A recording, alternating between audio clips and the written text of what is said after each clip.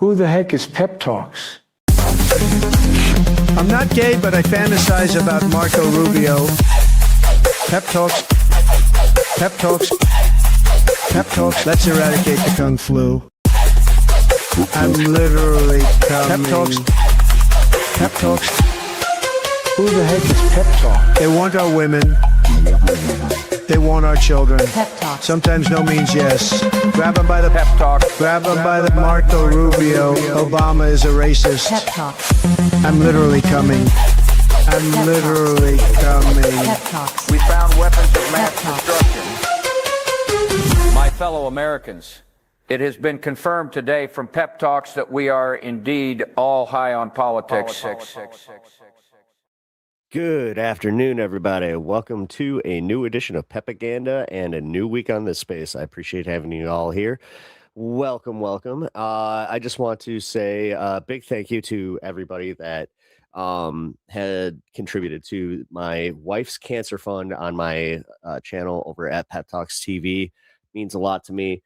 For those that are not in the know, my wife had surgery on a tumor that she has been fighting for almost just over a year or just under a year. But yeah, she is in recovery right now.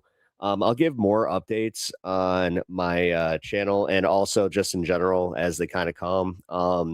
I can just say this much. It didn't go the way that we really wanted it to. They found some things that weren't great.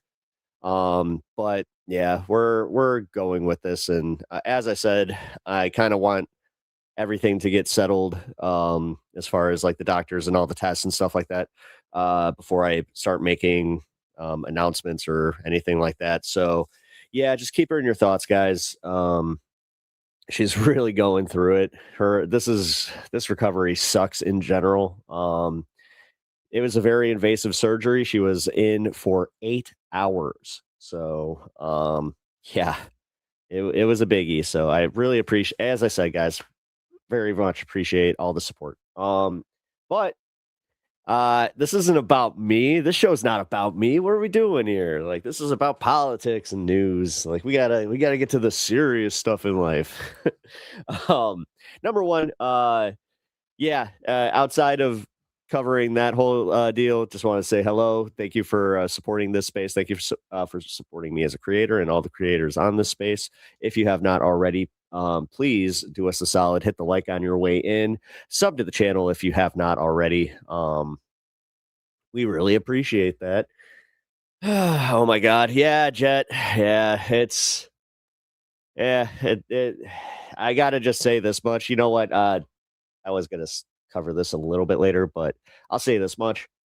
When I got the phone call, after I was told that like I could go and see her, I was like on my way, like at the entrance of the hospital when I got this phone call where it was the doctor telling me like, hey, we got bad news. He has the worst bedside manner I have ever experienced with a doctor when it comes to the families. Great with the patients, but holy crap, like that guy, because he left it hanging for a minute where I was just like, that's like, what do you mean bad news? Yeah, that was not fun. But yeah, it's as I said, it is one of those things that we just have to kind of take it in stride here. And we also I'll release, as I said, information on stream since you guys have been a big part of this. And I also, like, I did talk to her about it. This is just how we're gonna play this one for now, but yeah, just keep her in your thoughts, guys. Okay. I will be also streaming a little bit later today. If I'm not on at 4, I will be on at the 5 o'clock hour Central. So look out for that as well. All right, guys. But like I said, this isn't about me. This is about politics. What I miss? What did I miss anything? Because I have been off since Friday. We spent the weekend prepping and just in general enjoying life before she had to go under the knife. But so I wasn't really paying that much attention. And then yesterday, I had a little bit of time to kind of like go through and see what was going on with like Hassan and Jank and all that. Like, yeah, that's crazy. Okay, so you're being a terrorist. Say hello to Cadzilla. We need to get him like little handcuffs. So like, yes, this is what he needs right now. Because I will say right now, yeah, look at the kid. He's just so cute. That's part of the problem. That's why he gets away with this crap. Uh, Kitty, yes. Did you see any of Dave Rubin? I saw a little bit of it. I got to catch like the Majority Report making fun of him. I don't know if I'm gonna be able to do anything with that. I mean, maybe I do like a Twitch hour or two, like maybe just like 2 hours on Twitch exclusive, so I can cover the Jubilee stuff. Ooh, actually, yeah, that might work out because there was a few other clips. Like there was one of Andrew Wilson versus Destiny from like a year ago that I really wanted to cover that I never got to. That started circulating again, so that could be fun. Still on the roller coaster of hell with no brakes, driven by some orange idiot. Just today, his pick for the director of national security, Tulsi Gabbard's old job. Yeah, this guy's a mortgage dude. So whatever, man. Whatever. MAGA could do this to themselves and the country, I guess, because but no, this is what really sucks. You would have thought that we would have learned with the first administration. This has just been, spewed across the airwaves a lot, but realistically, come on. Like, what are we doing here? Riverboat Jack was playing it on YouTube last night. I don't know how. Riverboat might have gotten permission from Jubilee, which is weird because they've been very stringent with their permissions. I, full disclosure, applied for permissions to use their videos back when Jordan Peterson was on, and I got denied. So, yeah. That sucked. And when I say I got denied, I got ghosted by by them. So that was fun. So I'm gonna just assume that was a no. Back to Arrakis with Leto. I mean, dude, he is being so bad today. The entire time I was doing show prep, he was just getting tangled in the cords. I'm just wow, rude. Yeah, right. Just at least tell me no. I'd be so much like better with them just saying, nah, we'd prefer that you don't use our clips. It's like, oh, okay. But yeah, just the blatant ghosting, especially when wait. There was something there because when you sign up to use their clips, there is like there's like a terms of service thing on their end that is pretty shady too. I remember now. No. Because they ghosted me on when I emailed them with questions about it. So, okay, maybe I let off with, it was an email just, hey, what's this? Which it might lead to them being like, okay, fuck this guy. Like, whatever. Ghosting is the worst. It really is. In it, like, on a private level and on like especially like when I do this. Oh yeah, I should probably also address that I had 2 streams on Friday because my OBS crashed and it crashed in the middle of an interview. Now whether the interview was going well or not, that's to be debated. I don't think it was going poorly. I don't know. I feel like I need to challenge a little bit more in this content space that we're in. You would think like, hey, you got this right winger on. I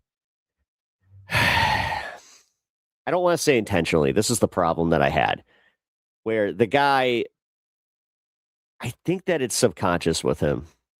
Like if you guys don't know who I'm talking about, I was discussing Rashad Ritchie with oh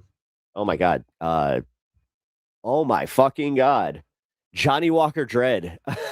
I almost called him Jackie Walker. I was like, wait, what's the first name?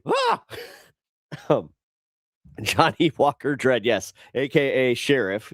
Dude was wearing some fucking aviators. He was rocking those aviators with the trucker hat though and the mustache. I don't know. Listen. If you got the look, it's a vibe. You know. Well, hey, listen. Like when look at me. What am I?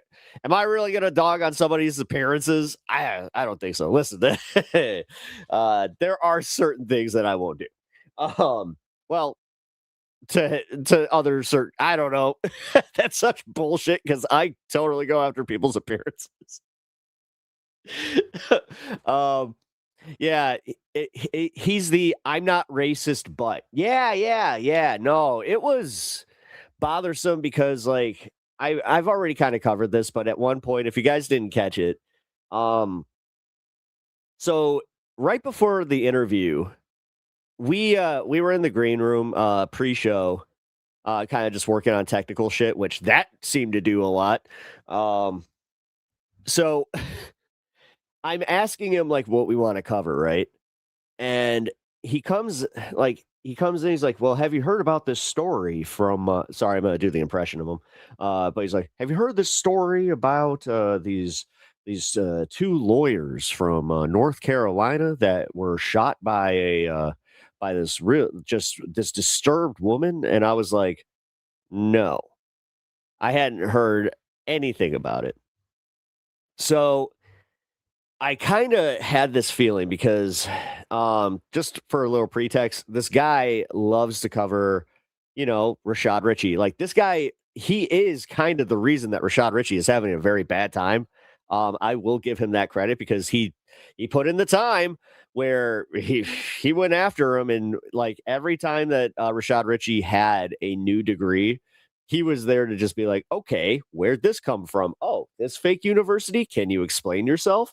The most egregious one with Rashad was the fact that he didn't give the money to that school. And then only after being exposed, then he gave the money. Um, that was the biggest thing for me to just be like, oh, I think that this is like I think Johnny Walker is onto something. Cam James and all these guys going after Rashad Ritchie. Like Rashad Ritchie's a shady person. Um, and I'll just say that from my own opinion. Like after seeing the way that he presents himself on TYT and just in the broader like context of life, um, it's kind of gross when you have to like go to degree mills to like pad your stats, especially when you actually have some impressive stats. Like that's the kind of thing that really was confusing to me. Where I'm just like, why you have these degrees? Um, but he also started doing something, and this is where we started getting into our broader conversation about. Um, I'm not sure if you guys know anything about the Carmelo Anthony situation. No, not the basketball player. I have to constantly say that because I get confused. No, it's the high school. So it was a high school shooting, or not shooting. Sorry. I meant no, stabbing. My bad. So what happened is the captain of the football team of this other like rival school at a football game, they had like their stupid rally tent thing on the other side of the field. And this guy, he was, I guess, a player on the other team, and he was trying to fuck with these guys by going under their tent. And I guess it was raining. So they started pushing him, ganging up on him, and he said that he felt threatened. So in self-defense, he took out a knife and he ended up stabbing this guy. Now, there are some holes in the story. Not gonna lie. And but there is the racial aspect to this that is really carrying this to national, well, what everybody thought would be national prominence until the judge put a gag order on pretty much all media, just saying like, nah, you're not allowed in the courts. Honestly, we're not going to broadcast this live. And apparently like that just knocked it off of like the content sphere because people were like, I can't abuse this story the way that I want to. Well, that didn't stop Johnny. Johnny, yeah, he started putting on what I can only describe as like the most like I don't know how to say this. Like he was trying to kind of be underhanded about it, but he was unironically kind of exposing himself as being like obsessed with kind of taking the racial angle on things. And I called him out on that, going back to that story about the woman shooting the police, because all of a sudden he sends me this video, and in the video you see the woman walking up, black woman, and immediately I just stopped playing the video and I just asked him right out front, where I was just like, "Hey man, what is your deal? Like, why do you have a affinity for finding black on white crime? That seems to be your thing." And then taking the contrarian stance on it, because he did the same thing with Kyle Rittenhouse. He's smart enough to employ the "I'm not touching you" version of racism. Yeah, yeah. So he was trying to form. I don't know what you mean. Also, what up, Mitch? By the way, Carly. Also, hey, I didn't do my shout outs to you guys real quick. Hey, Pinkerbell, good to see you. Mitchell, good to see you. Jet, good to see you. Carly, good to see you. Who else we got? Really? Johnny, what up, dude? Always holding it down. Appreciate that. His algo is probably full of those black people fighting videos. And well, I called him on that. I literally called him on that in the stream, where I was just like, "Hey, man, I think that your algorithm might be swayed one way. And I think that that's kind of for a reason." And he tried to play dumb like with it, where he's just like, "I don't know, well, really about that. I just kind of feel like this is the content that kind of, steers the algorithm, as opposed to the algorithm steering me." It's just like, nah, homie, come on, man. It's like you seek this stuff out, like, and this is, again, what you're fed. And the fact that he was kind of obtuse about it was like, I didn't buy it. Because like Hinkerbell kind of mentioned, like, he's too smart to really be playing that game.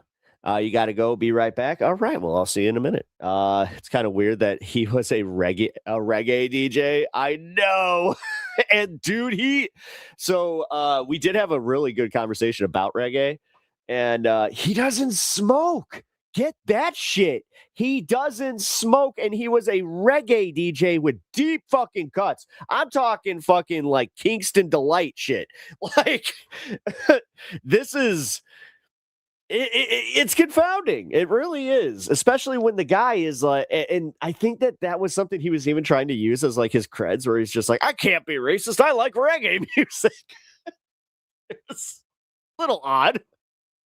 But then I got like genuinely surprised, because he started like talking about some of his favorite reggae artists, and as I said, man, like, these are fucking like deep cuts. Like, Bob, no connections to the Marley family in like his sets. Which, all right, man. That is sus as fuck, Pep. Sus. Yeah, man. I mean, that's where I was kind of thinking about it too. Like, the guy he's a nice enough fella. I'll say that much. He at least is eager to kind of let his his version get out there. But that's where, like, when I asked him about debate, he was like, "Oh, I just feel like we're gonna end up agreeing a lot more on things, so I don't think that we're going to really have to have a debate," and blah blah. Yeah, okay. Wearing a hat with with fake dreadlocks attached, walking around in a pair of handcuffs. Yeah, not too far off. But my broader point is that I am going to continue that debate. I did reach out to him.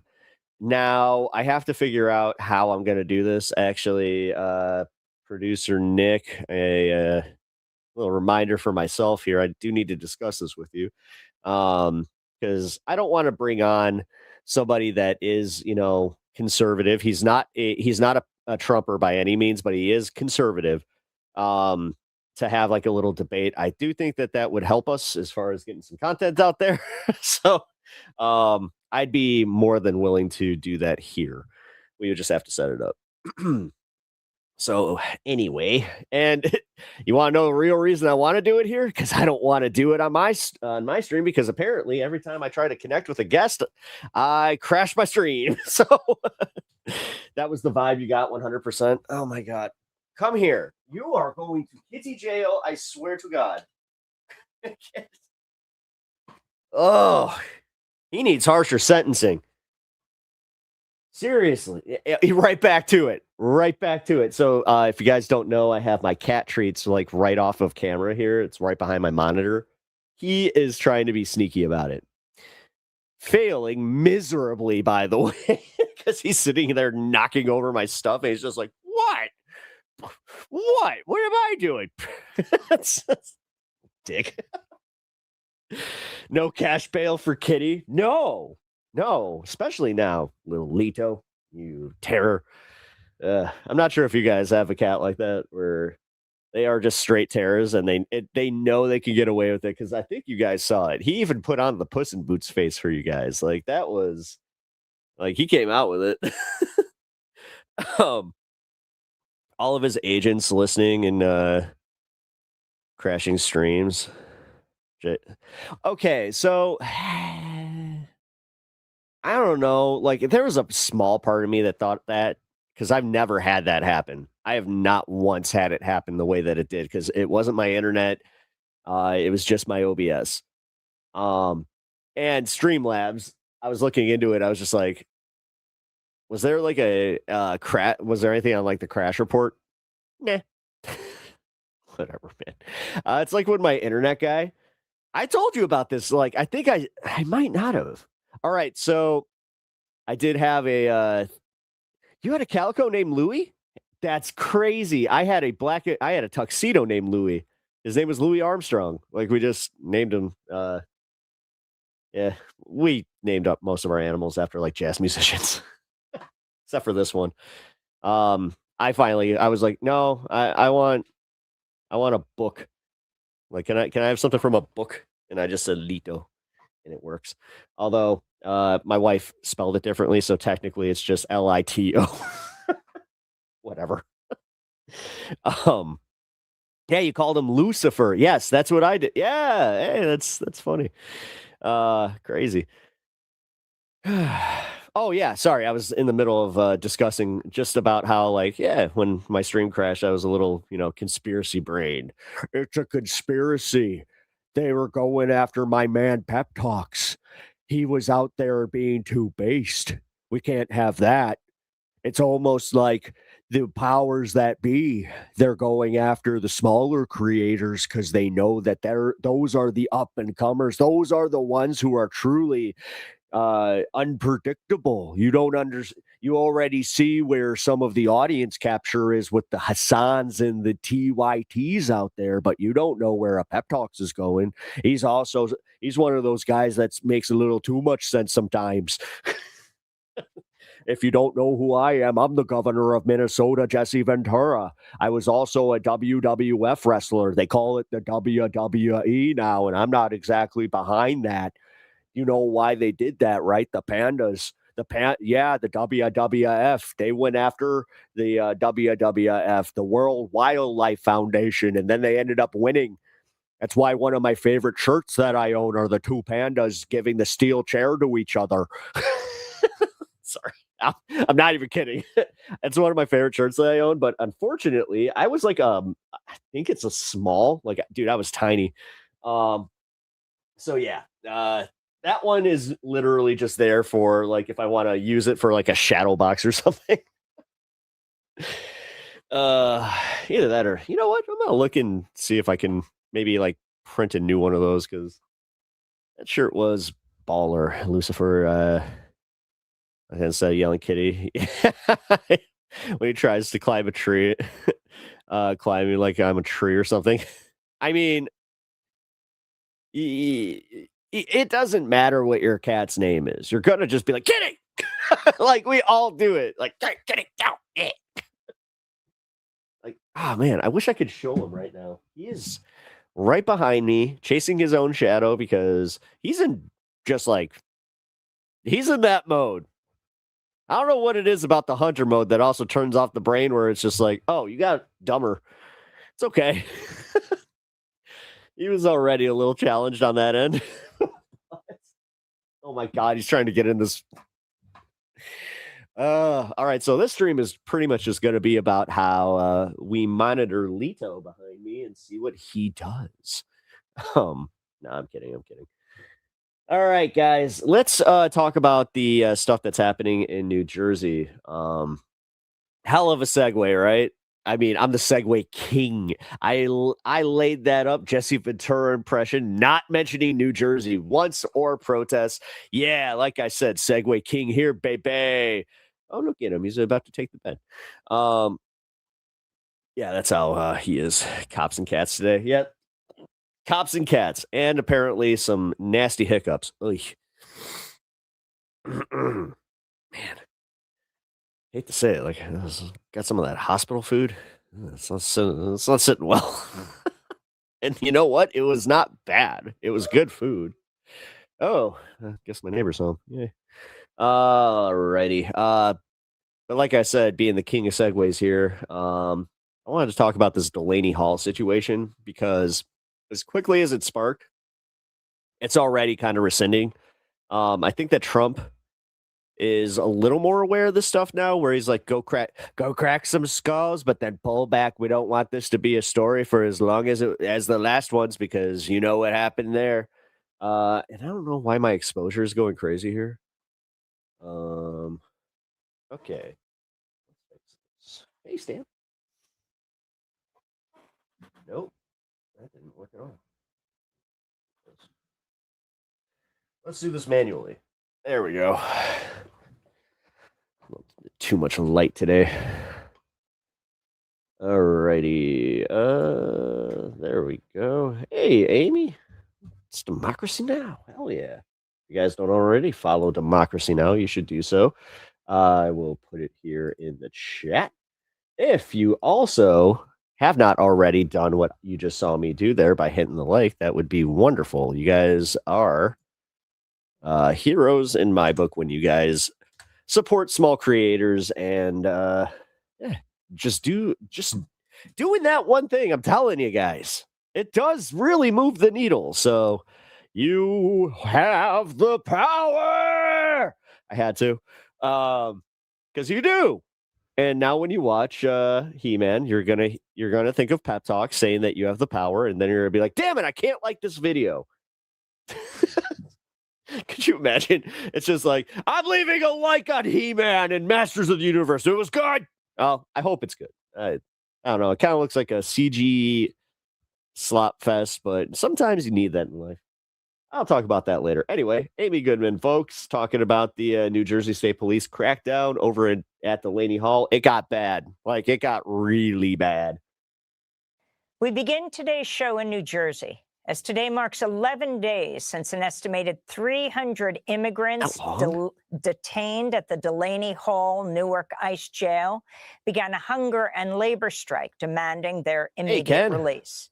Protesters and organizers continued to gather near the massive jail over the weekend after New Jersey State Police imposed a barricade about a half-mile long around Delaney's Hall perimeter. Activists denounced New Jersey Governor Mike Sherrill for deploying state police with officers in riot gear reportedly beating up protesters. Newark Mayor Ross Baraka has... Sorry, guys. I'm going to just say what just happened right behind. So the dog took the bed. The cat, instead of just, being graceful about it and being like, yeah, I'm a much smaller animal than you, he fucking swatted him.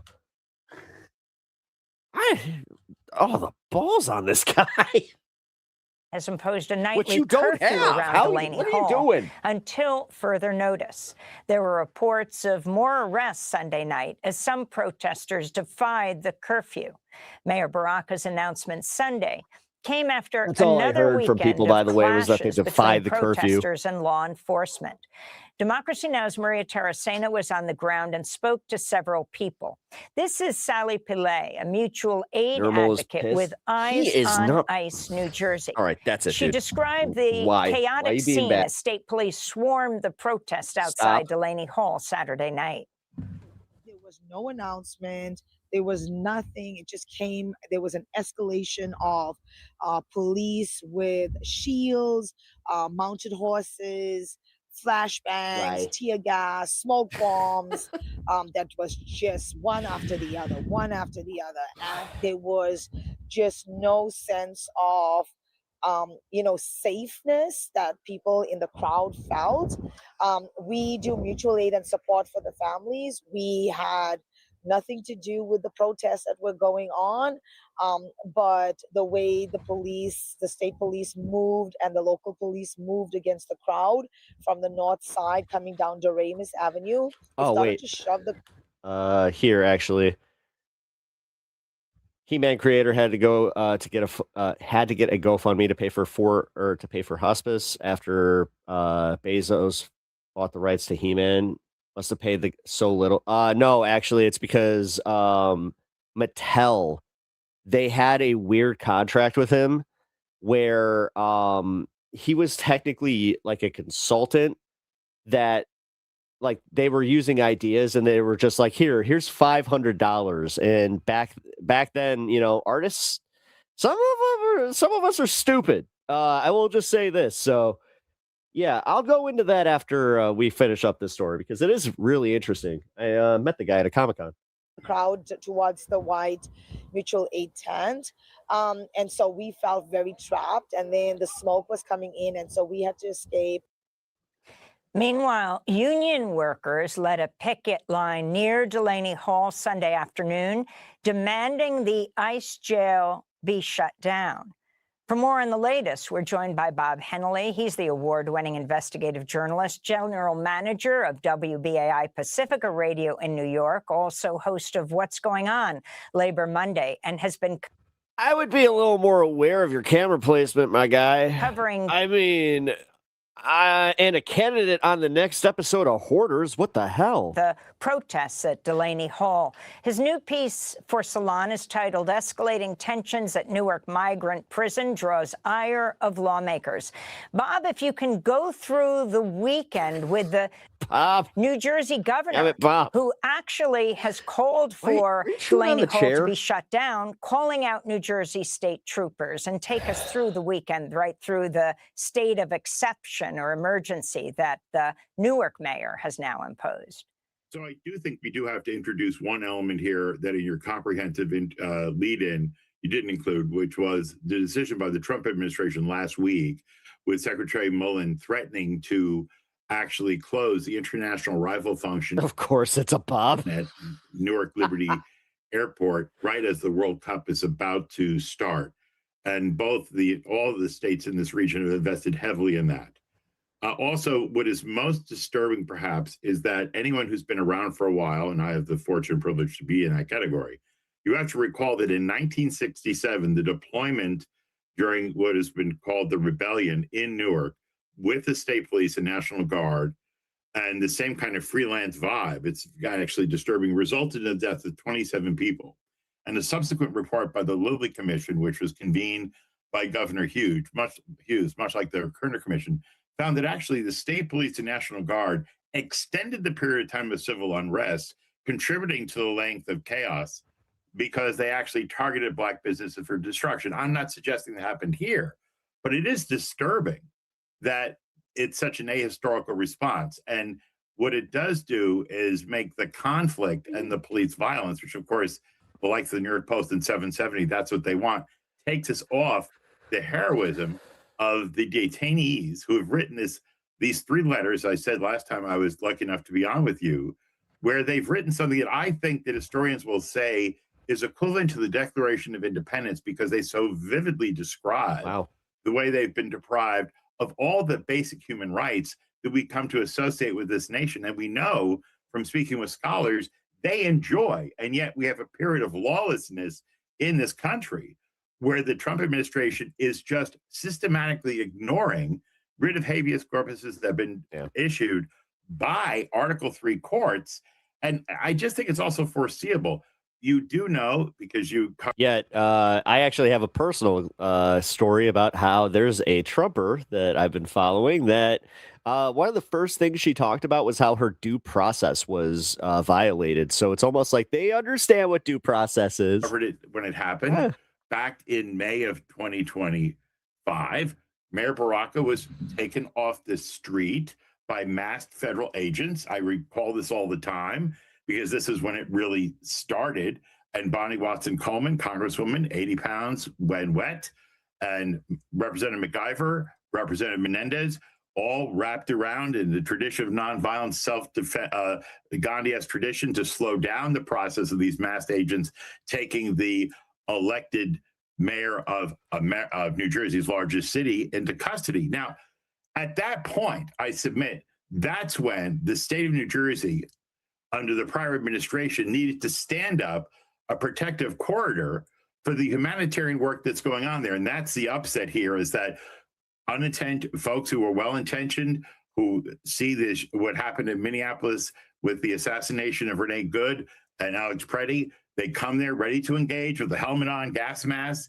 And what they may not know is that there's a very fragile humanitarian effort, which of course I'm not surprised your reporter captured with Sally there, where they were, when things are calm, individuals are released who have been detained or imprisoned.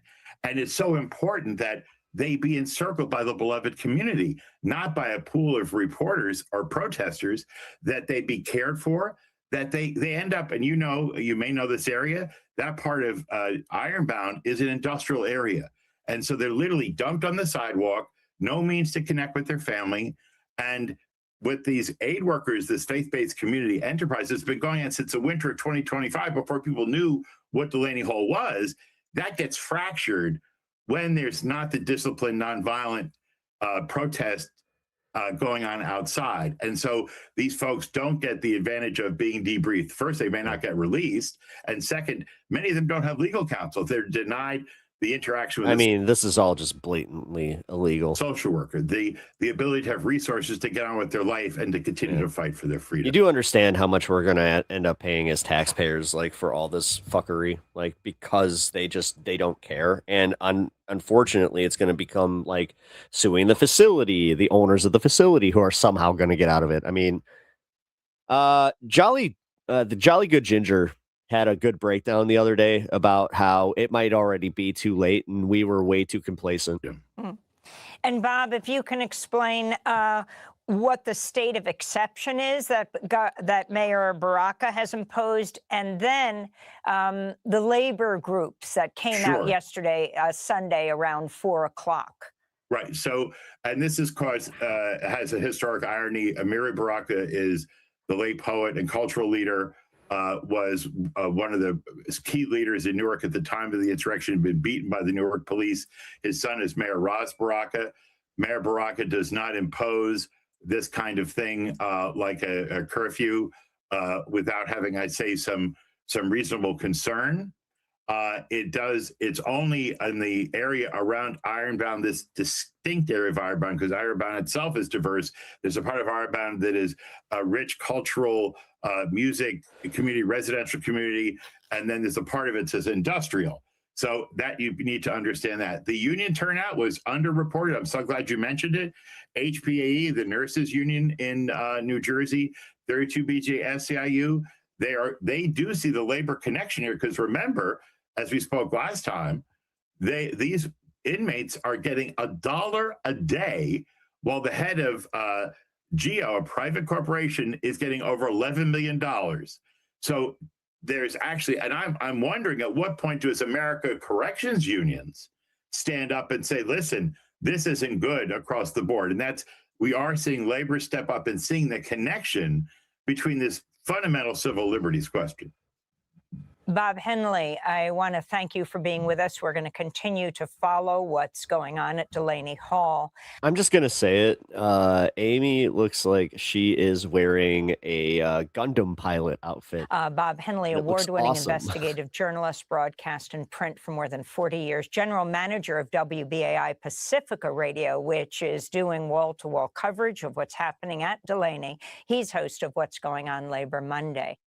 All right, so to lead right into the next bit here, let me just bring this one up.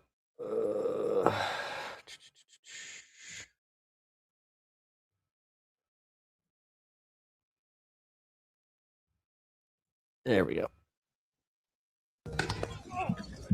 Amy is Starfleet ready. Oh, that's what. Actually, you're right. She looks more like a star. That looks like a Starfleet outfit. I like that.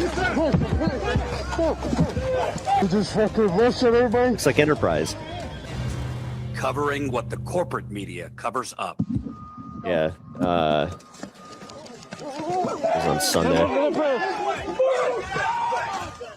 I was debating going live when this happened.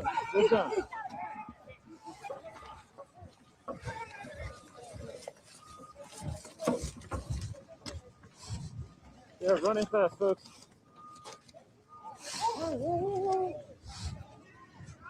Also, shout out Status Quo for all the for all the great coverage. You guys should definitely of all the channels out there, and I'm sorry, yes, you should definitely become a member of this space. You should definitely become a member of Pep Talks, but you need to become a member of Status Quo. We need their coverage out there.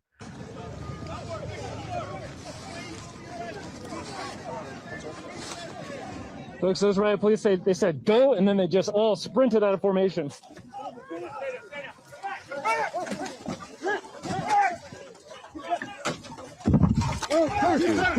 Yeah, this isn't ICE. This is the state police.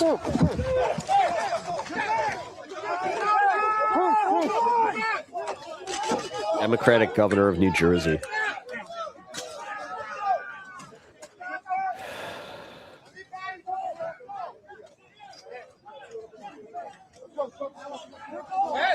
Circle up. Like I said, not even ICE. Russia, everybody. Push somebody to the ground. Yeah, again, this is going to cost the state a lot of money.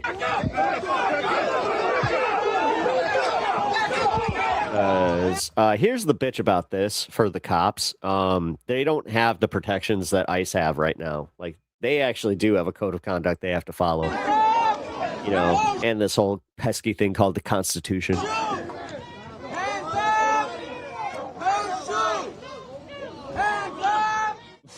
These guys are itching to shoot, man. You can see it in their face, their eyes. Shit. I knew they was gonna come my direction. Motherfuckers. See? They were pointing that shit. Is that rubber? It feels hard. It's rubber. That's rubber. When I was up there taking photos a few minutes ago, I could hear them specifically saying, "Oh, that guy in the white hat," or "that guy." They were talking about specific people on this side, either protesters or press. I'm not sure. Fuck. Those are they're live right now. We're gonna check that out after this. Somebody's bike was there. Cut the tires. Everybody's cornered. Press. You got the opportunity right now, and that's it, to leave. If you don't leave out here in an orderly fashion, you are coming with us. Do you understand that? Holy shit, how does he sound more Chicago than me? To keep this going, New Jersey. Make sure no gear that gets damaged, because I don't trust these guys that they will damage our gear. All right, we're gonna live to see another day. Keep moving. Get the fuck out of here. Go. Keep going or you're under arrest. Keep walking or you're under arrest. I'm going.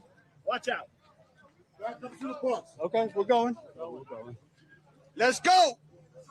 They actually Let's go. can't Let's back. Let's disperse go. the press like this. Get back. Get back. Yeah, dude. Yeah, this is, oh man, so many First Amendment. Let's go. Fucking violent. Forget about it. Guys, Yeah, that dude. was a tough one for me. I did not want to leave. That was a tough one for me. That credentialed press would be allowed to remain in the area as long as they had verified credentials. There was no verification of credentials. They're brutalizing them. They're arresting a man right now. Why are they fucking arguing with them? We're seeing them arrest someone over there very roughly.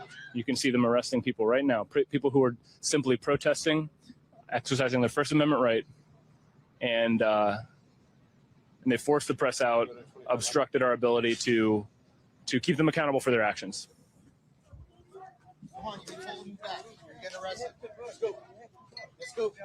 What are we going to be arrested for, sir? Yeah, what are you going to be arrested for? Trespassing? You guys can hear a lot of on a public sidewalk. A lot of yelling and good luck banging, with that so one they're as the probably press. hitting them Good with shields. luck, motherfuckers. Dude, the prosecuting attorney's office has to just be like, what are you doing? As you see, one by one, they are being thrown to the ground. And they keep stacking up guys to try to block our view because they don't want to be recorded arresting free American citizens who are just practicing their First Amendment rights, trying to freely assemble. Hey, they don't want their crimes shown. That's right, John. And we're over 100 feet away. We're over 100 feet away, and they still are unhappy that they're being recorded. Yeah, because you're recording American citizens. The Israelification of fucking our police forces. Yo, walk down that way. We're not going to tell you again. No. We arrested everybody, and you will get arrested if you don't leave. This is the fourth time they told you. Let's go, move. We're outside half a mile. Where are we allowed to stay? Where are we allowed to stay? We're on a public sidewalk outside half a mile. Where are we allowed to stay? Where's the line? There's no clear communication, just bullying. You came from fucking Ohio. I don't care. Get out of here. Wait, why do we have to, why does the press have to go home? Get out of here. Nope. Nope. Why can't we stay here? You don't Can you have to tell us listen to why him. the press has to go home? You do not have to listen to him. That's not a lawful order. The thing is, you have to obey lawful orders. Sounds like an army. You know your fucking rights, people. And because honestly, some of this stuff is worth getting arrested for because you will get a payday. That's the type of... If they want to fucking lead with their emotions and just fucking put their dicks out, well, just remember that they're going to get sued for indecent exposure. That's the type of energy that the state police are bringing out here to control what, they have their riot gear to control what they were worried a riot was going to happen. Instead, it was peaceful protesters. Exactly. Thank you, John. They rioted. Yeah. The only violence tonight was from the state. They're raiding the tent now. They're going through the mutual aid tent because they can't stand the concept of mutual aid helping your community. Yep. Instead, they just want to bust it up. Yep. We're coming back to the intersection. That's all they're good for, man. The litter this is why everybody aid that they effectively. It looks like they raided the mutual aid. They just trashed this place. Yeah, they ain't wrong when you scream ACAB. This is not what it looked like. And honestly, it is. It constantly comes back to this. It's on the good cops to kind of remind these fuckers, hey, I'll tell you that much. Nah, but yeah, you know what? Nah, bro code, fucking just strewn everything code, about whatever. With no care. Blue line. Eye goggles with the press badge on it. That's what they got here. I'll come show. John's coming to show again, but they got. There's no care for this. There's no care for the press. There's no care for what anybody out here was doing. They don't give a shit. They don't give a shit that there are people locked up unjustly half a mile back. And again, we were half a mile back here, outside of the zone. The level of communication around this whole affair was just absolutely abysmal. And this is what you end up with. You end up with a fucking mess, a fucking absolute mess. All right. Then we got Ali Velshi actually got targeted too. So this was not just like the independent media getting targeted. Between police and protesters. Now you're seeing more and more protesters coming. I got to give Ali Velshi some credit, by the way. The reporters from MS Now were getting called out by outlets like Status Quo for sitting in their cars and just, playing it safe. Ali Velshi, he went out there, backpack in whole getup. Coming back, we've seen one person under arrest so far. We can't see the rest of them. However, look trying over to there, glaze, Alex, just to the give right. credit where credit's due. There is a very large grouping of police now moving in with batons and with shields.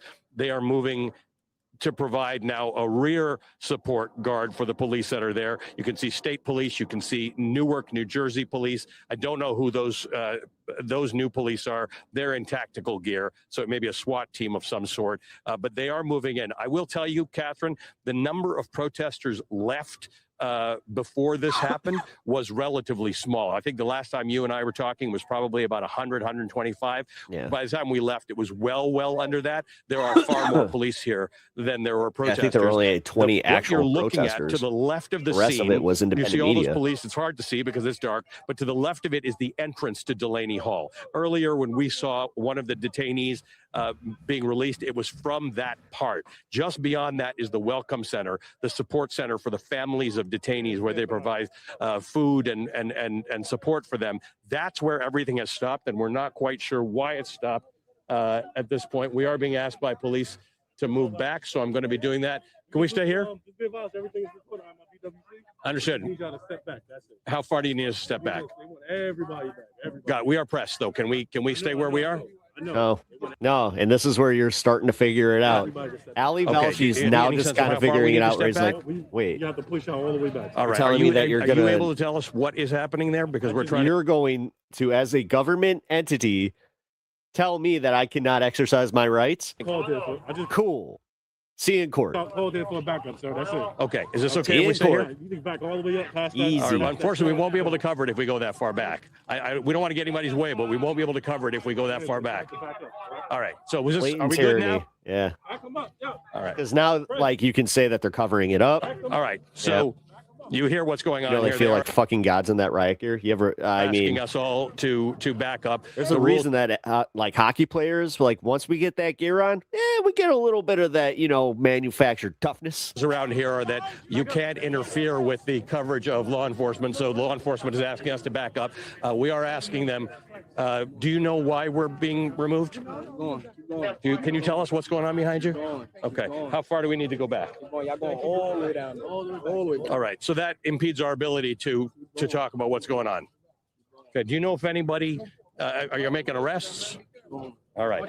Well, as you can see, Catherine, we're not getting a response as to what is happening here. We are being pushed back. However, we can still see there is more police presence that is gathering on the scene. We're still seeing more police. We're not seeing what looks like a lot of interaction between police and protesters. I did see one arrest. I haven't seen more since then, but this is the situation. It is, these police are being very professional about it, but there are 7 police escorting me back to make sure that I'm doing this. I'm not sure how far back we're supposed to go. We're not doing anything to impede law enforcement, nor do we wish to, but we don't have any real guidance as to how far back. I think we're pretty far back, guys. Are we okay here?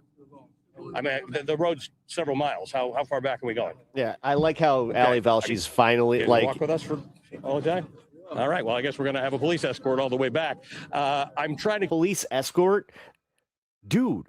Call them what they are. Police escort. No, that's thug. Like, what are you doing, Ali? Keep an eye on it. It's still I have I a guess we direct got a line of police sight to what's going on. escort. Yeah, There trying does to be not appear to be funny. any. Thank Yeah. you. Does not appear to be any dispersal of the police. In fact, we're seeing more police moving in to the scene. We are seeing. Let's look across the road there, Alex. Go ahead, Catherine. Are there other members of the press there? Or is it just you? There are, and we are the only ones exactly where we are, but there is other media in the area. In fact, I sort of observed earlier. In fact, it might be worth, Alex, just turning around for a second and getting a sense of how many police cars, how many police vehicles there are here. I mean, Catherine, this is the sort of presence that one would have been used to in New York City after 9/11, when they used to do those Cobra exercises where they would converge to simulate a terrorist response. I mean, there are more police cars here than there probably were protesters at this point. But as you can see, the police are removing the press from the scene very, very seriously.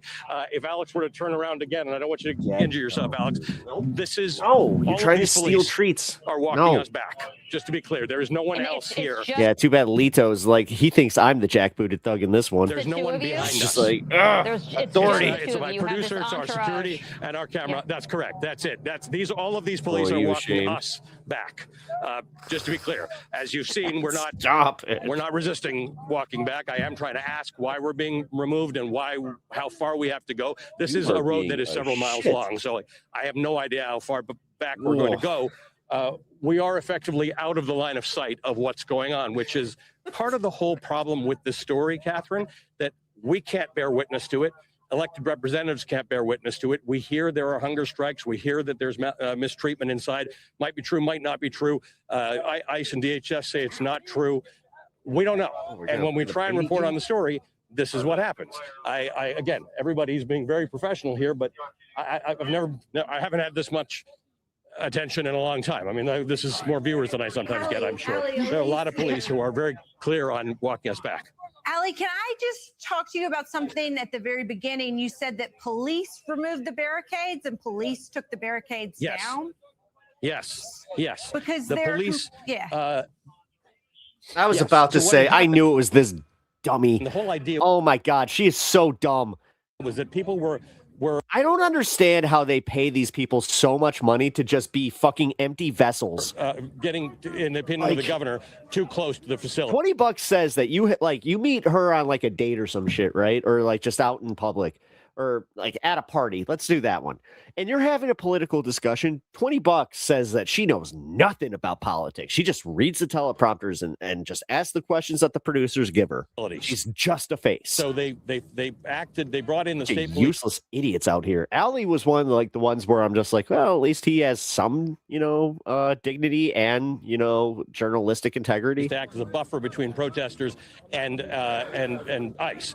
Then that didn't work out last night. They had a lot of tension, so they brought in Newark police, Bellevue police, local police. They also have state police here, but they were not in the front lines. But they created barricades. So there was a barricade, and then generally 6 to 10 feet on the other side of that barricade is where the police would be. So there was no less than 10 or 12 feet between protesters and police almost at any time.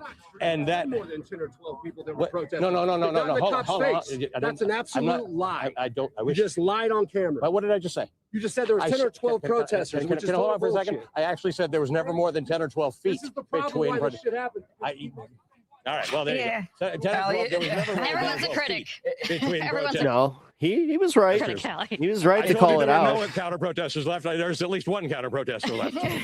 Allie, it's we just Pablo heard Torre. another flashbang. So there's. Hi, Pablo.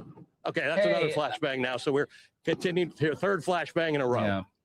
It's hard not to watch you and think of how you are living the meta conversation around the story while covering the story.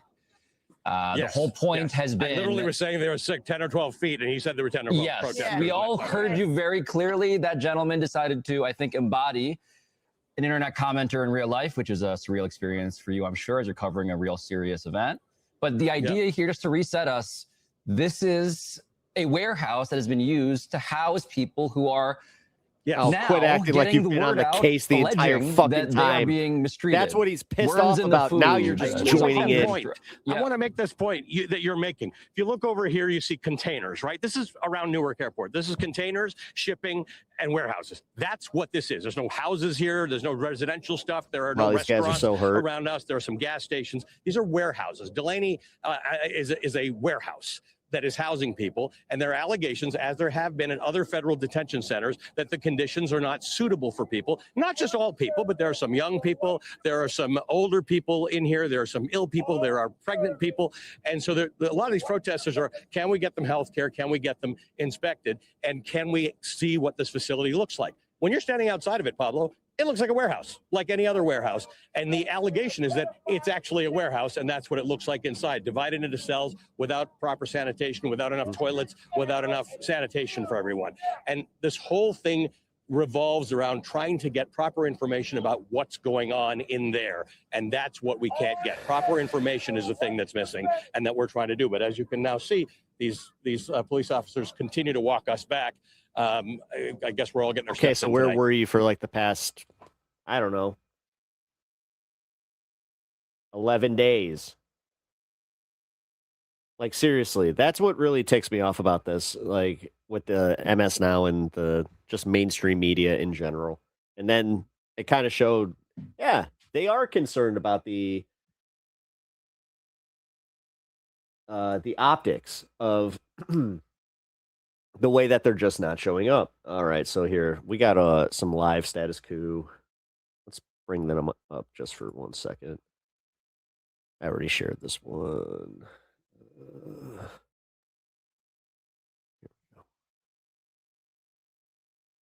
All right.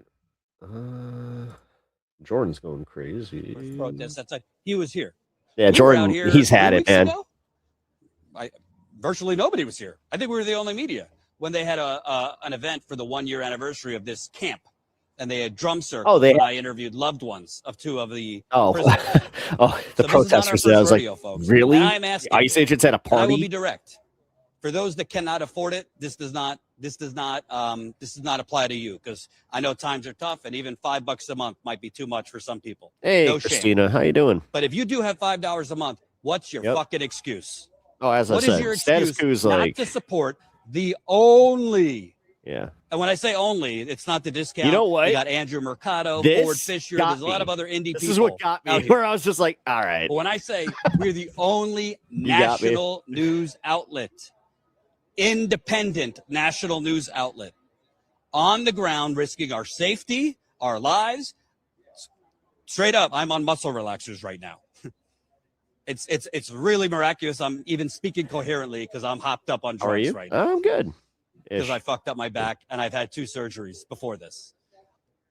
Governor Sherrill's stormtroopers launched a grenade right at John and my foot, and I fell backwards onto the very part of my lower back I've had to get 2 surgeries on. You didn't see it on camera, but I had to crawl to the grass because I couldn't walk.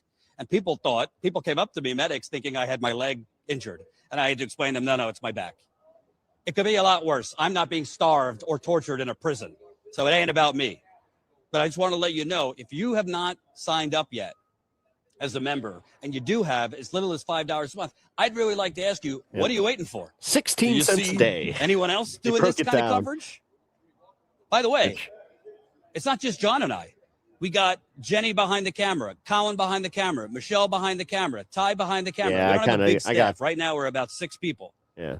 They've been working 18-hour days to turn these clips around, to get it out on Instagram. Oh, and they're doing a good TikTok job. and X Facebook and is a big Twitter one. and all the other riffraff. Okay. You got Will. Let me not forget Will was up here from DC getting incredible photos. We captured an ICE agent literally karate kick. Came in here. You came. An unarmed protester into an oncoming 18-wheeler. I'd Great. like to know, where was Governor Mikey Sherrill then? Why didn't she send out state troopers when ICE was pushing and kicking people into trucks? She could have stopped that. Yeah. And by the way, there's a solution if you want to kind of calm down a protest. It's because I'm they're not for this just, solution, they're literally but it is- just like, it is it's preferable whether to they're the firing fucking grenades toe at or the heel of the boot. It is preferable to firing tear gas, outlawed by the Geneva Convention. Oh, jeez. Pepper spray right in people's faces. You can fucking fuck up their eyes or blind them. It's not less lethal. Let's stop calling them less lethal. Okay. Rushing horses in. What do you think happens when a horse is running into a densely packed crowd? It's called a stampede. A horse almost ran us over, folks. Hit our camera. You know what you could do instead of that? Just get your stormtroopers out there and zip tie folks. I don't encourage that because I believe we have a right to be out there. But that is a de-escalatory way to calm down a protest rather than Honestly, creating all due fallujah. respect, Kristina, this is the stuff where I'm just like, focus on things that we can actually do. Like, I get it. Like, you're not wrong, but this is where I'm just saying, like, focus on getting a new candidate that you guys can get behind in the next, 4 years. I'm not sure when Mikey Sherrill was put into power, but On the grounds in Newark. So I am asking you, I am begging you, I am begging you. unfortunately, we do have a tendency to waste a lot of time and energy just doing like Trump needs to be impeached. He should be impeached. And like that energy, like, yeah, we need to like literally start like getting behind people that is your next Zoran or whoever. Like, just we need some stars in from the DSA or like that are DSA adjacent to come out and really fucking step up. If you got as low as $5 a month, statusquo.com/join. For us to continue at this pace, we need to grow. We need to expand. We need to be able to hire That's how they more get away with this, by flooding the zone. reporters, more producers. We desperately need better safety equipment.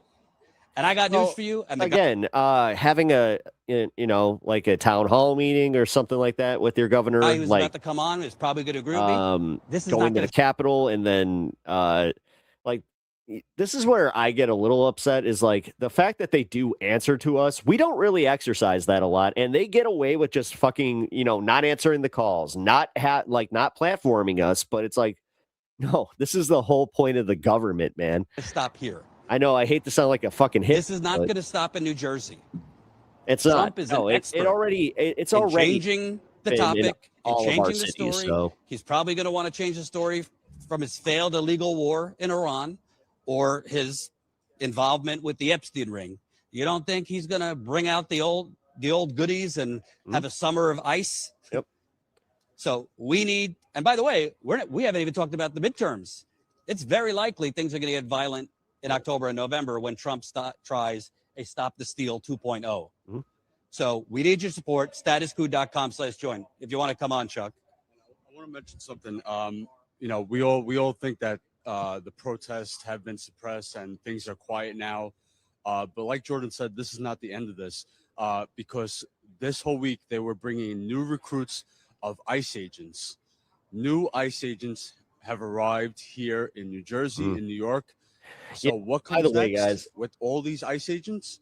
A surge, just like we saw in Chicago, just like we saw. Okay, so real quick, if you weren't aware that they are they're essentially saying that they're shutting it down and they're going to move ICE out of New Jersey and that this place is going to shut down. Like, so they're saying like it's a symbolic win for the protesters, and technically this is, you know, the governor stepping up and doing the right thing, which he's saying that that's blatant bullshit. They're actually just being quiet about it, and instead of like having them on the outside. Yeah, they're bringing in more ICE agents and kind of quietly kind of shuffling people around. Minneapolis, the surge is coming next with all these ICE agents here. So yeah, that is something to be ready for. I just wanted to mention that because, you know, ICE is not, they're not leaving New Jersey and New York. And, you know, I also want to point something out, and not enough reporters do this. Knock over Listen, that wall. if you're on camera, every person on camera has some type of an ego. So thank you for whatever credit you give me. But this guy behind the camera has big brass balls of steel. John Farina deserves a gold medal, 10 Pulitzers. Not that we really care, because most of the people get Pulitzers, don't even deserve it. But this guy, he doesn't flinch. He runs into the action. And he is, if you could only see how he operates in these very tense situations, he deserves a lot of credit. Come on down. So Chuck Modi, independent journalist based in D.C., you came up here to cover protests. Yeah. You've covered ICE protests before, Black Lives Matter. I think you were in Ferguson. Is that correct? From offshore. I've seen Chuck's This coverage. is not your first rodeo. I think we first met in Ferguson, right? Yeah, we've used his coverage in 2014. Portland. Let me just take a moment here. Like, let me up status quo, because we run into each other like we stop Cop City. John Farina, that's my guy we run into. And I want to echo some of you said. You know, I came in from D.C. after I saw this stuff. Status quo is here from the beginning. If you go back to Minnesota, when everybody came for Renee Good and Alex Preddy, but, you know, status quo was there before that, just to show how the Somali immigrants were treated. Status quo was here before to show how the ICE detainees were treated, not after shit got hot. And I always respect that about you. You pick a story that you think is important, and if shit blows up, it blows up. And if it doesn't blow up, whether it's like the Flint water crisis that some people, it may mean that it's sexy, but it's very, very important, they're going to cover it anyway. And so shout out to you, shout out to John, shout out to Desiree, shout out to everybody who does this great work. And I think we should point out, let me give you a little behind the scenes here, and you probably know this. How bad is the mainstream media? They have to buy footage from us. They have to buy footage from us of the grenades and the tear gas and the pepper spray and the pepper balls and the horses. But that's also good for you guys, I will say. Yeah. That's how, and it's good for us. I should be charging them way more. They're all fucking cheap. Hey, don't look. My grandma was big on this one. Don't look a gift horse in the mouth. I never understood that, but yeah, what grandma said. I'm talking to you, CNN, MS Now, all that. Fucking no. And honestly, make sure that you have in the fucking contracted stipulation that you are credited with that. But because that does help you. They reach out to us for footage because they're not on the ground, frankly, risking their safety. So you came up and you're a journalist. Yeah. You were covering the protests. They've been trying to push the protests as far down away from the ICE camp as possible. They're creating barriers. Hey. They're creating curfews. We've seen this before. Oh, my God, guys. Correct me, you were arrested for trying to cover it? Right. I was arrested for trying to cover it. people might have seen a video of Shaka. Young man's name is Shaka, who the police violently arrested. He was saying a speech that this is what we've been dealing with for 400 years. There's a black man now, that might make sense. And mid filming it, the police just surgically grabbed him in a military fashion and pulled him out because they didn't like a black man speaking their mind at that time. And right away, the first thing I do is I try to put this video out because we feel that they're about to close in on us. It was the kettle was closing. There were 4 or 5 of us. So all of the other people you see in that video were arrested. They jumped on my back. They slammed me to the ground. And it was personal when they slammed me to the ground. After they slammed him to the ground, about a minute later. You identified as a journalist? I did. I had a giant press. Look at what New York Post is putting up here. And it said like press in big letters, and I told them. On it by anti-ICE mob. I could be wrong. Fuck but the New way York the Post, guy, dude, after I was down to stand and said, stop resisting, I wasn't resisting. Everything. No one was resisting. They did the How did the tabloids, like, even way tighter? Like, why did we all forget that the New York Post was just blatant tabloid bullshit? An extra, and it felt personal. It felt personal. Whether that's like you don't like press who are covering this or not, I can't say for sure. Yeah. But, and I don't want to make it about me, but I want to make this point. I've been arrested before. You know, it's my first rodeo a few times, and I've had most of the times metal cuffs, which are thought to be harder. That's not true because even a metal cuff that cuts into your wrist still has a little loop that leads circulation. But when you do this with a plastic tie that is thick, you cut off your circulation. So as we're coming on 3-4 hours, I was in excruciating pain. Yep. Same with Shaka, because he told afterwards they want an extra 2-3, that those ties are used to cut your circulation off. And I felt my hands were blowing up. And to be clear, this was state police or Newark City police? This was the Essex County police. Yeah, Essex County, and great. It doesn't come off to 4 hours later. Shaka is in there and he is saying, please take these off. I am like doing meditation tactics to just not think about it. And if you had asked me 4 hours in, all right, you could have this on for 2 more hours, or you could spend a week in this jail. I would have, give me the week in the fucking jail. I just wanted to stop. And I say that to say is that I do think like it's good to be arrested. I say this now. I wasn't saying this at the fucking time, but to feel for a moment or 4 hours or 1 day. You were in there for 26 hours. 26 hours, 1 day, a taste of what the ICE detainees are feeling every day, or black and brown and poor white feel every day in these U.S. prisons is important. It's worth like 100 racial justice books, I feel like sometimes, to feel it, because I just got a taste, but the helplessness. I couldn't be like, there'll be some good literature coming out of this. In fact, I went to one of the guards. Whether or not the next generation reads it. Can you loosen these? They can't loosen it because it's not metal. You have to cut them off. But we can't cut them off till you get inside. Well, get me to fucking inside. And he said, well, you should have thought about that before you were in the kettle. Yeah, it's always the same. I should have thought about that. I'm a grown ass man. Yeah. 9 p.m. I can't stand in the street. And technically that curfew is bullshit because we were 0.6 miles away and you pinned it. And the curfew was 0.5. But let's say it was within the curfew. Is that really what you want to do for grown people who are peacefully protesting? On unarmed people who are unarmed, singing songs out of Woodstock? I mean, it was bohemian and shit. People are like, give peace a fucking chance. And they're like coming armed. And then they give every protester, including myself, was fire. Got rioting charges. You seen the video. Did you see rioting? You did. It was from the police. You saw the video. They said not only rioting charges, resisting arrest charges, which is why the cops, when they were arresting, he said, stop resisting, to give them cover. But all the video speaks for There's itself. so much video you weren't footage. Resisting, you weren't rioting. You're going to see some crazy class action lawsuits. There's a whole litany of just both craziness and illegality in that prison. How they treated the women in that prison, how they didn't care. And what I took away with it is that they were not just vengeful, but they were petty.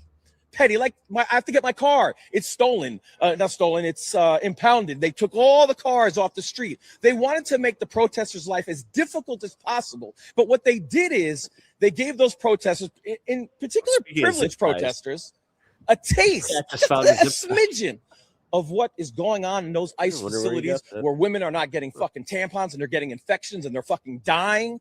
And women have miscarried in there too. Women have miscarried. And I think I want to say this. After they took the cuffs off, which was pain, it was a breeze for me. I'm gonna be honest. I would like names and everything. I'm not like calling out like they're like I'm just saying this like as hyperbole, but it would very much help. I don't know if a woman that miscarried, we had her name so we could say, justice for whoever. Because that in itself is like, I don't know. I thought this was like the fucking pro-life crowd. Like, what are we doing here? Recalibrate what pain is. You're I don't like, know, oh, like- we're 19 people in a 7x10. I don't give a shit. I don't need sleep. I'll sleep on the That floor. doesn't. That's It cement. kind of seems like just like a fucking like. And look at the way he already moved on from it, where it's just like okay, but right there, you just named something that should be a national fucking story by itself. It's great right now, even though we have to take turns of whom could lie down. But all that was nothing after they took the cuffs off. But I have to tell you why it was nothing. Because I knew I was getting out in 24, 48 hours. And what all that was going through my fucking head when those cuffs were on is like, what if I didn't know when I was getting out? What if that I was detained for a year and had to deal with these motherfuckers, deal with these fascists who were almost bordering on sadistic because they were mocking the protesters? What if in the middle of the night, you're brought to an airport strip, put into a plane and sent to a country that's not yours? Jordan, right there, Jordan, right there. Exactly. All these what ifs. So you go from first like, oh shit, I'm arrested, to you stop thinking about yourself. And I had these moments where all I'm thinking about are the people who don't know, who are in there indefinitely, or those cuffs. I want to research if people had gangrene because they left on these cuffs overnight or whatever. I want to know the torture. And when you feel it, it's very different than having knowledge. It is just very different. So I'm grateful now, but I thought it was fucked up. But I was thinking about the people taking nice. I was thinking about the people in the Palestine prisons. And there was reports. It's named Welcome to Hell, written by Betzelem, August 24, 118 pages about the systemic torture that goes on and rape that goes on with Palestinian prisoners that was actually experienced by some of the flotilla activists, which luckily we didn't have to go through. But you get a taste, and it makes you, once you get a taste, you're like, there's no way I could fucking be silent while this torture is going on. And I know I'm filibuster, but I want to say this is the other thing that's going through my brain. We all seen these movies, right? We've seen these movies where, like, I don't know, Criminal Minds, right? In Criminal Minds, someone's in a dungeon, and a woman's in a dungeon. The serial killer's about to rape her and kill her, and somebody comes up and saves her. They always save her just in time, right? And that's like, we know this shit is happening, whether in Israel and Palestine, where they're in ICE facilities. And in every movie, what we all agree on, whether you're a Republican, a Democrat, or independent, no matter what your political ideology is, you think that woman should be fucking saved. You think everyone agrees on that, who the bad guy is, who the villain is. And yet in real life, when it's actually happening in our facilities and our detentions and it's documented, whether it's Israel or America, we're like, that's cool. Let that woman get fucking raped. But every movie you've seen, it's a problem. But when it's in real life, we're motherfucking silent. And once you start dealing with this, you can't stop. And that's why I know you've been in the streets all these times, because you see. Okay, I appreciate it, guys. 2017, but that was for 20. All right, we're gonna move on from this. All righty.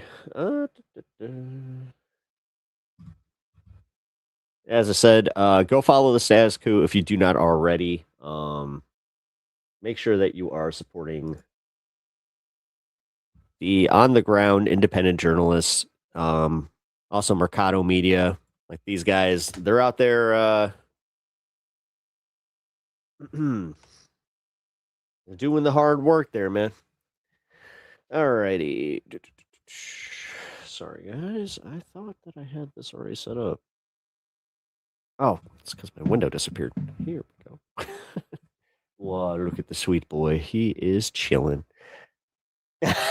Meanwhile, my cat, I just like look over real quick. What a dick. Give me 1 second. Alrighty. Let's do this.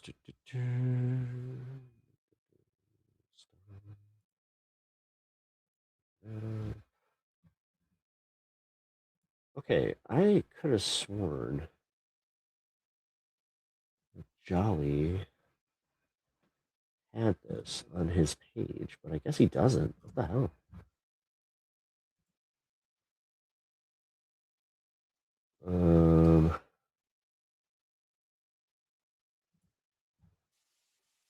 Oh, we actually got some mainstream media coverage. Well, MS Now. Not sure if it was because of Ali Velshi, but at least they are covering it. Like, yeah, I'm not going to say too little too late, because I do care about getting this out there so people the Delaney fucking Hall detention facility in get Newark, out. New Jersey.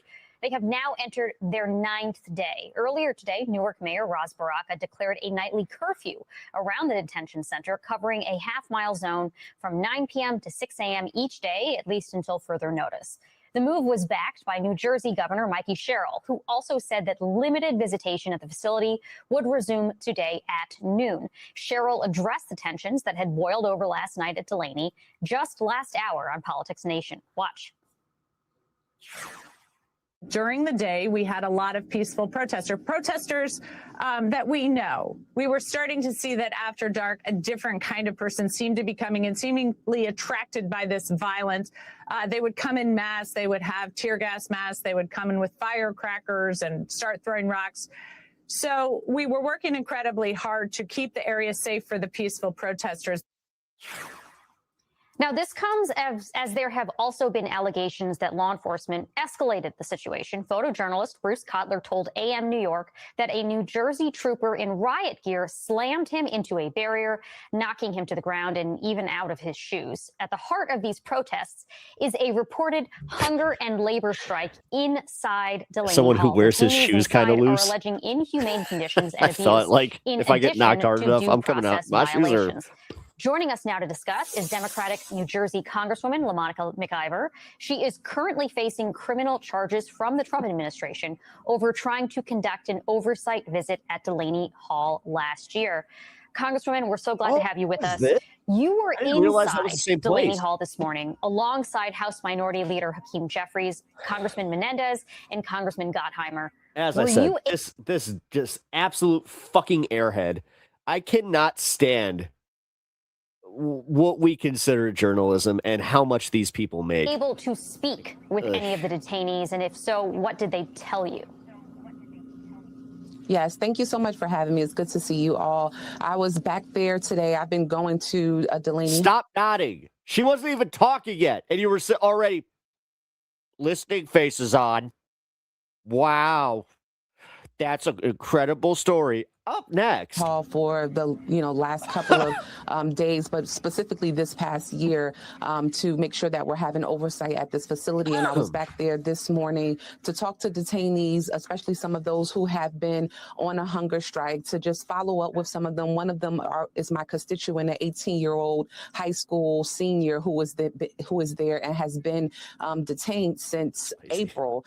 Literally just a couple of months from graduating. Wanted to check in on her and check in with other detainees, and basically they've been telling us the same thing since day one of me going to this facility. There's still problems with food, not getting in adequate food. Food is spoiled, molded. Still problems with medical care. Detainees still can't get access to proper medical care. They're being retaliated against because they're on a hunger strike. So many detainees have been transferred out literally in the middle of the night.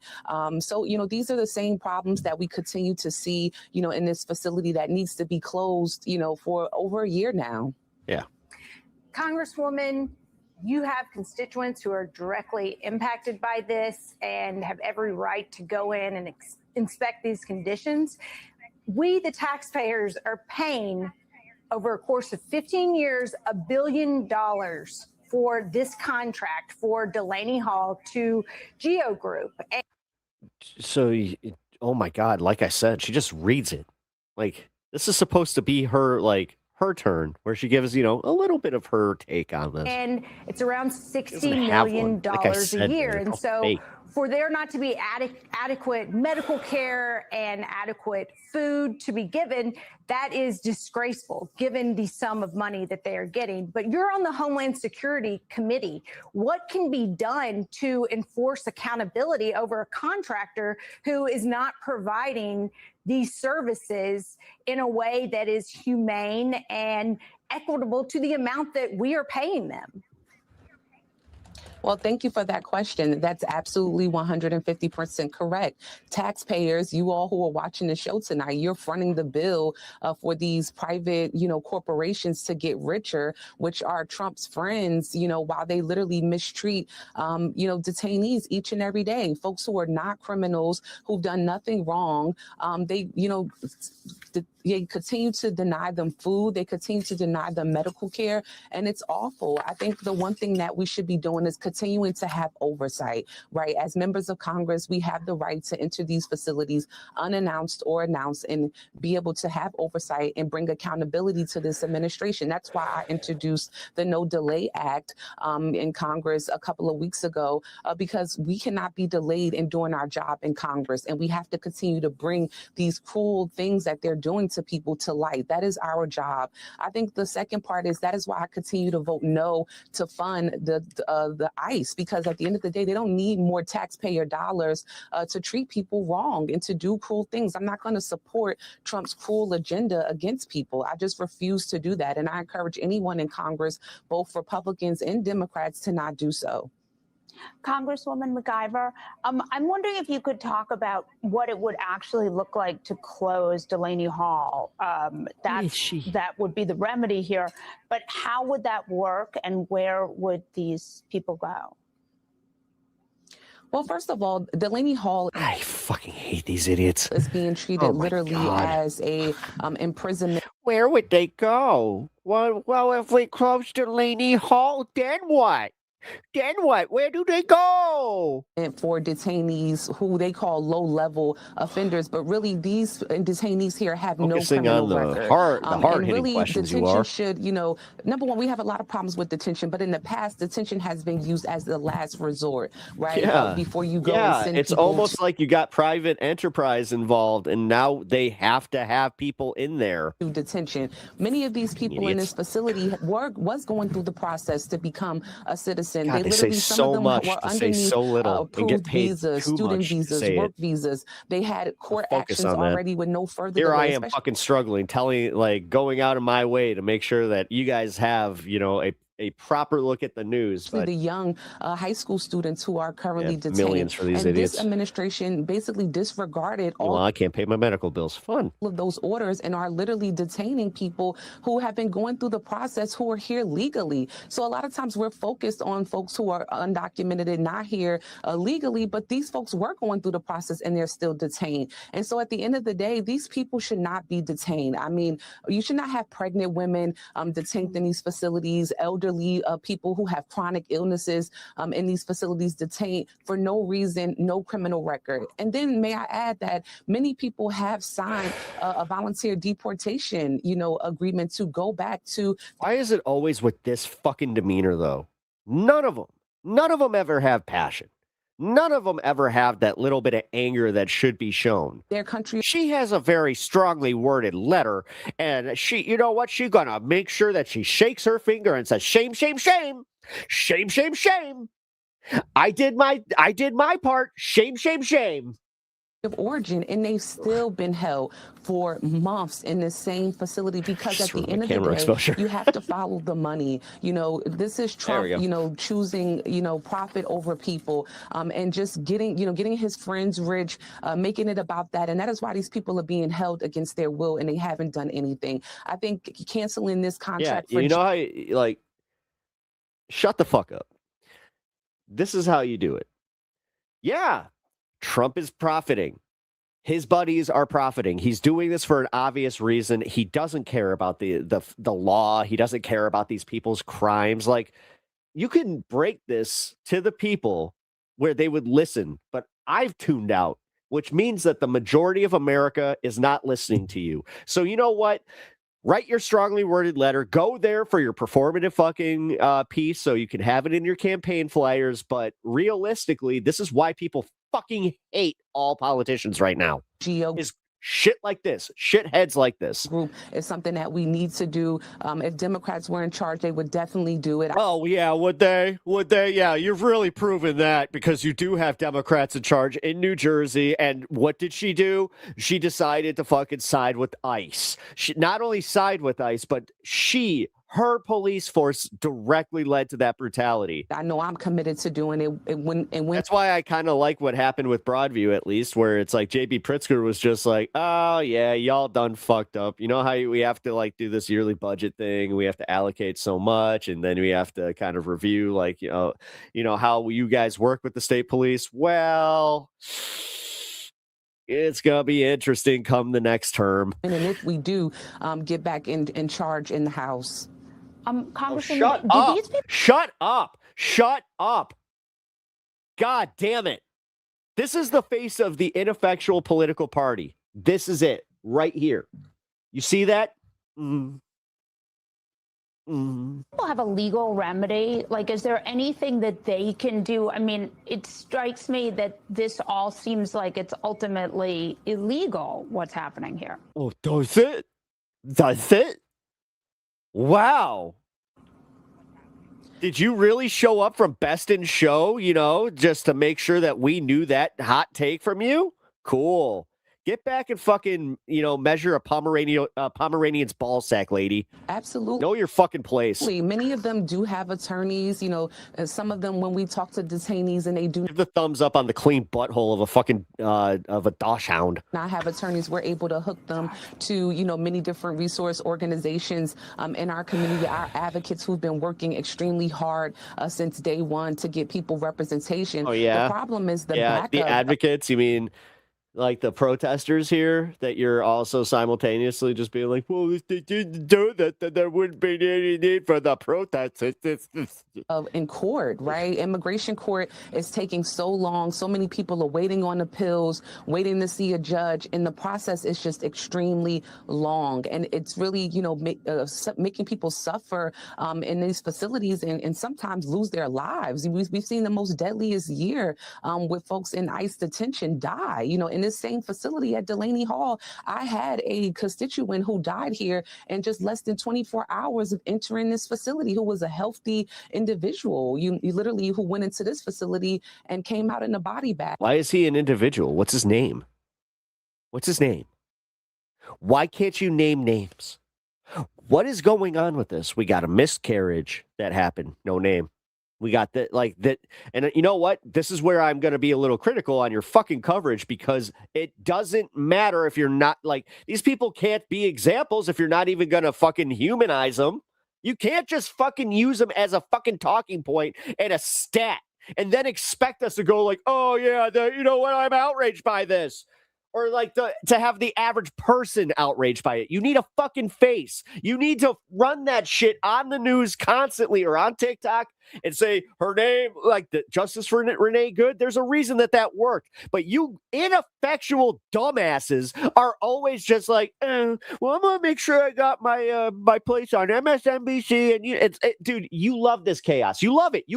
It's the same thing with Trump. He wants to be. You guys are now not even playing for who wins. You want to play. You're playing for who loses, because as long as you're the victim party, you can literally just be like, well, we need to raise money because we need to be a rising opposition, and we can't do that without more money. Give us all the money. But then they get close where it's like, oh, well, you actually might get some power. You might get a candidate that's not AIPAC bought. Can't have that.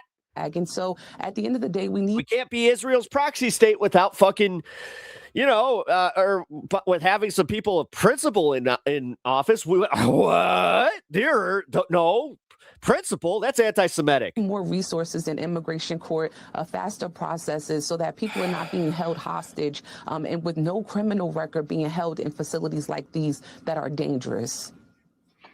Congresswoman, one thing that strikes me as I hear you talk is that you are talking about a series of pieces of legislation that, as I understand it, already in some version are law.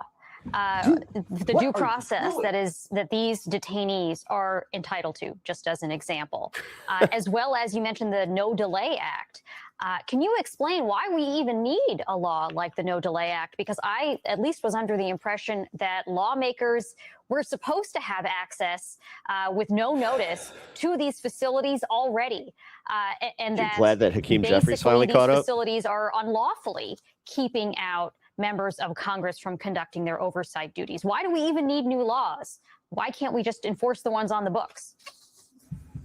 Absolutely. And you're absolutely right. We have been enforcing the law already on the book that gives members of Congress the ability to go to any ICE detention center and have an unannounced or announced visit.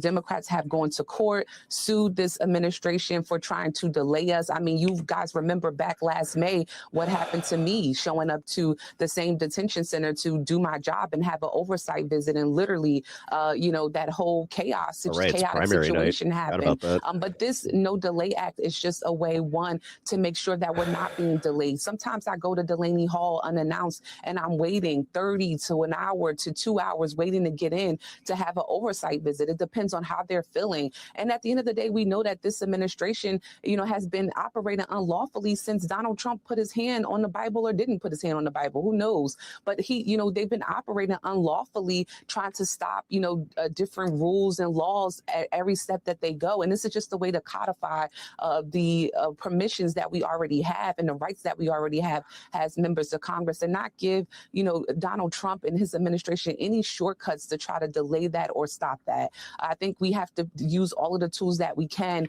to fight back against this administration and make sure that we continue to be the voices for the people that we represent, that I'm able to fight and protect the people, that I represent here in New Jersey's 10th Congressional District by doing everything that I can within my power to do so. And so these additional laws are necessary. Congresswoman, you brought up last June when the Department of Justice indicted you on the grounds that they claimed you were obstructing their attempted arrest of Newark Mayor Ras Baraka. And you have appealed that decision, but right now, and you pleaded not guilty. Oh my God, it's Denise Richards' younger sister, dumbass Richards. But right now, you're appealing it with the Third Circuit. Where is that case now? And there is absolutely nothing going on, behind those eyes. Nothing. Tell me what your next steps are. Holy shit. I have seen hamsters with more fucking in front of the activity. appellate court. We're going to be back there on June. We're going to be there, on June 23rd.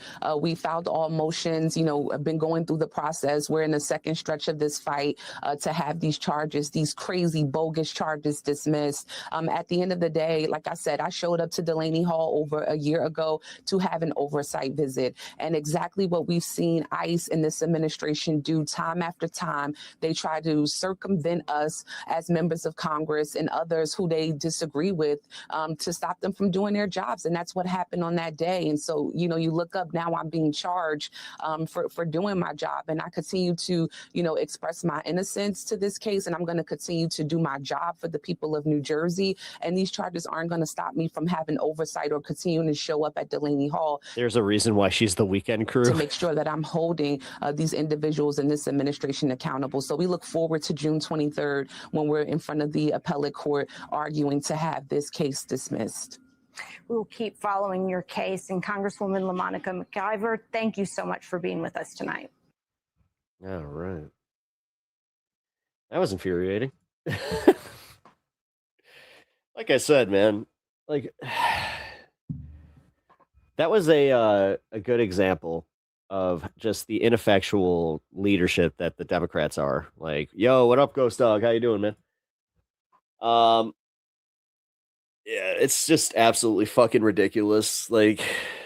Coming at it with the added, that literal energy and attitude of just well, I got to make sure that I write a strongly worded letter about this. And I'm going to tell you just how upset I am about this, except I'm not going to do anything about it because there's not really anything we can do. My APAC donors would be very upset if I did that.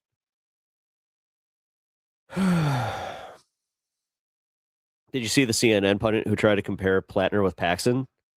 What? Because of the cheating scandal that even his wife, dude. So the thing is, I kind of caught this vibe from Plattner anyway, that him and his wife were into swapping and shit like that.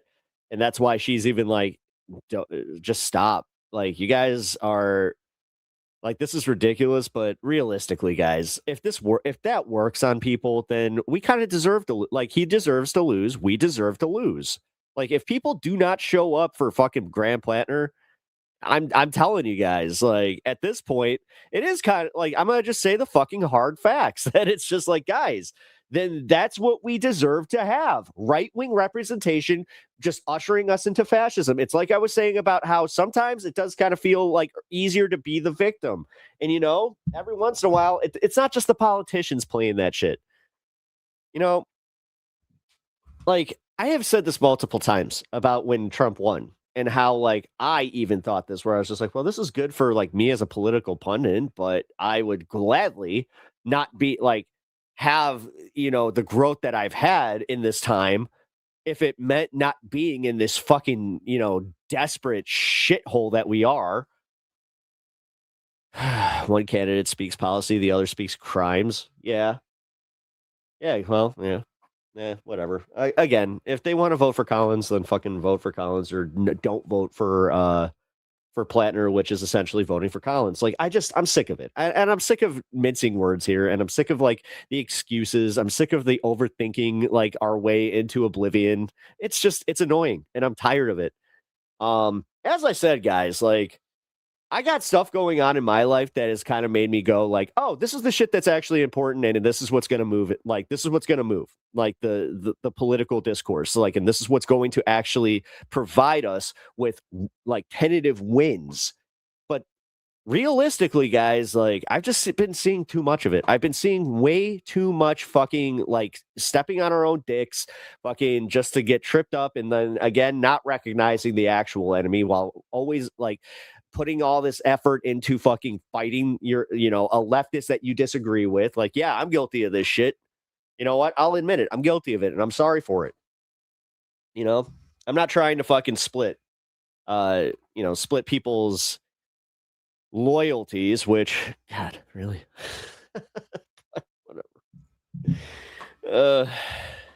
I mean, listen, I've been called the worst of the worst. I mean, dude, this is why, like, I get it. Like, sometimes, and this is, I think, what honestly did it. When I got called racist by somebody that actually, frequents this community, that kind of fucking opened my eyes a little bit to just like, oh, so this is kind of like what it's like to go through a disingenuous fucking framing, and then, God forbid that person have the ear of some other people, where it's just, then it fucking takes on a life of its own. And it's literally petty fucking personal grievance bullshit. Like, the guy can't just admit that he doesn't like me. So instead he has to be like, oh, this guy's he's a coded racist.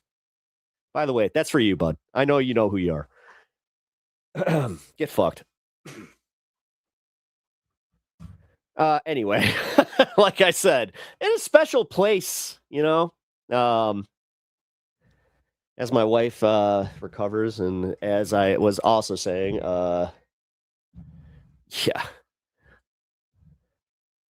pretty sure Data Broker got my stuff. Yay! Somewhere saying that FD Signifier did a piece on Plattner. Whatever. Fucking FD Signifier. Yes, another one that just says all white leftists are the fucking problem. Can he ever get out of his own ass? Not everything's about racism, dumbass. Like, seriously. Sometimes it's just literally you're an ineffectual communicator, even though he likes to posit like he's some fucking who's who of, leftist channels, or I don't even fucking care. I'm going to just admit it. Like, FD Signifier annoys the piss out of me. I watched his whole thing on Bad Appanata wanting to side with him, but then I ended up, like, quitting halfway through the video because I was just like, oh, so this is just a lecture about how white people suck. Whatever, man. If that wins you, if that gets you more, farther in politics, fine, cool. Just cool. Oh, man. Anyway, like I said, I don't care. I don't care I just don't care anymore about just, if people want to fucking fight each other on this shit, then fine, go ahead. I'm going to just point out that you're wasting your time. I left that debate when it was live on Noah's channel. Yeah. Oh, so you didn't like it either? Because I honestly thought that FDK, like, that pissed me off, because nobody deserves to get it more than Bad Appanata. Bad Appanata, you want to talk about, like, a real piece of shit that, like, I don't care if he has good, like, takes everyone. Like, how come this always happens, by the way? How come there's always, like, these egregious shitheads of content creators that get a pass? Like, Bad Epinata is one of these guys that he is such an asshole that, like, has burned so many fucking bridges, but somehow he will always, like, he'll say something about Palestine, then people will fucking quote him on it. They'll be like, oh, well, he's kind of a shithead, but he's right about this. But they won't do the same thing for, like, a TYT or, like, they always put the blinders on. Got to be honest, man. Hey, Pep, I'm wishing you and Mughal the best right now. Thanks, Kyle. I appreciate that. We really need it because, yeah.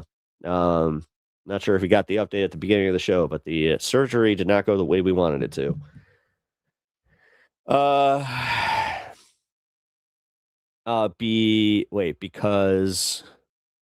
BE clones were calling FD a Zionist? Oh, Bad Epinata clones. Oh, right. Well, whatever, man. Jesus Christ. Yeah, you know what FD should have done at that point? Fuck this.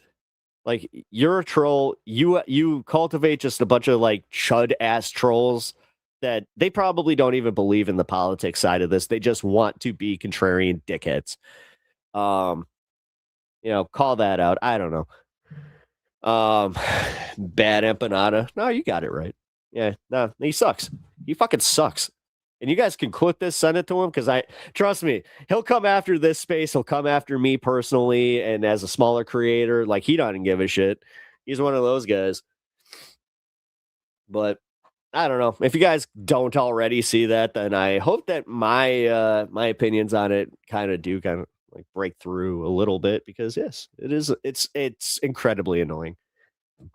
I know I get like this anytime that I have an existential moment, which I seem to have a lot of. I mean, it has been brought to my attention that I have gone through more than most people go through in a lifetime in just the last 2 years. So BE utilizes his toxic community. So is Destiny. The thing is, we've seen this. We've seen how this works. God damn it. Bad Empanada is no better than Destiny, which, funny enough, he hates Destiny. But he does the same shit. Confidently always state your fucking like your positions, like do the fucking Donald Trump thing where you're never wrong. Just always being just a dickhead. But whatever. Apparently that builds communities, guys. Apparently just being a toxic asshole online, that does seem to be where it's at. What am I doing? I'm fucking just sitting here talking shit about people that have platforms that dwarf mine. So I should also put this into perspective. I know. And the thing is, guys, I also know that, like, I've had this conversation with somebody that frequents the channel, and I appreciate them letting me know that, yeah, sometimes like this, like I'm coming off as preachy in this, where I'm just like, yeah, well, I'm a commentator, so, but I didn't hear about that. I'm sorry, man. I saw the Discord post and got your update here. Yeah, it's not great. I'll give you guys more details. So what's going to happen is I'm going to end this broadcast and I'm going to head right to the hospital. So if I'm not on at 4, just know that I'm going to be making my way back. So that also just keep your notifications on. Keep an eye on the Discord if you guys are wanting to come and join the show today. Just so you guys, I am going to be pretty much like talking about this during the first hour of the show. So forgive me if I'm not being as open here. Also, I do want to like run this by her and just be like, hey, what are you comfortable with me talking about? Like, it's been a rough 2 days, guys. Sounds like Maduro in Venezuela. But nothing wrong with punching up. And yeah, that's true. Actually, you know what? That does kind of put me in an interesting position. Like, I am a little bit protected by like the fact that I am a smaller creator. Where it's like, what you gonna do? What you gonna do? You're gonna go attack a guy that has under 3K? Or are you going to send people over my way to hear my contrarian opinions and maybe give me a little boost, because we should be boosting left-wing media? But these disingenuous assholes, do you know how many of them legitimately are happy when they see somebody failing in the exact same space that they're in? Look at the way they attack Hassan. Look at the way that they attack, like, seriously, some of the worst people that attack people on the left are from the fucking left. And that shit has not been lost on me at all. Yeah, you see this little guy? Hey, look at this guy. Look at him. Look at him. Hey, look this way. Yeah. Show everybody the face of the bad kitty. Whoa. Yes, I'm dead serious. I need to get your kitty cuffs. Just put them in. All right. Anyway. Yeah, I'm going to spend this last 10 minutes just kind of ranting. Why not? Oh, wait, actually, shit. Yeah, perfect. I forgot I had a wrap-up video for this. And then we got the Valley Labor Report. We got some syndicated content coming up, and then Alex will be live later tonight.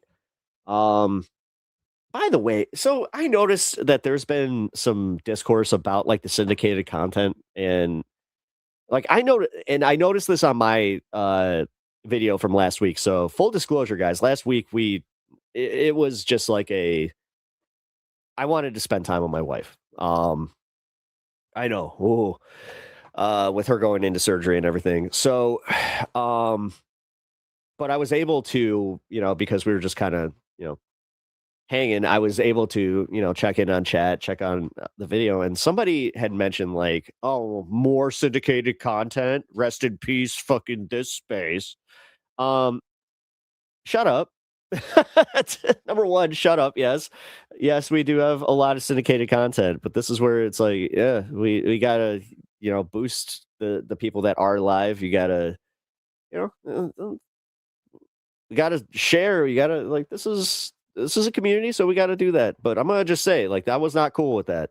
I thought that was genuinely kind of messed up. I don't care if they were joking or not.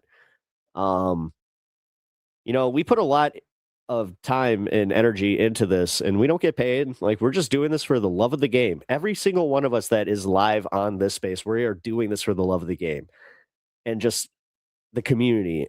So yeah, I don't know, man. I kind of took that harder than any troll. Also, like, yeah. What a time to do that. When's like, geez, I don't even want to go too deep into it, but for real, Wednesday, like, I'm honored to do primetime Pepaganda, and I like the primetime slot, but yeah, every once in a while it's not as convenient, because yes, it is kind of like, this is a lot easier for me to do, because it is beginning of the day. Then I can also, full disclosure, Tuesdays are my days off, so get to do that. But yeah, I eat a truckload of dicks commenter. Yeah, there was someone like that when I unfortunately have seen it, and I'm not okay with that. Like, okay, we get it. Like, but one thing I will say, and I'm kind of breaking team meeting here. One thing that we as content creators, especially with this space, can do is a little bit more collaborative efforts is a big one. Doing exclusive content is a big deal, even if it's pre-recorded content. But realistically too, this should be a place where we can showcase, some of the best of our creators, so I don't know. Plus, some of the syndicated content here is, you're technically getting it as an exclusive. Like, I know that, like, Good Morning Comrade, you guys get exclusive content from them all the time. So I don't know. That was shitty. I'm calling it out. If it was you that made that comment, just know that if you enjoy this project, like, that was kind of like the ultimate asshole thing to do. When I was streaming, it's exhausting or whatever it was. I meant it with deep respect as someone who did the content thing for like half a year and couldn't make the numbers work myself. Yeah.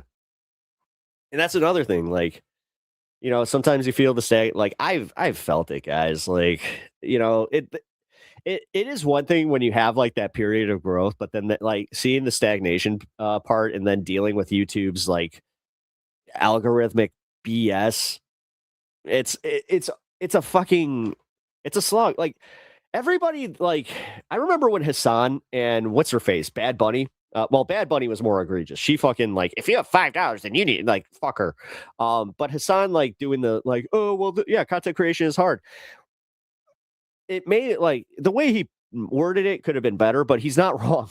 Like doing content creation is not as easy as everybody fucking thinks it is. It's not just turn on a camera and then you're just, yeah, everybody's here just to, everybody's so good at like, no, you do have to have a special gift of the gab. You do have to have the ability to like take criticism. You do have you just have to, you got to have it. You know what I'm saying? Hey there, kids. If you're going in the show business, just you got to know if you have it or not. Well, yeah, you know what? This guy, he's got it. It's like I'm not used to like doing that where it's just I'm gonna glaze a little bit. Wait, self-glazing? Ew. Let's move on from that. You got to have the Riz sauce. I don't like that much either. I'm just gonna be completely honest. That wasn't much better. It's just you gotta glaze yourself with your Riz sauce. Ugh. Oh fuck, dude, that's disgusting but hilarious. Yeah, but that's that's where we're at though. Come on, like, just to kind of wrap up this segment, for real though, like, you guys, you don't understand. You got talent like on here that really fucking cares, and like this is passion. This is true passion, just for it, dude. You made. I hope you weren't in like an office where you just look like a psycho because you got your headphones on and you're just like, ha ha! I've done that. I've done that mowing the lawn once where I looked over and my fucking neighbor was just like, and then I had that thought where I'm like, yeah, I'm having fun in here. Yeah, you're just jealous. You're probably just wondering, oh, I wonder what's so funny. What's he listening to? I wish I could. I wish I knew. I wish I could feel joy. Oh, shit. You made me snort. Well, you know what? I needed that. I really did. Thank you guys. And I was happy to be here, like live here today. I was kind of toying with like possibly reaching out but it was, you guys can thank Uni for this when you see her in chat. She said she wanted me to go do this. So she is my number one supporter. She's my best friend. And yeah, I just got to say, man, like, if you guys can, give my wife all the best when you see her in chat, because you guys do not understand like just how fucking strong she is. I don't get any viewers on my live streams, but I still play for the few who come. I have said this, and I mean it with every fucking fiber of my being. I would do this if I had one person in my chat. I love this. Now, does it make it easier when you have a community that's also engaging? And yeah, no, it totally is. And somebody had said that like I'm like a lot of live streamers don't do the whole like discussing things with chat, and that like, but then I thought about it. I'm like, that's why guys like Hassan, Vosh, Xander Hall, like those are the three that I noticed did that in a way that was engaging. Because like some people, when they interact with chat, you almost get pissed because you're just like, like I don't even like I have no idea who they're interacting with. But like these guys had a way of doing that where it's like you didn't care. You didn't need to see the original chat. You were just like, oh, well, this led to another another topic. And, you guys have probably seen my streams where it's just like, I will catch one person in chat and then it becomes the full hour. And, oh, thank you, Mitch. I appreciate that, guys. Yeah, thank you for all the love. What? There was almost more syndicated content today. LeMayo. Yeah, that would have been the death knell of this space, according to that one shithead. So I appreciate that. But if you guys do enjoy the live content that we produce here, and also the syndicated content that we show here, please support the channel by hitting the like button, subscribing. Consider becoming a member. I'm not sure if we actually have memberships, so don't hate me if we don't. But make sure you got the notification bells on, and just in general, guys, support left-wing media and creators because it is rough out there. But also, don't get bogged down in the drama. All right, guys. So I will catch you on my stream a little bit later today. If it's not at 4, it will be the following hour at 5 p.m. Central. Thank you for hanging today, and I will catch you guys later. Who the heck is Pep Talks? I'm not gay, but I fantasize about Marco Rubio. Pep Talks. Pep Talks. Pep Talks. Let's eradicate the Kung Flu. I'm literally coming. Pep Talks. Pep Talks. Who the heck is Pep Talk? They want our women. They want our children. Pep Talk. Sometimes no means yes. Grab them by the pep talk. Grab them by the Marco Rubio. Obama is a racist. Pep Talk. I'm literally coming. I'm literally coming. Pep Talks. We found weapons of mass destruction. My fellow Americans, it has been confirmed today from Pep Talks that we are indeed all high on politics.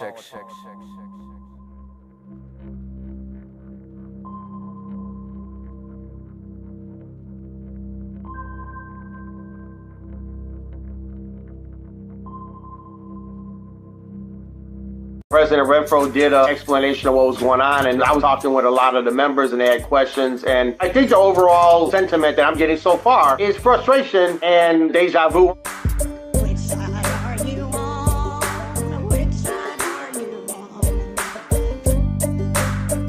Looking forward to this next conversation. We're going to be talking to Mike Cariff. Mike Cariff is the national business agent for Illinois for the National Association of Letter Carriers. We'll be talking to him about the contract that the Letter Carriers Union has with the Postal Service that just expired last night. I had completely forgotten about it and saw the NALC post something about the contract expiring last night at midnight. So I was like, oh man, we need to get somebody on to talk about this. So I mean, it's a huge deal, and they've been bargaining since February, and I'm not sure how far apart the two sides are, but I mean, somebody in our chat said that they want to eliminate steward pay. They want to destroy the grievance process, the Postal Service, that is, and they want to be able to file discipline without rebuttal and other shady BS with grievances. And so it seems like potentially the sides are really, really far apart. It could spell trouble for letter carriers getting a contract resolved anytime soon, but hopefully Cariff will have more information for us on that. Mike Cariff, welcome to the Valley Labor Report. Hey, good afternoon. How you doing? I'm good. I appreciate you taking the time to talk to us. Absolutely, my brother. So, like I said, the contract expired last night, and right before the contract expiration, the union announced that they were going into mediation with the Postal Service. The Letter Carriers Union, the National Association of Letter Carriers, and the Postal Service have been bargaining since February, and there was a members' call last night where the leadership talked to the members presumably about what was going on at the table. I'm not a member, so I wasn't able to be on there. Is there anything that was shared last night that is something that you can share with us publicly about the state of negotiations? Yeah, there's not too much that can't be talked about amongst everybody, including the membership of the union and people outside of the union. we just concluded a week where we were in D.C., us along with the employer, the Postal Service, had a large group of people, and we were there all week trying to kind of see where we're at with the contract.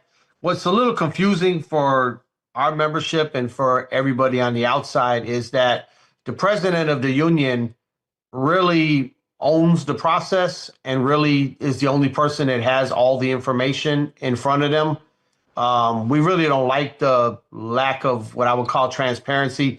Not to say that he's hiding stuff, it's just that we're not involved in the decision-making process. We, the executive council of the union, we, the members of the union, are not really involved in the decision-making process. And so we're there to provide counsel and stuff like that. But like you said, what I think you said earlier, we started on February 25th. Well, really quick before we get to that, just to make sure that I've got a good understanding of what you're meaning when you're talking about the president having most of the information. Is it the case that the person actually across the table negotiating with management is only the president and like a lawyer, that there's not a national bargaining team that's representative of, it's just the president? Yeah, I would say that's accurate. I don't even know who's in the room, but it's the president and whoever the president brings with them. There's no requirement in our Constitution that any of the other elected officers are involved in that process. And he chooses to the extent that he wants to involve any of the officers.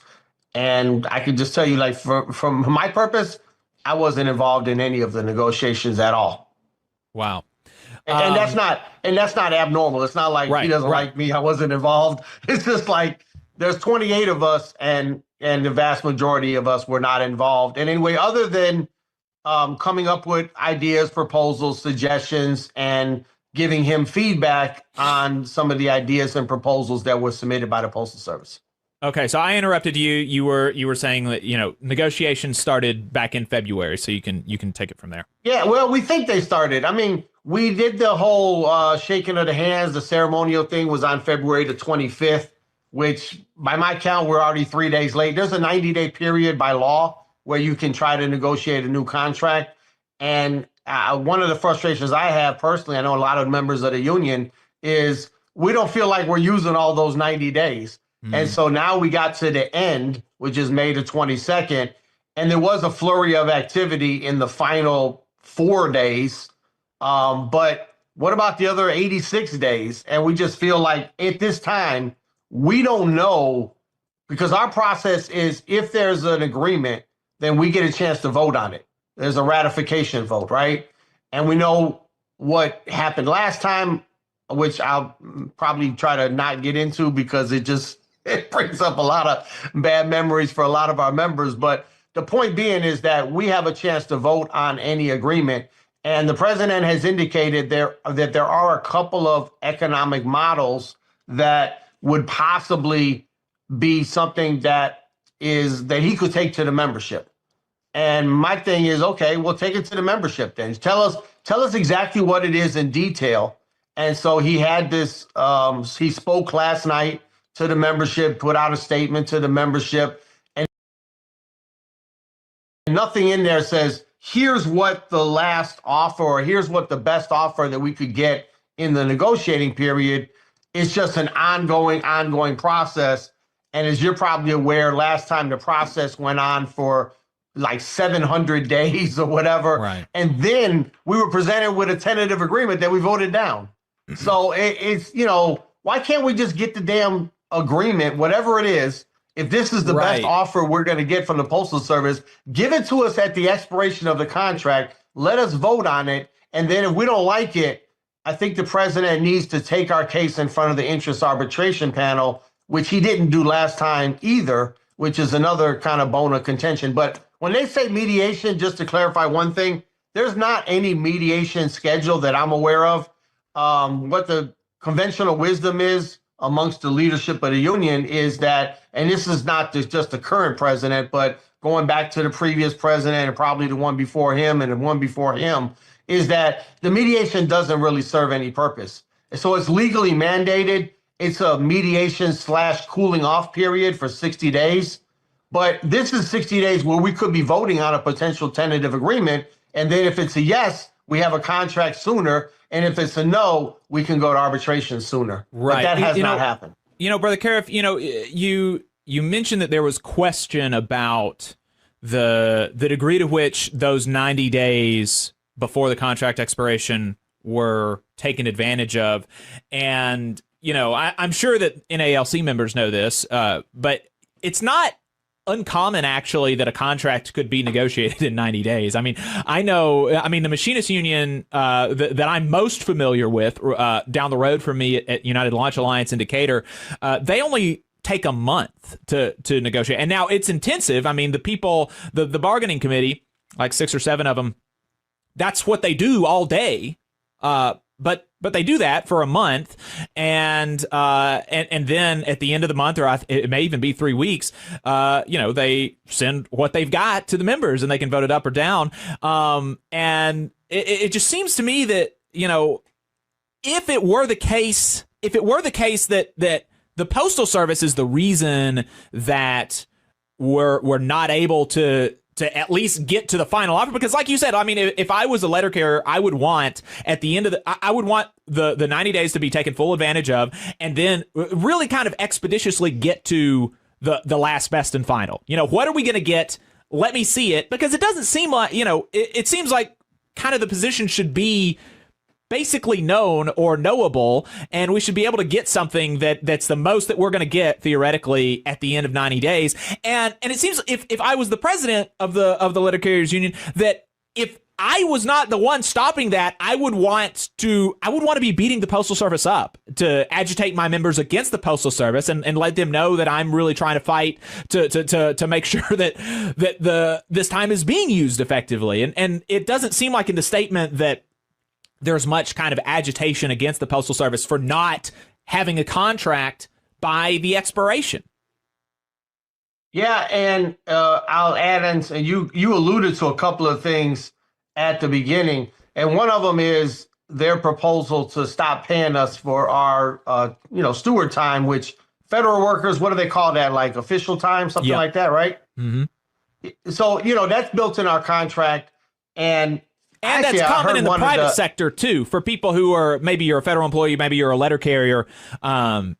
Most private sector unions have an equivalent to official time where they're able to get paid to do grievance handling or representational duties. That's basically every union has that. It's not uncommon.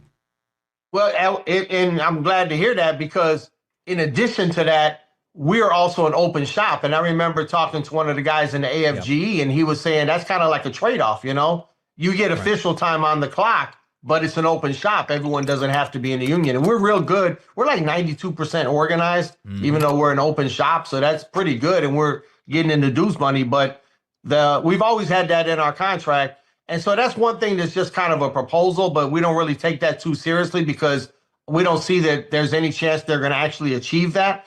But what they have achieved is they've broken our damn grievance process. We have so many grievances pending, thousands and thousands of grievances pending at the different steps of the grievance process. We're not getting enough arbitration dates. We're not getting resolution on grievances. We're getting where the Postal Service is holding grievances and claiming that there's an interpretive issue involved in the contract, which we don't even see what the interpretive issue is. They're not really declaring what the interpretive issue. They're just holding and preventing us from pursuing grievances widespread. And that's a huge issue. Another huge issue amongst the membership is the uniform program. They require us to be in uniform, and the prices over the past 5 to 10 years have doubled or tripled. They've gone up exponentially, and the uniform increase allotment that we've gotten year after year is always 2.5%. Every year we get 2.5%. And then they write in some language that says they're going to study the problem and try to come up with a better uniform program, but they don't. And here we are required to be in uniform and scraping and, just trying to figure out how to make that happen. And then, we have a lot of other issues that really there's no buy-in from the Postal Service whatsoever. Like, for example, we have later and later start times, and the start times are an inconvenience to our members in that you have problems with daycare and you have problems with your schedule, but it's also a safety issue. In the summertime, we're out there later in the heat, more hours in the heat. And in the wintertime, it gets dark, 4 o'clock, 4:30. We're out there in the dark more hours and it's less safe. And we just feel like there's no urgency by either side to fix these problems. And then the economic comes in and you're saying, okay, well, I know the president has told us that there's different economic models.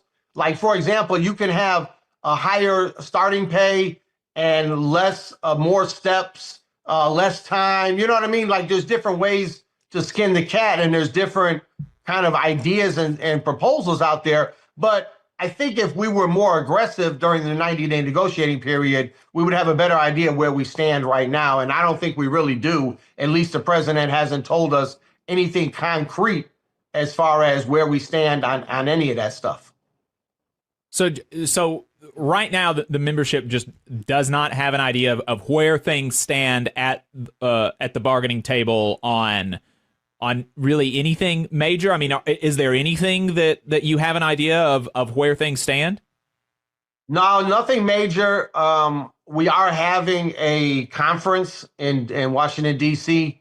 starting next week, June 2nd and June 3rd, where all the branch presidents, we have 1,500 branches around the country. All the branch presidents were invited to come out, and maybe, hopefully, by that time, we'll have a detailed kind of here's what the best proposal is.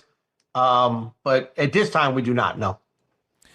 And so you mentioned some of what would be like priorities for the membership. Does the NALC have stated somewhere like their official positions going into bargaining? I mean, do we have sort of an idea of what the opening offer looked like from the NALC? Not really, not in any specific way. You could go back and read when we open negotiations, you do that kind of ceremonial thing, but both sides give their opening statements. And so you can see President Renfro's opening statement on February 25th, and you get an idea.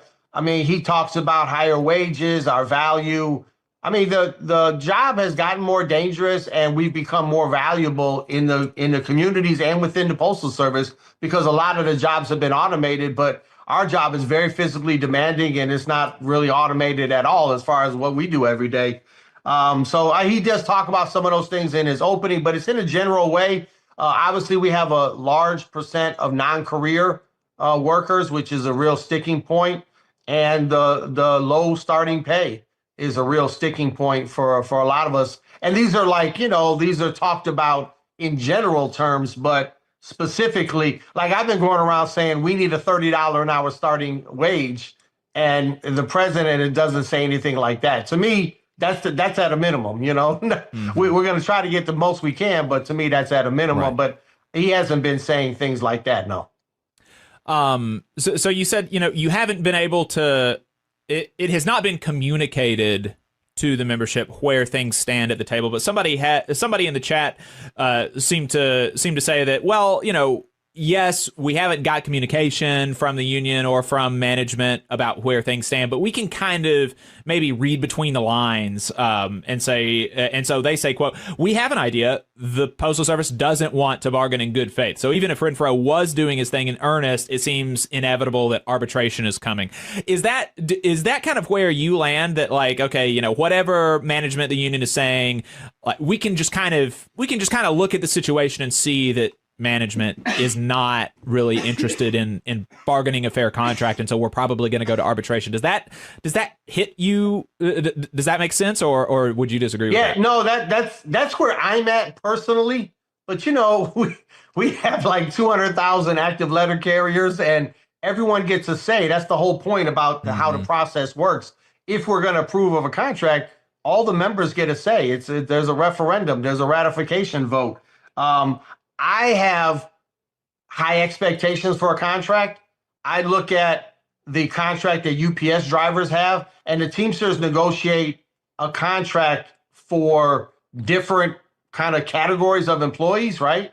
Mm-hmm. And so they have a contract for the people that help load the vehicles and sort the packages and stuff like that. But I look at the contract for UPS delivery drivers, And I compare that to our contract, and theirs is a lot better. Theirs is so good that they're offering them $150,000 to leave the job. We can't even get them to offer us like $2,000 to leave our job. And so to me, I'm looking at it like their job is more, their contract is more valuable. And in the law, the reason I bring that up is because the law says comparability to pay and benefits of those in the private sector of the economy of the United States. That's the standard for setting the terms to a contract if you can't come to an agreement with the employer, the United States Postal Service. And so I look at that and I think my expectations are up here, but I don't know where the president's expectations are, and I don't know where your average member's expectations are. But I just think that we have the right to weigh in on any contract that you negotiate for us as the president of the union, but give it to us. Let us know where we stand, let us vote on it, and then let us move on.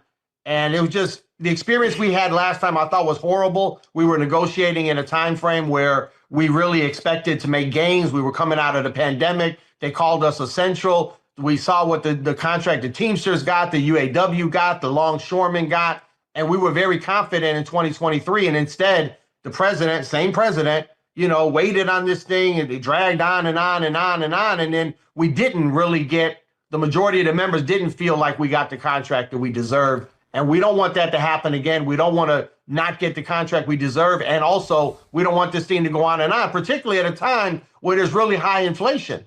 And so our contract expired on May 22nd, and we start the clock. We're 1 day into the expiration of the contract, and there is the terms of the contract continue, but there's no pay raises that are built in, like automatic pay raises or whatever. And so with the inflation, with the rate of inflation going up and prices going up, we're not going to be getting a raise until we get a new contract. Right. No, that's exactly right. I mean, are you concerned about the possibility that this could drag on for 2 years, like happened last time? Well, I would only say we have an election this year, and I'm confident that the members of the union are not gonna renew the current president's term of office. I just don't see that happening. But you never know; it's an election. But that would put an end date because. Do you think that might factor into the management's bargaining position? Like they just kind of want to, because the election is in June. Is that right?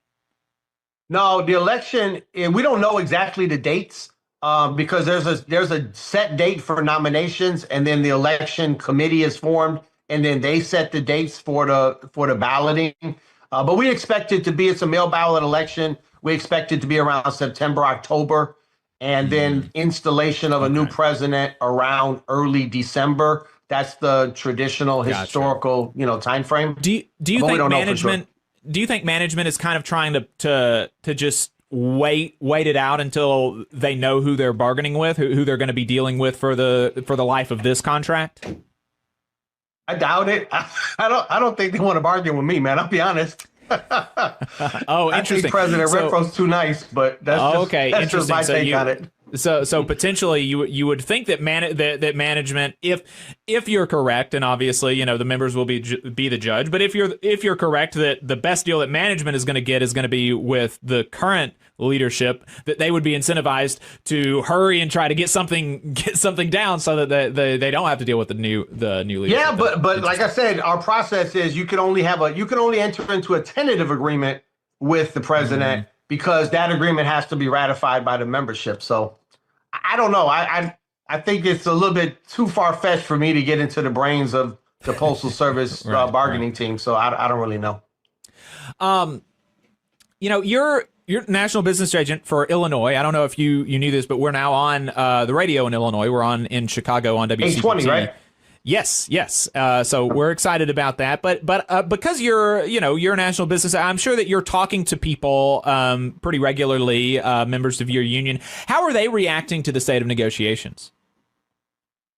Well, I was on one of the shows. It was called the Next Generation Letter Carrier Show last night. So President Renfro did a kind of explanation of what was going on, and then we were on. I was on with them and kind of talking with a lot of the members, and they had questions. And I think the overall sentiment that I'm getting so far is frustration and like a deja vu almost kind of thing. Like we hope we're not walking down that same road like last time, but frustration that at this point, we don't know where we stand. And look, that could if that changes next week, then that's fine. I mean, we're not going to complain about a 7-day delay. You know what I mean? Right. But we just don't want like months and years and that kind of delay and not knowing where we stand. So right now we're not happy, but we'll see. Maybe things will come to light and we'll see where we're at within short time. Hopefully that's the case.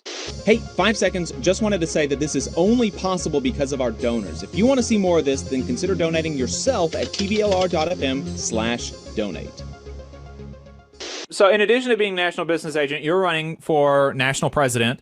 Somebody in the chat said, Mike, I've been on the fence. The CLC hasn't impressed me. Tell me why I should vote for you. Why should people listening vote for you for national president?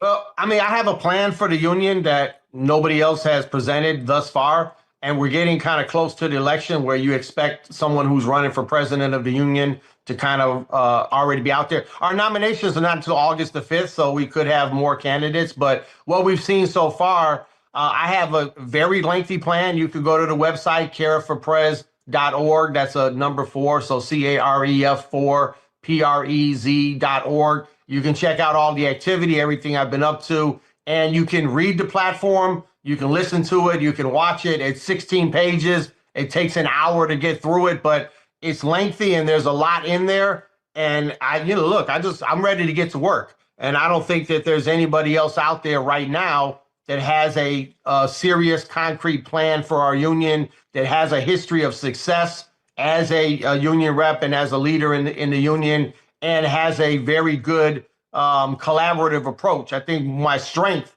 is that I work well with everybody. I'm going to share information. I've been doing this throughout the campaign, sharing information with everybody, getting everybody involved, putting our heads together, hoping that helping the union to get involvement from everyone's voluntarily in the union. And to me, that means a lot. But sometimes we don't see that level of participation. And I want to build a union where everyone's involved, where we work collaboratively and everyone feels like they're part of something that is improving on the lives of not just themselves, but their brothers and sisters in our union. And so, check it out for yourself. I mean, obviously every member gets a vote. So I just want more people to participate and be involved. And if the members want me to be the president, I'm ready, willing, and able. If the members want somebody else, I'm ready to help that person out to make this union better. I appreciate that sort of attitude. The interview one of the interviews that we did earlier today was with Dan DiMaggio from Labor Notes. Labor Notes has a book coming out about how to run for union office. And, one of the things that we were talking about is the sort of, there's a real, in many places, a lack of a democratic culture in many unions, small d democratic, in that it's even in many unions, probably for most offices, it's a controversial thing to even run against the incumbent, as opposed to, just people kind of, as opposed to having a robust democratic culture where people run campaigns against each other. And then at the end, they work together with the winner. Yeah, we should embrace it. We should embrace the process, because I want to hear what you got to say, and I'm sure you want to hear what I got to say, kind of thing. And I want a candidate. I judge candidates based on that. Like, how willing are they to put themselves out there? I go everywhere and I tell people, hey, I'm going to tell you everything, and you're not going to like some of it, and I understand that. And that's not. I don't do that for like a political reason or to get votes.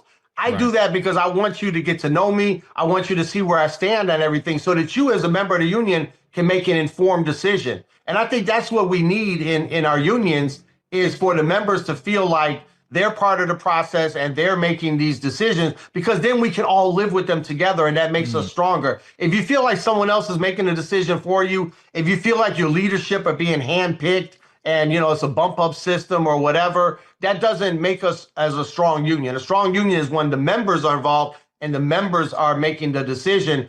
And then I think we should have a process, maybe even build it into the Constitution. Like, here's how we're gonna do our campaigns, kind of thing. But either way, whoever wins, let's hug it out and let's move forward as a union.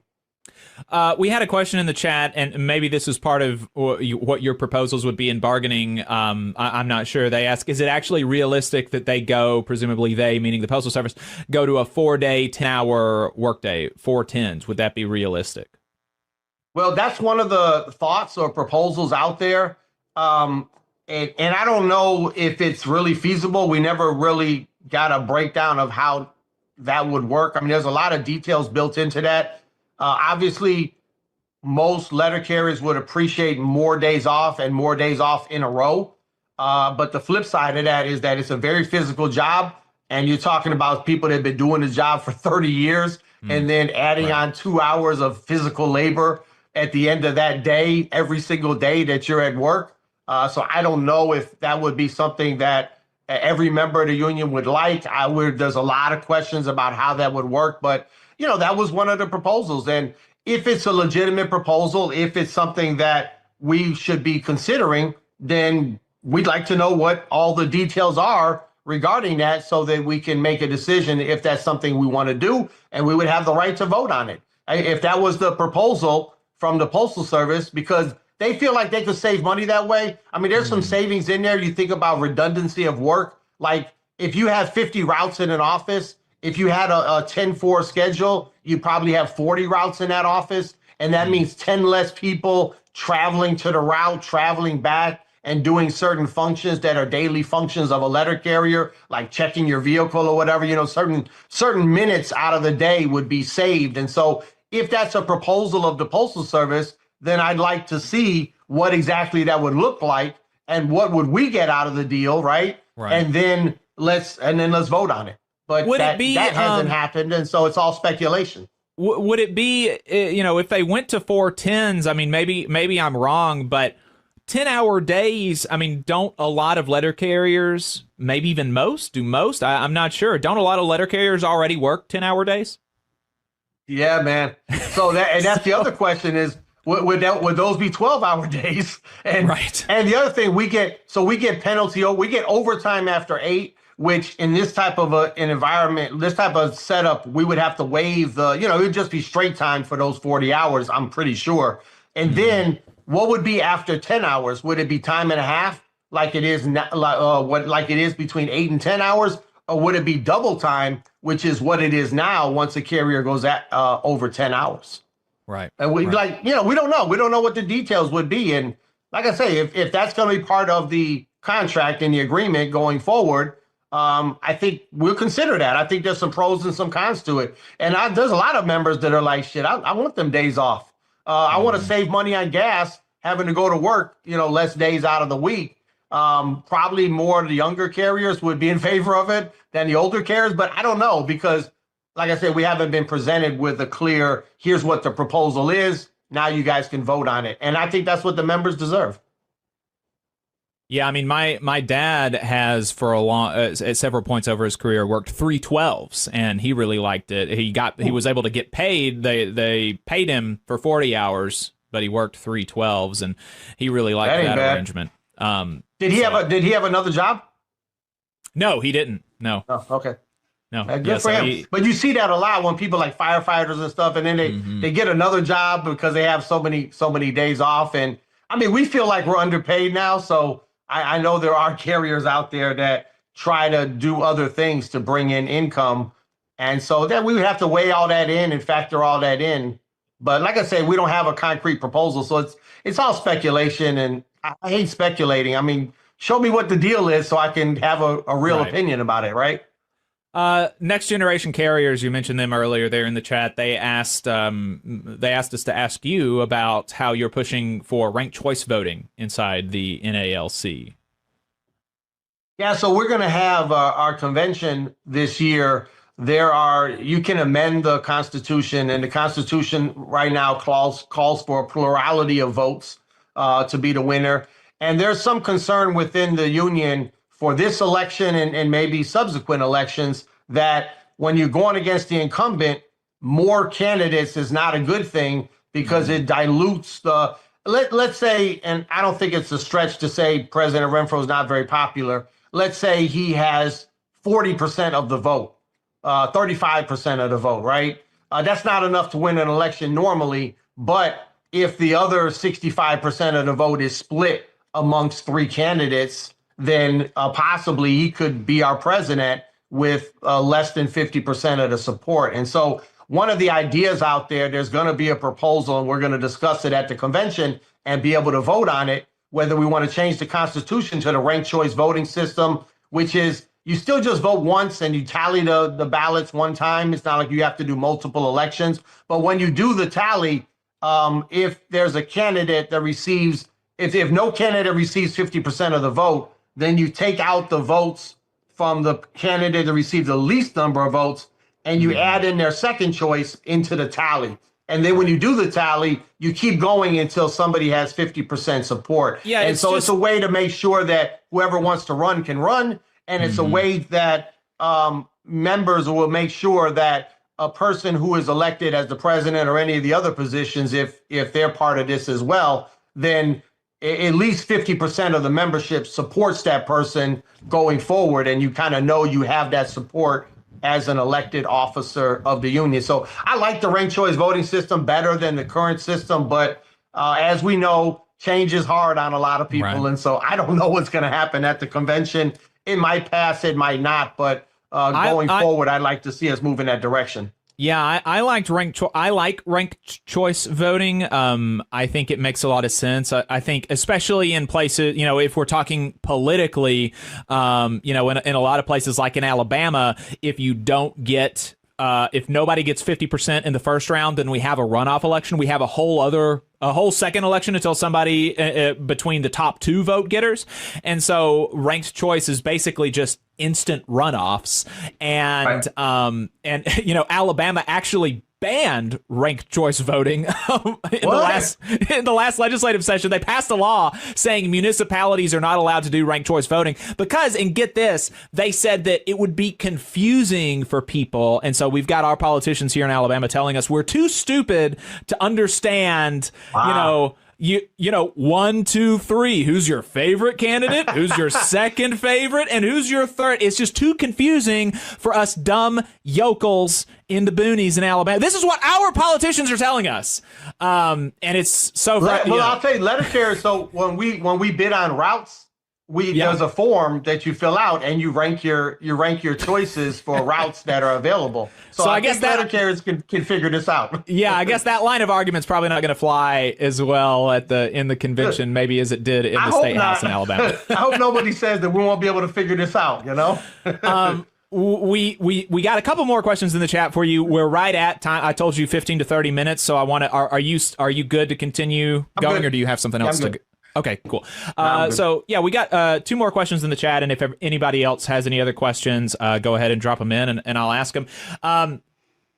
What do you say to all the Table 2 carriers who are losing hope, holding out for a good contract? That was a question from Brooklyn Dre in the chat. Yeah, I feel that person's pain. Not that I'm not a Table 2 carrier, but since 2013, every carrier that came in has had a much different experience and a much lower pay. So one, you start as a non-career employee. I started as a flexible employee, but a career flexible employee, meaning that all my time counted toward retirement. My pay was the Table 1 pay chart. At this time, the Table 1 pay chart starts off at $34 an hour. And the CCA, the non-career position that leads to the Table 2 pay chart, starts off at $21 an hour. So there's a huge difference there. And then the amount of time that it takes for you to get to the top in the Table 2 pay chart, it's very incremental, meaning that it goes up slowly but surely. And so it takes so long, whereas in the Table 1 pay chart, it started out higher and you got like fat raises at the beginning. So by the time you were 3-4 years in, you were solid. You could buy a house, you could support your family, you were in the middle class. And that's just not the case for all of our carriers that started after 2013, or even some of them that were transitional employees in 2011 and 2010 and stuff like that. So the last 15 years, the job has really changed for people coming in. The vast majority of letter carriers on the workroom floor are Table 2 carriers. They have that experience. They're also paying 4.4% into their FERS annuity, which ironically, you're probably aware that the Postal Service stopped making their payments into FERS, but they still take our money and they still make our payments into FERS, ironically enough. But that payment is 5 times as much because of a change in the law that people are paying. And also the cost of health insurance has gone up a lot. We're down to paying 72. We pay 28%. The employer's down to paying 72% of the cost, but the overall cost has gone up. And then the level of scrutiny and harassment on the job. I mean, they look at us now like, what were you doing for those 2 minutes, or, things like that, that just didn't exist back then. I talk about some of the safety issues before. We're also being like assaulted a lot out there on the street, stuck up at gunpoint and things like that. So there's a lot of issues with the Table 2 carriers that they feel correctly that these issues are not being addressed by the union. And we've gotten contract after contract after contract. I think we've gotten, so the first contract was the DAS arbitration award. And then we had another one that came in 2017. And then we had another one that came in 2021. And then we had the one that came last year and ended up coming in 2025. And so you're like 4 or 5 contracts in, and here's another one. And it really doesn't, it's just hard to be optimistic that we're gonna fundamentally change the job to make it a desirable job and make it a job like it used to be. Now you can't go back in time and recreate something, but the job really has become a throwaway job. When our employer says they want to have a body on the route, they mean that. They don't really give a shit who it is, and we look at ourselves as professional letter carriers with skills. We look at our job more as like a trade or a craft, and it's very physical as well. And there's a lot of responsibility as well. And we're just not getting that type of love from the employer and these contracts. And so I feel your pain. Somebody else asked if you felt like the executive committee went in with a plan or prepared more this time, presumably for negotiations, than they did last time. We had more, on the executive council, we had more input, and we got more input from the members on things that we wanted to see as far as changes in the contract. We ended up with hundreds. Someone said like 600. I never got a final tally, but there was hundreds of proposals that went into the process. But the level of involvement of the members of the executive council, like you and I talked about at the beginning of the show, was still the same as it was last time, which was not much in the actual bargaining, like in the actual, here's what we, talking with the employer and trying to iron out contract language was not that much involvement. Somebody, Brooklyn Dre, in the chat said something about needing to address locality pay. I think we spoke to you about locality pay last time, and at least what somebody, there was a couple of people that said that had this position that, well, locality pay there have been resolutions multiple times at the convention, and it's always been voted down to bargain for locality pay in the contract. And so the person negotiating the national contract really kind of has their hands tied by the convention resolutions, right? Yeah, and there's proposals to do it through the contract, and there's proposals to do it through the law. Like the law requires the Postal Service to pay 25% more to our people in Hawaii and Alaska, and that's in the law. And so there's a concept out there that we could build something like that into the law, and it would apply, to the United States, the regular United States, or what do they call it, 48 states or whatever. It would apply everywhere depending on what the cost of living would be. So that's another concept. But as you indicated, if I'm the president of the union, I follow the will of the members. I'll tell you this. I think that what we've done has been a disservice to our membership. And what we've done, I'll try to describe it real briefly. So the Postal Service, right after the pandemic, mostly came to us and they said, we're not able to hire and retain letter carriers at this rate of pay that we have. Like, we put out a hiring notice and nobody applies. Or people come and they work there for 2 days and they leave. And so they were having all these problems, and they couldn't fulfill their legal mandate to get the mail delivered. It was around 2021-ish. And so places like San Francisco and a few other places around the country, we entered into agreement with them to allow them to pay carriers like almost like a secondary contract, almost like locality pay, because in those places they call it the all career model. The all career model, they hire them to a different category of employees, part-time flexible subs, which is a career job, which starts off $5 an hour more and has more benefits and has retirement. And it's just a much better job. So you have the all career model in some offices, and then the vast majority of the offices you get hired onto, even though it's a national company, even though it's the United States Postal Service, it's like you have two different contracts for the carriers when they first start out. And what I think we should have done, and what we should still do, is tell the Postal Service that, look, this is the United States Postal Service. You have to have people in all parts of the country. We have members in all parts of the country, and use that as leverage to make sure we get a contract that pays enough for everyone to live, our people in Boston and our people in San Francisco. And if that raises the pay for everybody, then that's a blessing and that's a good thing, because we're a national union, and we should use that leverage that we have on a national union and not give up. Okay, you can raise the pay in just these locations. No, you're going to raise the pay everywhere. That's the whole strength of having a national contract, right? Right. Somebody, the next generation carriers in the chat said that locality pay is tied to merging with the rural carrier union because a lot of rural routes are in high cost of living areas, and we need to completely reform that. I don't know about, I'm not sure. I guess I'm not going to co-sign to that statement. I don't know what that one was.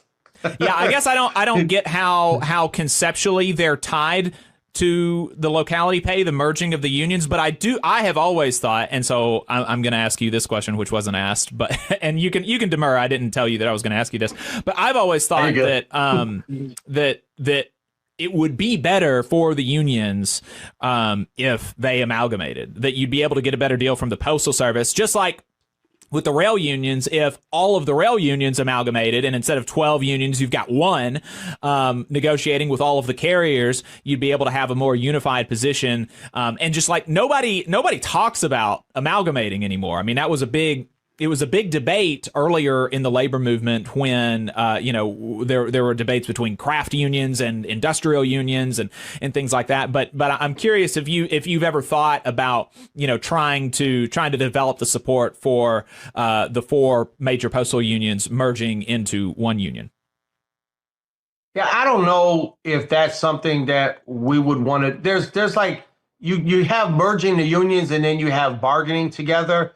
And then you have like working together on legislation and things that are in the interest of all postal workers. And I think the last part is real clear. We need to do more of that. We need to work together with all of the unionized postal employees to fight for the things that are important, either as federal workers or things that are important to the Postal Service or whatever, right? I think we should be building a business model for the future. We should be coming up with it, and then we should be advocating for that business model. And some of that is in delivery, and some of that is at the window, and some of that is with the real estate that the Postal Service has. And wherever that falls, we can all advocate for those changes because they benefit an overall Postal Service that has that it becomes a more relevant delivery service, which benefits everybody. But do we want to bargain together? We used to bargain together with a couple of the other unions, and it was always a thing where we were on the pay chart with clerks, for example, and we separated ourselves way back in the 90s, and we got an upgrade from the clerks. Although now, ironically enough, the clerk craft starts off at like $3 an hour more than what a letter carrier starts off at in a career pay scale, which is crazy. I mean, we end up higher, which normally is more of a benefit than what you start off with if you're going to stick with the job. Mm-hmm. But a lot of our people don't stick with the job anymore. And so it makes no sense what the pay structure is. If we were to bargain jointly, I think we would have to have some guarantee that if you're using a pay chart, because like the American Postal Workers Union, they have various crafts that they negotiate a contract for at the same time. And the custodians and the mechanics that work on the machines and the tractor trailer operators and the clerks, they're all at different levels. And so we would want to know, I know for a fact that the membership of the NELC would want to know if we even entertain that thought, Like, where would we stand on that pay chart? Are we going to get the same contract that the mechanics get? Or are we getting the same contract that the custodians get? You know what I mean? That would be a big difference for us. So. Yeah, I mean, when unions do negotiate, you know, I mean, it's not uncommon that you would have different pay structures for different jobs. I mean, you can look at UAW contracts, and they've got different pay scales for the skilled trades versus the line workers, et cetera, et cetera. But fair enough. Appreciate your thoughts on that question. And the last one, and then we'll go ahead and wrap up. I really appreciate your time. Somebody in the chat asked, seeing how the arbitration process seems to be unavoidable, what is your experience with arbitration, and do you feel confident you could score a big win through arbitration? Well, never done it before in a national interest arbitration case. My confidence would come from just the application of the law and the fact that the Postal Service has in the past tried to argue that they don't have to comply with the law, meaning the comparability standard in the law, due to their finances. And it's been shot down a couple of times by national arbitrators in that setting. And so I would be confident that I could convince that arbitration panel that they have to apply the law. And then if you get to the point where you're applying the law, it's like, what is the comparability? And I think that UPS drivers are a clear comparison. And if you look at UPS drivers, I think that our job is a little bit more physical. Our job has more responsibility. Our job has more danger. And yet they make a lot more money than us. And so I think that comparability would serve us well. And then I think what I just mentioned about the clerk craft, if the post office can pay the clerks this, they can certainly pay us this, because I don't think anyone disagrees that the letter carrier serves a more vital function and is a harder job than the clerk job, not taking away from the work that they do, of course. But, you know, we want them to get as high as they can get, and then we want higher.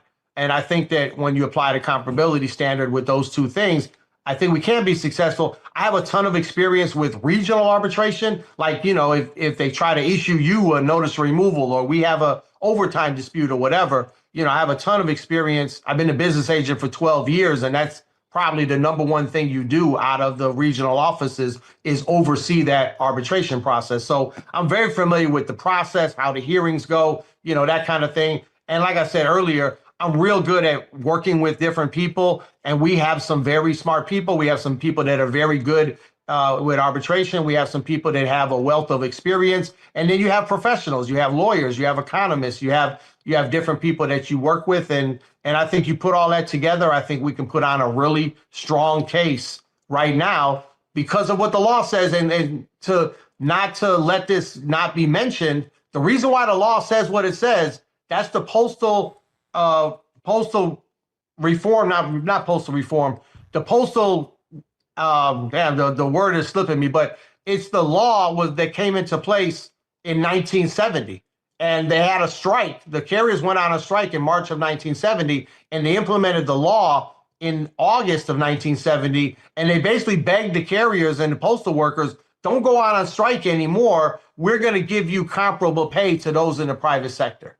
And so I think that is a very strong basis to get a good contract in today's time, because the law is still on the books.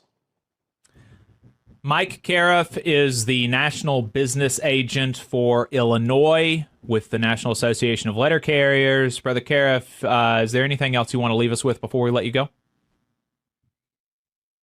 It's been a pleasure. I really enjoy talking shop. Hopefully the frustrations that we feel today, you know, we'll find out some more information, and we'll get the contract that I know every letter carrier deserves. If you're looking at the campaign stuff, like I said, it's Caref for Prez, CAREF4PREZ.org. And if you're looking for us on any of the platforms out there, social media, everything is Caref for Prez, YouTube, TikTok, Instagram, any of those, Facebook, you can find us there. And I'm always accessible. So if you guys got questions, things you want to talk about, I am going around the country, all over the place. I mean, all over the place. And I'm having a blast doing it. I love talking with letter carriers and other people that I'm meeting along the way. And so it's been fun, and we're going to keep putting our best foot forward, and we're going to keep trying, and we're going to stay united, and we're going to fight for the future that we deserve, because the letter carriers before us, they really set the table for a really good government job. And we've kind of dropped the ball recently, but we're going to pick that thing back up, and we're going to make this thing into the great job that it should be and pass it on to the next generation of people that come in as letter carriers. Thanks for your time. I appreciate it. Thanks a lot, brother. You just saw a clip from the Valley Labor Report. We are live every Saturday morning from 9:30 a.m. till 12:30 p.m. And we pride ourselves on keeping all of our content free to everybody so that we can talk to as many working folks as possible. If you support the work that we're doing, you think that it's important, you think that it's good, then consider making a monthly contribution to the project, and you can do that on our website, tvlr.fm. Which side are you on? Which side are you on?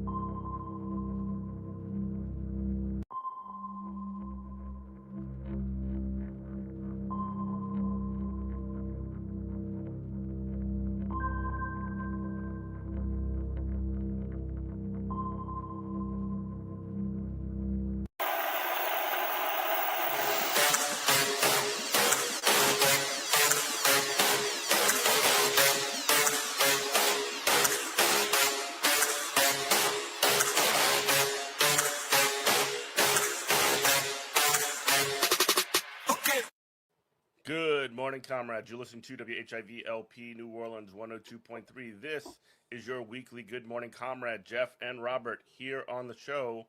Robert, what's been going on? It's been a while since we were able to hook up It like really the first has. show. Yeah. What's been up to, bro? I don't know. Things personally are better. That's good. I might be getting a promotion at work. I don't know. We'll see. nice. I trust man nor beast. I steel is the only thing I can trust. Not women, not beasts, not men, steel, the riddle of steel. So we'll see if that happens. I'm so cynical. I never have my hopes up about anything. I'm back in the gym. So I won't say I am lifting I'm not shaking the pillars of heaven, because at 44 years old, I've learned there's no reason for me to do such a thing. I'm trying to keep my joints together. Yeah. But just 30 to 45 minutes, 4 days a week, is just like, man, it's my body responded. I don't want to be, I hate to be like I'm not a fitness guru or anything like that, but just like, if you're a man, I mean, women's the same way. We all have, it's just like one chromosome separates us, the XX versus the XY. But you get a little, I'll tell you what, you get a little protein, you get a little protein in your body, you get a little testosterone going, it does wonders for your mental health. Like, I feel so much better. I sleep better. And it took like not even close to a month, not even a couple days shy of a month for my body just to like respond. And just like, I'm filling out and I feel better. And yeah, please move your body, people. It's the only one you're going to get. Healthy. Like, if whatever you can do, like, don't, like, if you can lift, like, you need to lift heavy things to you. Yeah. And I'm not, you can get your cardio in while you're lifting. I hate cardio. I hate it. I hate it so much. Because it's boring. I have bad knees from the Marine Corps. It's like, but mostly it's boring. The bad knees is an excuse. But mostly it's just like, it's mindless. There's low to no impact cardio, like elliptical machines or boring bikes or whatever. Boring. My mind splits off. Like, if I am on an elliptical or something like that, like, got my phone, I'm playing a video. I'm trying to find distractions. I'm playing a video game on my phone. I'm doing something. But if you lift heavy, and heavy doesn't mean like, it literally means it's like whatever is heavy to you, because I'm not trying to be like pat people on the butt here. I'm just saying, like, okay, ants are strong, right? Mm-hmm. But they're strong relatively. So if you're like a small person or an untrained, even if you're like an untrained person, whatever the heaviest, the lightest weight that's going to get your muscles to respond is the weight you should be lifting. Everything past that is ego lifting. Everything past that is the train to broken tendons town. Don't do any more than that. So it's what if your last rep is going, woo, that was heavy, and you're breathing hard, that's perfect. Anything more than that is just for show. You what they say in golf, you drive for dough. I mean, you drive for show, but you putt for dough. We're trying to get the dough. We don't care about the show. But yeah, lift weights because you're gonna get your cardio in anyway because you're breathing heavy. It's great. What about light weights, heavy reps? No. That's called junk volume. Mm-hmm. That's junk volume. You shouldn't be doing more because think about like this, like your tendons, right? That's the engine that's actually moving the muscle around, moving your limbs around. So if you're just giving them, you're putting on them more stress with less recovery time. So you shouldn't be doing more than 12 reps. You're 12 to 15 max. Your last rep should feel like I could do 1 to 2 more and that's it. And that's where you have to be honest with yourself and be like, am I really 1 to 2 more? And if you're not, you just do a couple more and then the next set you up the weight. But you don't want to be doing a bunch of junk volume because worst thing to me, boring, waste of time, junk volume. 2, you're just putting you're just doing more of this or this. So it's just giving your tendons more time to tear apart. Don't do that.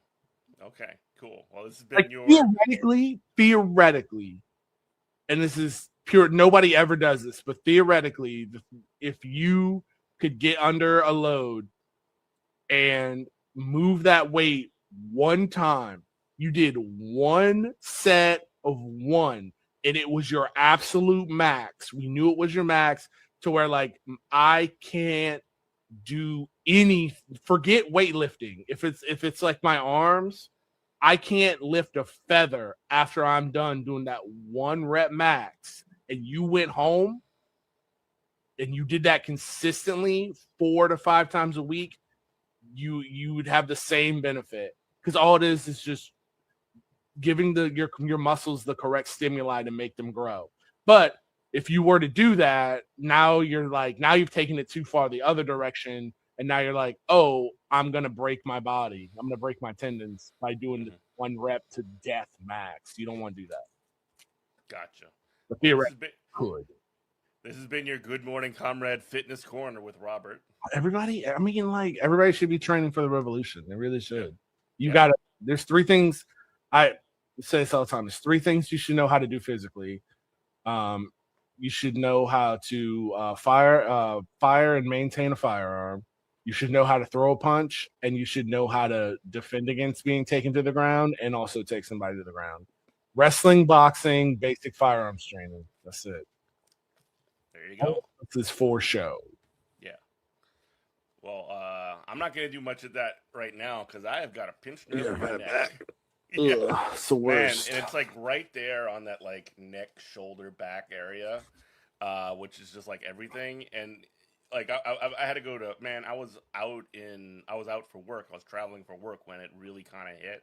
Couldn't sleep, couldn't do nothing, and I'm just like going to urging. Like I flew to Lansing, like East Lansing, Michigan, which is where I was working at the time. And like as soon as I like checked into my hotel, I go to the front desk. I'm like, "Where's the urgent care? Get me to the urgent care immediately!" Like it was, I was on a plane like with my arm and shoulder all cramping up. They gave me, some, and I will say this, our medical system in the United States is garbage. I'm going to get to that point in a minute, but I will say the Michigan University of Michigan medical system is actually pretty damn good. And so they gave me some pain medicine. They gave me some muscle relaxers, and they sent me home. But a couple of days later, at like 11 o'clock at night, it hit me again. I went to the emergency room and just had to get them hit me up again. and I went one more time, and then I flew home early on Sunday, and had to go to urgent care here. And I will say, the Michigan system was a lot better than the Virginia system. They had me try to set up an appointment with like a sports medicine like orthopedist. I can't get an appointment with an orthopedist for 3 weeks, bro. It's ridiculous. Like, I'm dying in pain over here, and I can't get somebody to see my neck and back. You know what I mean?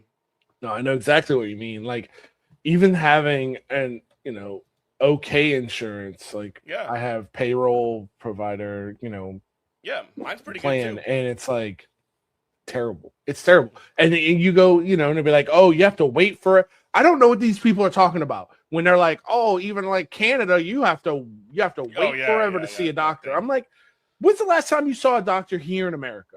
Mm-hmm. And you're not like, what do you mean you have to? Like, I have to wait all the time for weeks on end. And if something happens and you miss that appointment, they're like, oh, we'll get you in 6 months. Yeah. It's like, what are y'all? And this is for pay. This is for profit. Like, what are y'all talking about? And it's not a small amount of money either. They get paid. No. I mean, we pay them an arm, a leg, and like everything to set up this system where you can't see a doctor if you're dealing with like debilitating pain in your back. And I'm not trying to even say my situation is like the worst or whatever, but like I probably should see a doctor, like a specialist about this in a time that is less than a month from now. This is affecting whether or not I can go to work. This is affecting like whether or not I can do anything around my house because we just moved and we haven't even put everything away yet. So it's just like one of those situations where I'm down when I need to be up, moving, and doing stuff. And the fact that I can't see an orthopedist for 3 weeks to almost a month is just like literally just destroying my life right now. No, it's wild, dog. Like and that's one of those things like we were talking about off air is the I'm trying to link these two things together. We're talking about the I don't know what I'm gonna call them ICE concentration camp riot, protest, whatever you want to call it. I'll just call it. It's a riot. I have no. What am I, liberal? I have no qualms of calling it a riot. It's good. It's a good thing. Riots. Liberal. Yeah, riots are the language of the unheard. But it's like these things are a sign how hard fascism is trying to advance shows you how hard fascism is in its death throes in this country, because how it ties to Medicare, because we're worse off than the Nazis. And I'm looking at this, realpolitik, like cynically. And when I say we're worse off than Nazis, I mean, like, at least the Nazis, they understood they had to make the trains run on time. But because of capitalism, our economic system here in the US, the government can never do anything that's for the good of the population, like universal health care.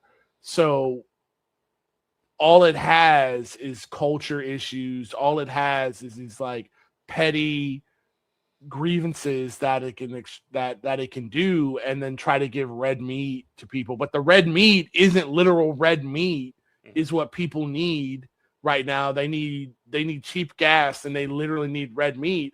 And so they're just speed running their own extinction by doing this kind of stuff. The only thing they have is the bread and the circus. Oh, they don't even have bread. It's just circuses. Yes, it's just circuses. Thank you.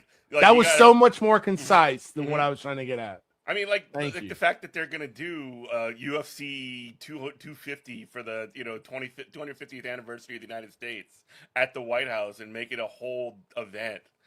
There was just reports recently that Donald Trump himself just recently invested in TKO, which is the owners of UFC and the WWE and also some other boxing promotions or whatever. It's just this sort of like tripling down on, well, we'll do culture war stuff, never ending, and we'll set the crosshairs on immigrants, we'll set the crosshairs on trans people, or whatever it is, but you ain't getting even a scrap in the meantime. You're not getting a thing. In fact, your gas is going to be $6 because we're also going to be at war in Iran for no reason other than because we do whatever Israel tells us to do. Because Israel, yeah, that's it. I was having this discussion, and since we're dancing around that right now, I was having this discussion. There's a guy at my work. He's an older guy, and he watches Fox News all the time.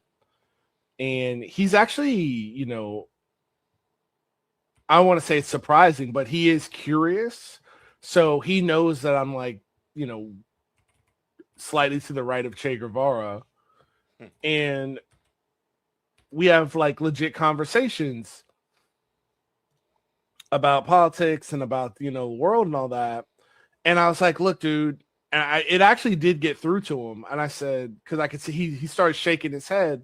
And I said, look, dude, you know, we're talking about Iran. I was like, you can feel however you want, because he's talking about like, oh, Islam is terrible and that's they're crazy over there. And I hit him with the whole thing of just like, well, you know that whole regime is just our baby, right? Like we created that. And he was like, yeah, I guess you're right.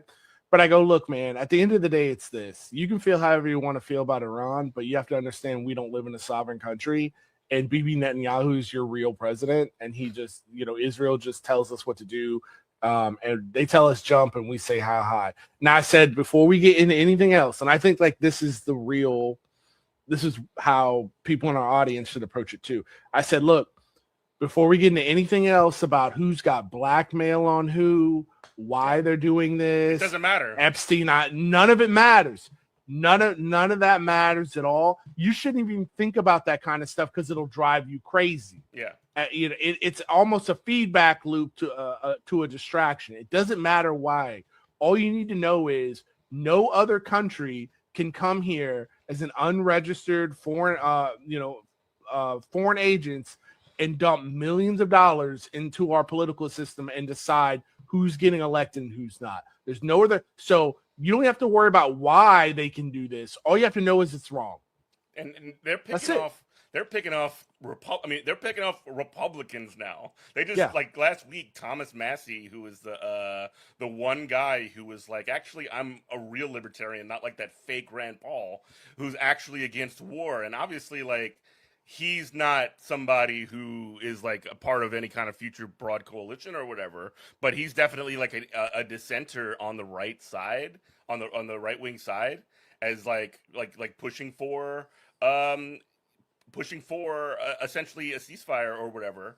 You know, being one of the only people in the entire Congress on the Republican side that are anti-war, and that ended up being the most expensive House primary in history. They spent so much money on that and got that guy out, and like we're just essentially at cult when it comes to the right wing in the United States. I mean, it's not even close. And the left wing ain't much better. I mean, the Democrats ain't much better. There is a cult aspect to it.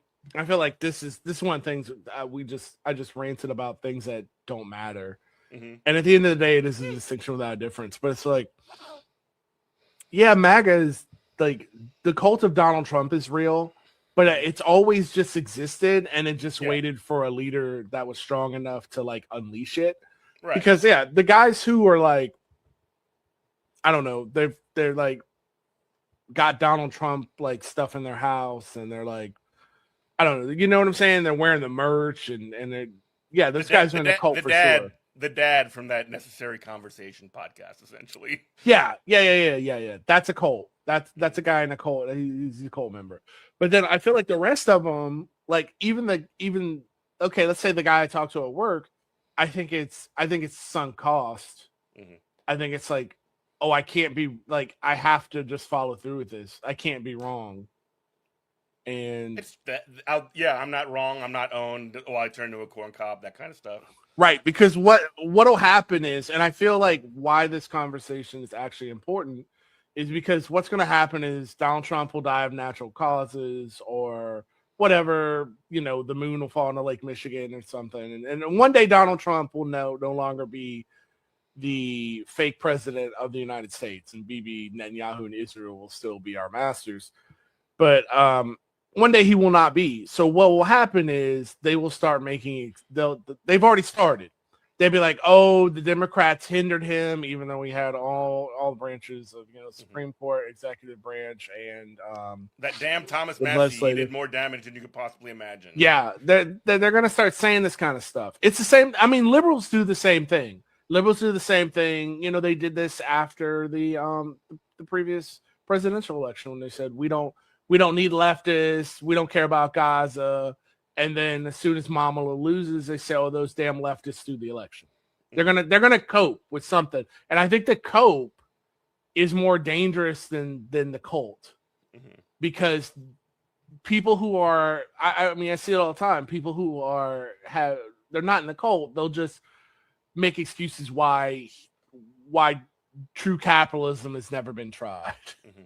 You know, right? Or I mean, that came through on the Democrat side when they had this like nonsense around this like 2024 autopsy that they just like slapped together, and like when you could look and see in all of the polling and every shred of evidence points to the fact that the Harris campaign lost because they didn't offer anything for working people that they thought would change their lives. They were just like saying, oh yeah, we're gonna go after like price gouging or whatever. And then she also went along and basically she said she would maintain the exact same policy with respect to the genocide in Gaza, and basically she said at the RNC, or the DNC rather, that she wanted the United States to be the most lethal fighting force in the world. And Donald Trump, all he had to do was say, like, make basic allusions about being against wars, and he wins. He won, and obviously it was not true. Obviously it was BS the whole time,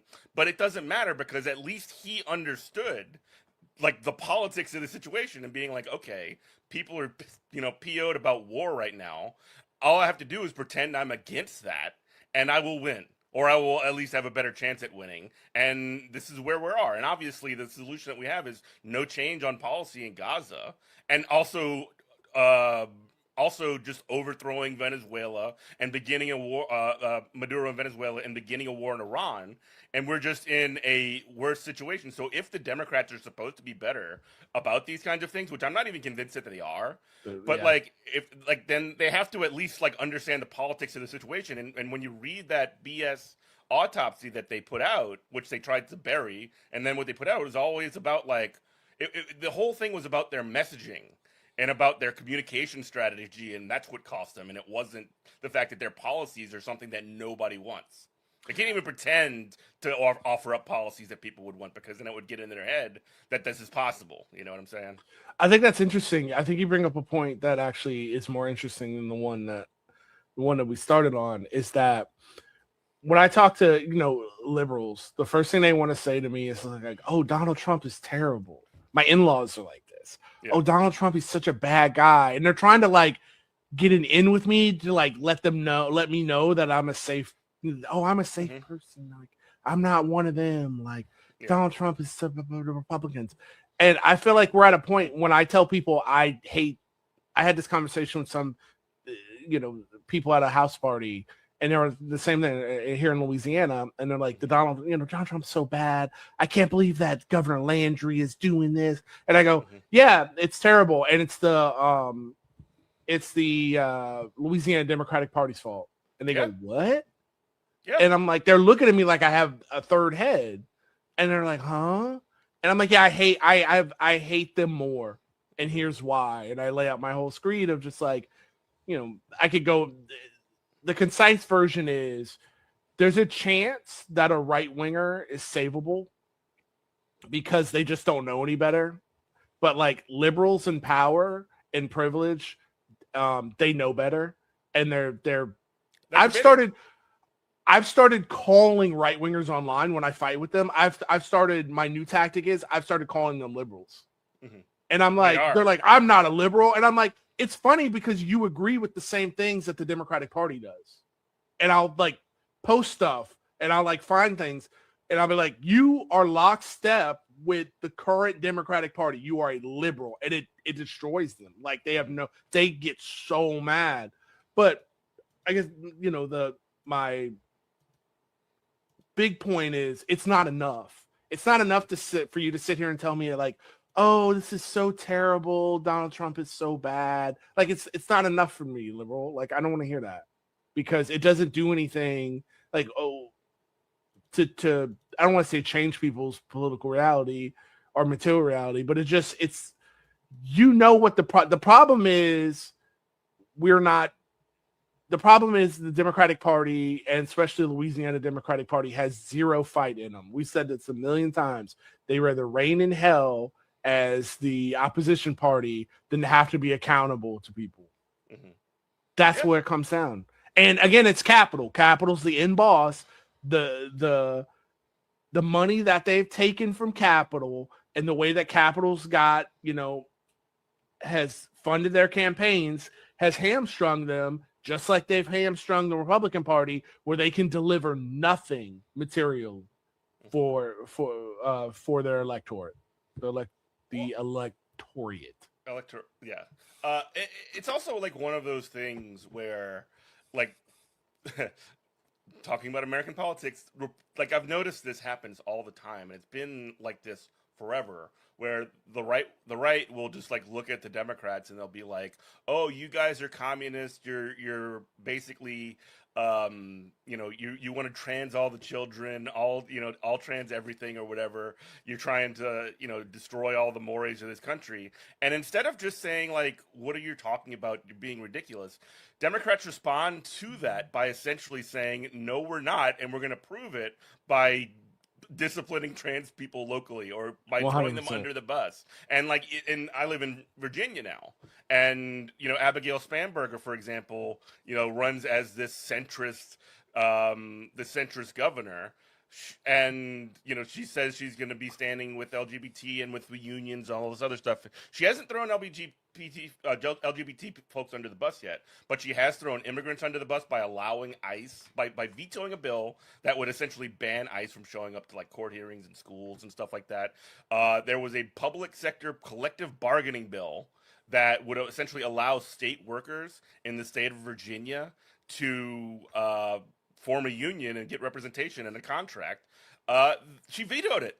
She vetoed a bill that would essentially allow state workers to organize and form a union and fight for better conditions on a job, because she's a right winger. They're all authoritarians. Democrats are authoritarians, and you're getting the same stuff from Abigail Spanberger, from this whole next wave, Alyssa Slotkin, Glusenkamp Perez in Washington, and all these other freaks. And they for some insane reason, well, actually no, like it's not inexplicable, obviously, but like they have somehow programmed in their brain that this is what the future of liberalism is. And if that's the case, liberalism is dead. It is going to die within our lifetimes in this country. And we are in a true socialism or barbarism moment. The only thing, because I mean, again, one of two things is going to happen. Well, one of three things, right? One, we're just going to be in a never-ending back and forth. We get a Brandon style presidency where they don't do anything, and then we go right back to fascism over again, and it's just like those back and forth until we're just in straight up fascism. Two is just the fast way to fascism, where we just essentially have the Democratic Party just crumble and fail. And then next thing you know, the right wing does whatever it wants. Or then the third thing is we actually move things forward and actually have organization and power built in this country, which is what is the one I would like to see. I would rather not see the slow or the fast road to fascism. It's like, I guess, to be even more concise with your point, with our point in general, it's like, I think what we're trying to say is it doesn't matter if one day the Democratic Party doesn't takes control of all three branches of government, and Donald Trumpism is defeated, MAG is defeated. It doesn't, none of that matters unless the Democratic Party deals with their role and their inaction that allowed it to come to power in the first place. Well, the people that are like in the establishment of the Democratic Party will never come to that realization. The only thing that can change that is that the people that are currently in those positions that are standing in the way of the actual progress forward, they need to be defeated and discredited and just banished from any kind of like avenue of politics that exists in this, in not just in this country but anywhere. That's what needs to happen. And so like when you have, obviously there's strategic, things that you have to do along the way to sort of make sure that those conditions are possible. And sometimes that means in the state of Louisiana, maybe either not voting or like voting for a terrible Democrat or whatever, or even in Virginia, like the alternative to Abigail Spanberger was an insane person who would have essentially done Donald Trump policies. Sometimes you just got to eat the the poop and just like move along in your lives and do actual work. But like, sure, but even that's failing too, though. Oh yeah, people are done with that. Like I it's understand. so obvious that people are done with that. So then in that case, then there needs to be an alternative built that's actually different. That's that's what really needs to happen. But like situationally, essentially, you do have to eat the poop. Yeah, no, I mean, believe me, like, as cynical as I am, I have no problem with that. And it's like, as long as we're gonna take that kind of, if and I say this to my actual like leftist friends out there, yeah.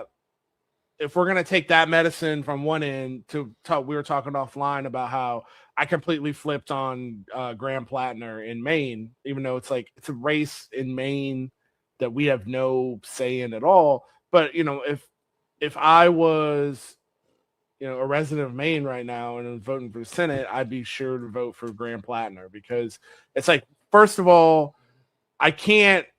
he's saying all the right things. And if we're worried about him turning into another Fetterman, I understand that. But then that means you just can't vote. Mm-hmm. And if you're just like, hey, I hate electoral politics, which I personally do. Hey, God bless.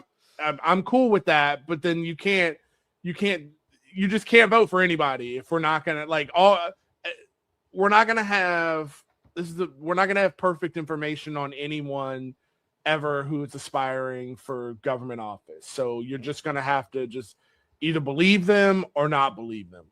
Second of all, what made me believe him is like judge him by his enemies, because this is a guy who he's not even like a Mondami leftist. Like he runs away from being called a leftist or a socialist for some reason in the year 2026. And I'm like, but both parties, the Israel lobby, the Republican Party, and the Democratic Party, all are like, this guy must be defeated now. Cannot have it. And that makes me go, oh, well, all the people I hate this guy, so there must be something to him. So, if you're going to vote, sometimes we have to like what'd you say? You have to eat the poop. Take the but I feel like that we should push that's, and it feels like it's less prevalent than ever in my lifetime, to where people aren't putting up with like the worst choice between two bad choices. But then also we have to take a win. We have to say like, oh, well, this is 80%, this is 70% of what I want, and I'm taking the win. Like, you and I are both poker guys, we're both playing percentages. So yeah, so if the percentage, if we ever even there's no complete information in a hand of poker, but if we're playing the pot odds, and there's a 40% chance even in poker, like we're moving in. It is what it is at that point. But yeah, if you play, like you said, play the percentages, and more like, people need to start thinking about it like that.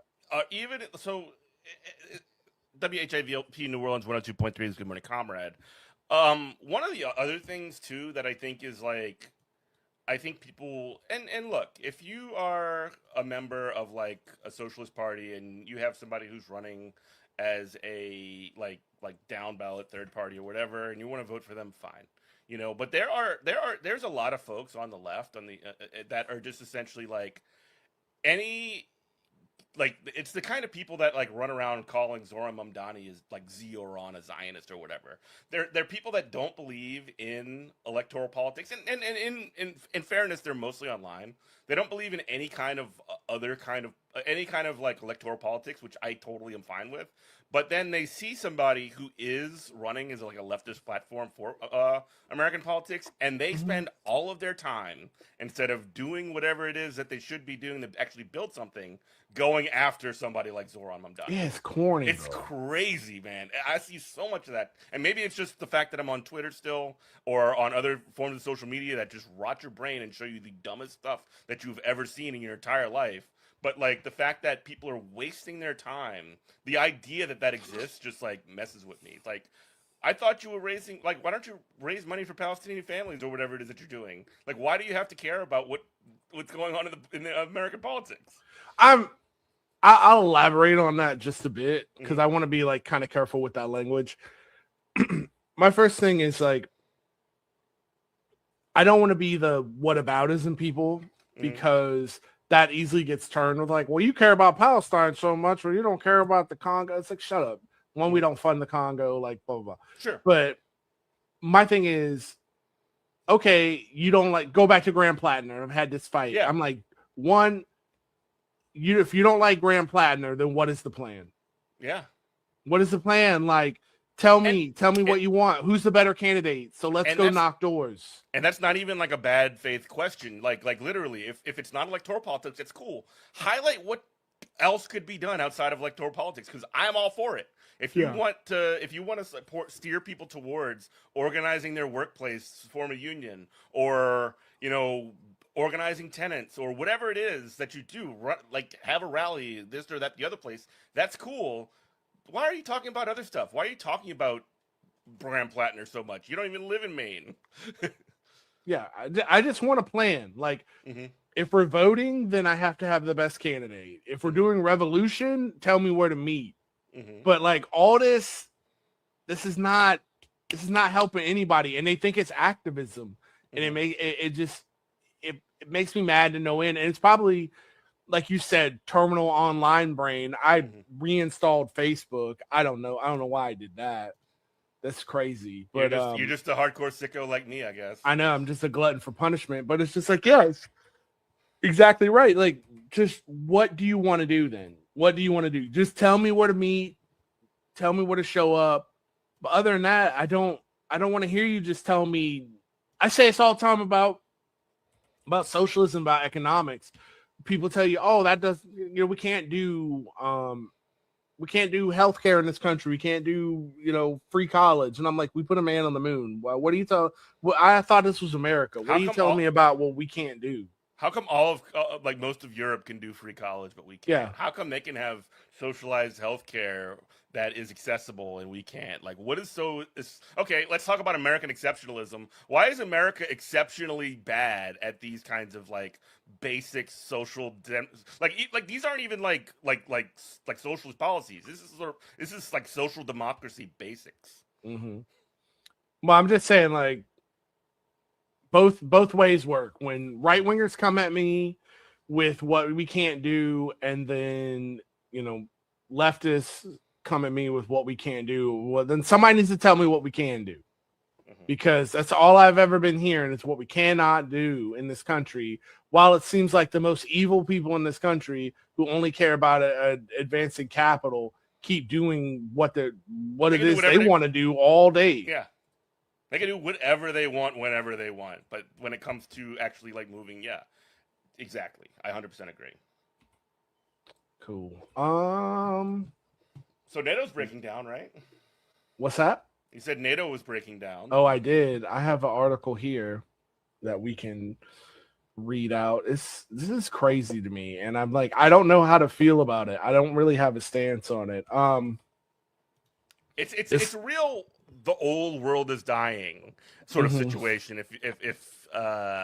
If there's anything to be taken away from it, but like, go ahead and I'll read this CNN article here. NATO members condemn Russia after drone slams into Romania apartment building, wounding 2.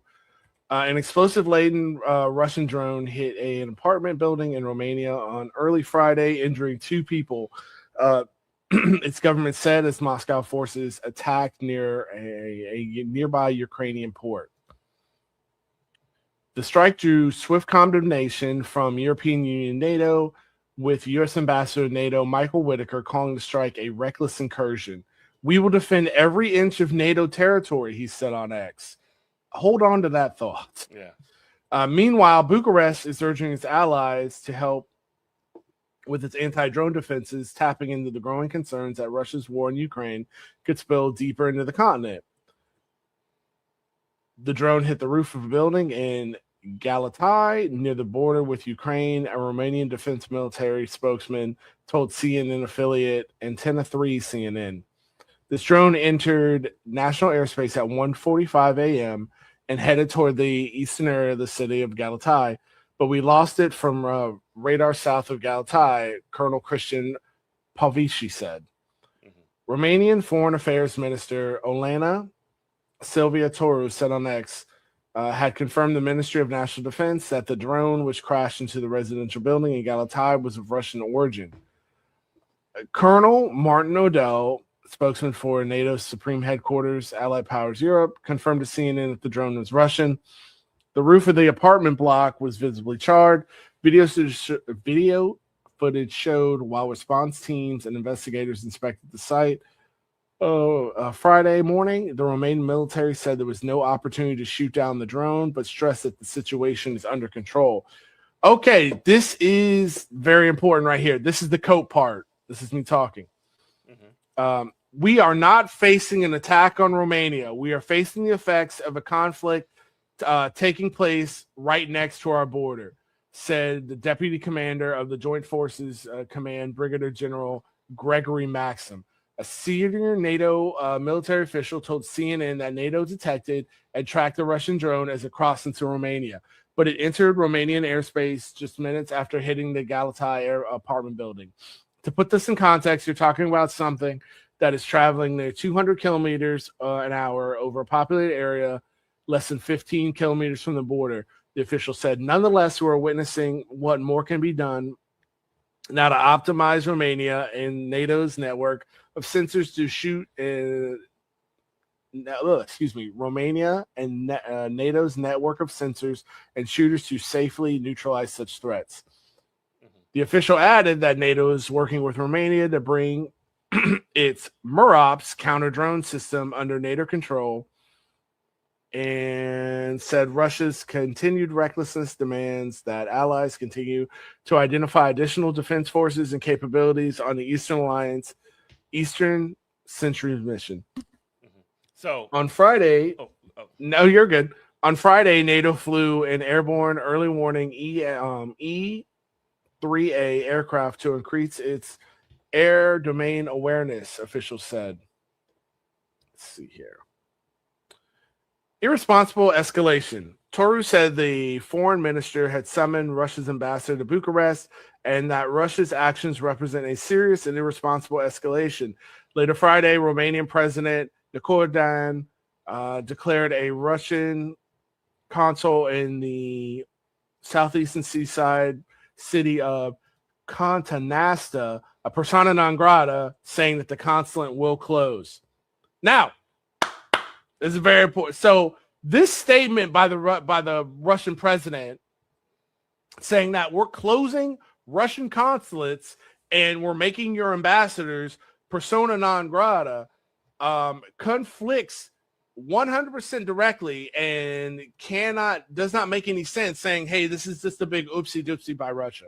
So if those of you who are listening who don't understand why this is such a big deal, what's supposed to be happening is because when Romania is a NATO Article 5 country, meaning that if any NATO Article 5 country is attacked, then all Article 5 countries are supposed to immediately declare war on the aggressor. We should be in World War III right now against Russia. We should be. And I don't know how to feel about that because we've had discussions, the Ukrainian war invasion of Ukraine's been going on for years now. Jeff and I have talked about this for years. I'm no fan of NATO. I'm no fan of Russia. I think Ukraine was stupid for believing America that we were going to a dying empire was going to have its best interests at heart, and they should have just built nukes, acquired nuclear arms to stave off a Russian They gave up their invasion. nukes. That's the whole thing. That's crazy. They gave so for people, just a quick history lesson.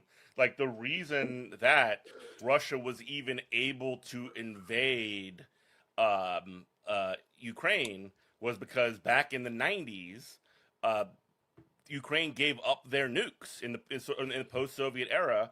They gave up their nukes in exchange for essentially a promise from the United States that they would essentially be their protector. And so fast forward a couple of decades when, also part of it was, I believe they were like not allowed to be a part of NATO. And that was sort of like a part of it would appease Russia. And now when you look at it, like there was a lot of talk about adding Ukraine into NATO, which is a huge, difference in what had been happening. And Ukraine butts right up against Russia, and Russia does not want NATO to be right there at their doorstep at yet another front. So they essentially, and I'm not defending Russia, they decided to go crazy mode and invade Ukraine. and that's sort of like, I skipped over Maidan, obviously, which was in 2015, which was when they essentially had a right-wing overthrow of the Ukrainian government. But like the Cliff Notes version leads to that. But essentially what Ukraine had was a promise from the United States to be Ukraine's protector should Russia invade. And then when Russia invaded, we sent them arms, but we didn't go to war with Russia, which I'm glad that we didn't. But it was one of these sorts of situations, as you said, where a dying empire couldn't keep its promise. Right. Yeah, like why you would trust America about anything is crazy mode. Like you should not.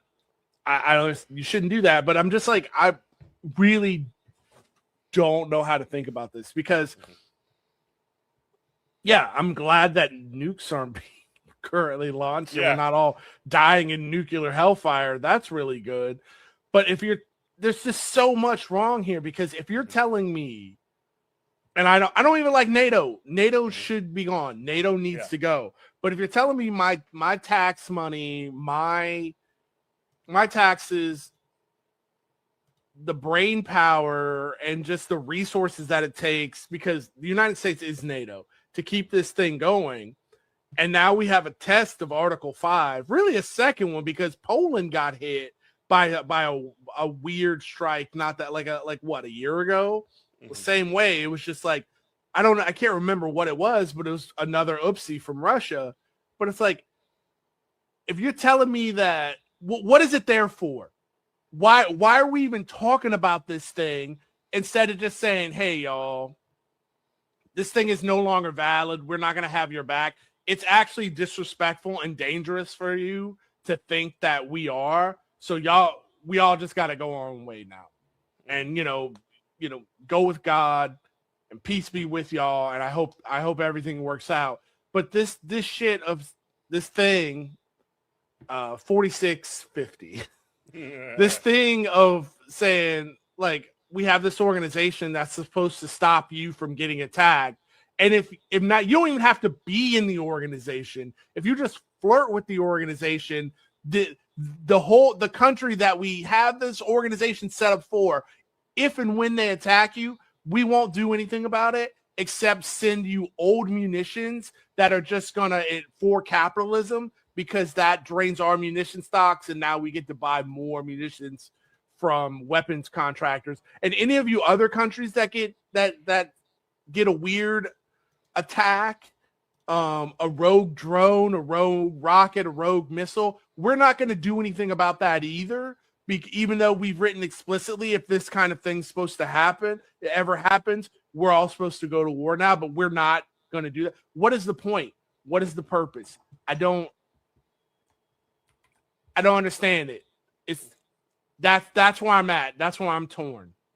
And I can't really understand how to feel about it. Yeah, I mean it is again, and maybe they're gonna find some kind of way to sort of define whatever happened. This incident in Romania. Well, they already have. You just read it. Well, what I mean to say is they'll find a way to define it as like, oh, this doesn't trigger Article 5. That's what I'm trying to say. Like, well, they're already saying we weren't attacked. This was just a collateral damage mistake. Right, exactly. So they're going to do that. What does it matter?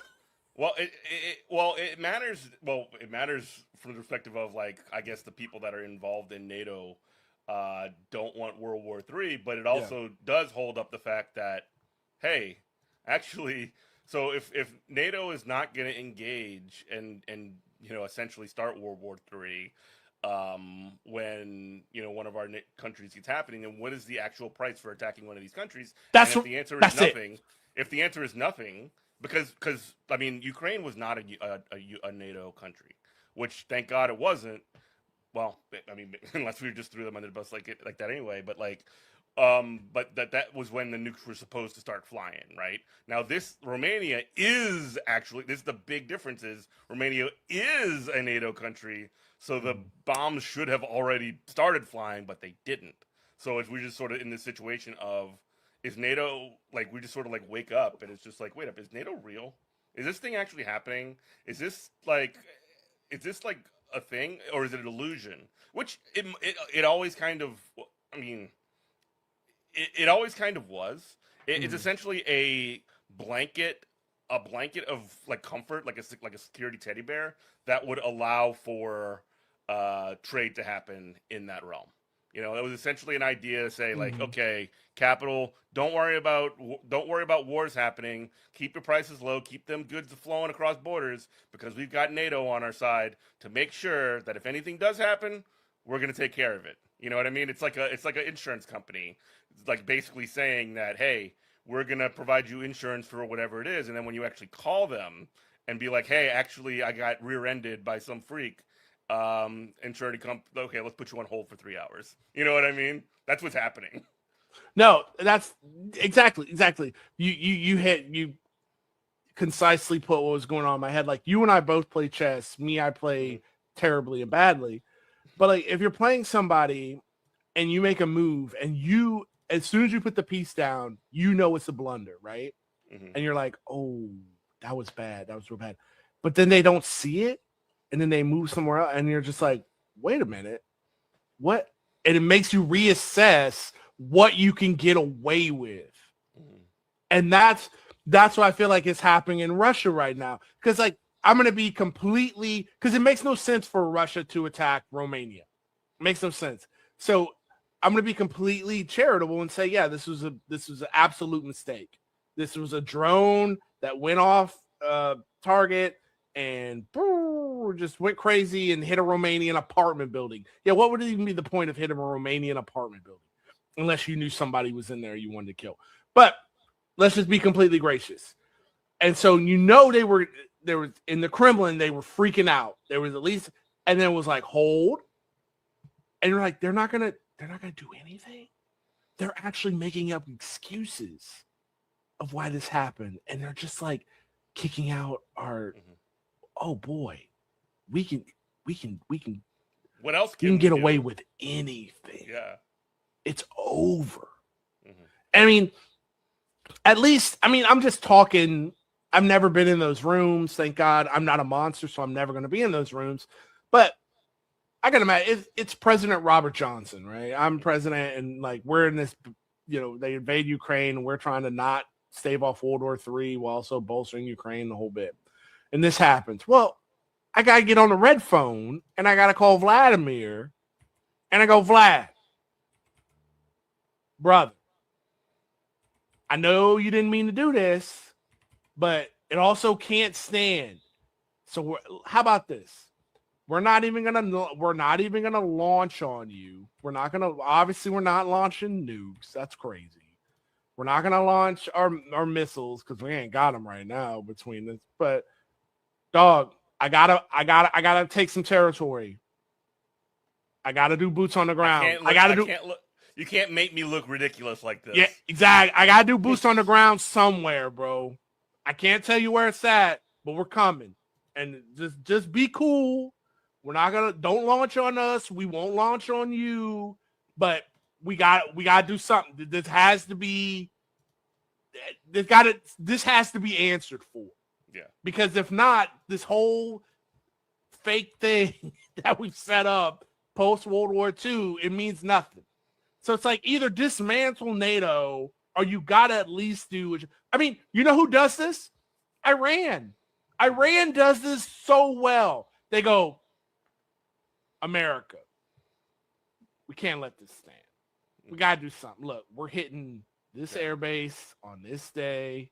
Evacuate your people. Yeah. And they do it. And they do it and they say, yep, we got our retribution, and that's the end of it. Let's all Iran does this.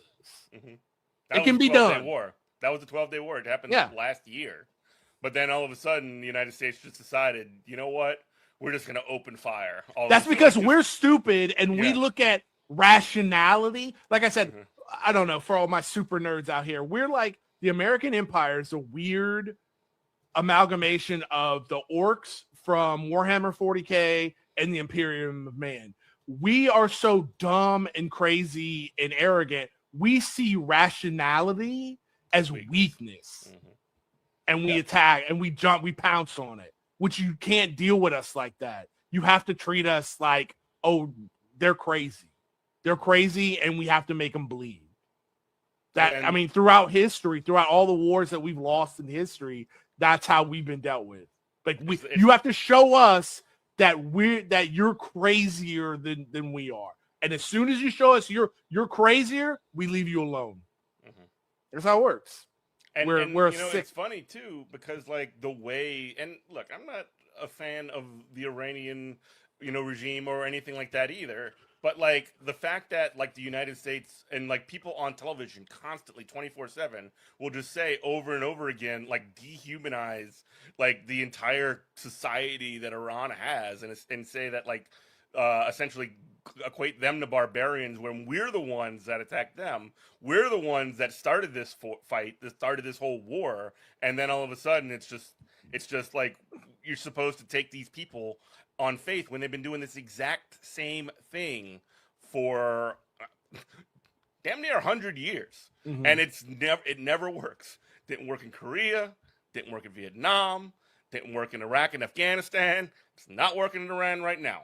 And it's just the same losing formula over and over again. So we're gonna Go ahead. No, what are you gonna say? No, we're gonna see that play out in Iran when obviously the United States is constantly just like trying to do these sham negotiations and say we're close to a deal, and then there's a report that comes out that says actually Israel's planning on murdering like the chief negotiators over there. Like more perfidy, more BS. And I know I'll really put it out. Here's my hot take. We got 4 minutes left in the show. I am a fan of the IRGC. I am a fan of the Iranian regime. And the reason why is because I can empathize. If as bad as we sit here and we talk trash about the American government, the American military machine, American capital, as much as I hate America, clip that so I can never run for any office. As much as I hate America, but in all the evil that it's done throughout time, if a foreign country, if Canada said, hey, all the oil that Louisianans drill for off the Gulf of Mexico, all that oil, you better not try to nationalize your oil reserves and sell your oil at a reasonable price, and you better let us take control that. And they said when we decide no, the Canadian intelligence does a coup in our country and installs a king. They get rid of our electorally democratic, they get rid of Donald Trump and install a Canadian king to do their bidding. And then we overthrow that regime because of that. You better believe I'd be saying death to Canada every day of my life. And just because you're paranoid doesn't mean they're not out to get you. They've got the CIA and the Mossad so far up the behind. Of course they're going to be insane. Yeah. And it's like, we've never given them a chance to do anything else. So instead of just saying, hey, will you just sell us your oil at a reasonable price and we can all make a little bit of money? No, we have to have all the profit. Capital has to have all the profit. Well, then we've never given them a chance. Well, of course, their regime is going to do wild stuff because we've never given them a chance because we're constantly trying to overthrow it. Yep. It's like, I take it as this, like I have firearms. I'm not a fan of guns. Like, they're not penis extenders for me. I don't feel any kind of emotional thing about them, but I have them because we live in a crazy world. So it's like, I would throw these things into the fire today if I didn't feel like I needed to own them. We've never given that country that chance. So how do you expect them to act? So yeah, I throw my lot in with them. All right. Well, thank you for listening to Good Morning Comrade. Robert and I, we do have to go. We'll be back next week. We are on Mondays on WHIV LP New Orleans 102.3. We're also available for syndication through the Pacifica Network. So call your local Pacifica station and tell them that you want Good Morning Comrade. Thank you, everyone, for listening. We love you. Bye-bye. Bye.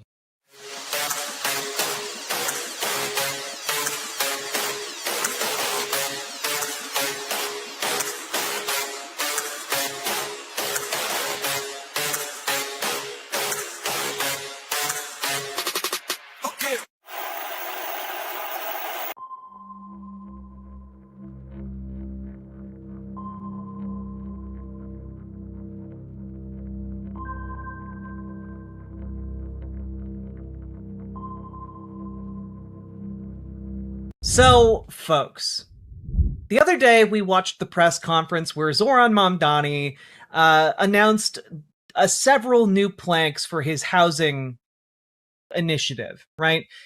His goal is to build 200,000 new units for people to live in at affordable, rates, and also to convert 200,000 existing units into units that people can actually afford to live in. And build a life in, that's worth a damn. And, we talked about that a bit. And, I'm going to play this, which was released by his team in the aftermath of that speech. Let's take a quick look. It'll summarize kind of the points he's trying to make. Block by block, let the largest city in the nation deliver the largest municipal housing transformation this country has ever seen.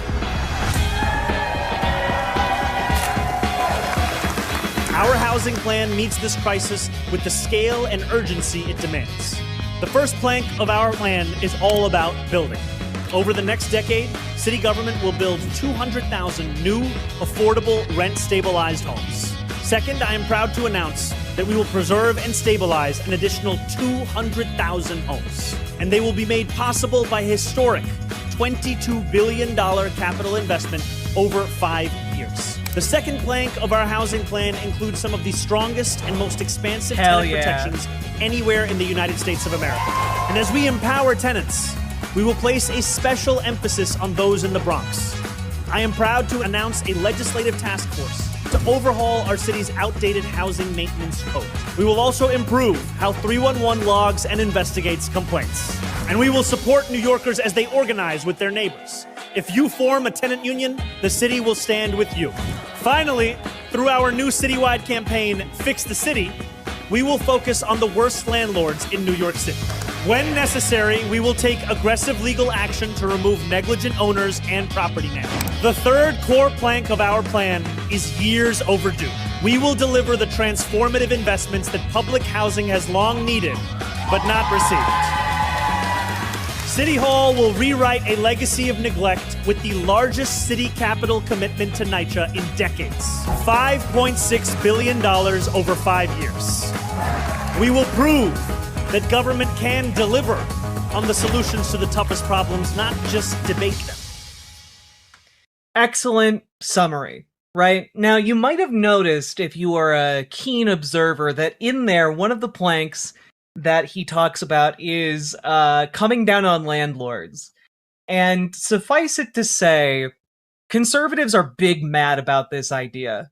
Like, they do not like that if you are not providing, adequate services to the people you are being paid to house, that the city government might step in and say, you're not being a good enough landlord. We're going to give this to the tenants, or we're going to give this to a nonprofit to oversee, or, insert other entity. They don't like that. And, I thought we'd turn to our most business-brained correspondents in the field.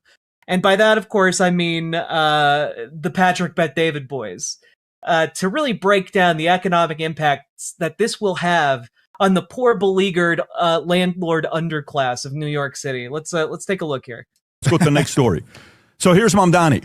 Comes out with a story. In front of people, he's standing up there. And he's trying to sell that if you're a bad landlord, you know what we're going to do to you? We're going to transfer your ownership. Wait, did he say transfer of ownership? He did. What do you mean? To who? Do you mean you're going to force us to sell? No. Transfer of ownership. To who? To nonprofit? There's no way. This has to be AI. Well, here's Mamdani for you. Go for it. Through our new citywide campaign, Fix the City, we will focus on the worst landlords in New York City. Listen, it's coming up right. No, you can't punish slumlords. No. When necessary, we will take aggressive legal action to remove negligent owners and property managers. And for buildings that have suffered chronic neglect, we will work to transfer ownership to responsible stewards. Wait. I love, by the way, that Patrick Bet-David and his crew here, buildings that have been under irresponsible ownership, full of neglect for like extraordinary periods of time. They hear that and they're like, wait a minute, those are my common everyday business practices. No! It's why they're all like, every single one of these business guys that is freaking out about this it's like, wait, they're going after slumlords, but my second, third, and fourth incomes, no! Go back again, Rob. Go back 10 seconds, please. Yeah, right there.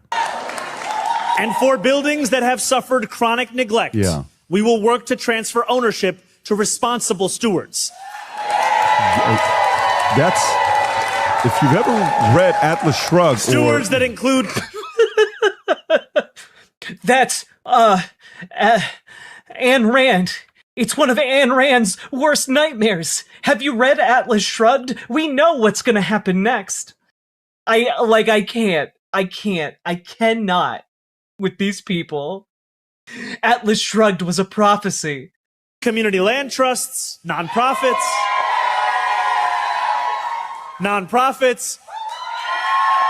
Notice he said or that even twice. the tenants themselves. Yeah, so land trusts, nonprofits, or like tenants unions. Like that actually sounds really good. Why should the people who live in their building, in a building, not be responsible for keeping up the building? That sounds like a good idea, actually. Also, yeah, community land trusts are based as hell. Like, all three of these options sound great, but the first and the third one sound the best to me. Look at that smile. Oh, Lenin would be so proud. Stalin would be so proud. Karl Marx would be so proud. These people would be so proud. Let me read this to you. The plan includes... Okay, to be fair, I don't know how Lenin or Stalin would feel about this. Karl Marx would be proud because... And you know what? You know who else would be pretty proud? Adam Smith. Adam Smith would be pretty proud because Adam Smith was pretty vocally against landlords and landlording as a means of making income. But I think that might be an inconvenient fact for PBD. A number of other lifelines to struggling landlords of affordable housing, such as making it easier to finance property improvements, secure tax exemptions, and clear their housing code variations. The city is also launching a $5 million loan program to landlords to help pay tenants overdue rent and avoid evictions. So they're paying you the rent, and that's exactly the step towards communism. There are roughly 300,000 apartments. Yeah, just as a quick aside, Adam Smith, one of the people, again, credited with like pioneering a lot of the ideological frameworks of what we now know as capitalism, famously called landlords said that landlords love to reap where they never sowed. Because even the thinkers behind capitalism thought landlords were bad, actually. Financed through the city's housing agencies are potentially eligible for the rent increase once they are empty, along with other assistance. This is about a... Yeah, and also Adam Smith did influence Karl Marx. Like, Marx acknowledged that capitalism was an improvement on feudalism. Absolutely. He just saw that there was a way to move beyond capitalism to something better and more egalitarian. Something that actually valued human dignity and labor. Third of the city's overall rent-stabilized housing stock, but includes large affordable housing owners like Related. Jeff, when you hear this message that he's given, how do you process this information? It's not surprising, first of all, but I mean, look, it's a typical playbook, right? Who's this guy? I've never seen this guy on the PBD show before. Has he just always been there? They've just never cut away from him? I mean, government policies created this mess to begin with. You're not allowed to build in New York City, so there's a housing supply shortage. There's rent control, which means you're not allowed to price anything based on market, which means that property owners necessarily have to skimp on repairs and everything. And what ends up happening? You end up with wait, I'm sorry. We need to go back to what he's talking about here, right? There's rent control, which means you're not allowed to price anything based on market, which means that property owners necessarily have to skimp on repairs and everything. And what ends up happening? Not all apartments are rent controlled. Like, what are you talking about, bruh? New York City apartments aren't all rent controlled. You end up with a housing crisis that government then comes in and says, we're magically going to fix it. Oh, and also then zoning, you can't build new apartments. Mamdani also in that same speech promised to make 400,000 new units available to people. So you create the problem so that you can fix it, and the solution ends up being collective control. Wait, how did Mamdani create this problem? Mamdani wasn't the mayor, several years ago. He wasn't the mayor 10 years ago, 20 years ago. I'm sorry, maybe I'm not aware enough of New York City politics. Did Mamdani create zoning laws? Did Mamdani refuse to build more units? Yeah, Mamdani is all problems now. It's kind of like how to conservatives, Karl Marx is all problems. They have just now, the meme of the chip being removed from the NPC brain. They are now slotting in a new chip, the Mamdani chip, for the NPC GOP to get upset about. Which is playbook as old as progressivism, communism, whatever you want to call it. It's all basically the same thing. The real key here is... it's all basically the same thing. Do elaborate on that, my guy. I would love that. My new pro tip is when someone asks you why landlords suck, just tell them to imagine a scalper, but instead of trading cards, it's basic human needs. Exactly, Techno Tenore. There we go. Nailed it. Thank you for the $5 super chat. When you give government authority, who gets to decide who's a bad landlord and who's a good landlord, and what standards are we going to use, and how? I mean, I'm guessing. I'm going out on a limb here. Tenants, the people who live in the building. I'm guessing they have some say in that. Are those standards going to change over time, and how are they going to be used as political leverage? I mean, because that's ultimately where all these things go. Once government comes in and takes over control, the results are not positive. Do people not remember the push for a public housing in the 50s and 60s into the 1970s? Do people not remember the push for public housing in Vienna in the early 1900s? That push for public housing that largely eliminated homelessness in the city? It's almost like how you implement public housing matters. And you can implement bad or good or better public housing programs. You can have public housing that is worth a damn. The problem in the United States is that most of the public housing that we built wasn't really intended for people to live in and build lives around. They were places to escape because they weren't built with people and families and lives in mind. They were just built to house people. Full stop. And that's not good enough. When you're talking about city planning, when you're talking about community planning, it is not just good enough to be houses. apartment, whatever, just apartment super block over here. It's a giant brick building. We'll put it in the warehouse district. It's not close to anything. Like, yeah. When you build stuff willy-nilly and you don't take into account what people who are going to be living there actually need, it turns out people hate it. And how that actually ended up in New York City, most of all. Public housing was a nightmare and a mess. Why would this be any different? Tom, thoughts? So I have a lot of thoughts here, and I'm going to dive down here. And so I do find it funny, though, that the very same people who, like, up until about a week ago were saying, the solution is building more housing, stupid, are now suddenly going, well, when has building housing ever worked? You can't have the government build housing because people naturally gravitate to the one true kind of housing when it's built by private developers. And I just want to say part of the problem with that, and I know that I've noticed this in the middle of the Midwest. I'm sure many other people, wherever you live in the United States, have noticed this too. But most apartments that get built aren't being built for low-income families or people just entering the job market or trying to get off the street. Most apartment buildings are luxury apartments. And they're being built that way on purpose because it's a lot easier to recoup your losses if you only have to rent like 3 out of the 50 apartments in your building. Like if you are just renting out luxury condos, you don't have to rent out all of the condos. You just have to rent out a small handful of them and then charge exorbitant prices, which is what's happening. And by the way, it's also what's happening when it comes to home building, right? Like a lot of the homes that are being built are, they're like, even here in the Midwest, they're like $500,000, $600,000, $700,000. And like, they're not being built for a family trying to buy their first home. That's not who that's for. So like, I just want to say, like, this model is what is profitable for private developers. They're not coming in to build hundreds of thousands of homes for people to actually afford. That's not what their business is. And anyone who works in real estate will tell you that's not what their business is.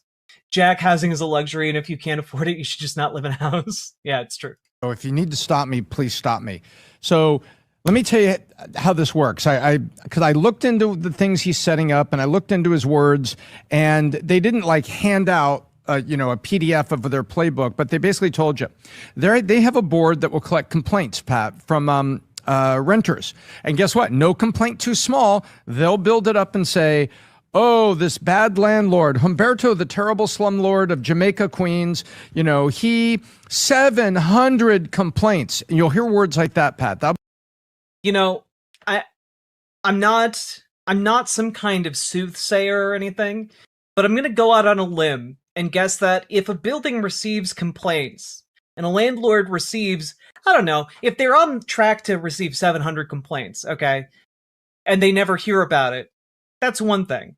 But I'm going to guess that these landlords are going to be made aware of complaints made against them to the city.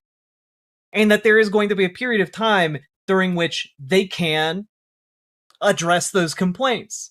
If the complaint is that the landlord keeps the thermostat at 50 degrees in the wintertime and people are freezing like crazy and having to like make do with like electric heaters because the building itself, despite having a heating system, isn't keeping them at a livable temperature, well, that's probably a complaint worth putting into this board. And then the landlord has the opportunity to bump it up to like a balmy 65. It does, like, that's the kind of situation I'm envisioning here, just as a rational individual capable of free will and free thought. You are a regular guy. You can use rational thought. You are a regular guy. You can use basic and analytical skills. You are a regular guy. You don't have to watch Patrick Bet-David. Be the first thing. Some of those will be, we had a snowstorm. They didn't shovel the driveway soon enough. Didn't shovel the front door. No complaint too small. It'll be a stack of complaints. Number one. Well, also, I don't know, if you have an elderly tenant and the landlord isn't shoveling the snow, that could genuinely be like a deadly hazard. What is this crazy reasonable you are suggesting? We're supposed to be the villains. It's true. It's true. One day 1,000 flowers will bloom. Anime Sidekick Gal, thank you for the $5 super chat. Number two, they will then go into seizure. And then that's transferring ownership to a responsible steward. Yeah, that's just code for seizure of assets, ladies and gentlemen, seizure of assets. They will seize that. Oh, we'll give it to a responsible party or a nonprofit. Those nonprofits will be PACs. They'll be Democrat PACs. But now let me ask you a question. On Monday, I love this incredible leap here. Yeah, so they're going to give them to political action committees. What are you talking about? Political action committees can't do that. By the way, this guy's supposed to be like their policy wonk. This guy's supposed to be like their numbers guy. This guy's supposed to understand policy better than any of the other people on the Patrick Bet-David show. And the fact that he's just flapping his gums in like this apocalyptic fantasy world that he's constructed. They genuinely think they're like one more Mamdani away from Mad Max Fury Road. One day, all these people were paying the landlord rent, and the landlord couldn't afford to. Paladin lost with some actual information.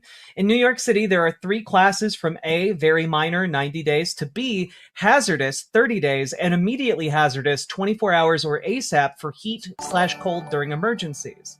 Jack, this is PBD. They can't understand such high concepts. Of course! It's okay, guys. It's okay. Don't worry. Eventually, Vinny will say something, and we all know Vinny's intellectual quality, okay? I am the intellectual equivalent of an assault rifle. Sake Tanuki, thank you for the 5 tier 1 subs. Paladin continues, the NYCHA sends you a certified letter. When it's received, you have to respond. Also, under New York City law, if a building goes into management receivership, which is what happens when rent-controlled buildings fail to meet standards, the landlord still gets the rent. The receiver just has carte blanche to do what is necessary to resolve the issues, and the landlord pays all fees.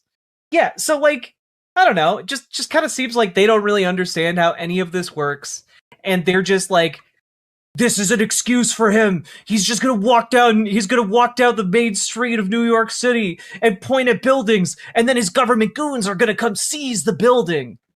He's gonna walk by Trump Tower and have it seized and turned into poor housing. Like they're just like living in like this crazy fantasy world where maybe someday Mamdani will personally seize their apartment slums that they manage. Both pay the property tax and pay taxes to the city because Vinny Vine Sauce. No, you'll know Vinny. He's the one that has like a vein or an artery about to explode every single time he's on screen. He's operating a commercial enterprise called renting a asset, and then also pay JP Morgan for the loan that he has on the building. He had a hard time doing that and putting brand new granite kitchens in for a bunch of low-income people. He can't do that. So also, just as an FYI, the idea that people who are poor need brand new granite kitchens, that's not why landlords put in brand new granite kitchens. Landlords put in brand new granite kitchens so that they have an excuse to hike rent. That it's not for the benefit of the tenants. How is it that on Tuesday, Pat, when they say evil Humberto had 700 complaints, and we're now transferring it to the low-income trust of New York, how are they going to do it? Pat, this is what happens.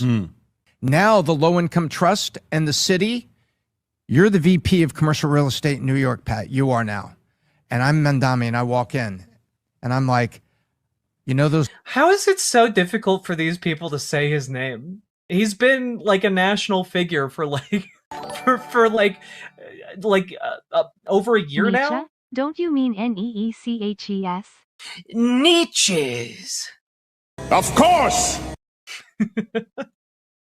Loans you got, 10 of those loans are now under the stewardship of the state of New York, city of New York. Pat, you need to reduce these payments or reduce the interest rates. What do you mean? It says, or we're just going to write this down by force. because the loan They're doing it on purpose. I don't think they're doing it on purpose. I genuinely think these people are too dumb to tie their shoes. is still intact. The loan is the last survivor. And you'll have Mandami and the Islamists attempting to use, the Mamdani and the Islamists. I'm so sorry. Of course! How could I have forgotten about the sleeper cell Islamists that Mamdani has been working with in order to control New York City?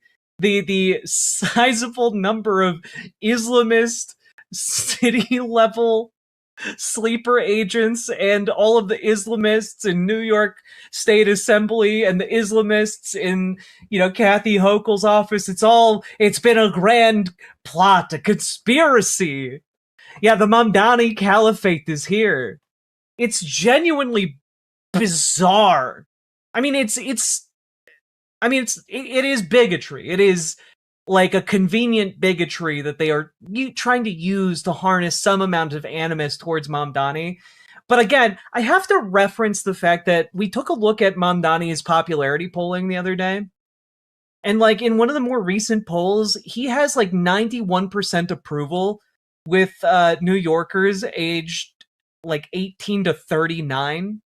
And that number is just blazed into my brain because that is an insane level of public support to have for any politician, especially after getting elected. what law to say that charging interest, which is antithetical to Islamists, they're going to put the pressure on the banks. What? I'm sorry. Every time I unpause it, it gets stupider. Every time I unpause it. Mamdani and the Islamists sounds like a killer band name. It does, actually. It does. Someone should do that. God, I do want to point out, though, just real quick, Christians also are not supposed to charge interest. This is actually one of the origins for, like, why Jewish people historically in Europe, like, ran banks. And it's because in, Christian nations, it was viewed as a sin to charge interest. And so, because Jewish people were otherized in Europe, they were then made to be bankers. Because Judaism doesn't consider usury or charging interest a sin. And so he's just doing this. He's doing the same thing. He's just like, the Islamists, they don't want to charge interest, so they're going to put pressure on the banks. Like, what is this? This is actually insane. And Mandami made comments about the banks and the Jews that run them, or mostly Jews that run them. So you are now going to have the loans cratered. Now then, the stewards own the property and are... I love that in this guy's weirdly perverted world, like, the long game for Muslims is stopping the practice of giving people loans. That's crazy. Collecting the rent, they lower the rent for people, but they no longer have the large payments, Pat. Now they've got tens of millions and billions of dollars because the city has now seized it. They suspend the taxes on it. They collect the rent. He is saying Mandami because none of these people know how to say Mamdani. God, now they got me stumbling over it now. It's not a hard name to say. On it, and then all that money gets filtered out to DSA, and they do it at Philadelphia. They do it at the... Oh, shit. The Islamist DSA Caliphate is on the rise. Oh, God, it's the long game. The New York Islamists are rising, and they're going to funnel all of the rent money into DSA across the nation. Soon, the Maoists will rise up. The Maoist caucus within DSA will flourish. 1,000 of their flowers will bloom. This is some of the stupidest shit I've ever heard. And, like, I'm a card-carrying member of DSA. This is stupid as fuck. This is one of the silliest pieces of shit I've heard in a long time. I'm so glad we delve into this. City. This is a Marxist step-by-step playbook, and what people need to pay attention to is just because you seize it, you can't pay all those things. Yeah, the Islamo Bolsheviks. We get it. We get what you're drawing from. You know, we get it. Unless you kill the loan with the bank or you force them by force to renegotiate it down. And now you have a profit. Yeah, you look, Paladin, exactly. You've got the Maoists of DSA rising. You've got the secret sleeper cell Islamists in New York City. Perfectly placed. And then you have the LGBTQ mafia making moves, slaying their way across the streets of America, sashaying away with those bags of cash. This is genuinely really funny. They've got nothing, and instead of just admitting they have nothing and not talking about this story, instead it's just let's have GOP story hour where we just tell spooky campfire stories about asset seizures.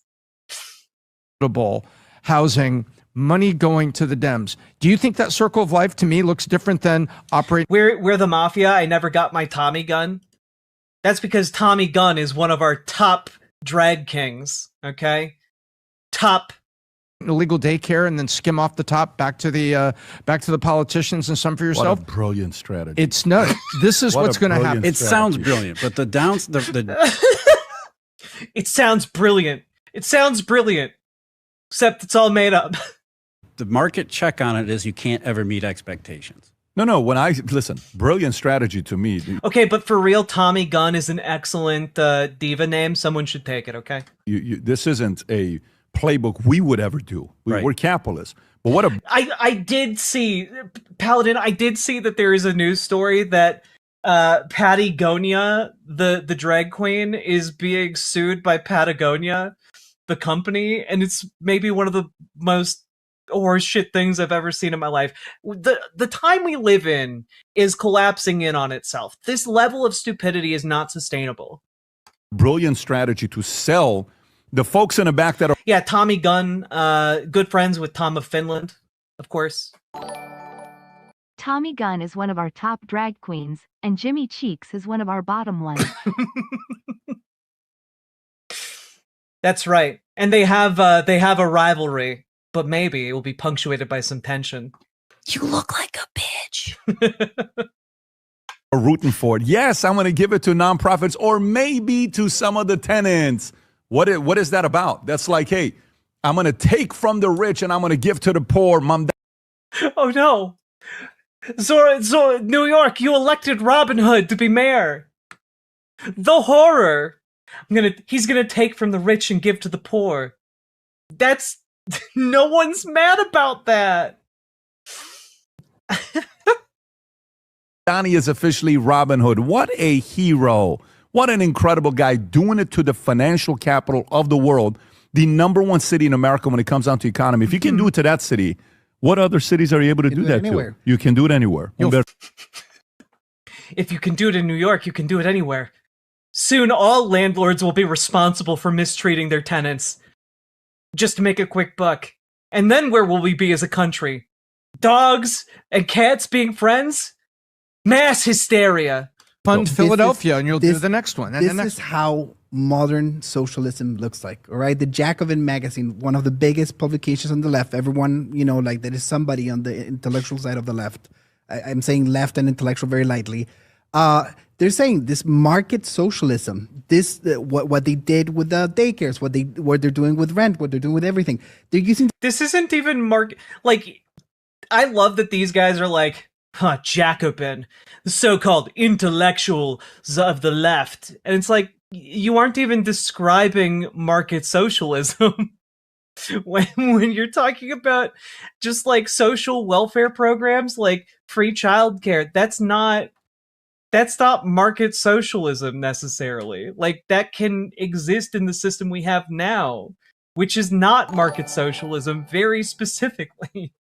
Don't forget the absolute womanizer known as Yuri Quired to Bonamea. That is a 10 out of 10. That is a 10 out of 10 diva name, Jazz Dog. Absolutely. These mechanisms to stay in power perpetually, like they're cash cows. And as Jeff said, like this is not going to work, but they're going to milk it until it doesn't work. Of course. You know what I mean? Of course. So, and I don't know. Milk it until it doesn't work anymore, just like the LGBTQ mafia. Very worried about it. If it works kind of well, you're going to see this in Philadelphia. You're going to see. I love that at the end of all of this, this guy's just like, and you know, if it works kind of well, you might see it start happening other places. And it's like, yeah. If it's a functional policy that works, you are gonna see it other places, because that's how good policy should be. Like, oh God, this in Minnesota, you're gonna see timing. New York will fund it Guys, happening in those cities. Their timing is. I We just did learn about Norma Stitz recently. That's true. I did not know about Norma Stitz, and honestly, that was a crime. Thank you for educating me, Sake Tanuki. Guinness Book World Record holder for the largest natural mammaries of any human being on record. Norma Stitz. Incredible stage name. Is so phenomenal. If I had a chart right now to write, if we had like the what is that board that we use? The Vibe board. Vibe board. I think. Oh shit, the Vibe board. Yeah, man, get the Vibe board. Also, wait a minute, they changed their studio. Did Patrick Bet David have to downsize? Remember, they used to record in like a bank vault. Also, can we just take a moment to acknowledge that, number one, they've moved away from the large line desk thing, but he has a massively oversized king piece? Why do you just have two comically sized chess pieces over in the corner? That's weird. Rob, in the future, let's just have the Vibe board here for anytime we want to jump on a ride. Let's do that. Justin, let's make a note of that. The modern version of Glenn Beck. Yeah. If we, Guys, we need to see what the Vibe board says about all this. It's very important. What are the vibes? if we had the Vibe board, just to show it, but to show that this model of what you're doing and how to go about they're playing 5D chess. That's why they need the pieces. That makes sense. Doing it, what the step process becomes. Like at first, they're gonna say, well, the current economy today, like my whole thing with AOC having a shot at winning in 2028. I've been saying this, and I get God. Can I just say it is gratifying to hear every conservative talking head terrified that AOC is going to announce that she's running for president in 2028. She should absolutely do that. Given how scared each and every one of these clowns is that she will do that, she should absolutely do it. a lot of Manex with people being upset. Why would you say that? Well, because I think it really has a shot. Why? Ah, shit, Jazz Dog. They're playing PBD chess. That's true. That's good. That is some good shit. Because AI is going to do what it's going to do. And, you know, whether some people think are going to take jobs or it's not going to take jobs, it's impacting the economy. So Tom and I were talking last time on the podcast, what's the best case scenario where unemployment will be in 2028? He said 5 to 7%. I said, what's the worst case? He said 10+%. If that were to happen, if home prices don't come down, the average home price right now in California is $906,000. Crazy. In Florida, I think it's $340,000, $350,000, if I'm not mistaken, something like that, $337,000. You can look it up. The average home price by state, yeah, we're at $376,000. Hey, can you go $344,000 Central Florida? Can you type in California, the average home price in California? So if you type in California average home price, $776,000, $854,000. Story came out last week that it's $9. God, can I just say the fact that every single conservative is relying on AI overview to answer their questions instead of finding actual sources now is very funny, because it's going to mean that they wind up like using inaccurate information. AI overview is not accurate. It's synthesizing like a plausibly accurate summary based on sources. It can't fact check itself. How the hell can the average person afford an $854 home? You can't. Chad Bianco yesterday was here on the podcast, was running for governor, and he said when he moved from Utah to LA, he worked construction. Within 1 year, he could afford to buy a house. You're not going to be able to do that today. So all of these things are going to be used as leverage for them to say, this is why you do need government's help. So the more you're seeing Mamdani saying, Mamdani is simply setting one person up. It's like that volleyball player. You know that guy from CSUN that's all over the place? The phenomenal gay volleyball player that's just very, very good at what he does, and he makes his move at the end when he, slams the ball. Mamdani is simply... Yeah, AI Overview does show links, but none of these clowns actually check their sources. Most of the people who are using AI Overview don't check the sources that are linked by AI Overview, which can often say something different than what the AI Overview says. He's setting him up, and then AOC is coming, okay? AOC, Mamdani is setting up, and look at this. AOC is going to come and boom. Okay, hang on a second. This is not even the one, Rob. I don't know which clip you found. Does covering PBD count as ableism? I mean, I gotta be honest, we're getting pretty close. We're getting pretty close to the line. And, at a certain point, the answer is going to be yes, but not today, even though we're really bumping up against that line. There is one that he gets set up, and then he comes and crushes it. That's what's going to happen in 2028. And so my worry is for people to have enough common sense. Boom, look at that. Guy's a freaking stud on how he's not a stud like that. I'm just saying he's a stud the way he plays volleyball. I don't want to. You make a really good point. Underneath all of the...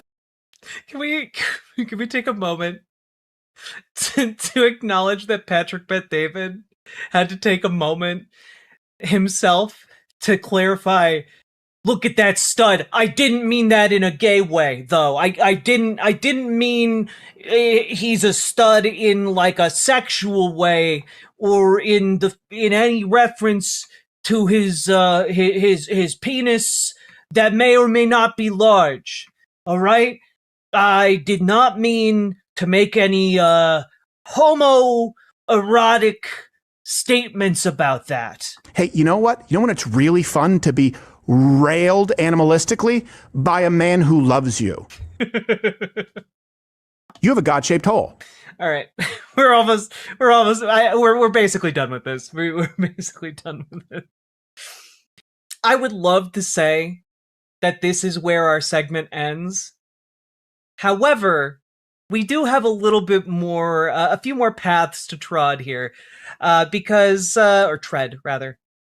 We gotta go to someone with some pretty high-level ideas to really break down what's wrong with Mamdani's housing plan, And there's one man that I know I can always turn to for the highest possible level of ideas. And that man, of course, is Dave Rubin. Let's unbelief. You as the builder, you're taxed and regulated, and then you personally. They've already created conditions that nothing will really be fixed. And then on top of it, they're saying, oh, and by the way, if you don't play ball with what our ever-changing rules will be, because this is what they're really good at, we might just confiscate the building. Let's not forget, what was it, a month ago? He was talking about the 5 million pied de terre tax, and then suddenly Kathy Hochul was like, oh, well, it'll probably be 1 million. So the line never stops. That's the thing. There's never enough money for these people. Now, the counter to that is there are some people who know how to... What about the AI overview? Oh, yeah. Here, real quick. I wasn't saying, by the way, that the information he was looking at specifically was incorrect, but if you want to know more about what I'm talking about regarding, AI accuracy, from the BBC, largest study of its kind shows AI assistants misrepresent news content 45% of the time, regardless of language or territory. Intensive international study coordinated by the European Broadcasting Union and led by the BBC. An intensive international study of unprecedented scope and scale was launched by the EBU News Assembly in Naples, involving 22 public service media organizations in 18 countries working in 14 languages, and identified multiple systemic issues across 4 leading AI tools. Professional journalists from participating PSM evaluated more than 3,000 responses from ChatGPT, Copilot, Gemini, and Perplexity against key criteria, including accuracy, sourcing, distinguishing opinion from fact, and providing context. 45% of all AI answers had at least one significant issue. 31% of responses showed serious sourcing problems, missing, misleading, or incorrect attributions. 20% contained major accuracy issues, including hallucinated details and outdated information. Gemini performed the worst with significant issues in 76% of responses. I want to point out Google is the one that puts together Gemini. So if you're using AI summaries on Google search, it's powered by their Gemini model. So yeah, that's not great. It's about the links inside the overview. The links go to actual websites, but the AI cannot be relied upon to provide accurate information based upon those links. That's the point I'm making. You actually have to go to the links, read them, synthesize the information, and like before you actually spit it out. Because if you're just relying on the AI overview and showing the AI overview as proof of like the information you're trying to demonstrate, that's not good enough. We know that AI overviews are riddled with misinformation. Just be willing to use your goddamn brain. Part of my issue with AI is that it trains people to be stupid. So please don't be stupid. All right. Speaking of, back on topic. To do a little something with money, and they are fleeing New York City rather rapidly. JP Morgan CEO Jamie Dimon has been very critical of Zorhan, hasn't fully moved. It would be a bohemian. I know that this is a larger discussion. How are they hallucinating? I work in IT and I do not understand it, because effectively they aren't thinking, right? AI models don't think. What they are doing is statistically likely combinations of words that, you know, match what input is being demanded of, or what output is being demanded of them, right? And so it's a very complicated Google search is the best way that I can really sum it up as. But the way that these AI models function is that they ingest all information in order to then spit out statistically likely information. But based on the information they take in, their responses can, of course, create completely nonsensical outputs, right? Like they can create, for example, there's a huge problem right now in scientific journal publishing related to AI, right? In fact, it's gotten so bad that hallucinated citations are popping up more and more often inside of like actual journals. It's gotten so bad that the person who runs RXIV, which if you guys are familiar with scientific journals, you know it. His name's Thomas G. Dietrich, had to put out a statement here. Attention, our code of conduct states that by signing your name as an author of a paper, each author takes full responsibility for all its contents, irrespective of how the contents were generated. If generative AI tools generate inappropriate language, plagiarized content, biased content, errors, mistakes, incorrect references, or misleading content, and that output is included in scientific works, it is the responsibility of the authors. We have recently clarified our penalties for this. If a submission contains incontrovertible evidence that the authors did not check the results of LLM generation, this means we can't trust anything in the paper. The penalty is a 1-year ban from RXIV, followed by the requirement that subsequent RXIV submissions must first be accepted at a reputable peer-reviewed venue. Examples of incontrovertible evidence: hallucinated references, meta comments from the LLM. Here's a 200-word summary. Would you like me to make any changes? The data in this table is illustrative. Fill it with the real numbers from your experiments, right? Because that's something that has been appearing in like preprint studies for some time now.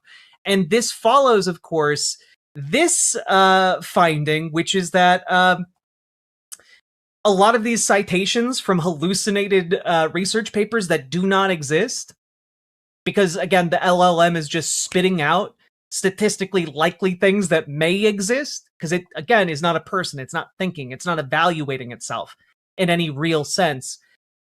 85% of those then get carried on into the final published paper. And so there's a huge crisis right now in scientific publishing because AI is effectively just poisoning the information well that scientists rely on.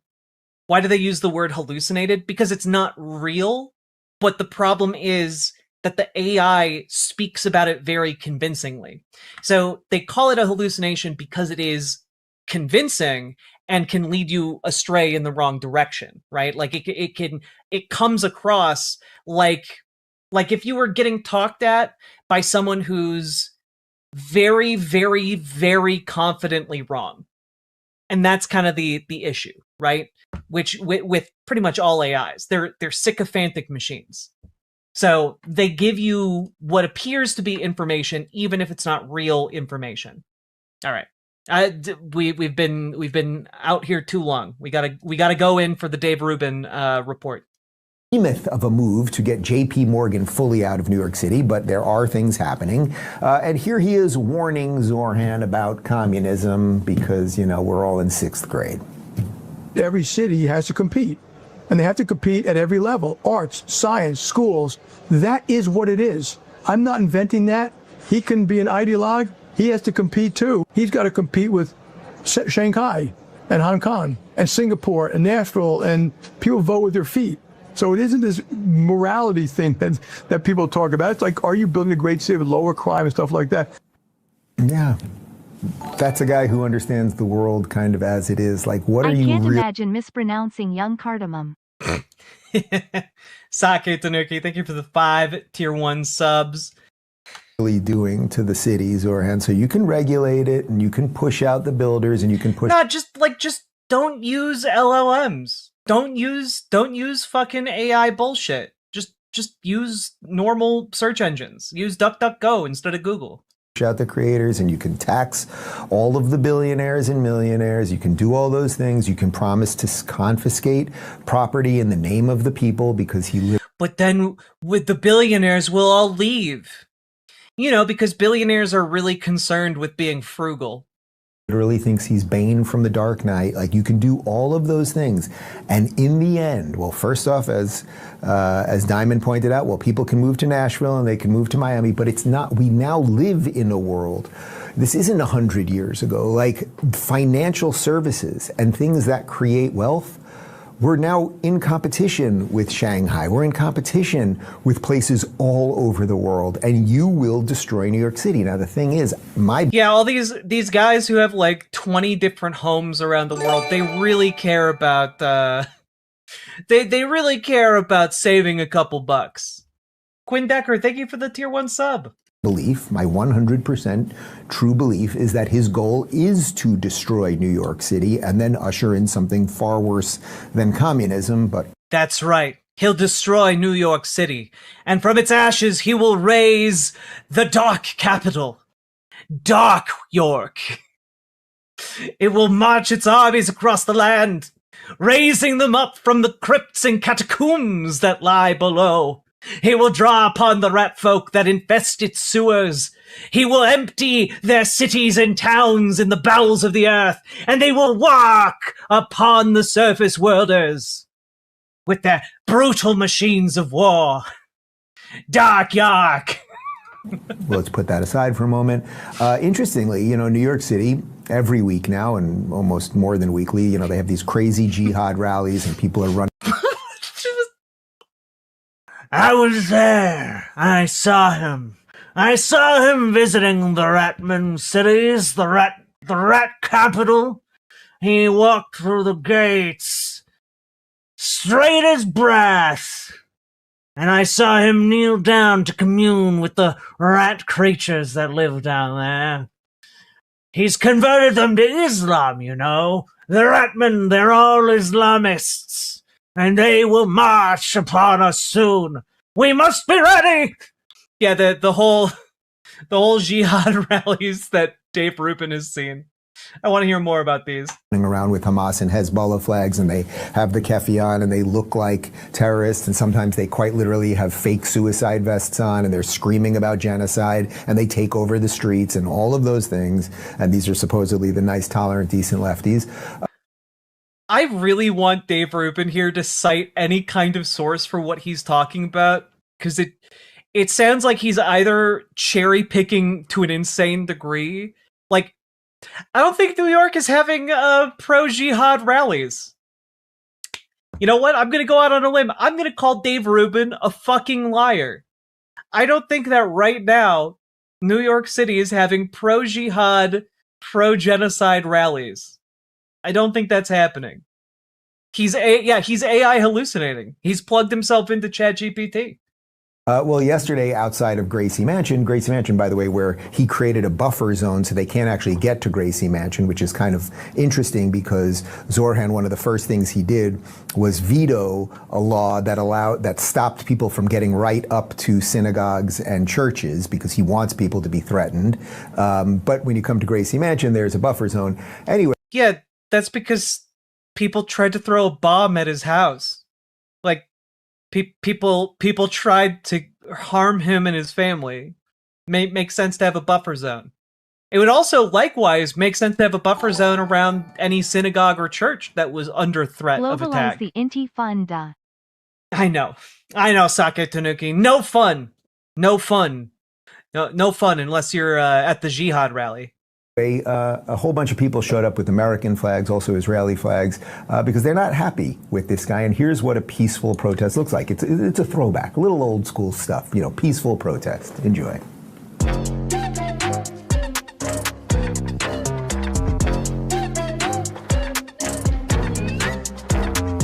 Nope, you're not going to get me on Well, DMCA. those are the bad guys.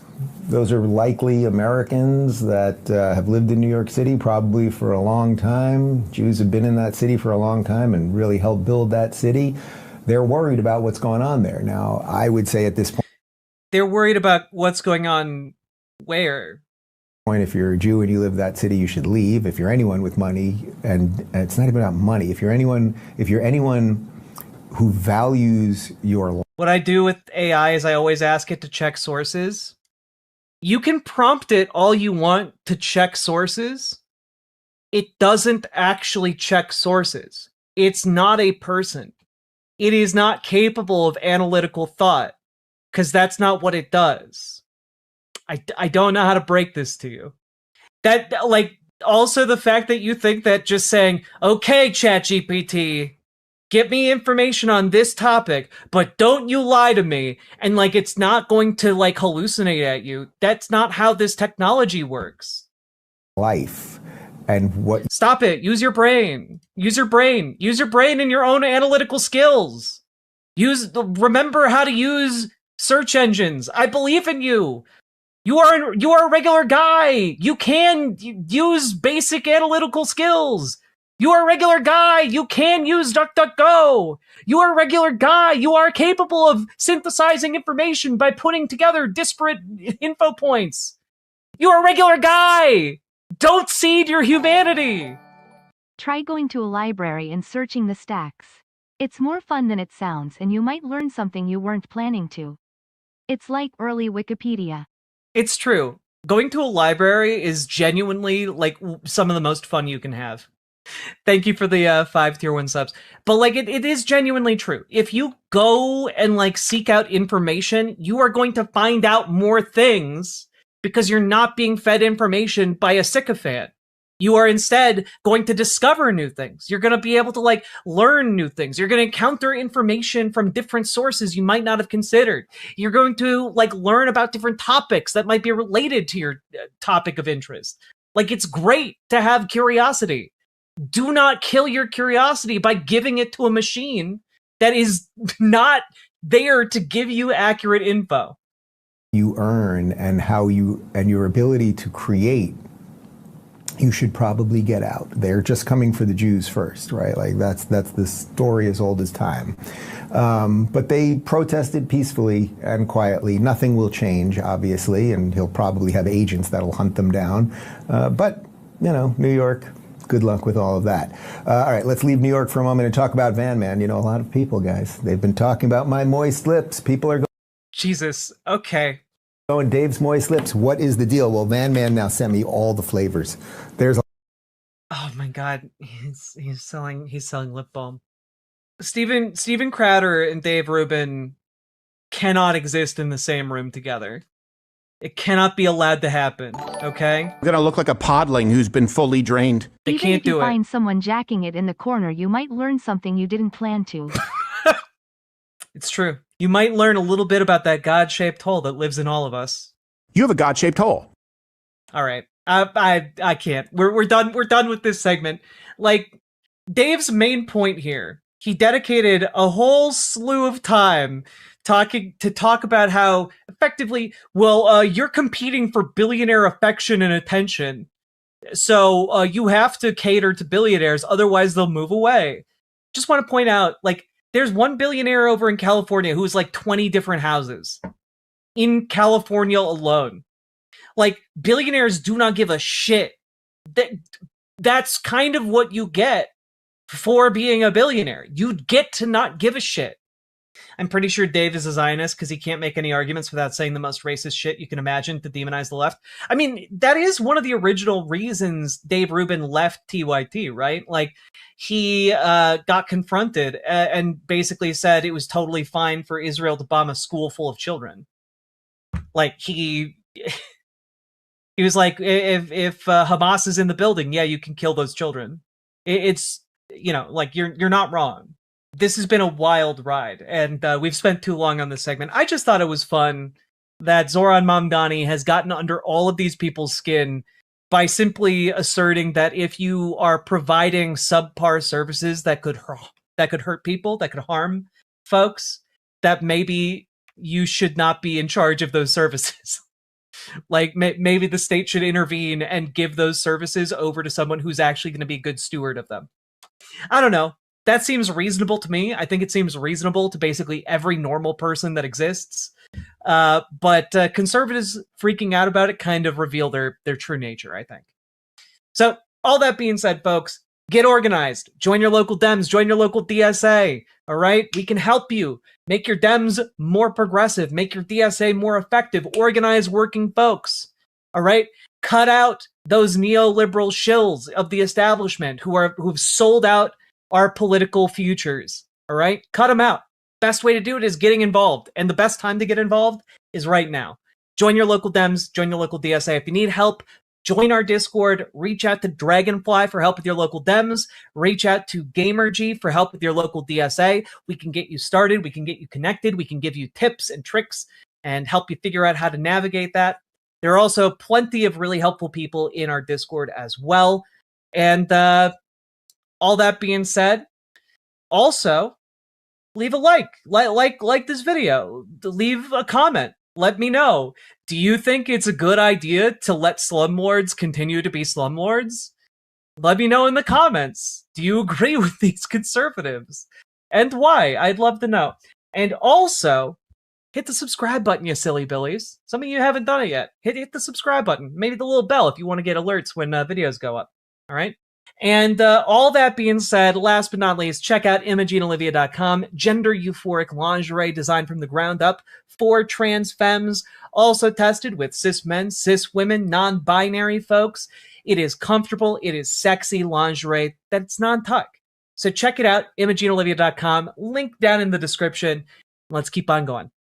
DAProdAC is coming to town. All the viewers gather round. Twitch and YouTube is where she streams. All that content is bursting the scenes. Politics, dating, plenty more. Her sense of fashion you'll adore. So grab your stuff and hop aboard. We're going straight to Jack's Discord. Viva Jack! Viva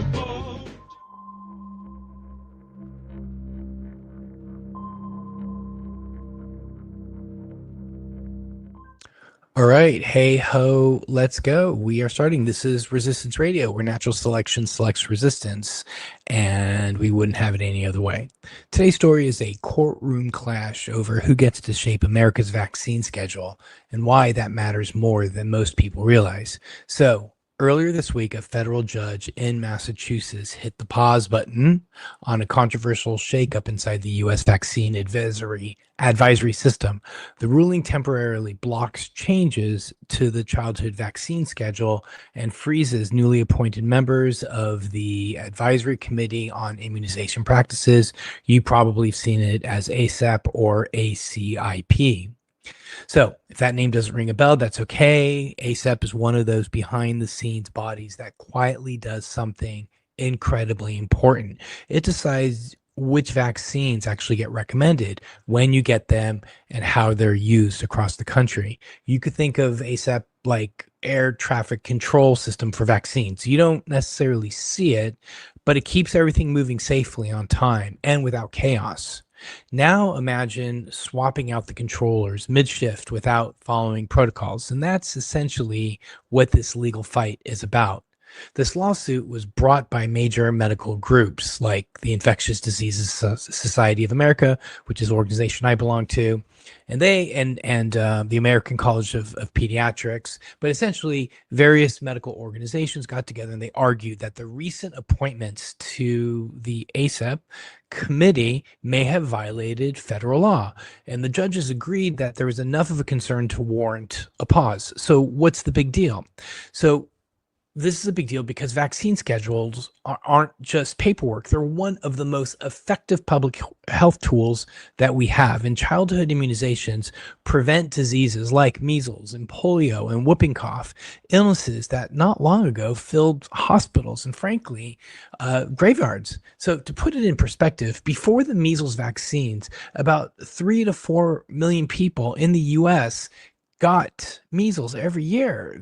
That's almost the entirety population of Los Angeles proper. Imagine getting sick annually. And after widespread vaccination, cases dropped by more than 99%. And that's not a small improvement. That's the difference between a constant crisis and something most people never have to think about. And that's the point. When public health works, it's invisible. You don't see the outbreaks that didn't happen. And the concern raised in this case isn't just about who sits on the committee.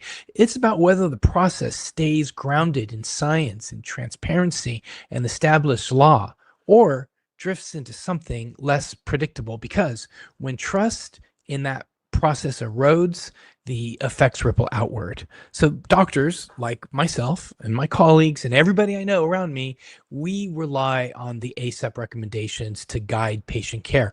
I don't have the time to sit and review hundreds of articles to be able to talk with my patients about what vaccines they should get or don't get. I rely on the ACEP recommendations. And when people come to me asking me about recommendations for vaccines, I give them the ACEP recommendations. Schools, for example, use them to set entry requirements. Insurance companies use them to determine coverage. And if those recommendations become unstable or politicized, it's not just a bureaucratic issue, it's a real world access issue. Imagine trying to plan a cross-country road trip, but the map keeps changing halfway through your drive. And that's what instability in vaccine policy can feel like for providers like myself and for families as well. So the judge ruling doesn't settle the debate, it presses pause. But even that pause sends a message. The systems that protect public health have rules, and those rules matter. The president of the IDSA, Infectious Disease Society of America, called the decision an important step toward protecting Americans' access to life-saving vaccines. And access, this is the key word here, because vaccines only work if people can get them and if they trust the system recommending them. Remember, vaccines don't save lives, vaccinations do. No, do I have that right? Yes, I have that right. Vaccines don't save lives, vaccinations do.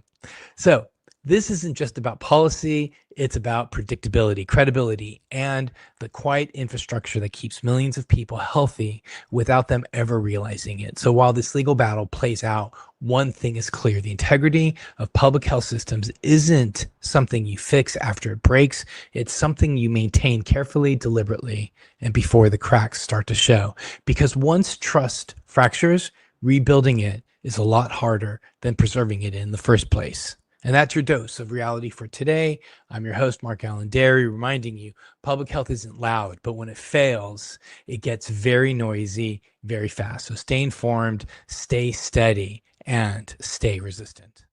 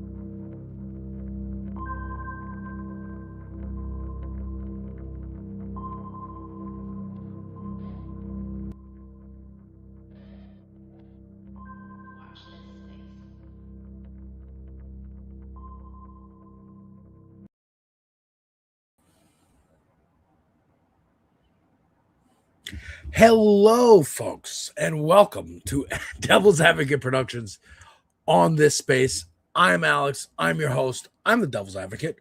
I talk about movies, music, TV, video games, whatever I feel like talking about on this channel. And today is a very special day because not a minute before I went live here, I was watching the live presentation of PlayStation's State of Play. And I didn't think I would talk about any of this on the show, quite frankly, today. But I have a little something to show y'all. We're going to tune in live to the broadcast for just a second, a smidge, because I don't know how much of this we can even show. But I will show you right now. Oh, my God. It looks like Mesopotamia. We are seeing the live trailer for God of War 3 starring Kratos' wife. So if you haven't played the God of War series, the new reboot from 2018, it starts out with Kratos like burying his wife, going on a journey with his son. The second game, stuff happens. I haven't finished it yet, but now we're getting the ad for the third one. And I clipped this, I put it in the time code in the private chat because I'm going to make a prediction. A game series called God of War that has been out since PlayStation 2, where you traditionally play as Kratos and have only ever played as Kratos, I believe. Until now, you're going to play as his wife and fight it looks like the Mesopotamian gods to me. Will only make this more painful. Woo! Spicy. Once again, I don't know if we're even allowed to really show that, but we're going to make a little short here because here's my prediction. Ready? People like Asmongold, people like Ben Shapiro. If Ben Shapiro is doing a Fortnite episode so that he can get viewers, he's definitely going to be doing exactly Ghost Dog. God of Woke. It's here. Oh no, Kratos is sidelined. Atreus is sidelined. You're going to have to play as a woman. Oh my God, here it is. Guaranteed at least a week's worth of discourse. At least. With the game director, of course, probably coming out and being like, this is my choice. I wanted to tell the story. He's going to get called woke. He's going to get called gay. The voice actress for the, what's her name? Faye, I think. Voice actress for Faye. She's going to get hate. I'm sure she's going to be like, I deleted my Instagram because of this. Like, it's going to be Rose Tico all over again. I just had to point that out. Some breaking news, folks. You never know what you're going to get when you're watching this space. So make sure to like and subscribe and share. Share, and tell people that we are here. That's a pretty good cut. That's a pretty good cut right there. There you go, Nick. I put the time codes in there for Jet to cut that into like a little short. Because those fucking losers, game geeks and gamers, Star Wars Theory, those fucking idiots. They're gonna be like, oh my, they're gonna get a lot of content out of it. I'm telling you. God of Woke coming soon. I'm tempted to when I'm done with this show, to make a video. God of Woke reaction. Oh my God. We'll see if I feel like that. But folks, how you doing? Let's get the chat on the screen. What's going on? Johnny, Jet, Ghost Dog, of course. Hell yeah, bro. Hell yeah. Stream Elements. What's going on? Yeah, so look, folks. What have I been up to? What have I been up to this past week? Well, I went and saw the Back Rooms. I listened to Jay-Z's freestyle where he dissed Drake and Nicki Minaj and a whole bunch of people that it would be very easy for him to diss. And I'm actually going to talk more about that tomorrow because I'm taking over Dieter, his show. He's out, so I'm going to be filling in for him. I got some stuff to say. I feel like between Jay-Z, Mr. Beast, Scooter Braun, Mark Zuckerberg, Jeff Bezos, they're coming out here and going like, hey, when you're coming for the heads of billionaires, remember that we're one of the good ones. That's what I feel like he's doing. So I made a reaction to his second album. I'm still going through the discography. Backrooms, one of the best movies I've seen this year. It took me a long time to edit this video, so please give it some love. Share this, watch this. There is a spoiler section, so like it's very clear like when I'm going to talk about spoilers, so don't worry about that. You can go ahead and watch half of it. Go watch the movie, come back, watch this, or if you don't care, watch the whole thing. But what we're doing today is I saw this video posted, and I think it's a good thing to react to, and a good discussion point. By the way, shout out Dieter, who sent this to me and said, hey, I think you should react to this. And I said, hey, you know what? That's a good idea. So that's what we're doing on my show today. We're going to react to this video. And if you want to follow me on Twitch, that's what I do on Twitch a lot of the times. I will just react to videos and be playing games at the same time. This video is from someone I respect very much, FT Signifier. And I want to see, yeah, maybe we'll go through this tomorrow. But I want to see what he has to say, because this is a video about Graham Platter, and it's called Why I Left the White Left.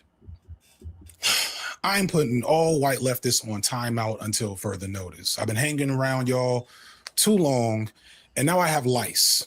And black people shouldn't get lice. That it doesn't work like that for us. Lice in America cannot survive in black hair. Y'all probably don't realize that because a lot of y'all don't be knowing shit about us, but we already off topic, and the fact that I be explaining black people shit is kind of why I have this problem in the first place.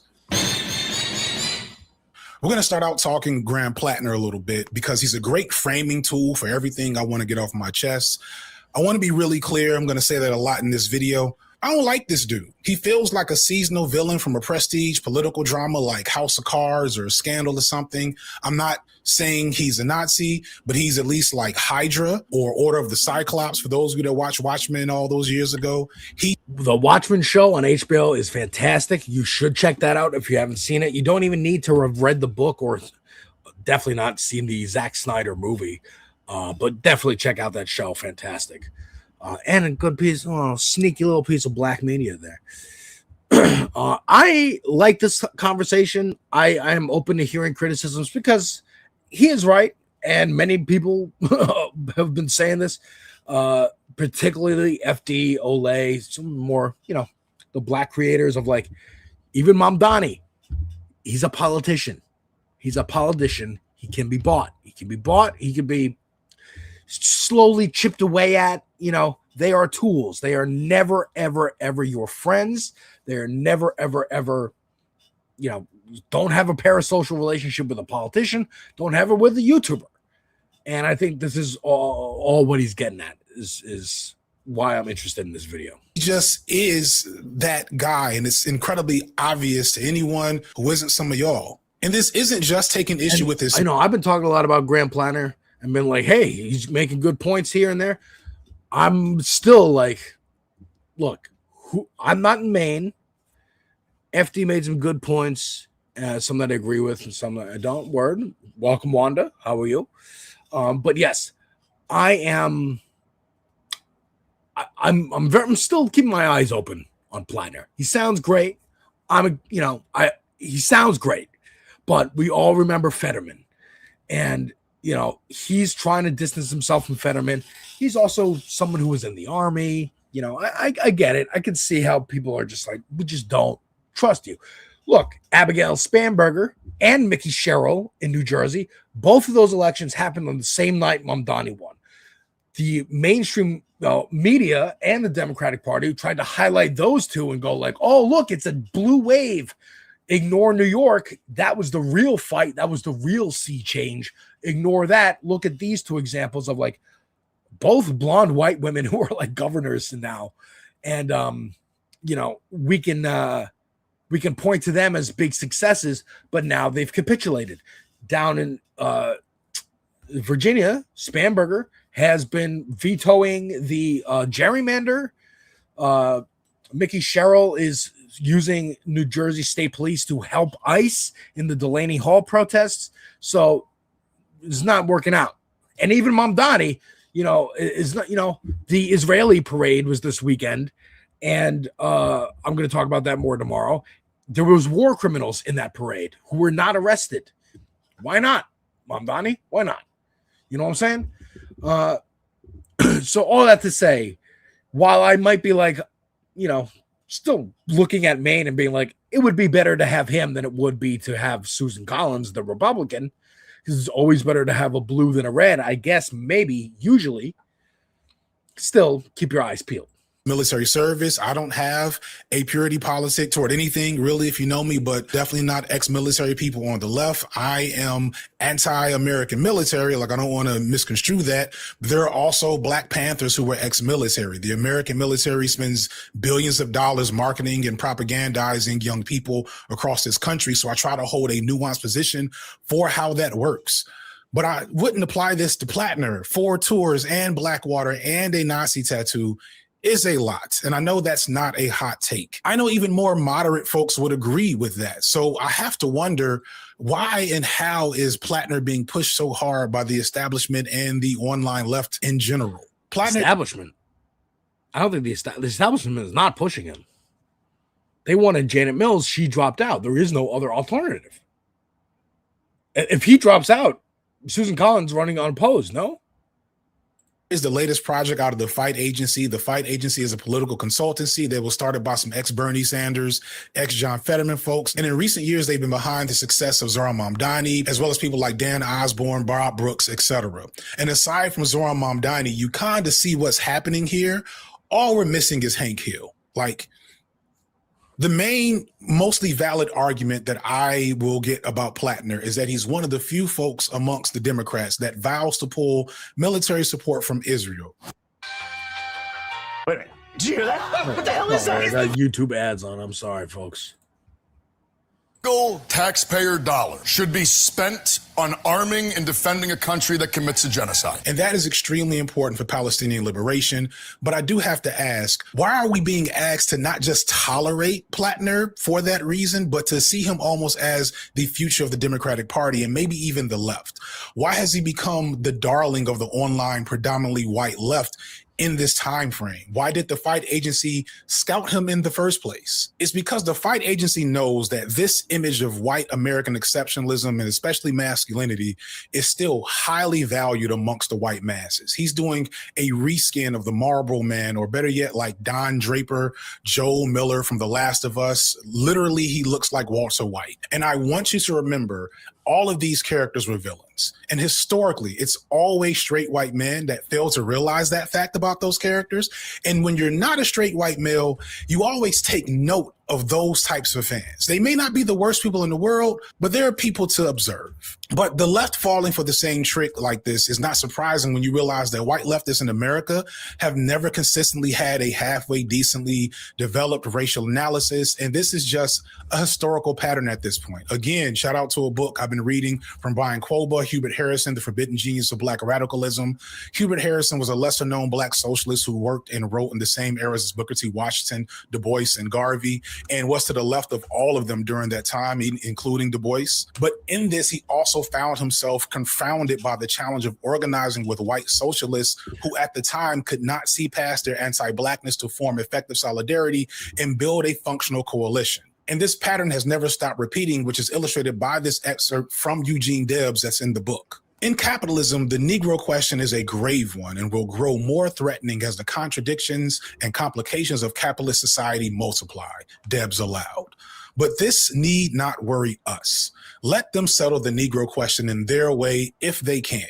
We have nothing to do with it, for that is their fight. Debs here exemplified the way in which even radical white people who called for a working class revolution against capitalism could simultaneously distance themselves from the specific challenges facing the most oppressed segment of the working class. I'm bringing this up because I want to show that this is an infinite loop at this point. White leftists with little to no racial analytical frame can't help but censor their sensibilities, even in the face of obvious red flags or clearly better options if they don't appeal to their aesthetics and need to censor themselves.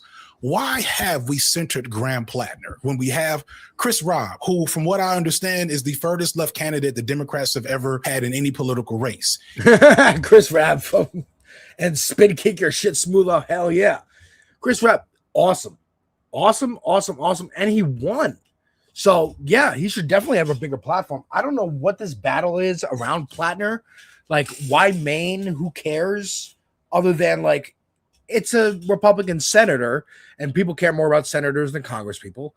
And I believe, well, is Chris Robb a senator? Let me see.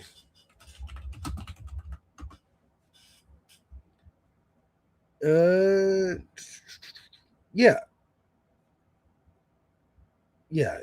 He's a congressman. He ran for Congress. So people care more about senators than Congress people because I think there's fewer of them. There is fewer of them. There's only 100 senators. And then I get it. They want Robb is not competing with Plattner. Robb is in Pennsylvania, Plattner's in Maine, and Robb is Congress, Plattner's running for Senate.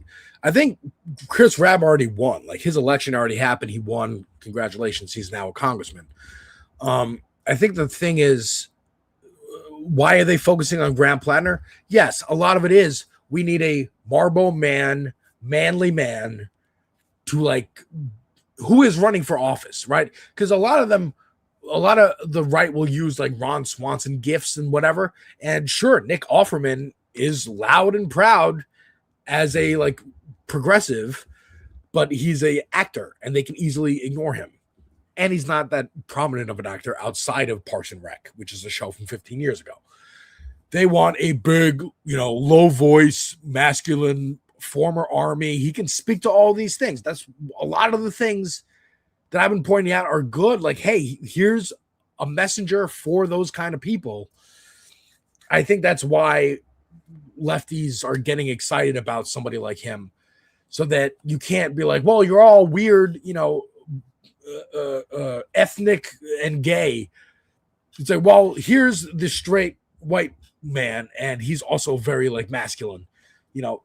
They're already trying to smear Tallarico as transgender or something, or a weak man, as if Trump is any kind of masculine. But it's all aesthetics to them, and Graham Plattner fits the aesthetic. So for sure, I understand why a lot of leftists are championing him, including me, and I'm ready to hear why I'm wrong. I'm truly. And he low-key still fits the gruff leftist daddy kink that so many of y'all seem to like. Another face that I haven't seen on my feed at all, and I had to get from somebody else, is Charles Booker. Booker has as progressive an agenda as you can have in mainstream politics, and is in a very vulnerable red state that could use a lot more attention and support from the online left. And it's not there. Booker's not just anti-sending weapons to Israel. He's Medicare for all. He's for universal basic income, stopping data centers, decriminalizing poverty, and reparations. Is everything you can want from a mainstream politician, but he's invisible compared to Plattner. I don't follow elections much unless it's local, but I have seen Plattner's face a million times more than either Robb or Booker. Robb did spend some time with Hassan. Booker, he's got nothing as far as I can tell. Meanwhile, Plattner has tons of interviews, Majority Report, Mehdi Hassan, New York Times. Why is this happening? Why is that viable? From my perspective and experience, a lot of white leftists understand that it's bad to be racist, but they don't actually understand why racism is bad or how it works. The absence of a critical understanding of how whiteness works is why a lot of them fall for the same trick over and over, to the point where the fight agency clearly has this type built out just for y'all. If you want to vote for Plattner as an odious candidate that will help end military support to Israel, go ahead, but it should be treated as a tainted compromise for the sake of a free Palestine, not a vision for the future of the left. He should not be in our faces as much as he is. He should not have the defenders that he has that I know will show up in this comment section. He should be the online left's sneaky link that you never see in the light of day and never talk about in public. And the fact that so many white leftists don't feel this is sadly par for the course. The red flags that he has don't bother some of y'all because those red flags have never been weaponized against you. But when you're someone who's historically been targeted by this archetype, you pay attention to those patterns. You don't compromise with that. For reasons I won't get into, I've had to spend the last few weeks arguing that normalizing Nazi terminology, but wokely, is bad. And that the reasons he won't get into was his stream with Bad Empanada, which yes, very heated debate where Bad Empanada showed his ass as someone who doesn't really give a shit and is more interested in, I want to use the edgy language that I grew up using, and I found a way to do it wokely now, and now I'm trying to defend that. And FD's like, nah, but it's still not good language to use, regardless of why you're using it, dumbass. And again, FD is a barometer. First of all, thank you, Warhite, for the raid. I appreciate you. God of War Laufey, it's called. That's the new one. I'm excited. And me and Warhite are going to be doing Summer Games Fest on Friday. So tune in to my Twitch or Warhite's Twitch. Just saying, if you want some more video game stuff this week. But FD seems to be challenging the propping up of Plattner over other black progressive candidates. That may be true. However, MR has promoted these black candidates. Yeah, I agree. And I don't think like MR in particular doesn't give any outsized platform to anyone because they just don't have the time. They always have like some guest on that are already scheduled months in advance. The only time they'll do that is if like Zoran or AOC or someone like will reach out and be like, hey, I have the time to do this and like come on and talk, you know, and they'll be like, okay, prioritize this, which is fine. But I think this makes sense. And while I'm still like, you know, we have yet to see his true colors, you know, and some of these things are red flags. The red flags I'm saying, other than like this latest one, which is like, this is messy. This is like very messy. Sexting scandal with other women while he's married, but the wife was like kind of okay with it to an extent, or at least knows about it. It's old news to them. I mean, look, this is why you don't run for office. People are going to drag out everything that happened in your life ever. But yeah, I understand FD's concerns for sure. No one on the left should be doing it. And I've had some, not many, I want to be clear, but plenty of white leftists try to argue that nobody cares about Nazis, as if a couple of Nazis didn't just shoot up a mosque in San Diego just a few weeks ago, or the fact that that exact type of Nazi terrorism happens like every 6 to 18 months in America. And it's impossible to remain in community or struggle with people who don't seem to mind that, who always put themselves first, especially when the struggle isn't about them in the first place. And after half a decade online, I'm tired of seeing this pattern and repeating these same complaints. But the problem is that this entire space has always catered to a specific type of white guy online. And that's what it was built for and what it always probably will be. See, BreadTube emerged as a venue to rehabilitate right-wing edgelords into leftist progressives, all after the rise of the alt-right. It has always had an extremely high tolerance for what Graham Plattner is, because that's interesting. That's an interesting take. And I kind of agree. Having come to BreadTube or whatever, like many years after the fact, let me see. And just seeing like, oh yeah, this is a reaction to the right-wing rise on YouTube. And hey, idiots who might be watching Ben Shapiro, we're putting Ben Shapiro in the title of our video so that you might come over here and see my video, ContraPoints, H Bomber Guy, Lindsay Ellis, whoever it is, and maybe your mind gets changed.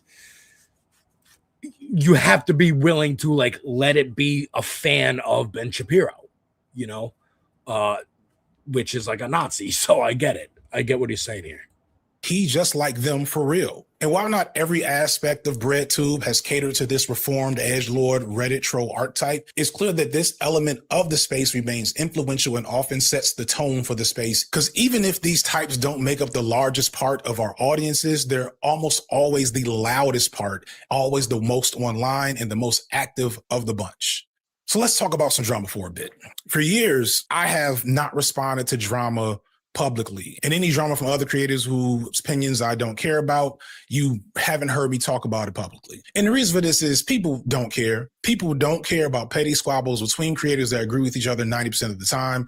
None of this is really material to any useful action toward a free Palestine or any social issue that you might care about. So rarely do I dedicate time to it in a serious sense. Some creators thrive off drama and they can't attract an audience otherwise.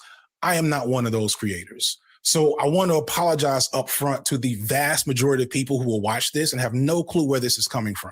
But with that in mind, I won't be naming names. And to be clear, a lot of the things I'm going to say aren't going to be intended explicitly towards a few people. And it's more so me responding to a problem I've been seeing forever in the space as a whole.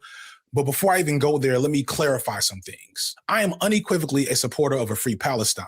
I see Palestine as a colonized nation, and no, I do not think Israel has a right to exist because it is an imperial project and cannot exist as anything but an imperial project. I do not even condemn Hamas. And I've had this stance on decolonization for years. If you pay attention, I don't know if this is a shocking thing to hear me say. It's only that probably if you haven't been paying attention. But a lot of y'all only, we'll get there. You cannot put limitations on how colonized people fight their oppressors. So no, I won't condemn Hamas the same way I wouldn't condemn the Mau Mau's in Kenya or the Nat Turner slave rebellions or the Haitian Revolution or the IRA in Ireland. All of these entities were called terrorists at the time of their existence. I mean, hell, right now I'm wearing a shirt that says Fenian on it. Fenian being a slur towards Irish people from England that the band Kneecap has reclaimed as the name of their latest album, which you can check out the reaction to right here on my channel. Great album, by the way. Kneecap rules. But yes, like everything he's saying right now, yeah, cosign. Low-key cosign. By their oppressors, and all are recognized as liberation movements today, despite the ugliness those movements may have existed in. And I believe Hamas will eventually be seen in the same light. I would love if violence didn't have to occur. And there are anti-colonial movements that do happen to occur with minimal violence, but it's not fair to call any anti-colonial violence senseless, because it is a direct response to the condition that the colonized are living under. And the thing to keep in mind is that Palestinians didn't just start getting genocided by Israel on October 7th, 2023. Now, I've seen people say that I've said nothing about the genocide in 3 years, and those people do not watch me. For real. He talks about it frequently. Like, he streams a lot. He makes a lot of small videos. People mention it casually here and there. Dude, he's probably mentioned it as much as I mentioned it in my fucking videos, which are about movies and music and video games and stuff. Yeah, dude. I've expressed my support for Palestine in multiple videos across multiple channels. One thing I'm really interested in with Palestine right now is because there's very obviously bad faith actors. This video feels like a follow-up response to the Bad Empanada debate thing. Like, he knows he not accidentally, he knew. As soon as he said yes, he's like, okay, you bring him on. We're going to debate. Our fucking audience is going to fight each other, and I'm going to have y'all in my fucking comments for a while. So I think this video is like a stamp after the recap video he made of the empanada debate, of being like, and this is my fucking foot down, like, proof of like my support and whatever. And also his position on like the grand planners of it all. And, you know, again, I get it. Yes. It is a vote for a free Palestine.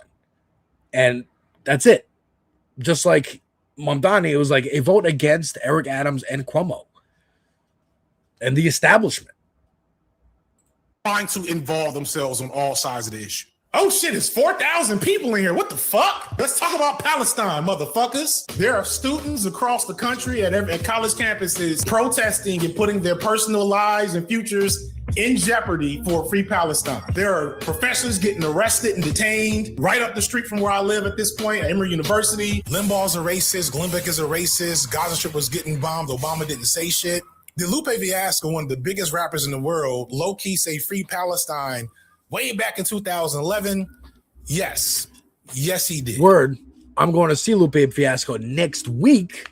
Check out for another Lupe Fiasco reaction coming to my channel soon. Because I'm going to see him live. But my content is made for black people. And yes. And the people I'm talking about. Again, I've seen these videos and I know, like, I remember. Yes.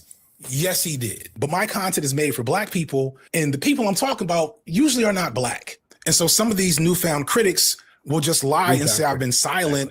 And this is being used to paint me as a person who is both sizing a genocide or a liberal Zionist or a philo-Semite. I have very purposely never... Philo-Semite? I don't even want to know what that means. I want to know what FD thinks about Immortal Technique's first album. Anyone know if he's ever... I don't think so. I got to do a reaction to that. He's on my list. I got a big, long list. But yeah, I don't think he's ever talked about Immortal Technique. Presented myself as a key voice on Palestine, which I don't Outside think of like sincerely is video, I think. Asking me for, but that has allowed for, I'll say, unprincipled people to make up narratives about my position when I dare to say something as bold as, hey, maybe don't use Nazi dog whistles because you had a disagreement with someone on Twitter. And instead of acknowledging that reasonable and extremely low bar of decency in this space, folks would rather accuse me of being a liberal Zionist. And I think the only reason why this FD doesn't care about Palestine narrative has gotten legs, because I didn't make a definitive FD signifier Palestine video on my main channel. And some may see that as a lack of conviction, so let me clear that up as well. First, I want to engage with this idea that a video on Palestine would have been bad for my channel in some form or fashion. And this is just not based in reality. In fact, the opposite is true. So this is addressing a lot of like clearly shit that's been tweeted at him or blue skied at him or Instagrammed at him or in the comments of the last couple of videos. Clearly, you can tell when a YouTuber is like addressing a certain populace. You know what I mean? I think it's a little problematic in placing, but the intentionalist thesis he lays down is a masterpiece. I'll definitely watch. Word. I'm excited. I've been thinking a lot about like what FD's been saying about like Bad Empanada in that debate, and then what like Kyle Kalinski's been kind of trying to do, and the Vanguard boys aside him of like the dark woke or like woke 2.0 of we can call you the F slur or the R slur or like whatever slurs, you know, again. And I understand. It's even weird for me to call them like R slur or F slur. The urge to just be like, I just want to talk how I fucking talked when I grew up and just use the insults that I used because I could fucking beat them. I could beat them so bad because there's fucking losers. Well, if you're better, then you could do it without cursing or without using those words. But I get it. You know, Kyle Kalinski wants to call JD Vance gay or whatever. Or, you know, Mike Figueredo using the F slur freely because he's gay. And he's like, well, I can use this. I get it. I get the idea behind it. I don't know if it does anything other than just keep those words in rotation and backslide the progress of like getting it kind of out of the lexicon for a lot of generations, dude. You know, like, dude, I was called out at a bar a couple weeks ago for accidentally saying the R slur out loud and by the bartender. I'm like, you know what? Fair enough. You know, but like it is a big change in the last 20 years that Elon Musk and them, you know, the right wing is very not happy about. But then here comes the left being like, well, what if we use this stuff too? Hell, what if we gerrymander too? Using the tools of your enemy to destroy them. Very Andor, very Luthen. I kind of dig it, but I also see this idea of like, well, if you give in on those things, then what's the point? What's the difference between you guys as a party, as an ideology? do you even really care about these, or were you just using this to police language like you always do? And that's more liberal than it is leftist. I don't know. Palestine videos, especially 2 years ago, were very And popular. look, I will always point to Olayemi, who made a video about Palestine, put it on her channel, and was like, here's my Palestine video. I've been getting too many goddamn critics talking about me like I'm a YouTuber and not a fucking lawyer who is doing actual work outside to make this country a better fucking place. Exactly, Wanda. It's a slippery slope. Exactly. And she's like, here's my Palestine video. Of course, you should understand that I stand with the people of Palestine in this oppression. Of course, like, again, for someone like FD, for someone like Olay, it should be obvious where they stand. So they shouldn't have to make a video on it. But you want a video? Here's your video. And that's it. FD hasn't. Olay did. I talked about it when ContraPoints was talking about her thing, where she's like, you really want a 3-hour video of me and all these costumes and like a milk bath and whatever? And it's like, yeah, she's kind of like not the best person to get this info from. You should get it from a place like Majority Report, or hell, even Hassan will have on experts sometimes, like doctors who have been there, or professors of ethnic cleansing who understand the history on these things. Your favorite YouTuber, you want Moist Critical to make a video about this? Do you want fucking, Mr. Beast to make a Palestine video? Sometimes it doesn't fit. It doesn't fit. But here's FD saying, like, actually, it would go on my channel. Sean's Palestine video 2 years ago is the second most watched video of the last 5 years. And even today, videos on the genocide can pull in good views. You never know And this is like the cynical way of looking at it, which I appreciate him going for, because this is how a lot of people are attacking him. He's like, yeah, dude, you could keep posting this on YouTube. The algorithm likes it. So I could have, but I'm not an expert. I think that's the argument he's about to make. Algorithm is going to treat, when you talk about certain topics, there's definitely, shadow banning, and there's definitely certain ways that you talk about the genocide that will get a video demonetized. I do not even condemn Hamas. But it's like that for a lot of stuff. And there's definitely a market for content around Palestine. And to me, that's kind of gross, but it's the reality. This clip that is being spread to insinuate that I'm purposely avoiding making content about Palestine is literally me making content about Palestine because it's featuring Dr. Mark Lamont Hill, and it's the most watched video on my podcast channel. There was an podcast channel? I didn't even know that. Is still great benefit. Hey, what up, Eminent? How you doing, Jeff? What's going on? Good morning, Comrade, folks. Being a very silly guy right now. I'm hearing him out. I think he's making a good points here. I think a lot of this is just fighting against the swarms of Bad Empanada fans, whatever, who are like infiltrating his comment sections. So he's got to put this video like a firewall. I get it. I understand. Look, I don't fully understand because I'm not a big YouTuber yet. Hopefully, fingers crossed, knock wood. But like, I'm sure I'll have to deal with this eventually too. For people to make pro-Palestinian content, Although, especially the people I'm going after are probably going to dox me, so I'm going to need some money for lawyers and shit. Asmongold, Geeks and Gamers, Nerdrotic, Fandom Menace, coming for you. White creators who love to jump in front of any trending social issue to be the face of it. And that's one of the reasons why I didn't do that shit. I have a different relationship and view of LeftTube and political content than many viewers and a lot of creators. I stopped viewing BreadTube as a space for serious political content, low-key almost immediately, but definitely after I made the Fuck the Police video back in like mid-2023. Fuck the Police was probably the first video I made where I wasn't already somewhat of an expert on the topic. I had to do more reading and research for that video than any video before it. I interviewed legitimate experts on the topic. I interviewed former inmates, and it ended up being a really, really great, highly informative video. I was so proud of how that video came out initially, but almost immediately upon its release, I felt bad about what I'd actually done. I had made this ostensibly radical piece of media and released it as a commercial product on a giant multinational data mining platform so they could advertise AI girlfriends and PragerU in between me talking about political prisoners and Black revolutionaries. It's just felt gross. Further, in the aftermath, I was somehow branded as a prison reform expert. Like, I remember having people reach out to me to platform me and pay me to consult with them on prison abolition. Meanwhile, BP, who I interviewed as not only a former prisoner themselves, but also worked to shut down prisons before. And BP hadn't even hit 10K on their own channel at the time. So at the end of the day, I was using BP's work and expertise and experience for my video, and they weren't receiving adequate credit for what I had done.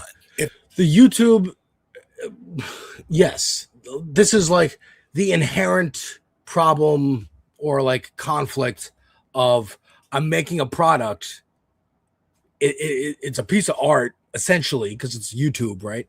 So even from a video of someone getting kicked in the balls to a video of a gopher turning around real fast to a 3-hour-long dissertation like with experts and research and reading and a documentary, it's still seen as the same. It's a YouTube video. It's a YouTube video.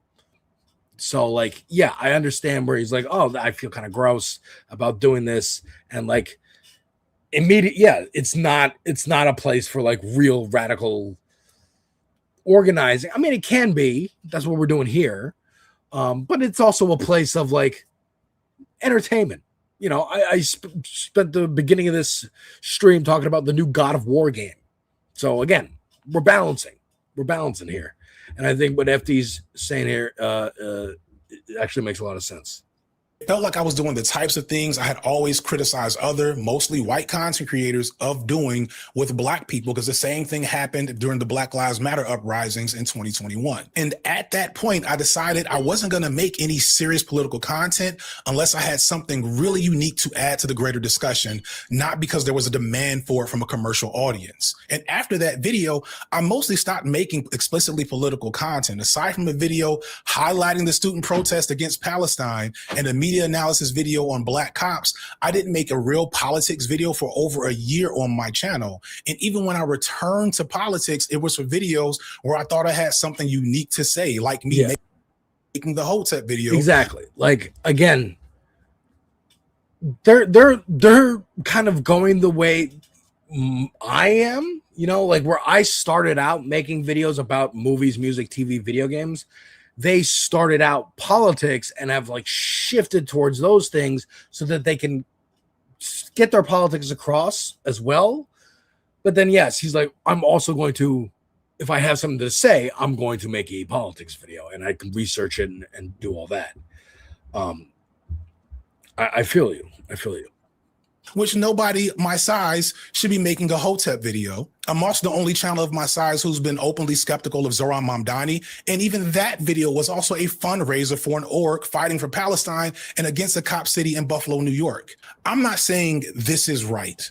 I'm not saying this is how everyone should be, but for me, if you're a larger creator who got big because of pop culture and mostly non-political stuff, which was the case for me, the move isn't to suddenly try to take up space as an historian on a topic you aren't an expert in. Instead, you should be offering support directly and then intertwine Palestine into the type of content you already make. So that's what I did. And people that watch me know this. Could I have done more? Yes. I think anyone that tells you they did everything they could have these past couple of years is a liar. But I did not foresee a future where not having made a specific video will be weaponized against me in this way. So I stuck with my principles and how I perceive this medium and this platform. And maybe naively, I figured most people would be normal about it. Like, I could go on forever. There's a whole extra bread, like YouTube ain't shit critique video that I probably can do right now because of how this medium incentivizes grifting and bad faith behavior. And the audience doesn't realize that they're more concerned about their own parasocial relationships with creators than the issue the creator is talking about. But all exactly that quote right there, like, it is about parasocial. Like, you care, you know, I've fallen victim to this. I cared more about, like, you know, one of the reasons I don't watch Vosh or check out Vosh's stuff is because I've seen him and FD kind of collide early on in FD's like rise as a YouTuber, and I agreed with FD more than I did Vosh. And I'm like, fuck you, Vosh. I don't think you understood what he was talking about, and I think you're being a little obtuse, to say it lightly, racist, to say it not lightly. And yeah, I was like, yeah, fuck you, I'm not fucking with you. I don't fuck with Brianna Joy Gray either for another reason. She fucked with Sam Cedar. And I'm like, okay. Like, and from what I've seen from her since, it hasn't gotten better. Same thing with Vaush or like Destiny or these other people. Like, it's parasocial on some level for sure. Initially, of like, hey, you've fucked with this person who I like watching, so it's like rap beef. But also, you're consistently wrong, and I can get better information elsewhere. Said, I recently realized something regarding the genocide that I felt was useful, and I started researching for it to make a video. And in doing that research, I had to start rearranging my preconceived notions around the topic. For example, I had mostly up until this point framed Zionism as an intrinsically white supremacist concept. And this is not illogical to do. White supremacy is the dominant framework of imperialism worldwide. Zionism comes from Europe. The inhumanity that Zionists partake in looks exactly like the humanity that white supremacists have shown people of color since colonialism started.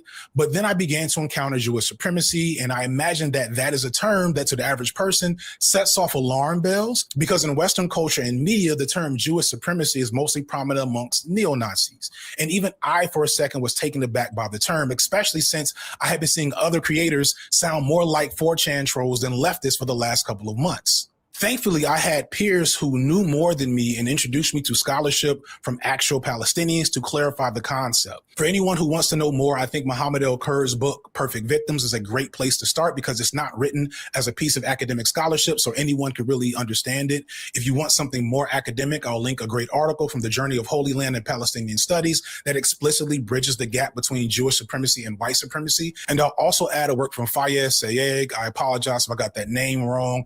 And that goes way back to 1965, illustrating the concept. The sad irony, though, is that the way I managed this learning experience going in to make this video has gotten me into drama. And now I have to address the drama to hopefully not distract from the actual video when I release it, hopefully later this month. A video I started on well before all this happened.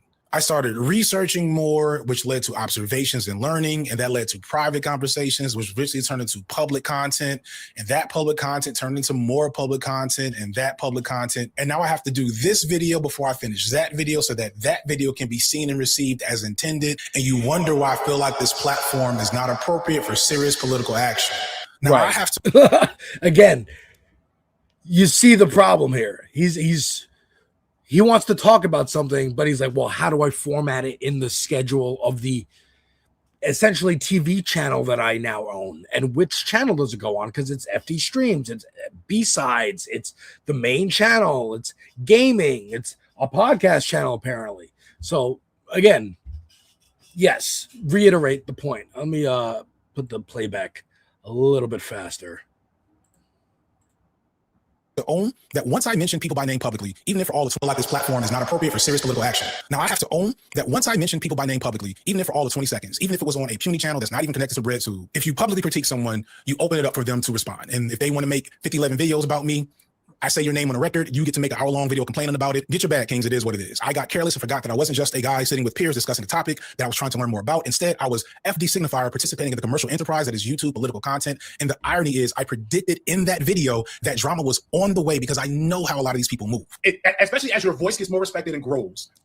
The thing that is happening right now, as we say all these names, right? If this manages to break containment, you can expect 55 response videos. Right. And it might sound like fun right now, Dr. Ball, the marriage of hate.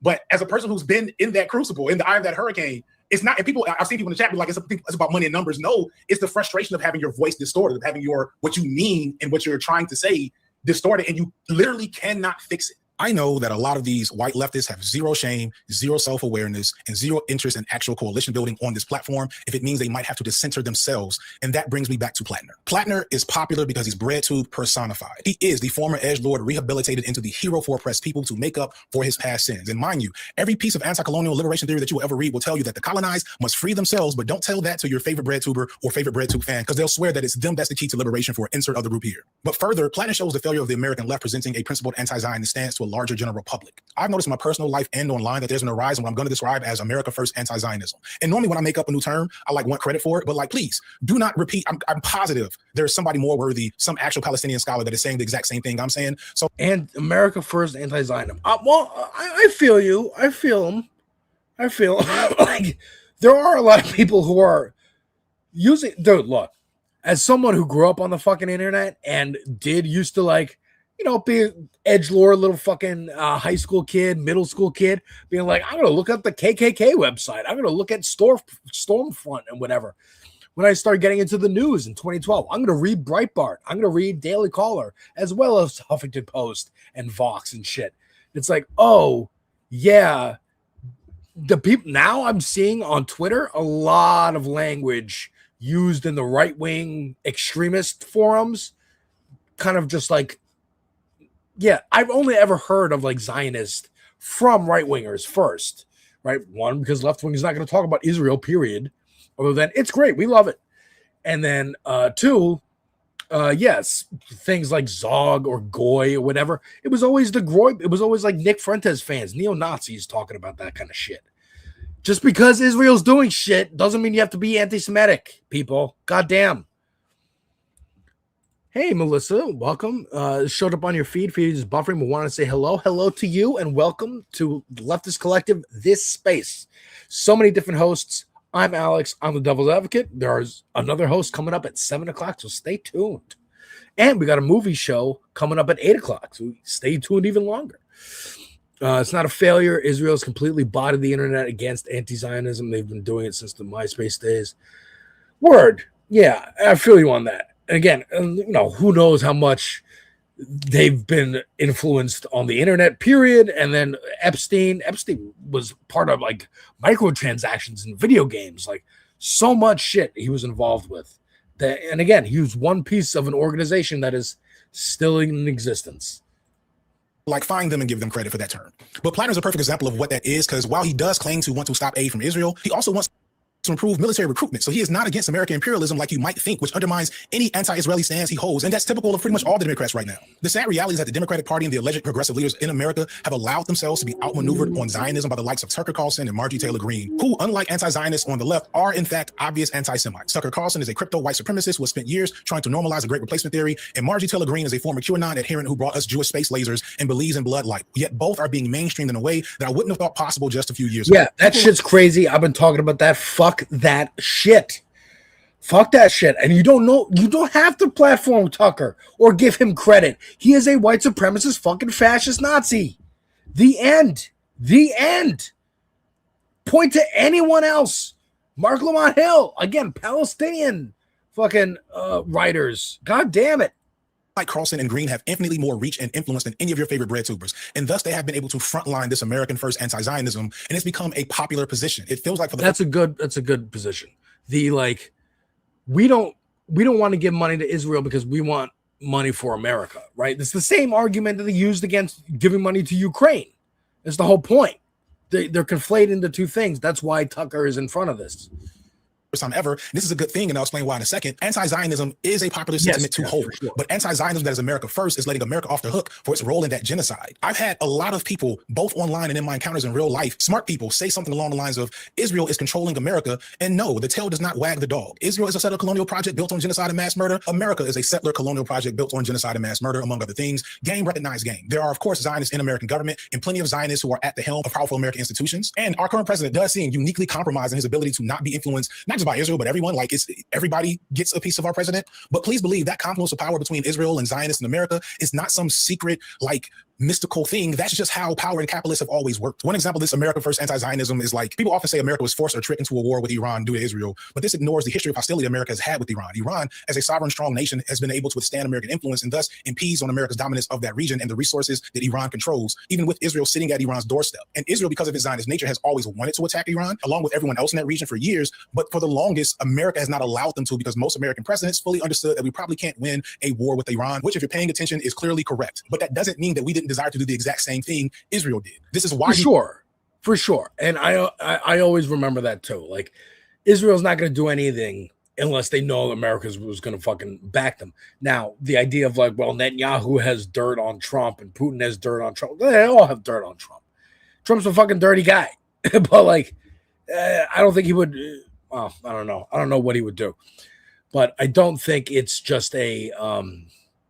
It's like, oh, Netanyahu's controlling Trump and puppet master, because there's the anti-Semitism there. And again, I don't even say anti-Semitism, because like, fuck Netanyahu. But it's like, no one can control Trump or make him do anything he doesn't want to do. He's Donald Trump. He will sick his attack dogs on you. See so many other American politicians wanting more action from America in Iran, low-key on both sides of the aisle. America is not just allowed, but has encouraged Israel to be exactly what it is for decades at this point. It's just that this time around, Palestinians were able to show the world what is happening to them. And I want to be clear, Palestinians do not care and should not care how they get free or who in America is going to bring them to that point. If they get free because of a right-wing regime ushered in by Tucker Carlson decides to act on their innate hatred of Jewish people and pull support from Israel, that's an us problem. That's not a them problem. There's a great short essay from Laif Marouf. Again, I apologize if I got that wrong, where he's responding to a recent interview where Norm Finkelstein basically says exactly what I'm saying here. But Marouf comes back to reiterate that none of that is the Palestinians' concern. Marouf says literally, why is it so hard to believe that America first could actually be Israel last? So if the left, and by that I don't just mean us here on YouTube, although we are somewhat to blame, if the left can't present a crystal clear principle stance against Zionism to combat the nationalistic and ultimately fascist version that's taking a hold everywhere, including somewhat on the left, then we're fucked and we deserve it. So again, shout out to Chris Robb and Charles Booker, I guess. I'll leave some links on how to support them in the description. But the bottom line is, how we get anti-Zionism into our government is our business. If it takes hold in a way that is not good for black people, gay people, Muslims, etc., it's only good for these white folks that like to act like Nazis online. At the end of the day, that's our problem, not Palestinians. And I agree with that wholeheartedly. What I want to make clear is that if you pin all the atrocities Israel is committing right now on them secretly controlling America to help them out, then you miss the fact that Israel and America's imperial interests are one and the same 99% of the time. And even seeing that as advocating for a free Palestine is short-sighted, because while Zionism couldn't function effectively without American aid, they would still be there in that region doing something horrible to those people, the same way America is doing horrible things to people all over the world right now, not just in Palestine, but in Cuba, Venezuela, Sudan, the Congo, all of these places where there are global calamities going on, comes back to us in some form or fashion. And this is not to say that Zionism doesn't have its own specific interests, or that it doesn't have nukes, or that it was not still doing Zionism before it had America's help, but understand the relationship between Israel and America is one of mutual benefit, not some type of mind control that's happening from afar. And the reason why I connect— Exactly, Nadia, I agree. Yeah, they're no good foreign interventions. Tucker's just a stopped clock for sure. Latino says Israel habitually tries to conflate itself as a nation state with a— exactly. Yeah, that's anti-Semitic. Yes.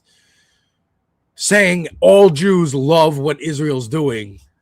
I'm one and I don't. Fuck off. You don't speak for me. You're a fucking country. Also, religion's an idea. Anybody can be any religion at any time. If you just decide to change, hey, I'm Jewish now. Hey, I'm Christian. Because it's fucking, I decide to choose a different make-believe character to believe in. That conspiratorial framing of Zionism back to a lot of white folks, white liberals, white leftists, is because it allows them to remain virtuous and not reflect on America's own history of genocide and how they fit into it. It's a framing. I agree with that too. Yes. People want to be all up in arms about what Israel's doing right now. Haven't been up in arms about it before 2023. Don't have that same energy to just talk about what America's done. Very much trying to, again, I get the idea of the Plattner of like, yeah, hide that stuff. The pro-trans stuff, the pro-black stuff, the I don't know, socialist shit. Hide it in a package of like masculine Ron Swanson man to explain it to the whites why they need to fucking go this way. Western man. I get that strategy. We'll see how it works out. Cotton, dodgeball reference, but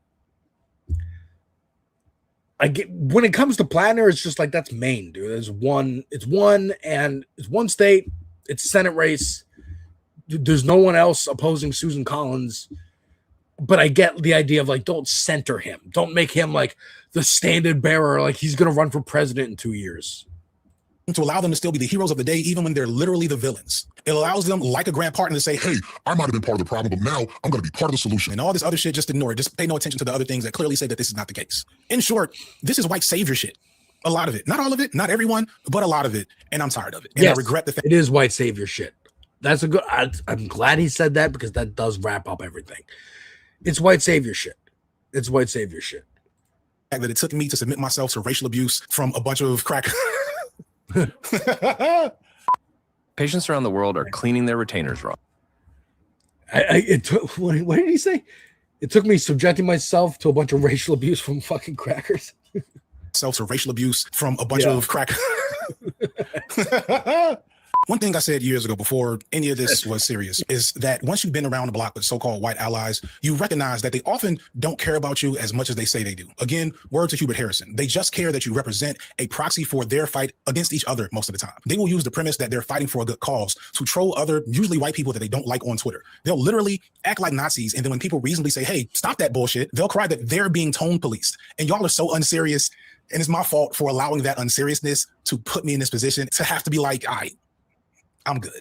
And just one last thing to get off my chest. White leftists, I like y'all. Sometimes I love y'all, but I'm not one of y'all. And I've never been unclear about this. I don't have a white guilt savior complex. I didn't come to these politics through college. I came to them through life. I don't seek out strong fatherly male figures in my political outlook. I don't have the challenge of processing and unpacking whiteness in the imperial core like y'all do, but don't actually do the work to do. I'm not scared of losing y'all as an audience or losing access to any future or current opportunities because of any political positions I hold. And y'all would know this if you actually watch me. But like I said earlier, most of y'all don't. You just know that it's good to watch FD Signifier, but y'all motherfuckers don't watch my videos.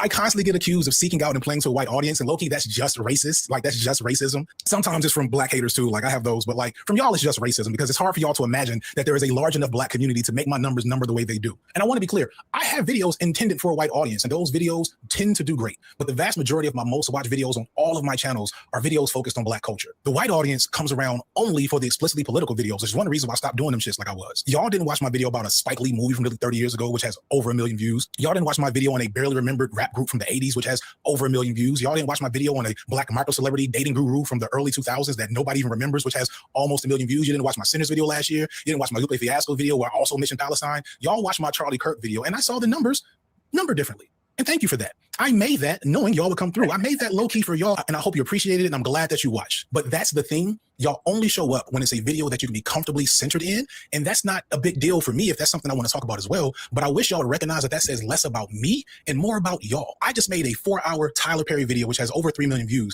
I do not need a white audience, so don't mistake my cordiality at your presence for thinking you run shit here. Y'all's access to me has been me trying to be a positive force in the space as much as I can manage to be. I try to align with like-minded people who I want to see win. I try to share my platform as much as I can. I love having random conversations with people that I sometimes feel like I don't agree with, but I can't do that shit no more because motherfuckers be watching, and now I got lice. And that's on me. I need to do a better job enforcing boundaries. So that's what we're gonna do from here on out. Now let's talk about today's sponsor, which, yes, somehow still is Nebula.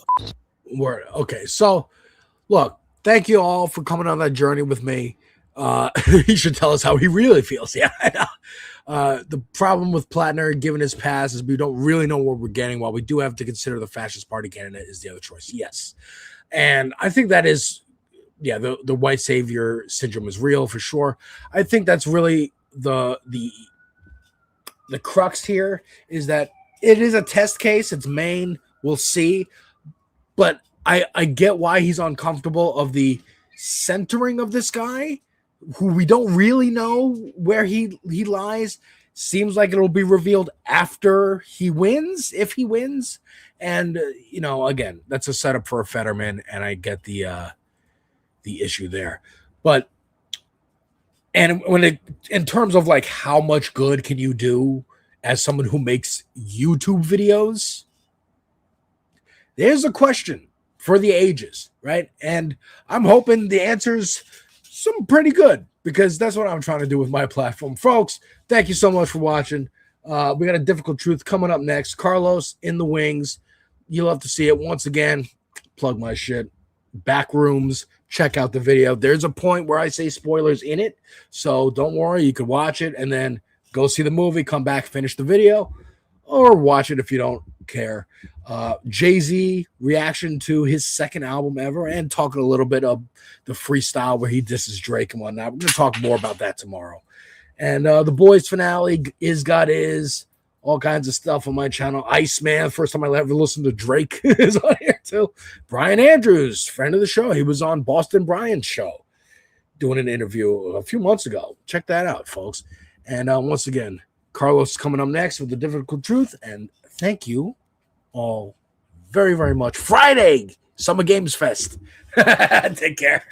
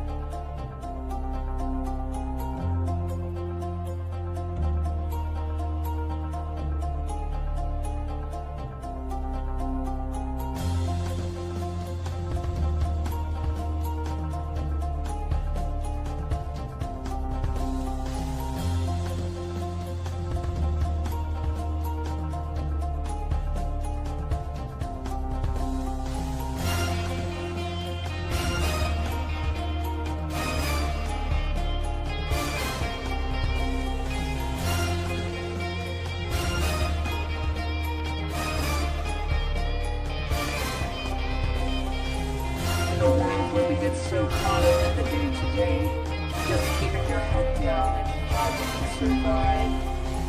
We float by each other like ghosts every day, ignorant to the struggle, the fight with one another, complacent with the fact that our systems are broken, with the fact that the top 10 will always be first in line, the fact that we are killing our planet and allowing them to keep us divided.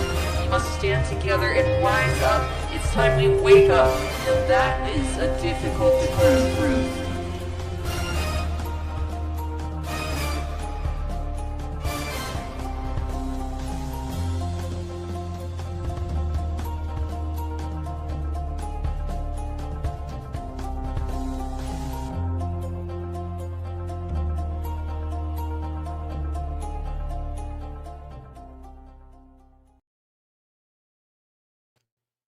Welcome to the Tuesday stream. I hope everyone's having an awesome Tuesday. Once again, thank you so much, Alex from Devil's Advocate Productions. Fantastic stuff. Appreciate it. No, thank you for the awesome content. Thank you all. Welcome, everybody. Latino Mafoon, Johnny, Too Late, Wanda, Ghost, welcome. Nadia, welcome. Hope everyone's doing all right. Gross. I think that's a bot. Oof.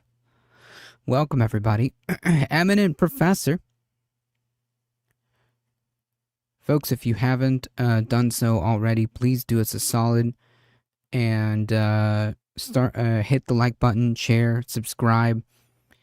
It really does help us out. Spread the word. We are here Mondays through Thursdays. Every Monday there is News Day, so if you want to catch up on what's happening in the news, check out the stream on Mondays, Tuesdays, Wednesdays, and Thursdays. There is live content and syndicated content like you're watching here. Only on this space there's something for everyone, I promise. So spread the word, folks. Appreciate your support. You guys are what makes this channel go. Let's get started, folks. We have a couple of things to talk about. I mentioned this briefly yesterday on my stream, so we're just gonna kind of speed run it.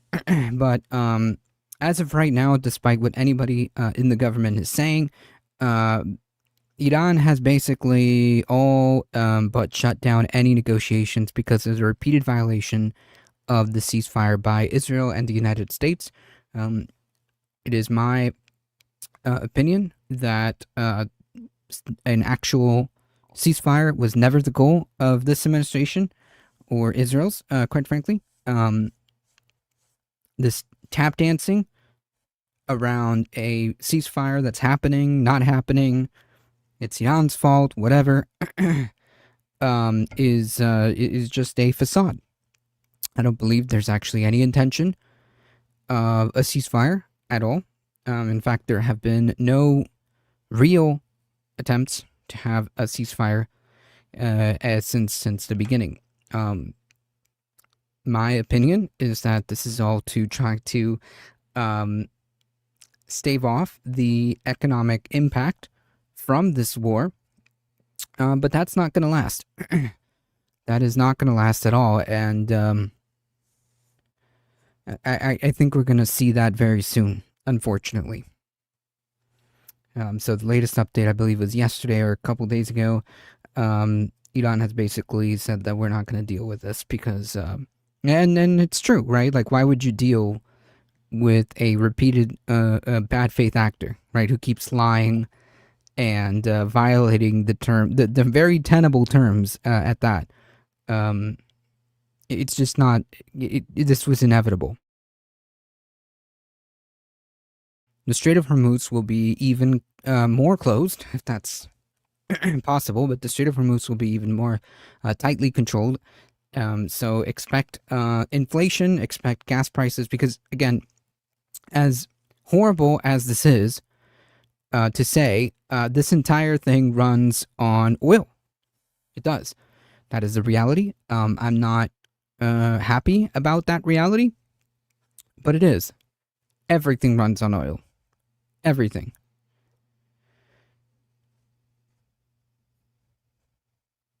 So the fact that this is going nowhere and doesn't appear to be resolving anytime soon, is basically guaranteeing locked in economic ruin for a lot of people down the line.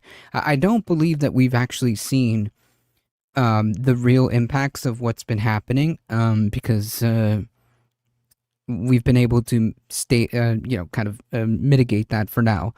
But that is those times are coming to an end, and if we don't, and in fact, I don't know if there's anything we can do to stop it. Yeah. If you're wondering why prices are not going down anytime soon, if you're wondering why gas prices are not going to go down soon, grocery prices, everything like that, it's because our wonderful administration has decided that we need to prolong this war with Iran. For what reason? It's unclear. It's unclear. Ladybug, welcome. And by that I mean there's like plenty of reasons, but it just none of them make sense. None of them make sense.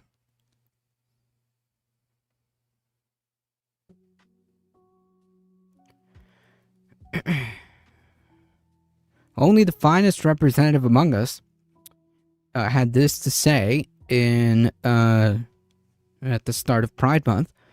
Representative Ogles said during Pride Month that homosexuality has, quote, no place in America.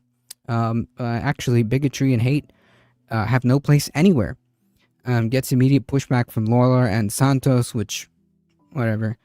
It kind of doesn't mean anything because like people like George Santos, and Lawler do support this because they are part of the Republican Party, or I guess George Santos was, but he still considers himself a Republican. Yeah, they're pretty much agents in making people like Ogles a thing. It is the logical conclusion of conservative politics. Even if people like Lawler and Santos say that they don't agree, it really kind of doesn't matter. So, what Andy Ogles said was in a since deleted post at the beginning of Pride Month, so yesterday, that homosexuality has no place in America.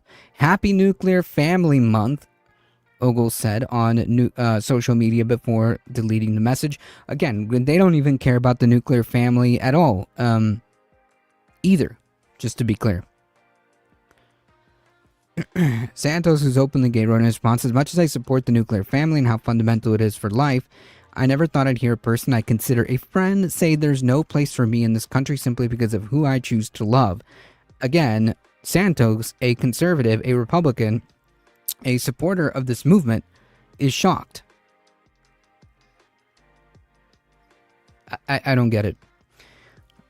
Quote, I never once pushed my lifestyle into anyone and always have voted and advocated for conservative principles. So, in other words, the person complaining that their face is getting eaten by the Leopards Eating Face Party is confused by leopards eating their faces when they themselves are the ones that put themselves on the menu. Got it. But I have the same civil rights as anyone in this country, and I'm saddened by this insane comment. Yeah, except they hate you. And you carried water for them, and you continue to carry water for them by saying things like this. Homosexuality exists in America. Lawler, who's running for re-election in a swing district, wrote on Twitter, in fact, Annie, you have family, friends, neighbors, colleagues, and constituents who are gay and lesbian. It doesn't make them any less than or somehow unworthy of being American. What an absolutely idiotic statement to make. Again, you're a Republican. You are facilitating this. This is where that ideology leads. Because obviously it is true, that gay people exist, and but you can't say that you're against a statement while meticulously laying down brick by brick the ideology that led to statements like this. It's just insincere.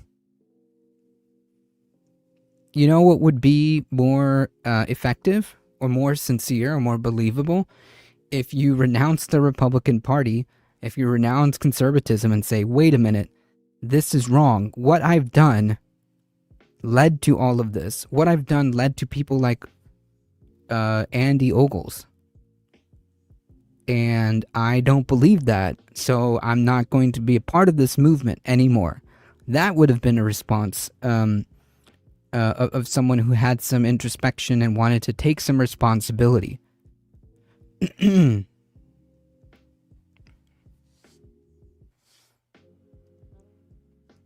Senator Ted Cancun Cruz, a staunch conservative who opposes same-sex marriage, told TMZ that for all recorded history, homosexuals have been part of humanity. And they will continue to do so despite how people like Ted Cruz feel. You know, I've got to say I'm a libertarian by nature. Cruz says, no, you're a fascist. Okay? You're a fascist, okay? Libertarianism is a meme. Okay? Libertarianism is a meme.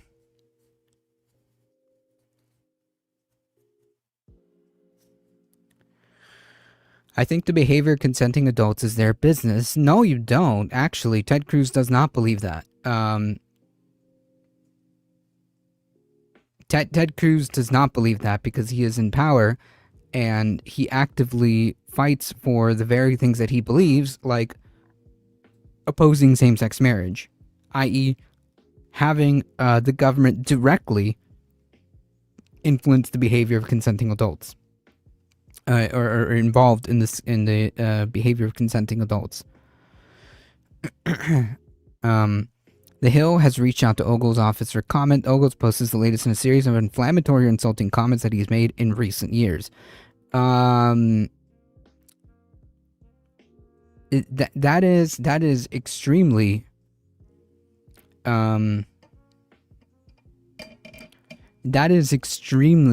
gracious. Now, obviously, the Hill is the Hill, but that is extremely gracious to Andy Ogles. Okay, to say that a group of people don't belong in a country is not inflammatory or insulting. Okay, but I mean it is, but like, it is hateful.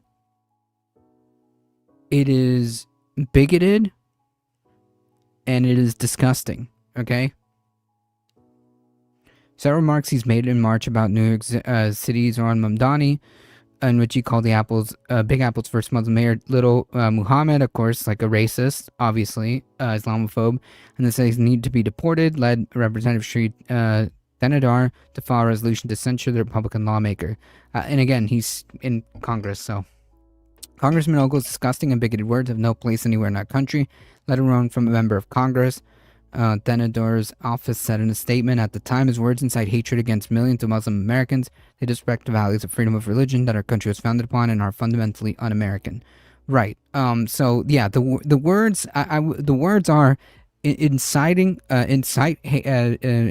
hate and bigoted and racist. Not the wording is not like inflammatory or insulting. Okay, it's explicitly inciting hate and racism and bigotry is what I would use. This is downplaying the situation. The logical conclusion of conservative politics is that they're going to start a Holocaust against LGBT people if they haven't already, and signs are that they have. I believe that is something that they would want to do. I believe that it is something that they absolutely would want to do.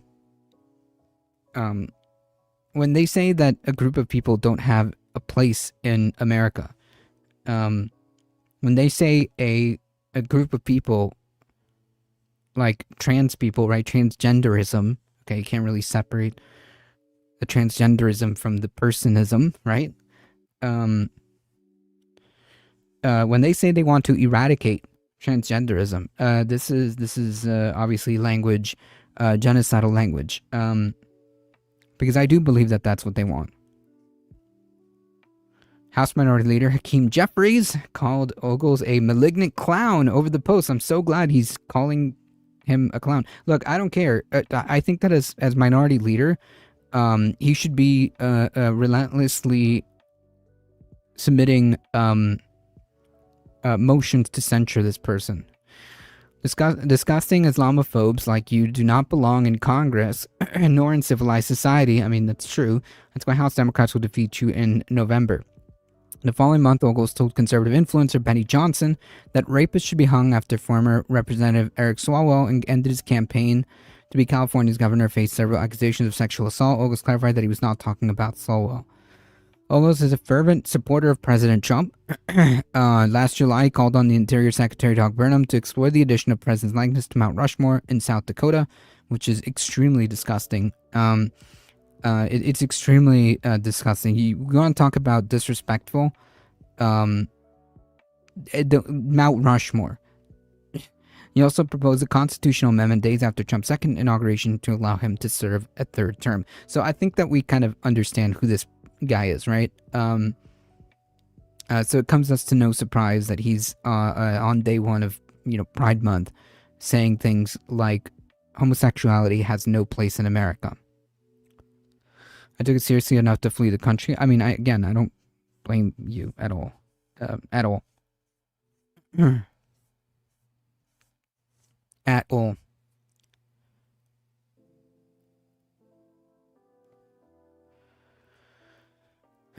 We have some updates on this slush fund. Apparently,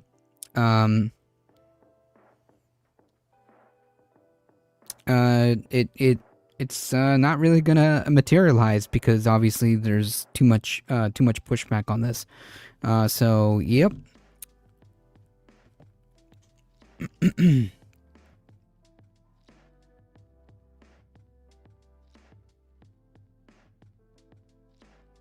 Oh, they moved it.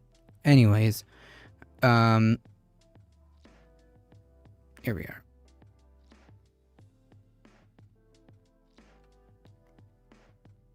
The federal government is abandoning the effort to create a 1.8 billion or 1.776 billion fund and a secretive fund to compensate Donald Trump's allies.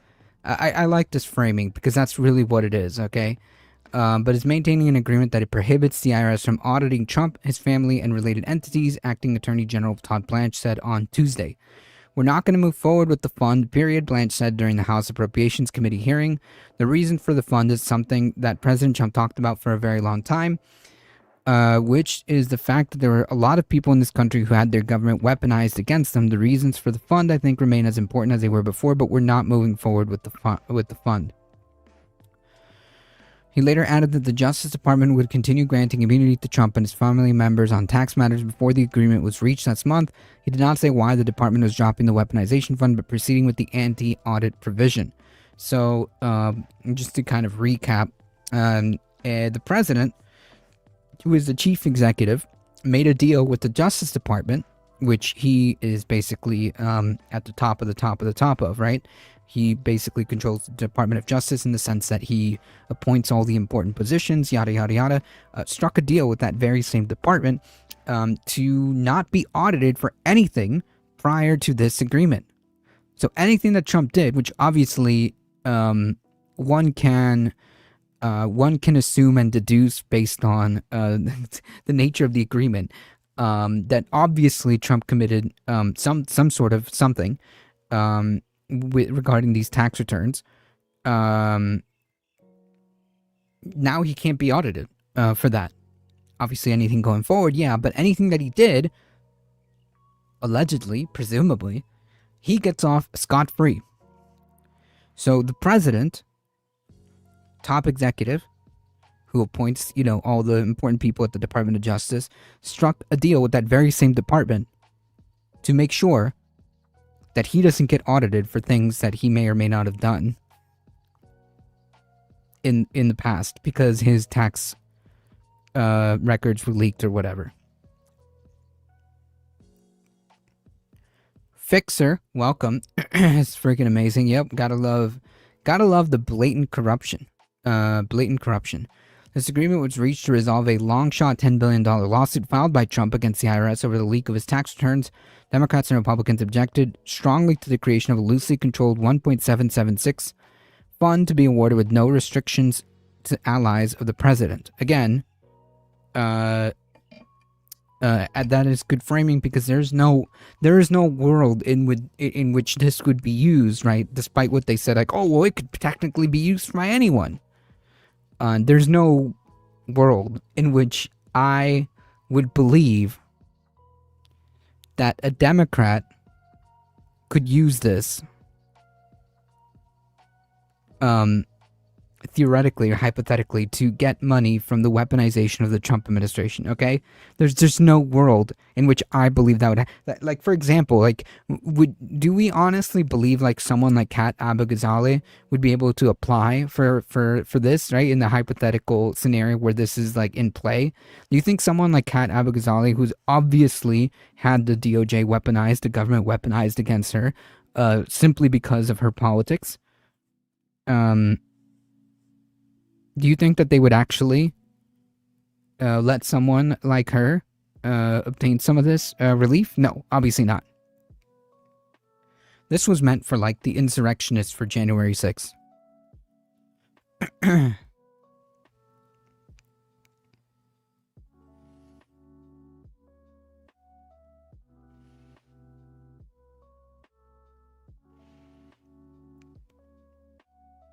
And the $1.776 billion fund awarded with no restrictions to allies of the president. Blanche said on Tuesday, today, that the agreement allowed for immunity from the audit was normal. What? But former IRS officials have said they're not aware of any single other instance, but this was normal. Yeah, okay. Reagan, while a senile puppet upon entry to office, notably almost caused nuclear war on a number of occasions. True! Oh, true. He was supposed to only get $1,000 compensation. Wait, who? For what? Compensation for what?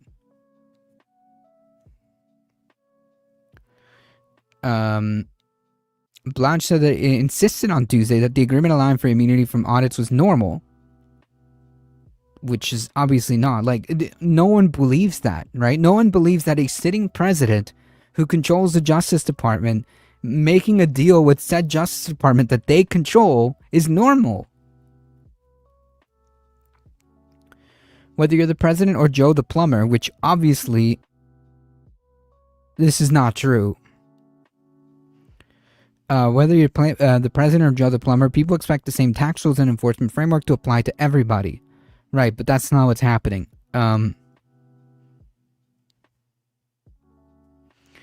That's the law, not compensation. Sorry, I just woke up. I have no idea what you're talking about. Trump is significantly less well-behaved puppet. Yep. Others have said that the agreement may run afoul of the Constitution's emoluments clause, which bars the president from receiving a personal financial benefit from the position. Discharging the president's potential tax liability could be a financial benefit. The fund has faced a significant headwinds in the recent weeks. A federal judge in the Eastern District of Virginia blocked the Trump administration from taking any action on the fund for the next few weeks while legal motions are pending. A federal judge in Florida overseeing the lawsuit also that led to the creation of the fund, an agreement allowing audit immunity, also took the extraordinarily unusual step of reopening the case to see if there had been any wrongdoing. I read somewhere that Trump has made or stole more money during his presidency than all previous presidents combined. That would not be surprising. I haven't seen that, but that would not be surprising at all. I mean, like, you could count how much money he's made in deals for his companies, how much money he has funneled through his properties. How much of that? Like, we don't know, but I can assume that it's a lot. How much money has he made off the government making, like, these schemes? An example was, like, the crypto scheme.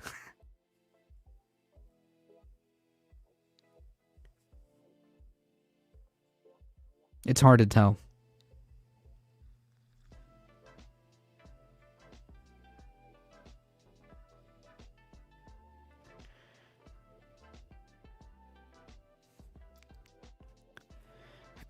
Even though the federal government is scrapping its plan to create the fund, individual victims may be able to seek compensation by filing administrative claims for damages against the government.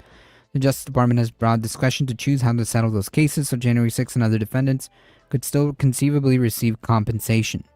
Enrique Tarrio, the former leader of the insurrectionist and far-right terrorist organization, the Proud Boys, who was convicted of sedition, okay, told the reporter for PBS that PBS NewsHour that a possible path for January 6th defendants to continue to pursue compensation. Yeah.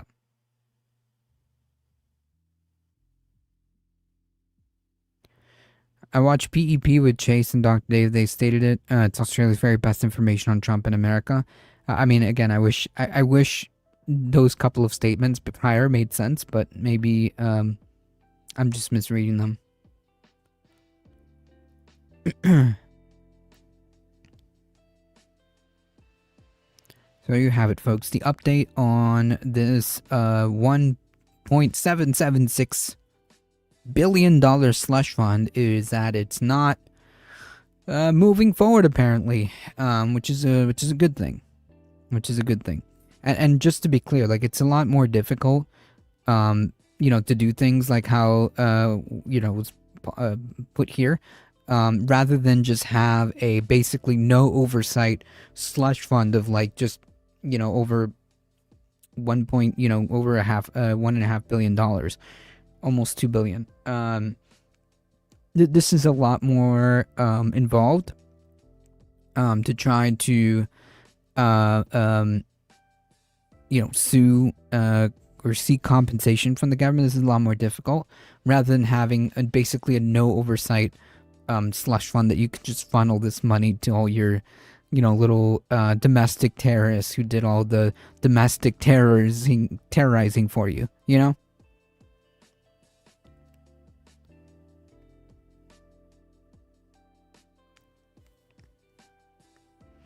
I saw this story earlier, and I want to highlight this because this is not a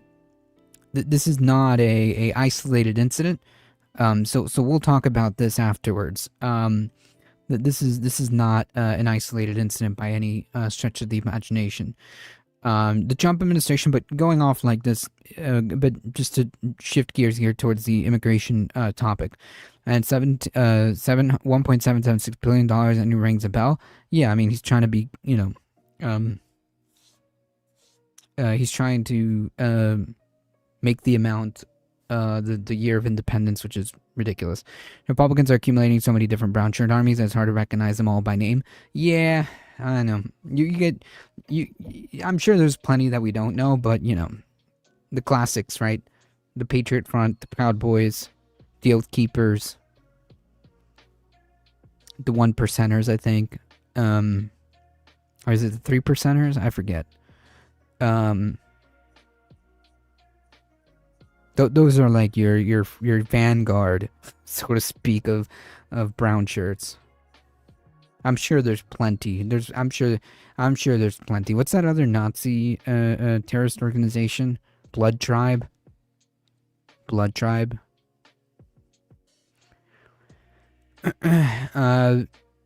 Anyways, the Trump administration appears to downplay the impact of green card policy changes. Following intense backlash, the Trump administration is seeking to downplay the impact and scope of a recent immigration policy change that triggered concerns that hundreds of thousands of green card applicants would be forced to leave the U.S. to continue their cases. This was just done not that long ago. Not that long ago. And now they appear to pretend to backtrack. So now again, this is how you know that this is not about illegal immigration, right? Quote unquote. Because people who are trying to do applications for green cards are doing it the right way, right? The legal way, whatever. So we can just kind of dispense with this idea that these people care about quote-unquote legal immigration. The 3%ers, gotcha.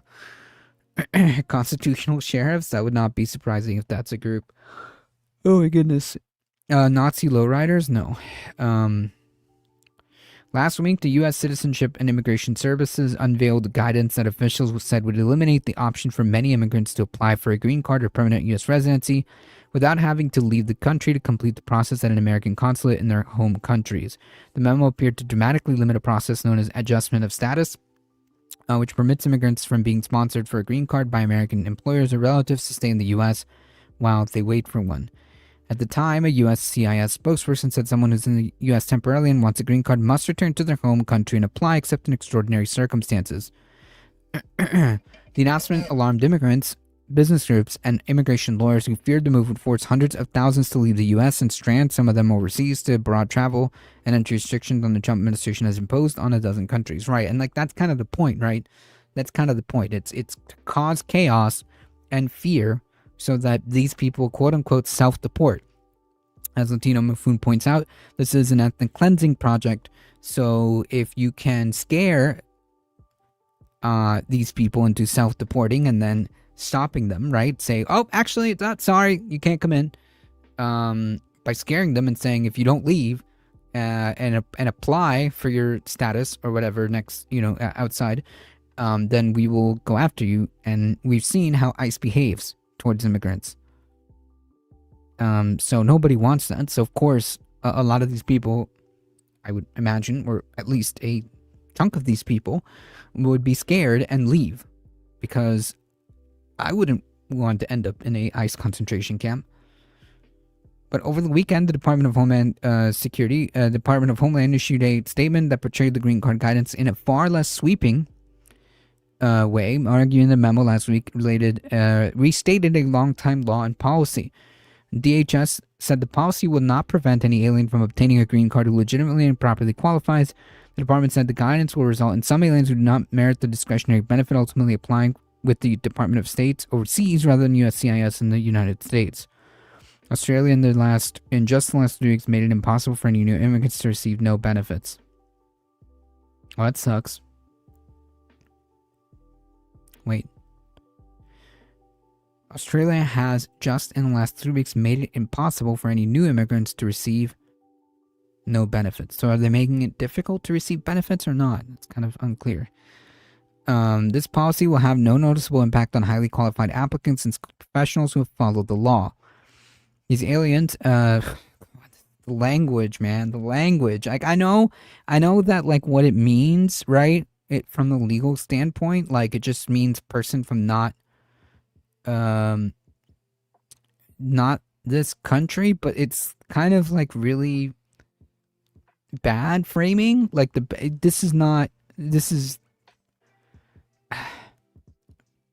I hate this framing. And I know that this administration likes to play up that framing because of its xenophobic undertones. Because they're just people, folks, okay? Yes, dehumanizing, that's the word. That's right. They're just people, okay?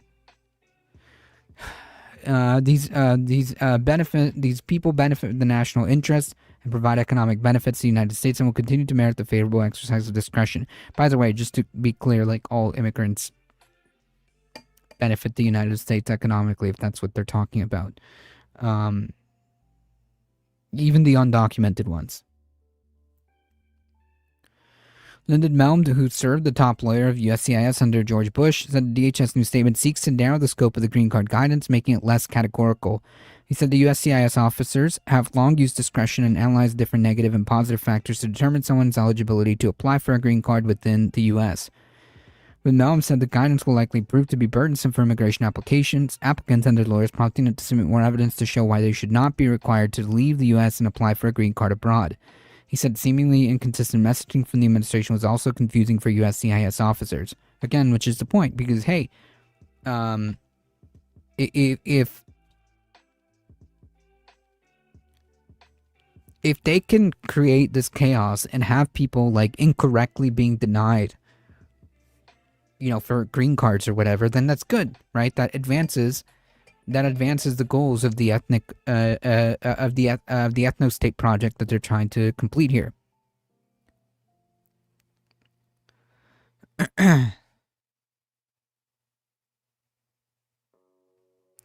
Yes, difficult. Gotcha. Okay. That's bad. That's unfortunate. The underlying policy will still slow legal immigration, but at least they're toning down the rhetoric. Okay. That doesn't really tell me anything much, other than, yeah, obviously that's the point, because this is an ethno-state project.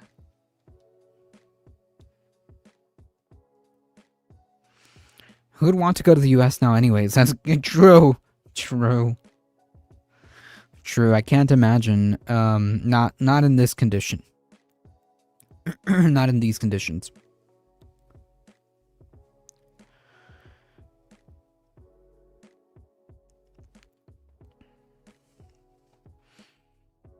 As I was saying, I was reading this story earlier, and this is nightmare stuff. This is nightmare stuff. China's loving Trump's effect on the U.S. Yep.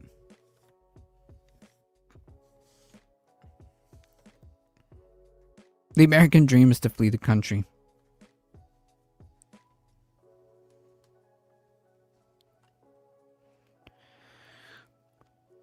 A woman held by ICE for 25 days, which is almost an entire month, in a concentration camp, right? Despite evidence of a citizenship, gets U.S. passport. The Maryland woman arrested by ICE Gestapo thugs in December and held for 25 days despite offering proof of citizenship has been issued a U.S. passport, and removal proceedings against her in an immigration court have been halted. Which is insane. A citizen, if you thought that your papers will save you, but you look brown, you have another thing coming. You are mistaken, because your citizenship status does not matter to these xenophobic, racist thugs. The issuance of a U.S. passport to Dulce Consuelo Diaz Morales is the most definitive proof that she, or indeed anyone, can produce to show the reality of their citizenship. And yet this document is only verification of the truth. She was a citizen before receiving the passport, and she will remain a citizen thereafter, said Gunther Sanabria, the president of the law firm representing Diaz Morales. Sanabria said the Department of Homeland Security filed a request last week for dismissal before the Executive Office of Immigration Review in the removal proceedings, but he added Diaz Morales' freedom has an asterisk attached. Given that the government only agreed to closing Dulce's case without prejudice, it indicates that they maintained a position they can resume these proceedings against her at any time. Lawyers for Diaz Morales said that she would not comment on this time on the being issued a passport or DHS decision to halt removal proceedings, which again is insane. Okay, and just to be clear, like, this is not she is not the only story like this. I can assure you that she is not the only person that is in this position or has been put in this position since the Trump administration has taken over.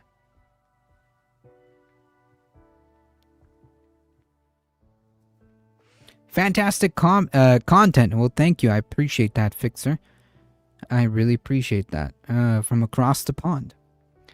DHS did not immediately respond for questions from the Post about why it requested to halt removal proceedings or whether it planned to renew removal efforts at a later date. She is a citizen. Diaz Morales, 22, was arrested in Baltimore on December 14th while driving while brown. That's literally it. She was at Taco Bell and she's brown. That was the crime here. And again, this flies in the face against being repeatedly gaslit and said that citizens are not being stopped, okay? There's no quote-unquote racial profiling happening.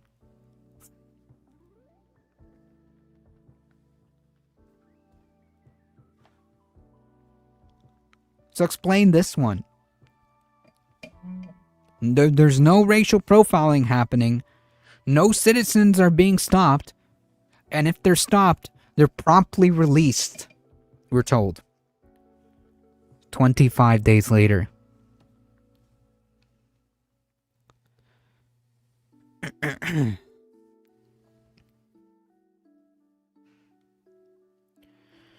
While leaving a Taco Bell with her sister, Diaz-Morales said she told ICE agents and other law enforcement that she was born in the United States, a citizen. According to her lawyers, Diaz-Morales moved from the U.S. to Mexico with her family as a young child in 2009 or 2010 and returned in 2023 to escape cartel violence, only to find state violence in the United States a couple years later.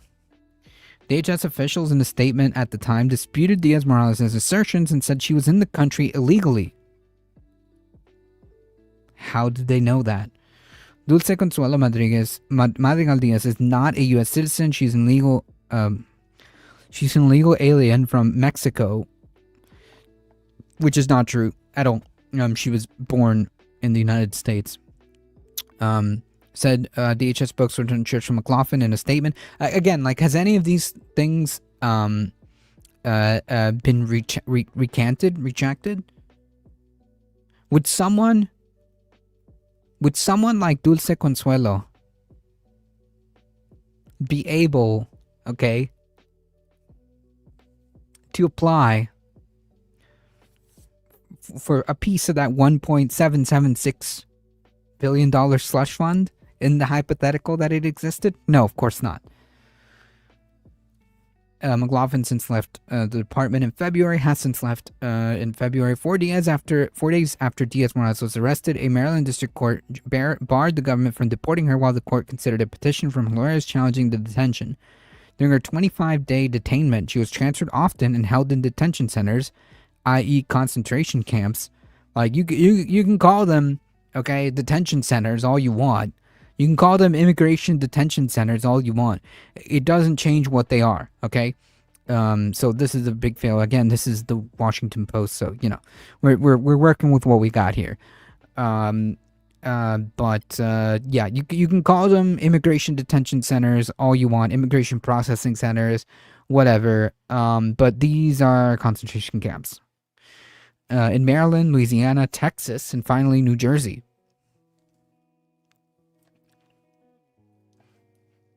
Which is insane, by the way. The lawyers said they were only able to speak to her twice during that period. Diaz-Morales was released from ICE custody on January 7th after her lawyers filed an additional document with OIR to support their client's citizenship claim, such as records from her birth in Maryland hospital that included her footprints and mother's fingerprints. They also provided clear versions of her birth certificate and immunization records, which they had previously provided to the court. Which is insane.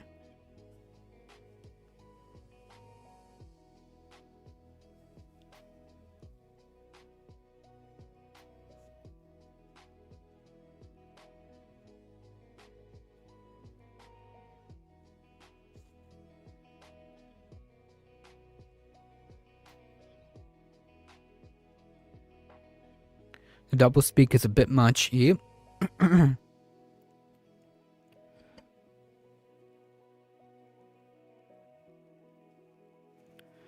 On the day of her release, Diaz-Morales said she was looking forward to seeing her 5-year-old son and the rest of her family. Now that I'm free, I feel much better, but while I was detained, the lows were really low and I felt very sad, but I thank God now it's over. Diaz-Morales said, speaking Spanish with her lawyer, interpreting, I wanted to hug my son first and then my family. A week later, at her first check-in with ICE, she was placed in an ankle monitor before being allowed to leave. A citizen, by the way. In a statement, Sanabria said his client's case should be seen as a warning. We, like many other advocacy groups and legal service providers, drastically fear the erosion of rights and safety under the current policy regime. This case has loudly proven that you are only legal until the government says otherwise. Yep. And again, your citizenship status, your legal status, does not matter at all to these people, okay? If you look brown, okay? If you look brown, then you don't belong here, okay? That's the message that the administration is saying. And if someone wants to propose a different explanation as to why a citizen was detained for 25 days despite offering evidence that she is a citizen, what is the alternative explanation here?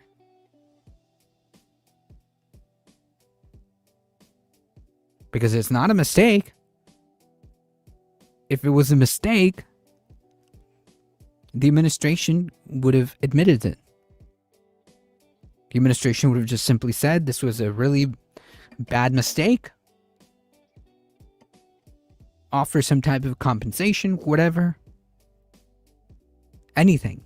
To say like, oh, actually, yeah, we didn't mean to do that. Citizens who are here, we're trying not to target citizens, and this was bad. This was a travesty of justice. Whatever nonsense you want to spew out. But they didn't even bother to do that. In fact, they tried to double down. In fact, they tried to double down. The same like they did with Kimora Abrego Garcia.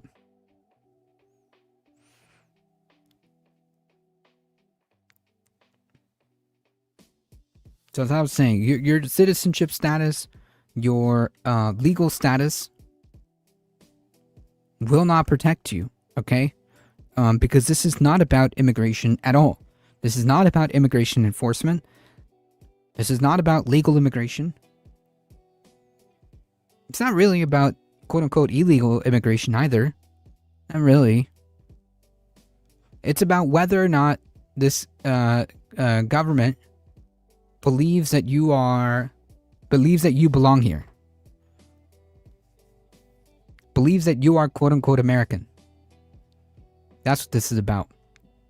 And that metric is influenced by a project that they want, that they are trying to do, which is a white ethno state. That is what it's dictating whether or not they believe you belong here.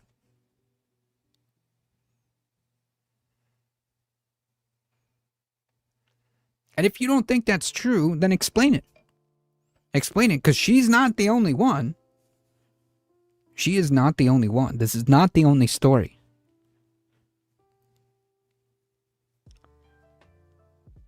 These are the stories that we know about. These are the stories that get reported by reported on by the press.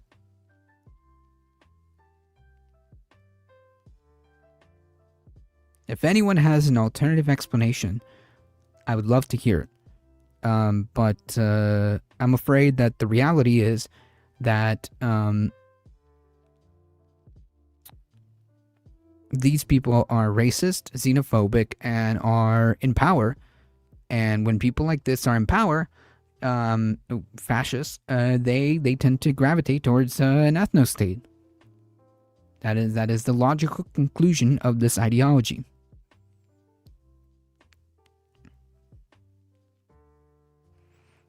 It is not fear-mongering to say that these people are being stopped for their appearance, for their race, because it's true. And I challenge anyone to give me a better explanation.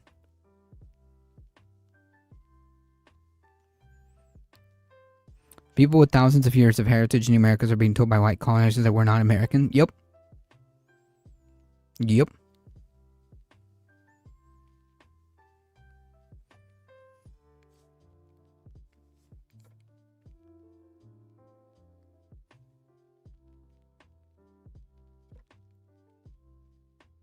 If you are not white, preferably white Christian, then you do not belong here. Okay? And stories like Dulce Consuelo Diaz Morales' story are a indication of that. There's huge protests outside of the detention center. Yep. And I think it was, New Jersey, I want to say.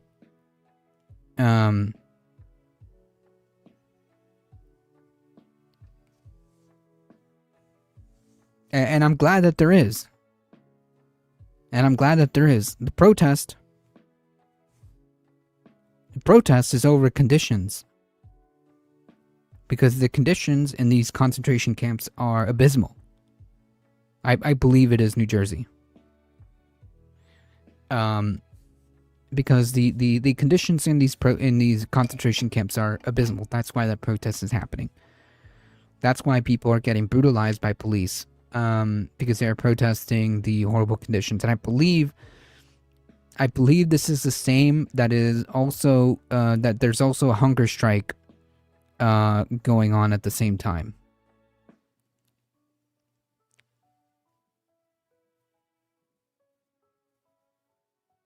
I believe so.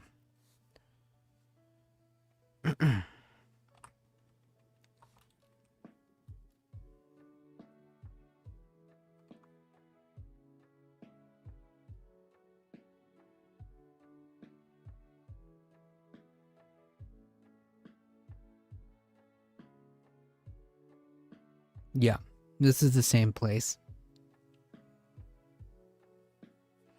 There's an ongoing hunger strike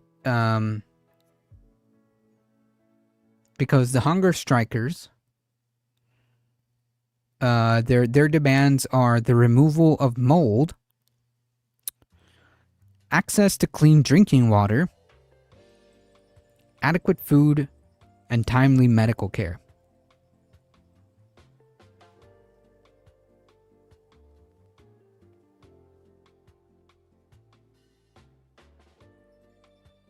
That's what's happening. The police moved the press out before going in. Oh, okay, so that's the video. Yes. Yes, and the police, obviously, both local and state, have also helped as well. If I had more time, I would show that video of the police escorting the press out because of they don't want the press there. And then the mayor had a different story the next day. Yeesh. Yeah, I think you were the one that told me about this, if I remember correctly. Prisons are going up on too large a scale to be just that. I mean, obviously, it's on its way if nothing stops this. You know what I mean? Alright, folks, it's 8 o'clock on the dot. Time for me to get out of here. Thank you all for being here. I appreciate you guys hanging out. Thank you. You guys are what makes this channel go. Again, I appreciate your support. If you want to support the channel, keep doing what you're doing. Like, share, subscribe, comment. All the engagement really does help us out. Coming up next is Movie Night Extravaganza, so stay tuned for that. I appreciate you guys. Check out my show on this space every Tuesday here. So please do us a solid and spread the word far and wide. We're here Mondays through Thursdays. As always, folks, please stay safe. Please take care of each other. I'll be on. I hope to see you guys in the next one. Tuesday, 7 p.m. Eastern Time. See ya.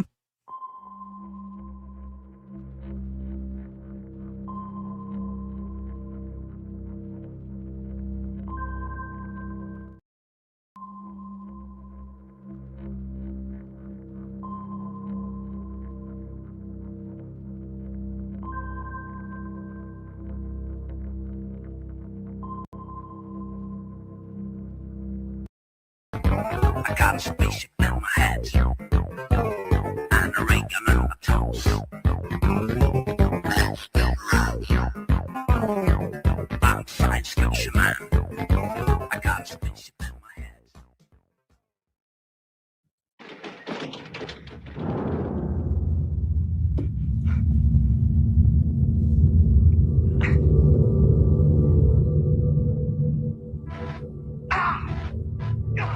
On June 12th, the latest Steven Spielberg summer blockbuster is coming out. At 79, we'll see if the man still has it. Disclosure Day is hitting the big screen. It's only one of multiple Alien movies that have come out this year, including Project Hail Mary. So for our blockbuster month, we're going to be doing quite a few Alien movies, starting tonight with the Steven Spielberg classic, Close Encounters of the Third Kind.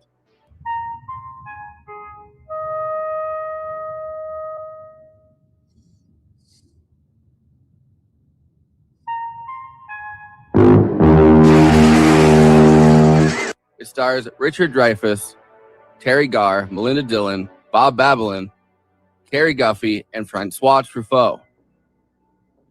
Just 2 years after Jaws absolutely broke all records at the box office, becoming the first ever summer blockbuster on June 20th, 1975, this would be upended by Star Wars in May 1977 to take the summer box office to new heights. In November 1977, Spielberg released Close Encounters of the Third Kind. It became the third highest grossing film of 1977, behind Star Wars and Smokey and the Bandit. Non, ici, vous exposez au gaz toxique. In coming here, you've exposed yourself to toxic gas.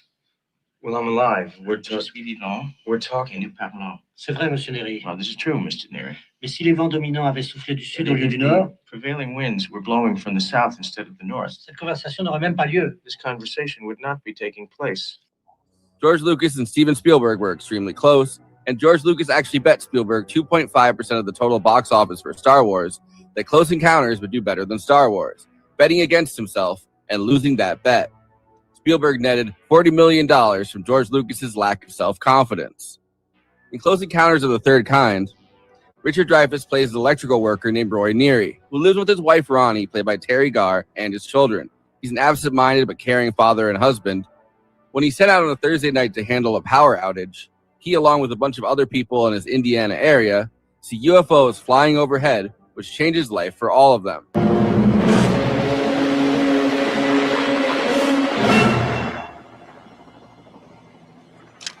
I don't believe it. I don't believe it. I don't believe it. It's the cotopaxi. Why? You see, a group of scientists had just rediscovered a bunch of World War II planes, as well as the SS Cotopaxi, which were lost in the Bohemian Triangle, although now they're in completely different parts of the world in the desert. And they've discovered that the aliens have come back for an unknown purpose. Meanwhile, a close encounter with the aliens has scrambled Roy's brain up, and his family slowly begins to worry about him, and then they want to escape from him.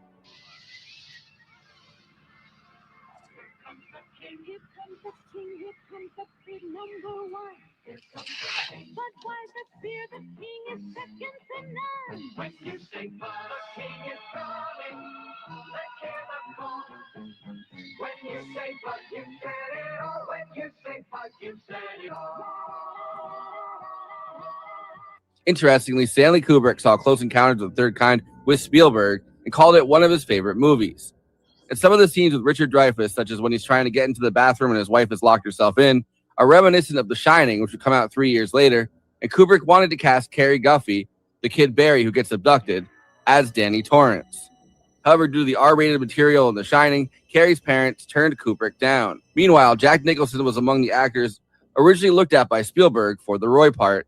He originally wanted to cast Steve McQueen, who turned it down. He then talked to James Caan, Al Pacino, Dustin Hoffman, and Gene Hackman, before Richard Dreyfuss convinced Spielberg to cast him for this one too.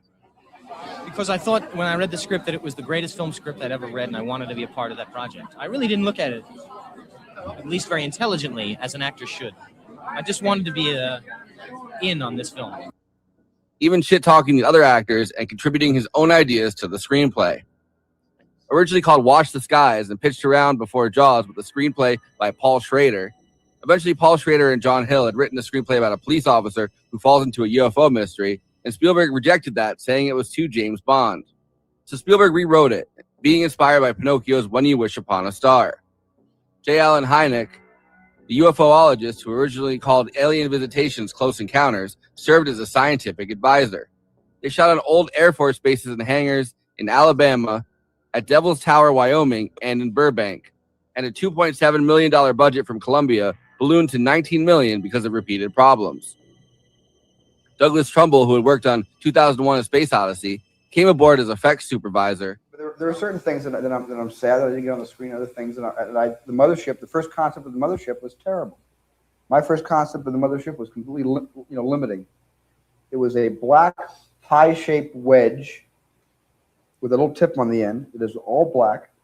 All it did was, it was a phantom shape that blotted out the stars. All you knew was something darker than the sky was moving out from behind the mountain.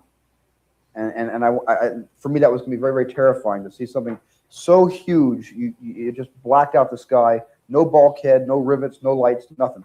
At the last minute, it would turn on and land.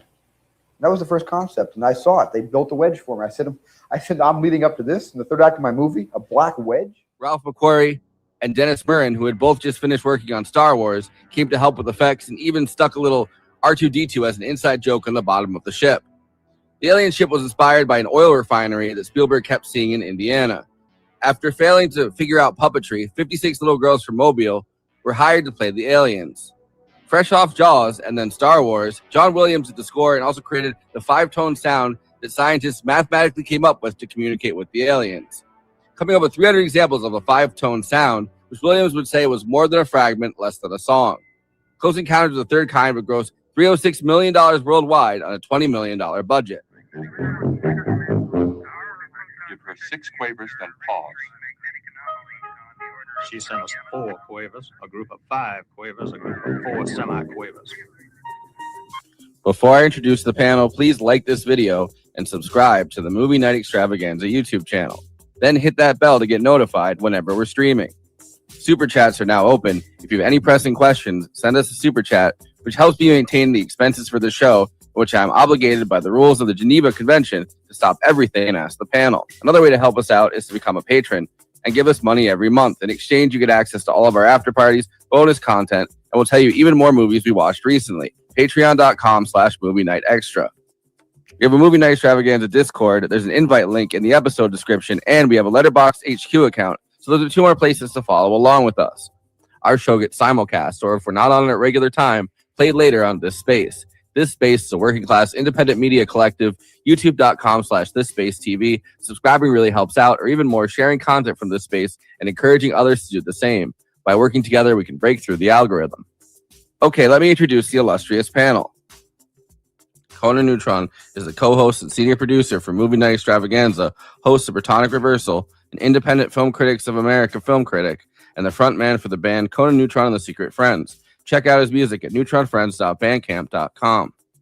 Kristina Oakes is a co-host of Movie Night Extravaganza, a streamer on Twitch, twitch.tv/cosmopolitics, a host at This Space, hosting Kristina's Corner, and is across social media at Cosmopolitics and on Letterboxd at Kristina.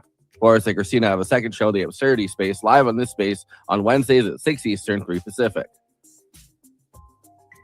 J.G. Michael is the host of Parallax Views, a podcast where politics, history, and culture are examined from perspectives you might not have considered before. I, of course, am your host and an alien taking humanity on the third encounter. You know what that means. Forrest Miller.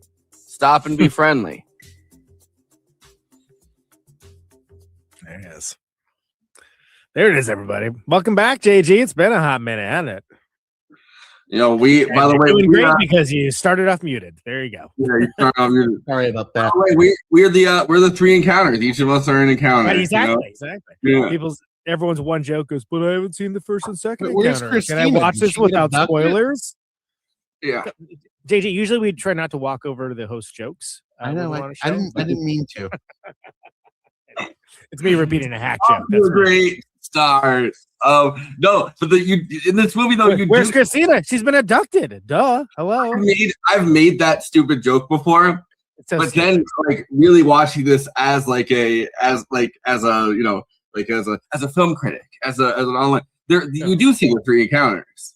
The 3 encounters. The first encounter is when they first turn in the sky, you kind of see them. Second encounter is I think when they actually like take people for the first time, and then the third encounter is like they're back and they're like, all right, we probed your friends. Who's up next? By the way, I saw this. So I've seen this movie a few times. Like obviously, I mean, I think everyone probably has, but like because it's it's one of the great sci-fi alien movies. But because I watched it as a kid, and I don't remember how much like Munchkins the aliens look.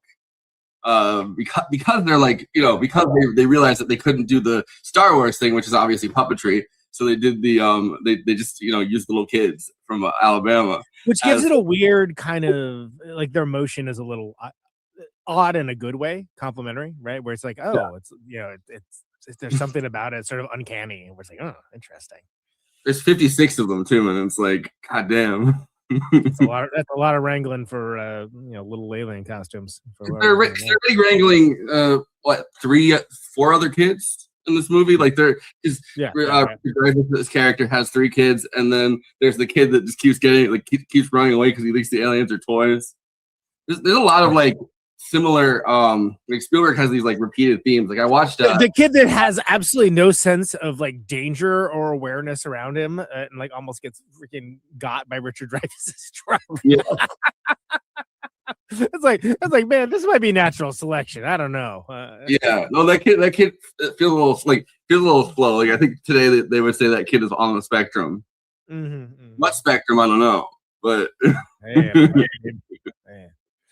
but I was watching AI, artificial intelligence, last night for the first time since I was like a little kid, and it's like kind of like repeated themes over and over again. Like I mean his Pinocchio fixation, obviously, that Spielberg has. That in this is When You Wish Upon a Star, and then AI is just literally just the story of Pinocchio, but it's like AI instead of Pinocchio, so a wooden puppet. But then I've been living on my own for 6 years when that movie came out, so like excuse me why I'm morphing to the old man gif yet again on this show. But yeah, AI, right?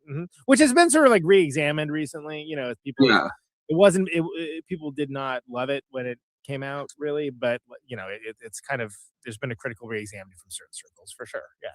I remember being utterly horrified as like a kid when they dumped the acid on the they're doing like the gladiator style thing, which is the flesh fair, which is already like a very insane thing to say. They're like, oh, come to the flesh fair, and they dump acid on the one lady, and she like the Mecca lady, and she just dissolves. I remember being like just terrified by that as a kid. Yeah, which is funny, and that shows how much when you see something matters for your engagement with it, right? Because when I saw it, I was like, F this. Yeah, I mean, I was like, because I was watching so much harder stuff at this point, you know what I mean? Yeah. I was like, all right, dude, come on. Like, I'm like my favorite movie of the coming around that time was like Mulholland Drive or whatever, right? I'm like, oh, yeah, AI, great.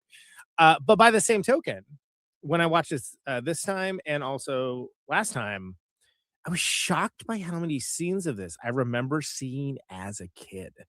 Yeah. I can tell you, because I verified with my dad, the first time I saw this was a drive-in movie theater. And once again, anyone that knows me telling stories about seeing movies with my dad, I was probably way too young to see it.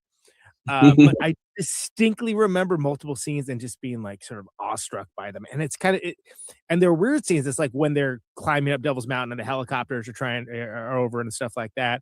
And specifically when you first see the spaceships come around the corner of the sort of mountain road where I'm like, wow. But the thing that I remember just freaking me out as a kid was and we'll get to with the plot summary and all that, when the kitchen is like just going nuts and you can't see anything. Yeah. And you see like the screws going up and like that was the thing that I was like, oh my God. And my dad was like, oh yeah, you were going nuts during that. You were not having a good time.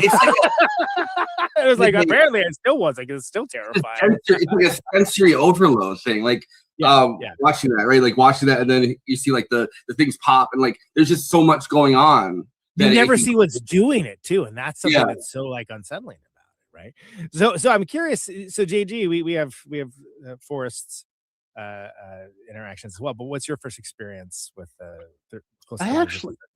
I do not remember the first time I saw Close Encounters. I was probably in college. It was one of the so you saw it like already as an adult, basically. Yeah, but I think it was one of the Spielberg movies that I had neglected. Like I had seen Indiana Jones and Jaws when I was a kid. Yeah, but in a weird way, this actually may be my favorite Spielberg.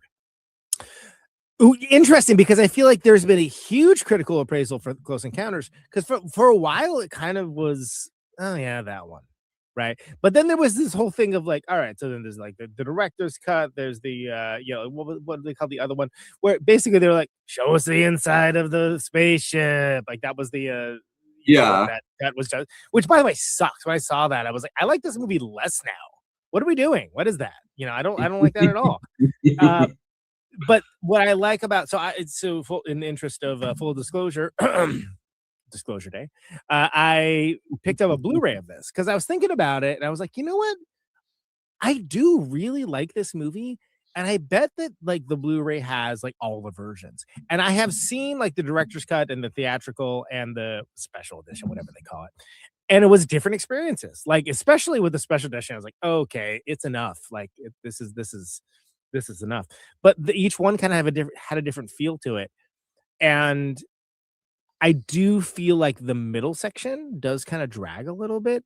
But man, the beginning and the end, every version rules, although they stick around way too long in the whatever the special edition. I think it's fascinating to think about this in concert with Kubrick's work because of just the relationship, the mentor-mentee kind of thing that develops between Kubrick and Spielberg at this time. It feels like this movie is very much in conversation with 2001: A Space Odyssey. And then, as so much sci-fi is, but just kind of the sprawling nature of it, I think is kind of in conversation with like 2001. Like this is, and I was watching Spielberg talk about the first time he saw 2001 yesterday. I saw this video of it. He was talking about how everybody in the theater was just mad stoned, and he's like, he's sitting there watching. Must have been hanging out with Jerry Casale and the Devo guys. he was like when the ship goes up, and like the boat, everyone's like freaking out, and they're all like, yeah.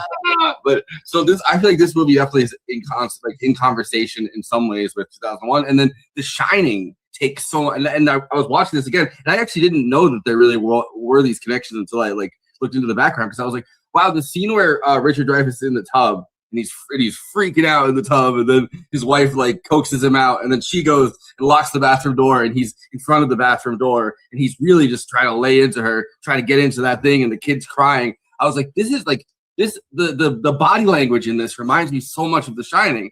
And then I found out that they watched it, like there was a screening that Spielberg had for Kubrick where he just had him in the room, and he was like, this is Close Encounters of the Third Kind.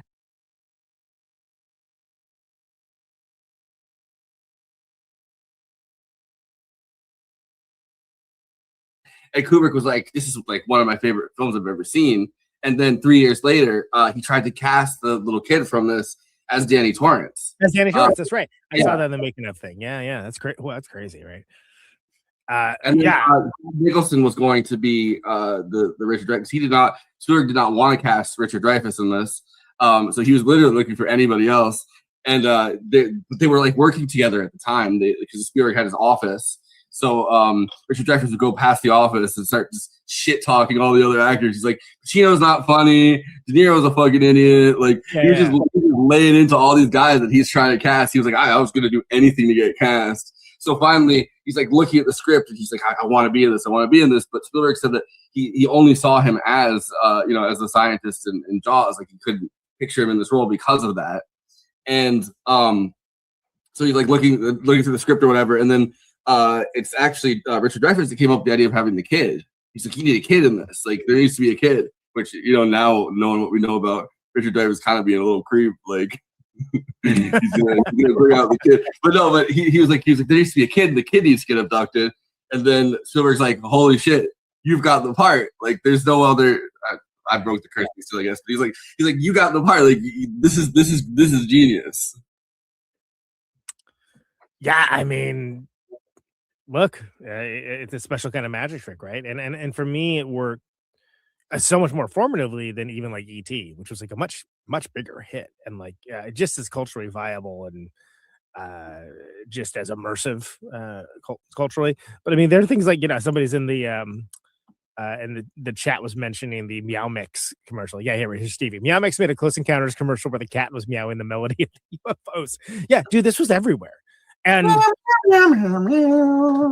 that John Williams, that small, tiny little composition is like one of the most famous music cues of all time. Like easy, right? And if everyone knows what that's from, even if they've never seen the damn movie, It's so funny though. Like we've talked a lot of crap. See, I'm trying to censor myself. We've talked a lot of crap about Hans Zimmer. And then you hear about the process that even for something like this, John Williams went through, and it's like night and day. No pun intended, I guess, for this. But like he came up with 300 different samples of a 5-tone sound, and his thing was that he thinks that a fragment is 4 tones, and then a song starts at 7 tones. So he had to mathematically, he was trying to create something in between the two, so he gets 5 tones. Which is so cool because so of course I'm gonna vibe with a movie that has music as a communication tool. I'm a freaking musician, of course I am, right? But it is so telling that it's so intrinsic to the plot in a way that I don't think we've seen in that same way from this, except for Arrival, which Steven Spielberg quite likes, by the way, and is one of the only alien movies that he really gives big ups to from recent years. But in that same way of like, no, it's not that they would be, it's not that the aliens would be so physically different. Maybe they might be, but like the way they communicate, you would have to find a common ground. They may not experience the world, the universe, causality in the same way. And so how do you find that common ground? And it's so inventive to be like music, audio tones. Well, and then also and it's so effective. It is so effective. Like I have seen this movie 6 times probably in various like in the way that time before last that I watched this, I was like, oh, that the French guy, I guess, is a director. I should watch some of his movies. And then next time I watch it, like I was like, oh, Truffaut's my favorite new wave film director. And then they're like, oh yeah, Fritz, that's what Truffaut's in this. That's crazy. Like in all of these times I've watched it, the freaking part where they're playing the prompt and the alien starts talking back, and then the conversation gets like that still is like just astounding and astoundingly effective, like as narratively, like it gives you like makes the hairs in the back of my neck go up. It's so freaking cool. I can't remember if it was Melinda Dillon that said this or Terry Garr. I think it was Terry Garr, I want to say, but no, it might have been Melinda. One of the two said that Francois Truffaut's recall when it comes to movies, like it was like a walking IMDb essentially. I mean, that's not the one. Like he's like walking IMDb. Yeah. I don't know. I think so. He was talking to one. I think it was Melinda Dillon. He was talking to Melinda Dillon, and then she's like, "Oh, I was in this one." And then she was like talking about like a movie, and he was like, "Yes, I know the movie." And then he like lists off who was in the movie with her and the scene she was in, and it was like his recall when it came to any of these like kind of big projects, especially because he was in Cashiers of Cinema, and because that same thing, because it's like he's from that they made movies, but they were important to them that like they were immersed in the culture, which meant they were fans of them. Also, by the way, found out on one of the special features that Denis Villeneuve, Dune 2, Dune 3, still Dunin, and Arrival, so on and so on. He found out about the French New Wave through Truffaut being in this. Like he was like, oh, there's another French person, I bet I'm gonna find out about this guy. So he found out that Truffaut was a director, and then went and like studied all the French New Wave because of that. And like so basically, why that dude makes movies like has a really strong correlation to seeing Close Encounters of the Third Kind and seeing representation of just cool French nerd. I think that French people are much, much cooler than French Canadians. Well, yes, I agree. But the larger point is that someone that whether you love him or not, I like most of his movies, is one of the biggest directors we have going. Yeah. Well, that's like, it's a and similar that's what led into the art world. Yeah.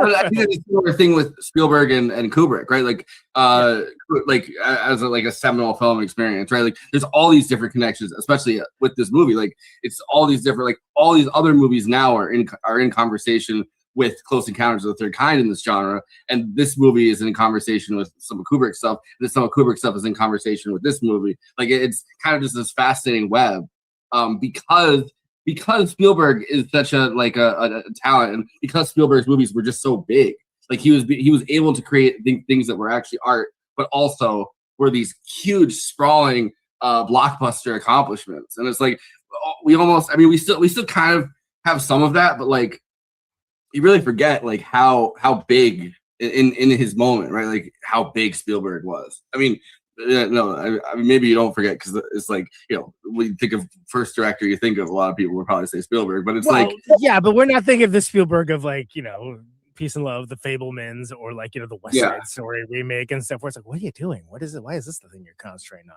We're thinking about, well, like, this is the guy that this is fresh off Jaws, you know, E.T.'s coming down the line, you know, Indiana Jones, so on. This is like, you know, Mr. Movies. This is that era of Spielberg. Like, he was, there was no one that was more attuned to the yeah, that's true.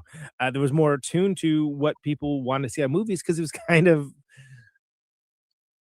changing what movies could be, right? In that same way that a lot of the 70s new wave, oh, hey Kristina, we won't save you from that Greyhound, sorry. Then a lot of the new Hollywood, you know, folks were doing, you know, I'm thinking like the Bogdanoviches and so what have you, and Coppola, et cetera, et cetera. But with Spielberg, it was that also insanely popular.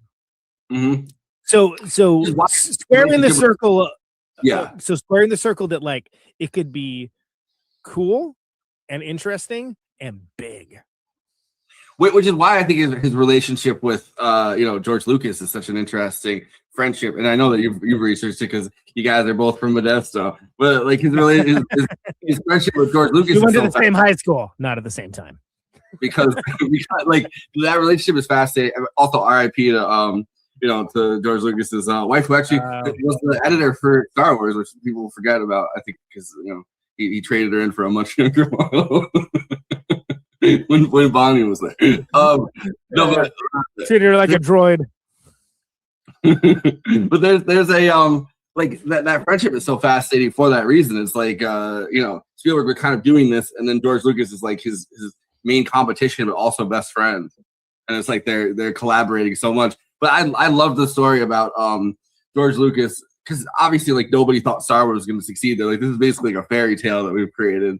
In this world, it's like, you know, at least the first, like A New Hope, right? Like because you know, like, the only thing of its like was like Buck Rogers, right? Yeah, You know, right? there was no modern template.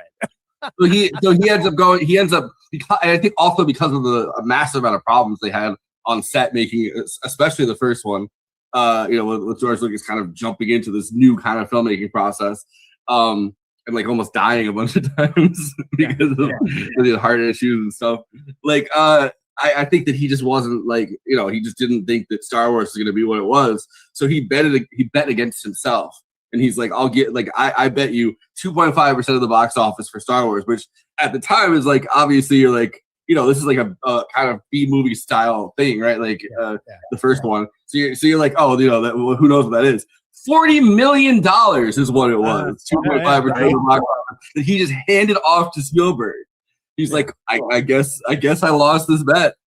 But I mean, obviously he's so like, he's made so much money at that point. Who cares? But it's like, I mean, I'm just imagining handing anybody like $40 million. Like that's gotta be like anyone $40 right now. Man, times are tough. I don't know. That story is just crazy.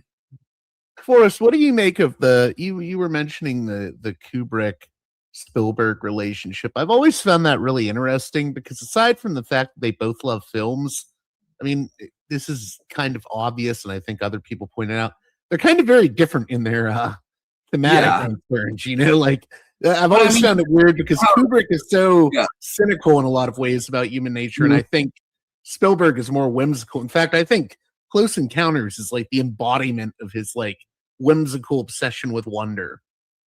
But like they made AI, artificial intelligence, together. Like Kubrick was the executive producer, and his you know, production shop like pretty much worked on that film with him. So something there clicked. Something there had to work as like a, you know, as this kind of deeper relationship. I wonder what happened if you asked AI to make a remake of AI.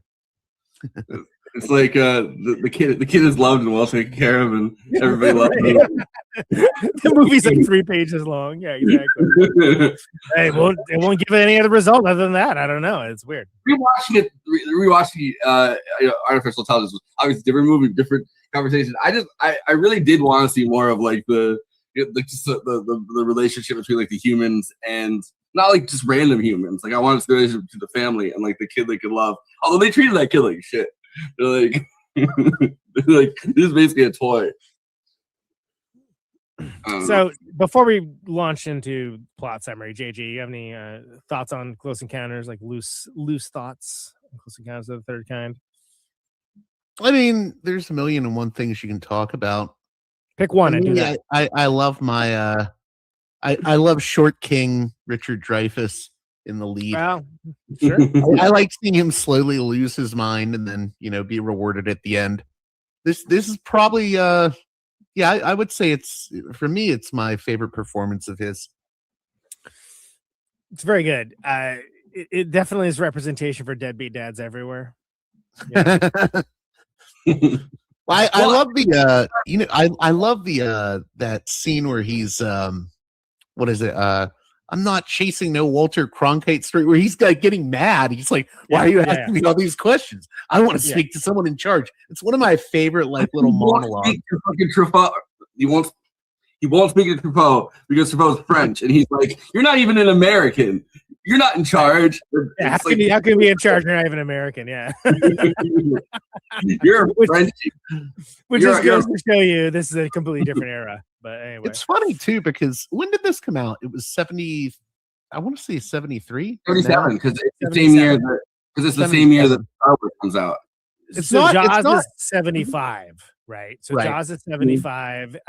He was Dreyfuss was in American Graffiti, speaking of Modesto, 1973. So it's like it's interesting that, like, if you look at like what are his most popular movies, I mean, he has like kind of a bit part in like The Graduate, so that doesn't really count, but it's like, okay, he's you got Stand By Me, Jaws, Close Encounters, American Graffiti, and then everything else for popularity. That's what I was going to say. Is I always like to pair this one up with it's a really obscure 70s movie called Inserts, where Dreyfuss is also the lead. He plays this silent film director that can't transition into the talkies. So he ends up in his decaying mansion, losing his mind in isolation, and he starts making adult film loops. And it's just him being isolated and going crazy. Inserts. And it's weird because I think there's a little bit of that in here where he's like, there's this isolation he has because of the experience. Yeah, which you really see, and like I mean, he looks like a bedraggled crazy person. What are you doing? Which is great. He like dives in too, because by the point where he realizes that he's making a mountain out of a molehill. No, he's making the mountain in his living room. By the time he gets that crazy, which I swear Jack Nicholson took some of that frenetic energy for The Shining, like from this performance, because this performance is such a fascinating one. But it's like, and by that point, he's so filthy and he's so covered in dirt and he's so out of his mind and he's manic. And I get the feeling seeing Richard Dreyfuss as like, I mean, now he's definitely like just way over the hill. But like I get the feeling that there is some kind of manic thing that he can tap into for like multiple of these movies. Like he has to have there's some like dark genius to it or something that he's tapping into for like, especially this role and Jaws. Like there's just something there that like propels him. Well, speaking of Jaws, what's interesting to me is that so Jaws is 75, right? And then he's in like he's like some TV movie or some bit part or some other thing, but he doesn't have like another leading role really that I'm aware of until this. And it's also like, dude, he was Hooper in Jaws, like one of the biggest movies in the freaking world. Yeah.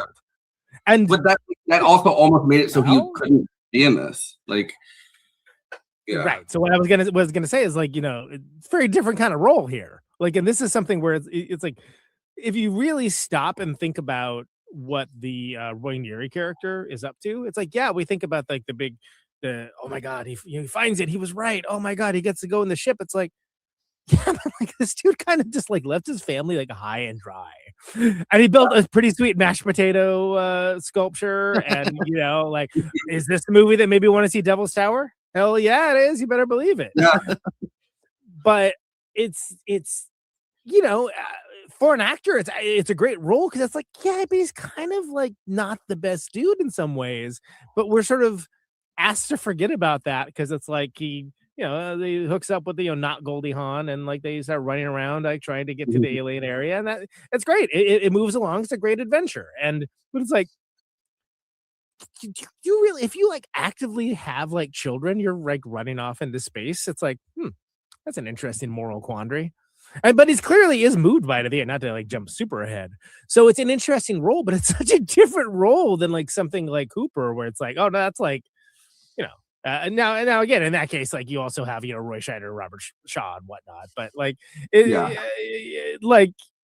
it's an interesting next big role for him, is what I'm saying. Yeah, and I was just going to say, the reason I mentioned inserts was he's very good at portraying very isolated people. Like, that's a hard role to pull off. This is a hard role to pull off. I could see in lesser hands it not working as well. I don't know if you guys would agree. Said Spielberg said that both in this, I mean, obviously until until Fablemans, meet the Fablemans. Just kidding. Until the Fablemans, there was he always puts himself on the screen, but not in an overt way until then. And he said that there was something about Richard Dreyfuss, both in Jaws and in this movie, where he felt like he was almost channeling himself somehow into like. In the I Love Boosters way, using a Richard Dreyfuss as an avatar to change the world's perception. No, but he felt like he was channeling. There was some everyman quality that I guess Spielberg saw in himself. Like, yeah, I don't know if he's not a very good example of an everyman, to be honest. Well, he isn't, but in this role he is, because I just look at like the situation where Spielberg seems to see himself as an everyman, and it's like, dude, you're like one of the most famous film that like. Most people do not have an ounce of like creative genius. So whatever sauce you got going on. Yeah, but it's like, the scene where like Terry Garr like takes the kids and it's just like, I've had enough, and gets out of there. Which, by the way, we get the plot summary. That's great stuff, because you get to see like the neighbors' reactions, and which is something that like, how do you even conduct yourself in that situation? Well, he still manages to be weird as hell about it. Goes in through the window. It's a whole situation, but it's good stuff. Like, it's compelling. It's compelling movie watching. It's just like, also like, oh man, awkward. Like, what do you say in this situation though? Nothing. But it is every man up until the point it isn't, and that's kind of walking that balance beam of why we're able to get behind this guy who's compelled to do this extraordinary, illogical thing, really. Yeah, well, and it's fascinating. By obsession. I didn't mean to interrupt you. I'm sorry. No, so it's fascinating. Right after talking about Over the Edge too, and it's like that kind of compelling vision of like, not compelling, but like that kind of strange vision of like suburbia, kind of driving a person insane too, because he's going against this, like the convention of everyone comes outside and they're just gawking at him, and then he lets the ducks out because he just grabs onto the he's chasing her ducks, which is, I mean, I guess that's not like as suburban as like some of the stuff in there, but like everyone's just like whatever, like, which is such a, I feel like it's such a 70s thing. Everyone's business.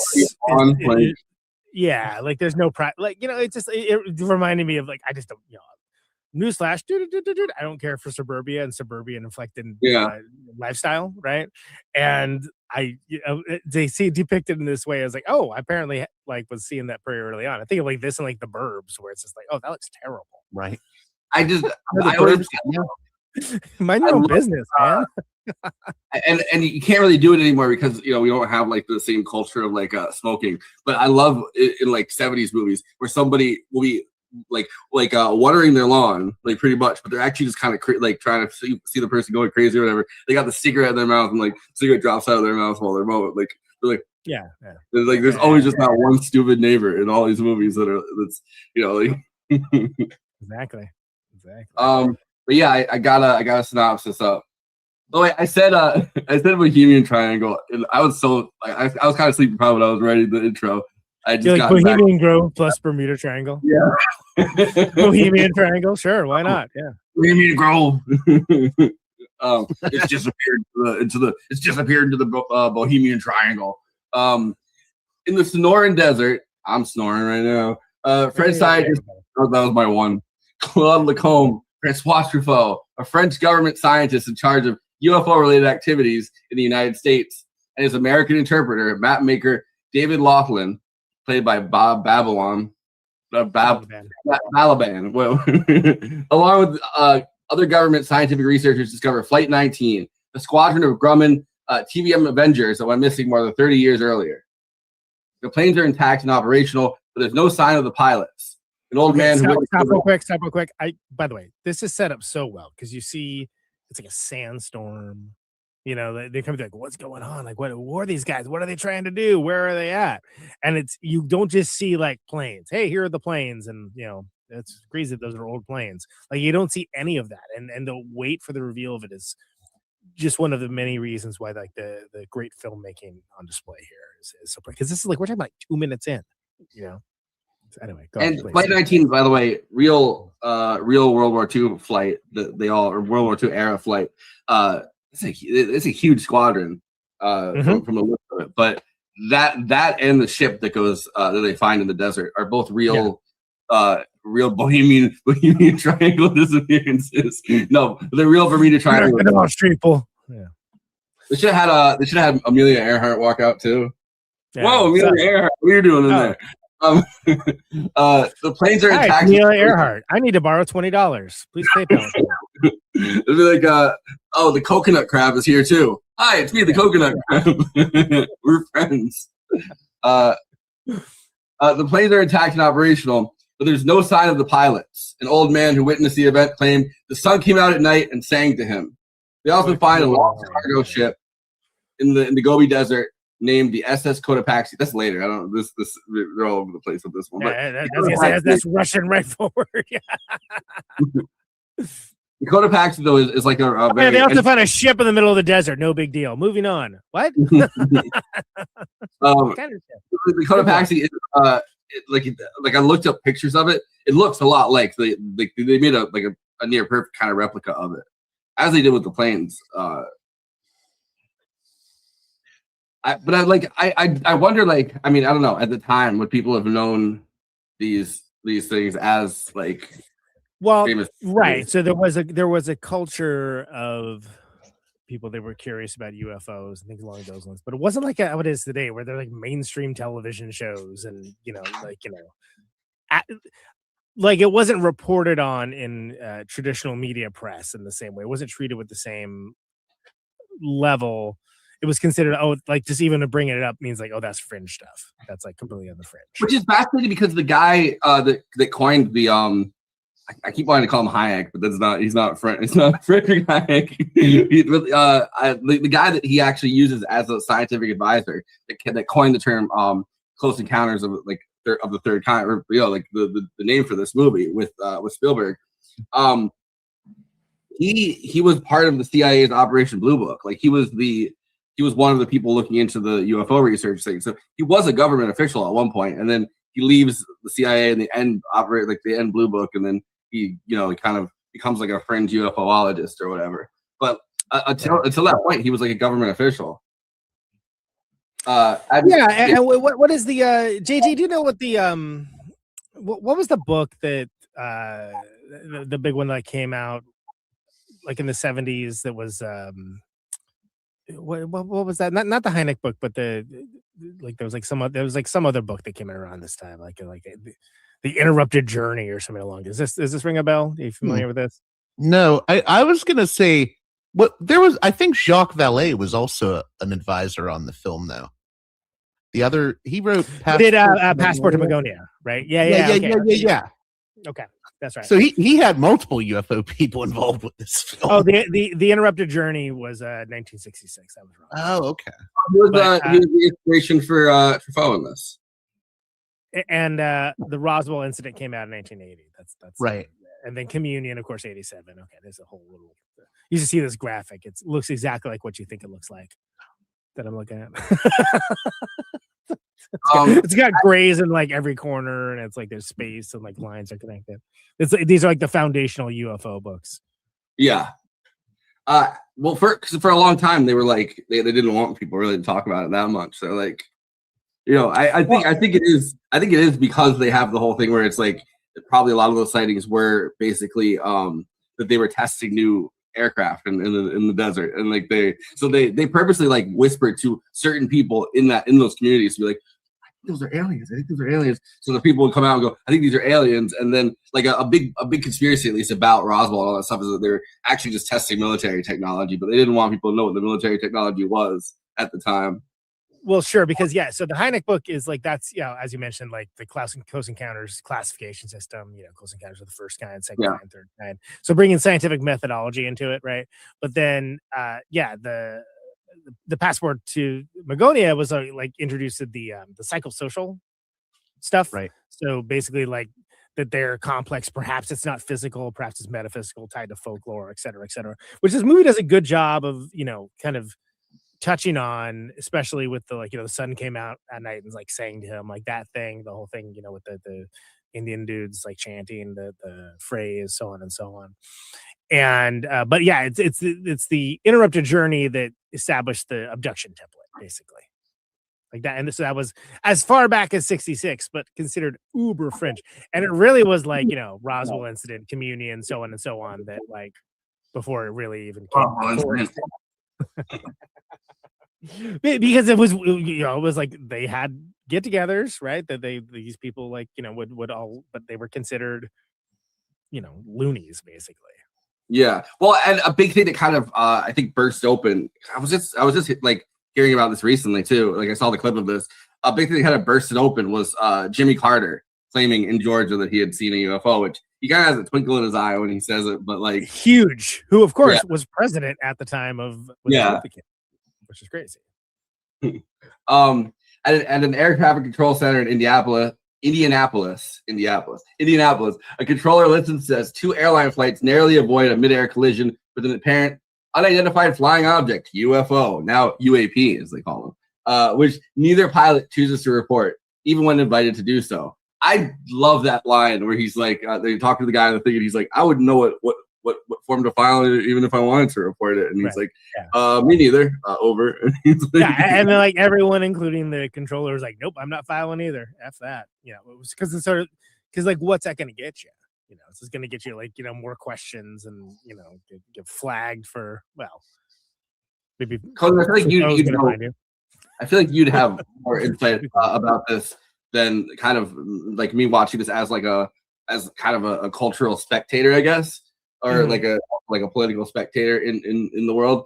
I feel like this vision of the government, though, is very 70s. As the government's kind of like incompetent, they're trying to do this thing. They're trying to do this massive cover up of this thing, but they're very bad at it. And it just seems like no one really knows what report to file. It's not like there's like some evil person at the top kind of pulling the strings. It's like everything is just layers of incompetence.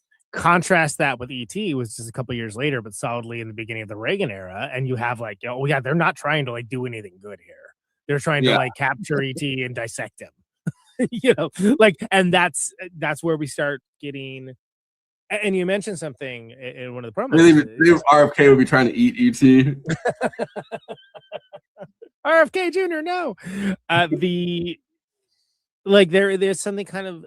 Not innocence, the wrong word, but by comparison to modern standards, because this is something that, way before we had, probably the first one, and we covered it last time we did these kinds of movies, Alien, right? Ridley Scott's Alien, 1979. That movie sort of changed. It's like, oh yeah, maybe they're not going to be friendly. That changed things considerably about what aliens can be. I put in the Radio Werner group, which JT is like one of the main whatever moderators of that group, and Mark Ames was commented on it and was talking about how he remembered seeing this movie and like blew his mind that like the aliens could be friendly, because like even if you go to something like Invasion of the Body Snatchers or something, right? Like the aliens are look at all the movies from the 50s, right? Invasion of the Saucermen, well, they were always hostile. But not in the same way, man. Like, contrasting, you getting body snatched doesn't sound like a great time to me. And like the alien from Alien, where something's going to literally burst forth from your chest. Like there's a violence to it, And so this is this is the and there were, Twilight Zone depicted both, right? There are elements of like sci-fi culture that would show, the benevolent alien, and there's things like where it's a turnaround, like the to serve man story and things along those lines. But this is definitely coming from the point of curiosity yielding positive results, and that kind of that wonder of like things could be better, and like it could start with something as simple as this. I mean, you also get like you understand why Spielberg took so heavily to Universal Studios and that kind of thing, because it's like the aliens are kind of just taking them for like a route. Like it doesn't seem like the alien like I don't know, like they bring the people back and they're like, okay, next. Where are they going? What are they doing? Who knows? All knows we haven't aged. Doesn't matter. They got to hang out with aliens. That seems rad. I mean, you have like the third. Look at their ship. It looks badass. I feel like these are the strains of this though.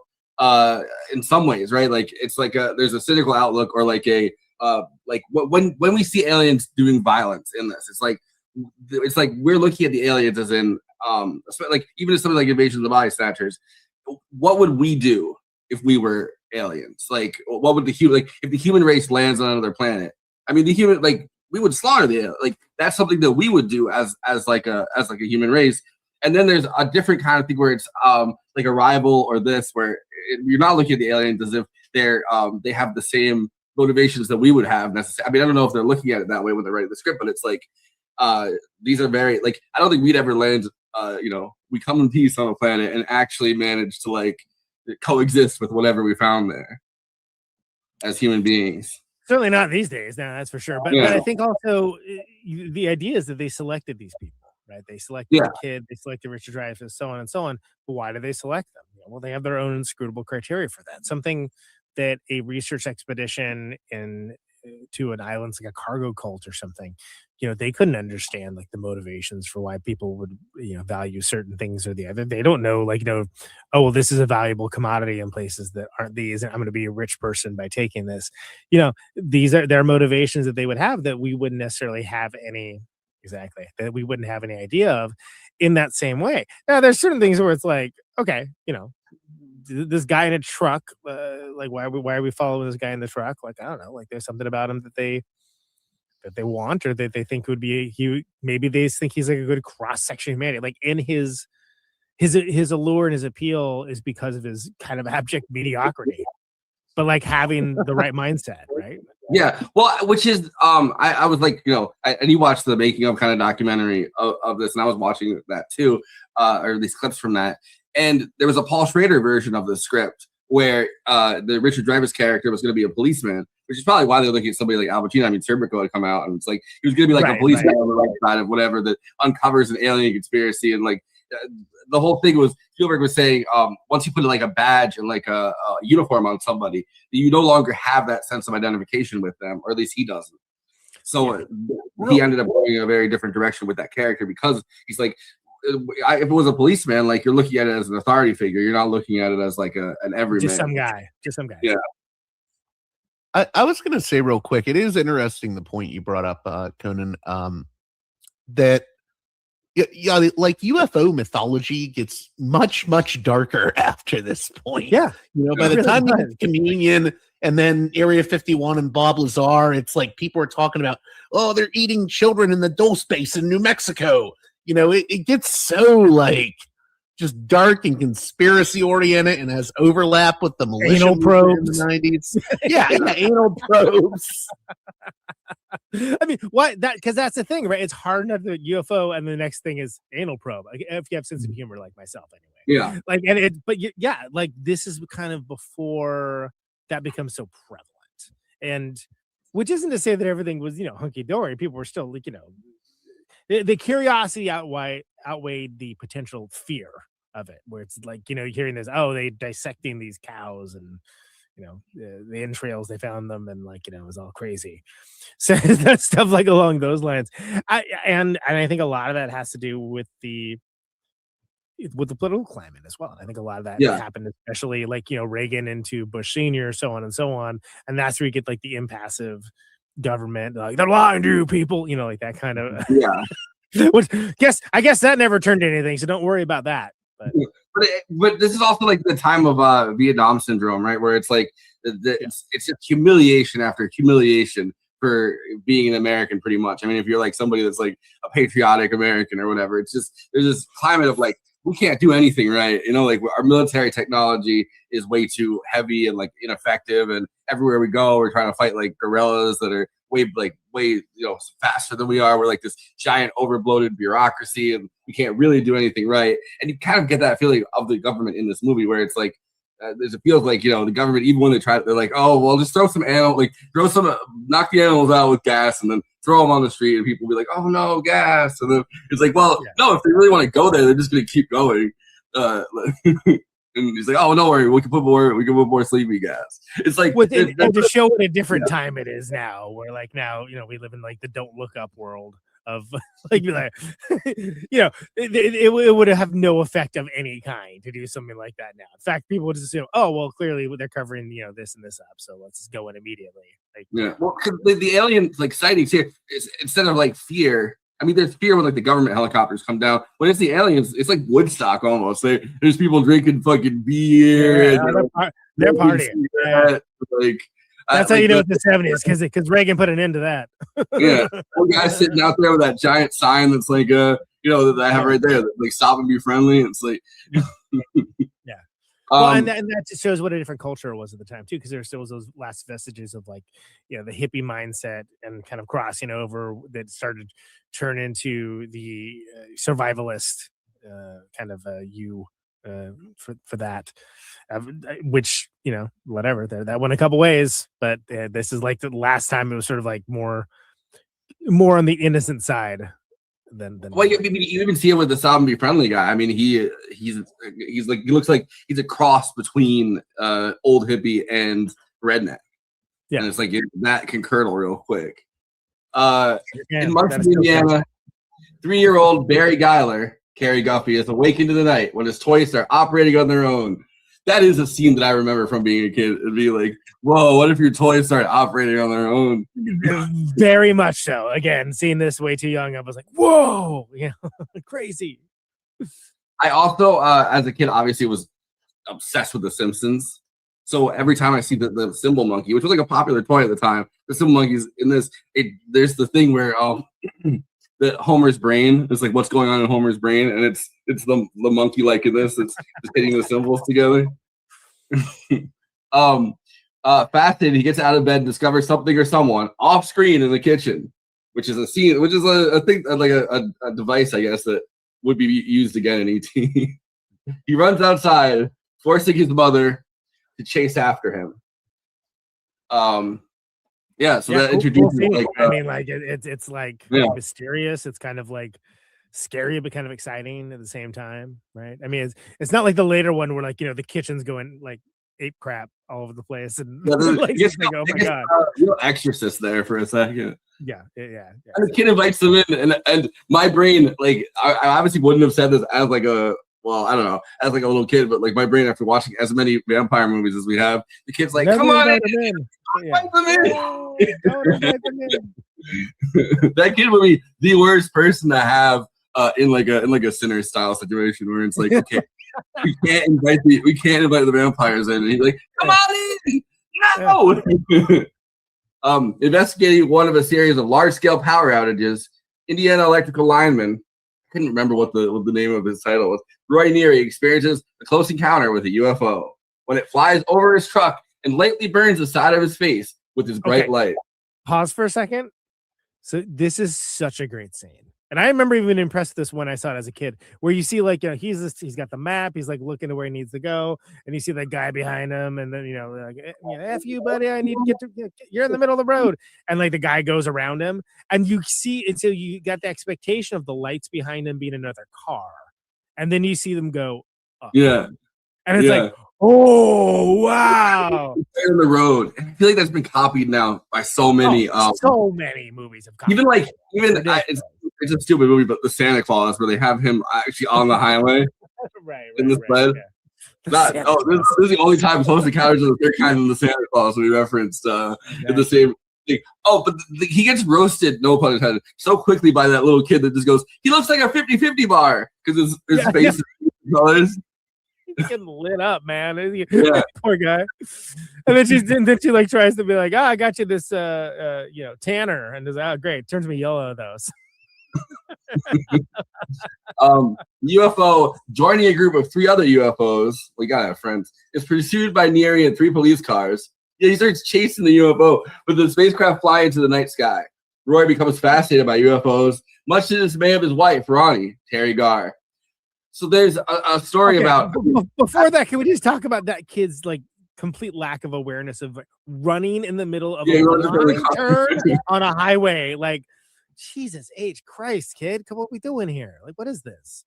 But then the reveal and the fact that it is a turn, that it's a turn in that way that we see the group of the alien enthusiasts all kind of camped out. I'm like, what? Well, why are they all there? And then we get the Roy almost kills the kid, and then he sticks around, and then you see them followed by the cops. They're in hot pursuit, which is amazing. Like because there's so much that happens. Government. It's this government thing where it's like, because today the cops are like open, but these cops are just the most incompetent. Like the cops go through the toll booth into Ohio. Why would you ever? But no, the cops go through into Ohio, and the guy at the toll booth is also like, "Hey, you gotta pay 50 cents." Yeah. It's so great because clearly they're freaking UFOs. They can fly away whenever they want to, but it's like part of their, like they're trying to like what everyone's gonna do. So there's so much here that's shown and not told. Whereas I think like a movie now would be like, around the corner. Oh, we're interested in UFOs. They come by here every day. There'd be like some needless exposition of like whatever's gonna happen next, rather than just like literally seeing it. Where you're in this longer shot, this road, and it's one of those roads that can be very dangerous where you can't see what's on the other side. If like there's a wreck or a boulder or something, you potentially could get in.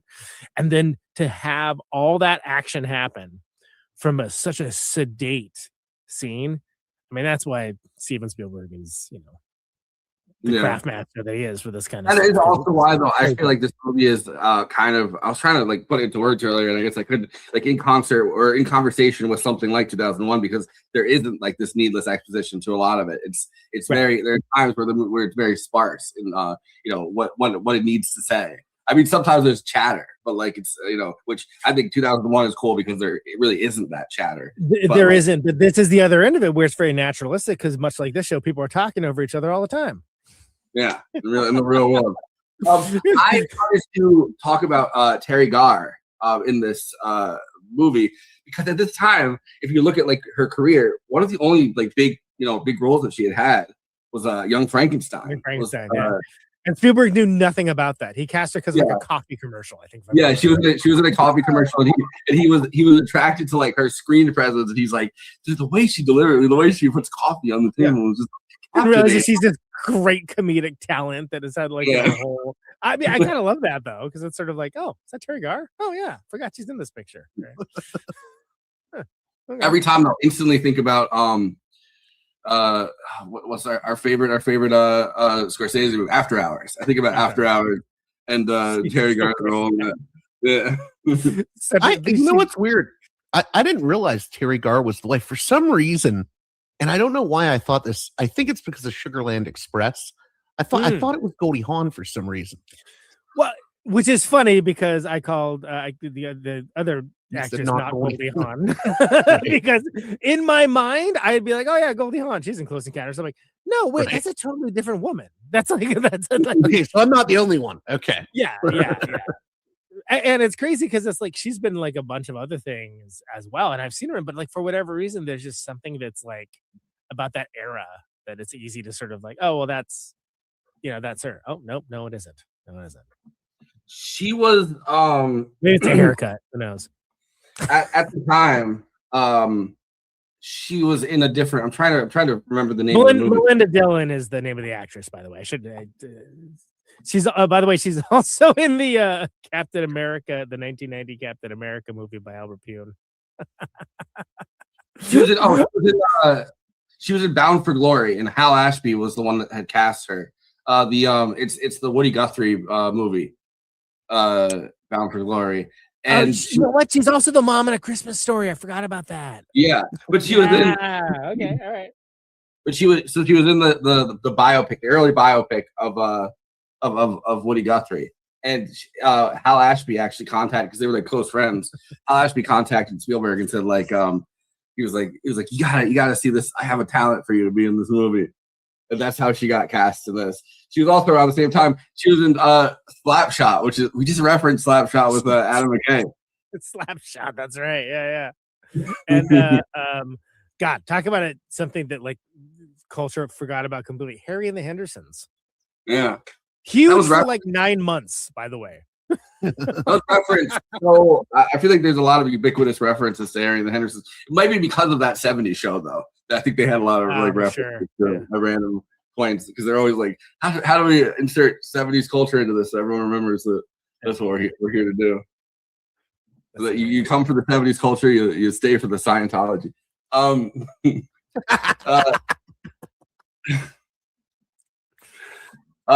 He also becomes increasingly obsessed with subliminal mental images of a mountain-like shape and begins to make models of it. Julian also becomes obsessed with sketching a unique looking mountain. What if She's pretty good too, by the way. Like those mountain sketches are like, I'd buy that. That looks rad. But that's another thing that this like the aliens like imbue you with this like creative power almost, or maybe not the creativity to do something, because at least in the case of Richard creative inspiration. Yeah. So basically, figure out how to make this. Mashed potatoes is the worst one, but well, yeah, but also in a way that does a pretty good job of showing somebody working on their craft. What is in his mind does not match what his ability to create in the physical world is for a while.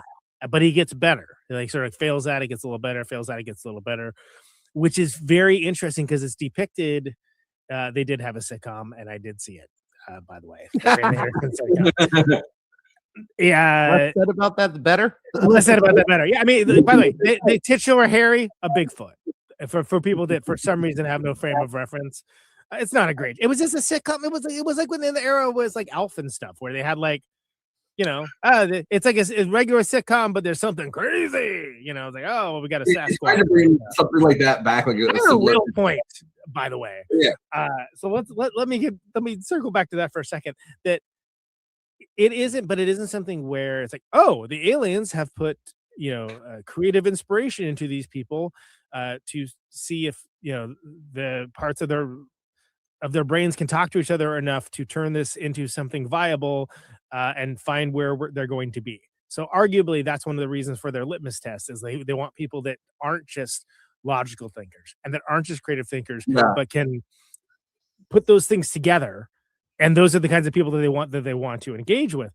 By the way, this is not anything I ever paid any attention to as a kid at all. I was like, mashed potatoes. I'm gonna make that too on my mashed potatoes. That looks awesome. Yeah.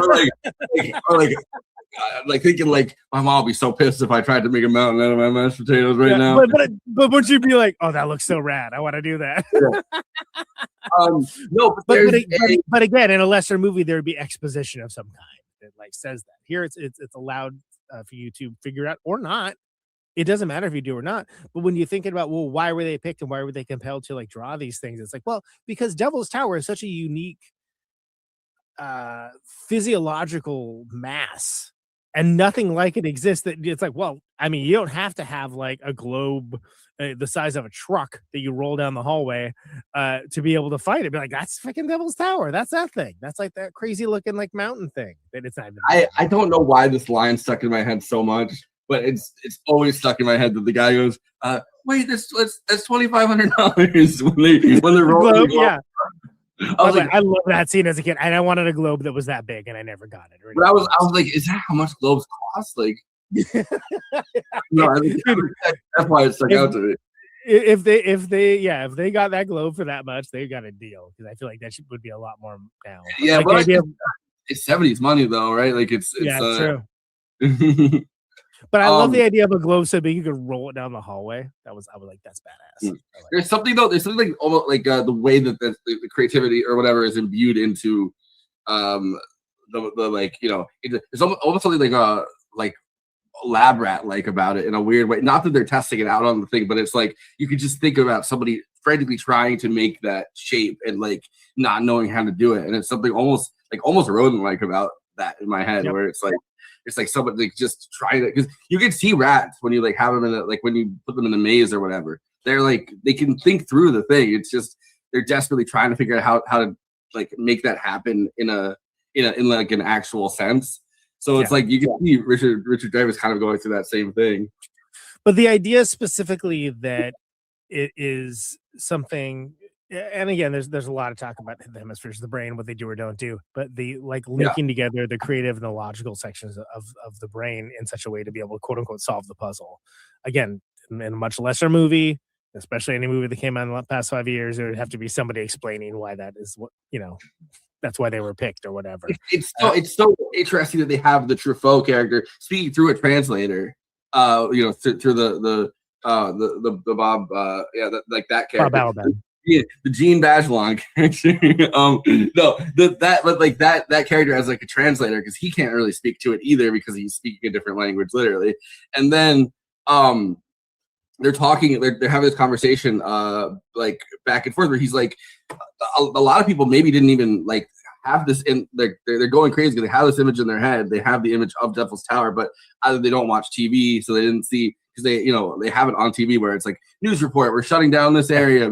Don't go to this place that looks badass. Yeah. Okay. But it's like they didn't see it on TV.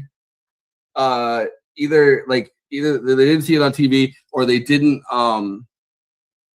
see it whatever, like they just had no reference. They didn't see a map or something. They have this image in their head, so they never made it. So it's like it's only the people that are able to make it. I mean, sometimes watching TV is good, I guess, but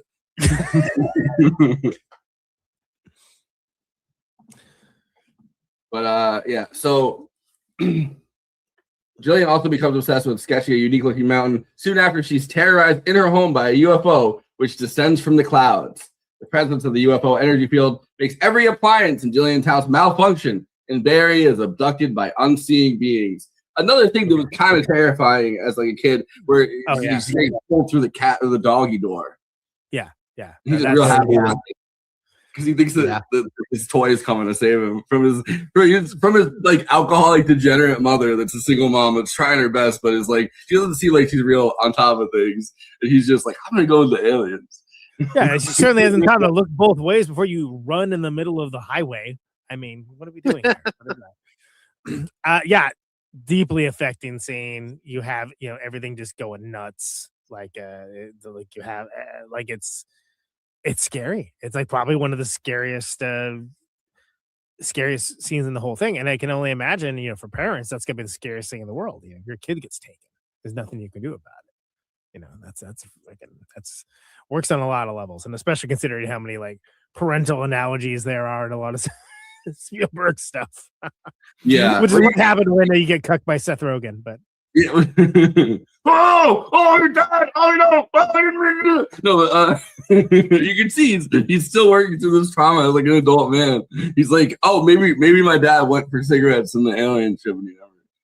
Yeah, exactly. He watched Fablemans, and it's like, no, his dad actually, he just realized his dad was kind of lame.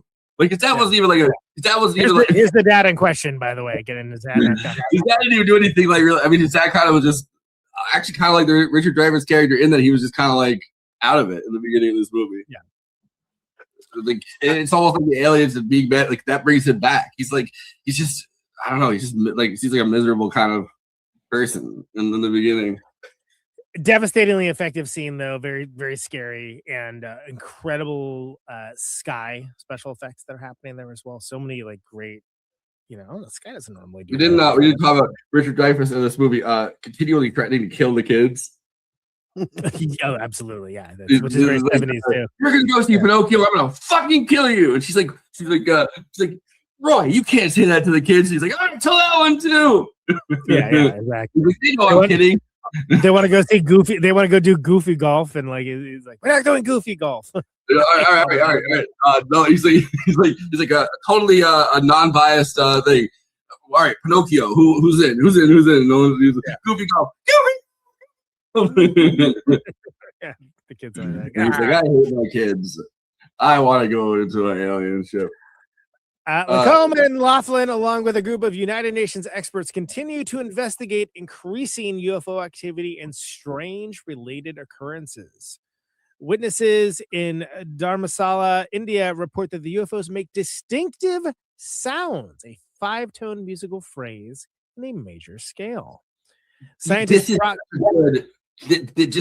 I wanted to talk about it because the launch of having this giant and at the time I think a lot of people in America were starting to really get attracted to Hinduism and all of these different versions of it and gurus, but there's just all the this huge huddled mass of people that are like they're all chanting it. Yeah, it's really that's how they get the inspiration. It's like where did you hit? And then they all point up, and it's like, oh, that's so good.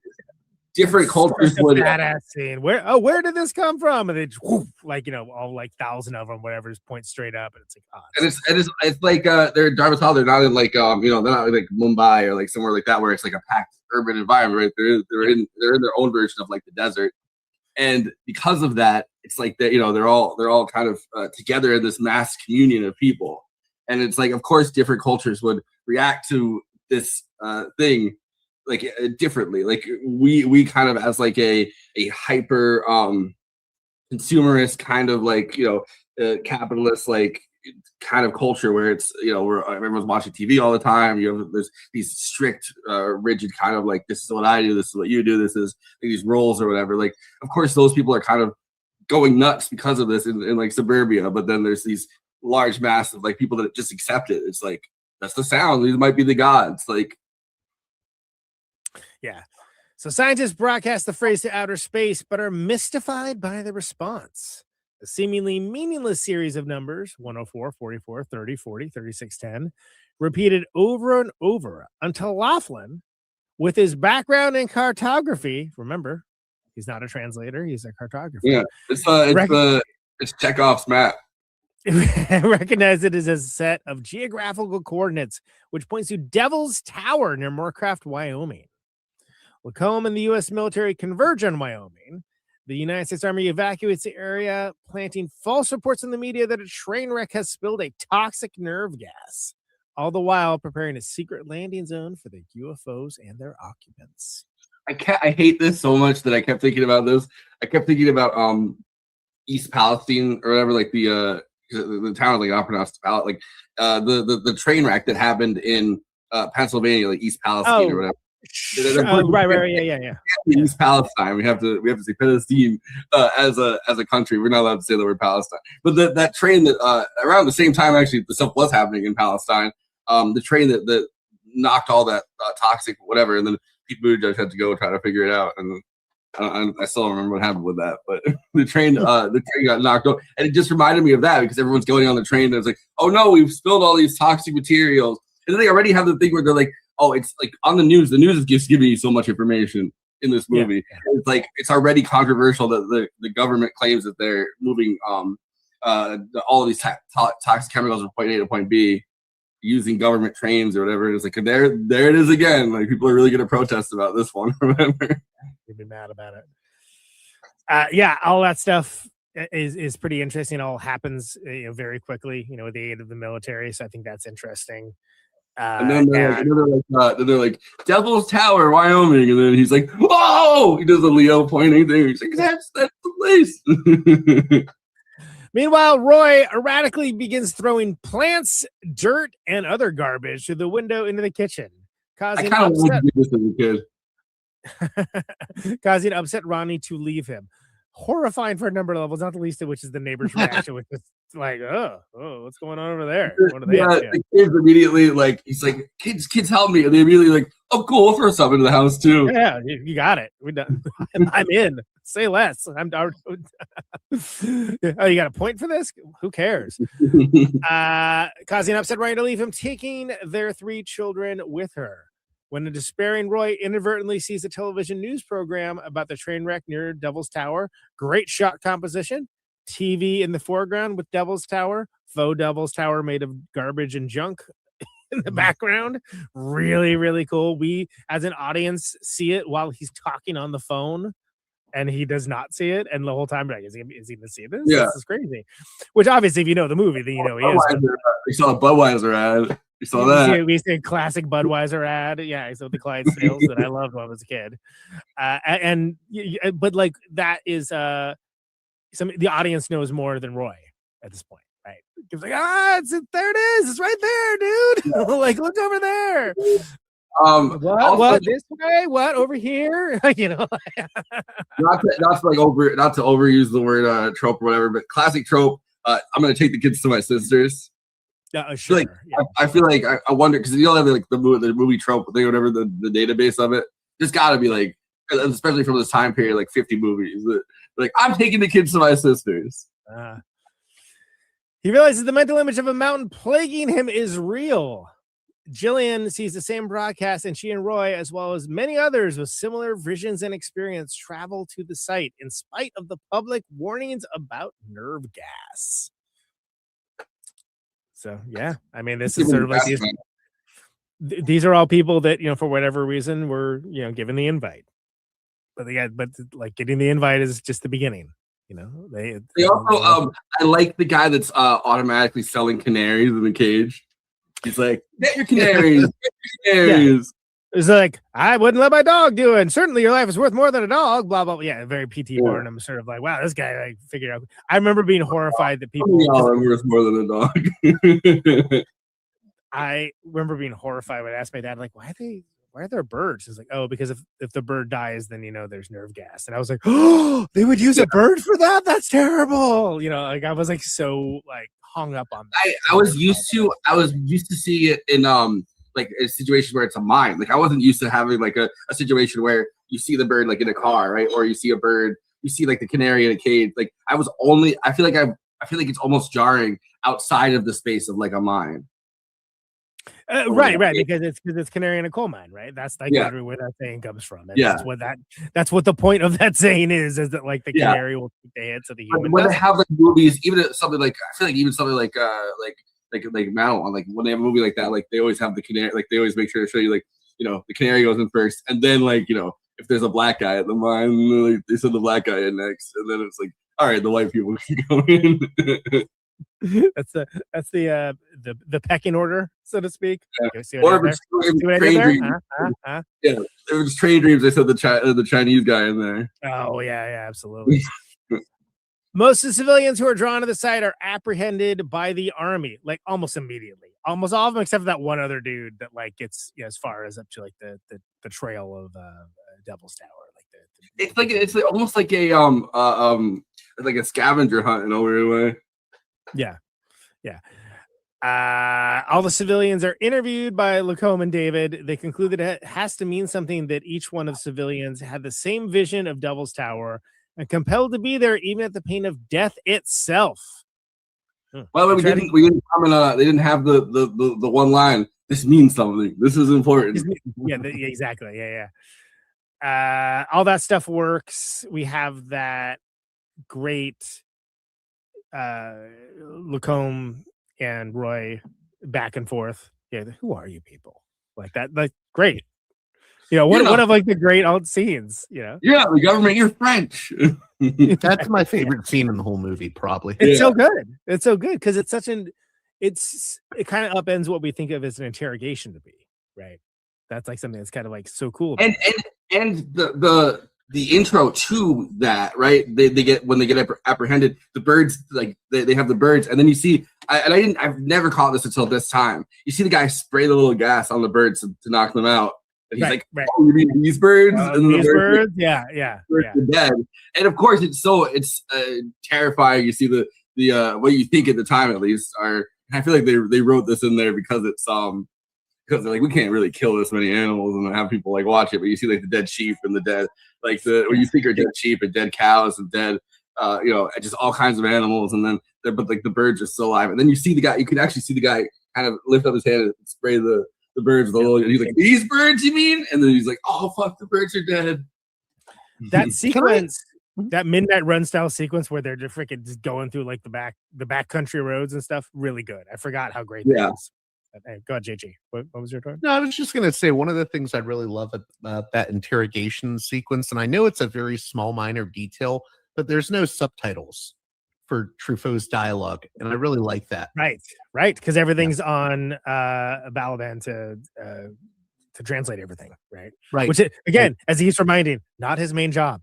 It's not just that, but it reminds me of there was a Robert Frost movie from a few years before Close Encounters called And Soon the Darkness, which is a really great film about these two girls who get lost in the French countryside and they don't understand what anyone is saying to them. So there's this like paranoia that creates. And that scene does the same thing.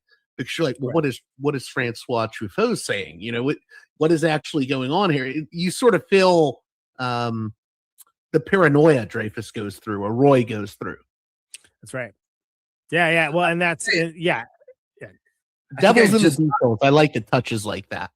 Mm-hmm. I think I just realized. I don't know. Have you guys seen Shock Treatment, the follow up kind of sequel thing to Rocky Horror? Yeah, of course. Jessica Harper from Suspiria is in it. I love that. You know the most like. There's this really random moment where the cop holds up like a dead bird. He's like, "Does this bird belong to you?" I'm pretty sure that's a Close Encounters reference. Yeah, I can see that. Sure, absolutely. Why not?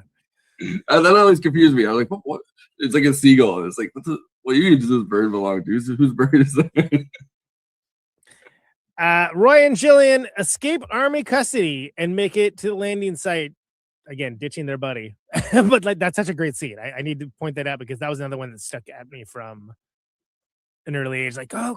You got to get there. And then you see the helicopters going and everything. And then you got there's that like great John Williams score. It's really good. Yeah. The entire time is like, which apparently it shouldn't be relegated to a half sentence in a synopsis, in my opinion. But whatever, here we are.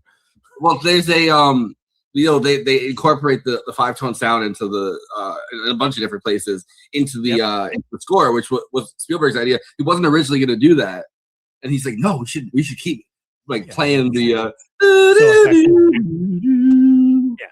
It's so effective. So they make the landing site just as dozens of UFOs appear in the night sky. Okay, so I have a quibble with that because it's not just as dozens of UFO appears in the night sky. They get to see the layout of like what the government's created. Like, what is this? What are we looking at? And you get a real lingering on that where it's not shown to you exactly what all this is for. Then you see the UFOs, and it's that patience that makes the ending of this so remarkable because it isn't just getting to the fireworks factory. There's a buildup of like, we're like, it's now getting dark. There's that great scene about it, like being like, oh, it's a lovely night. Like whatever they say. I can't remember what it is. Yeah. And it's setting a lovely night for a long, or whatever. Well, this is a lovely night for a long time. There's the guy's doing like stand-up comedy on the. He's working on his Type 5 at the UFO encounter. Great. He fit right in on this show. I mean, like it's a whole thing that you're led into, but without it being abrupt, right? And I think that's something that's like whatever, like that project leaders, what does he say? If everything's ready here, the dark side of the moon, play the 5 tones. Like that's again, work on this Type 5. Why not? Captive audience. What are they gonna do? Leave? You're not. I instantly thought of a dark side of the moon reference. When I was on that trip to Italy, like a month and a half ago, and I went to Pompeii, like where Vesuvius and whatever, and there was a Colosseum in the middle of Pompeii, and in the middle, underneath the thing, they still had the signs up. Pink Floyd plays the Colosseum.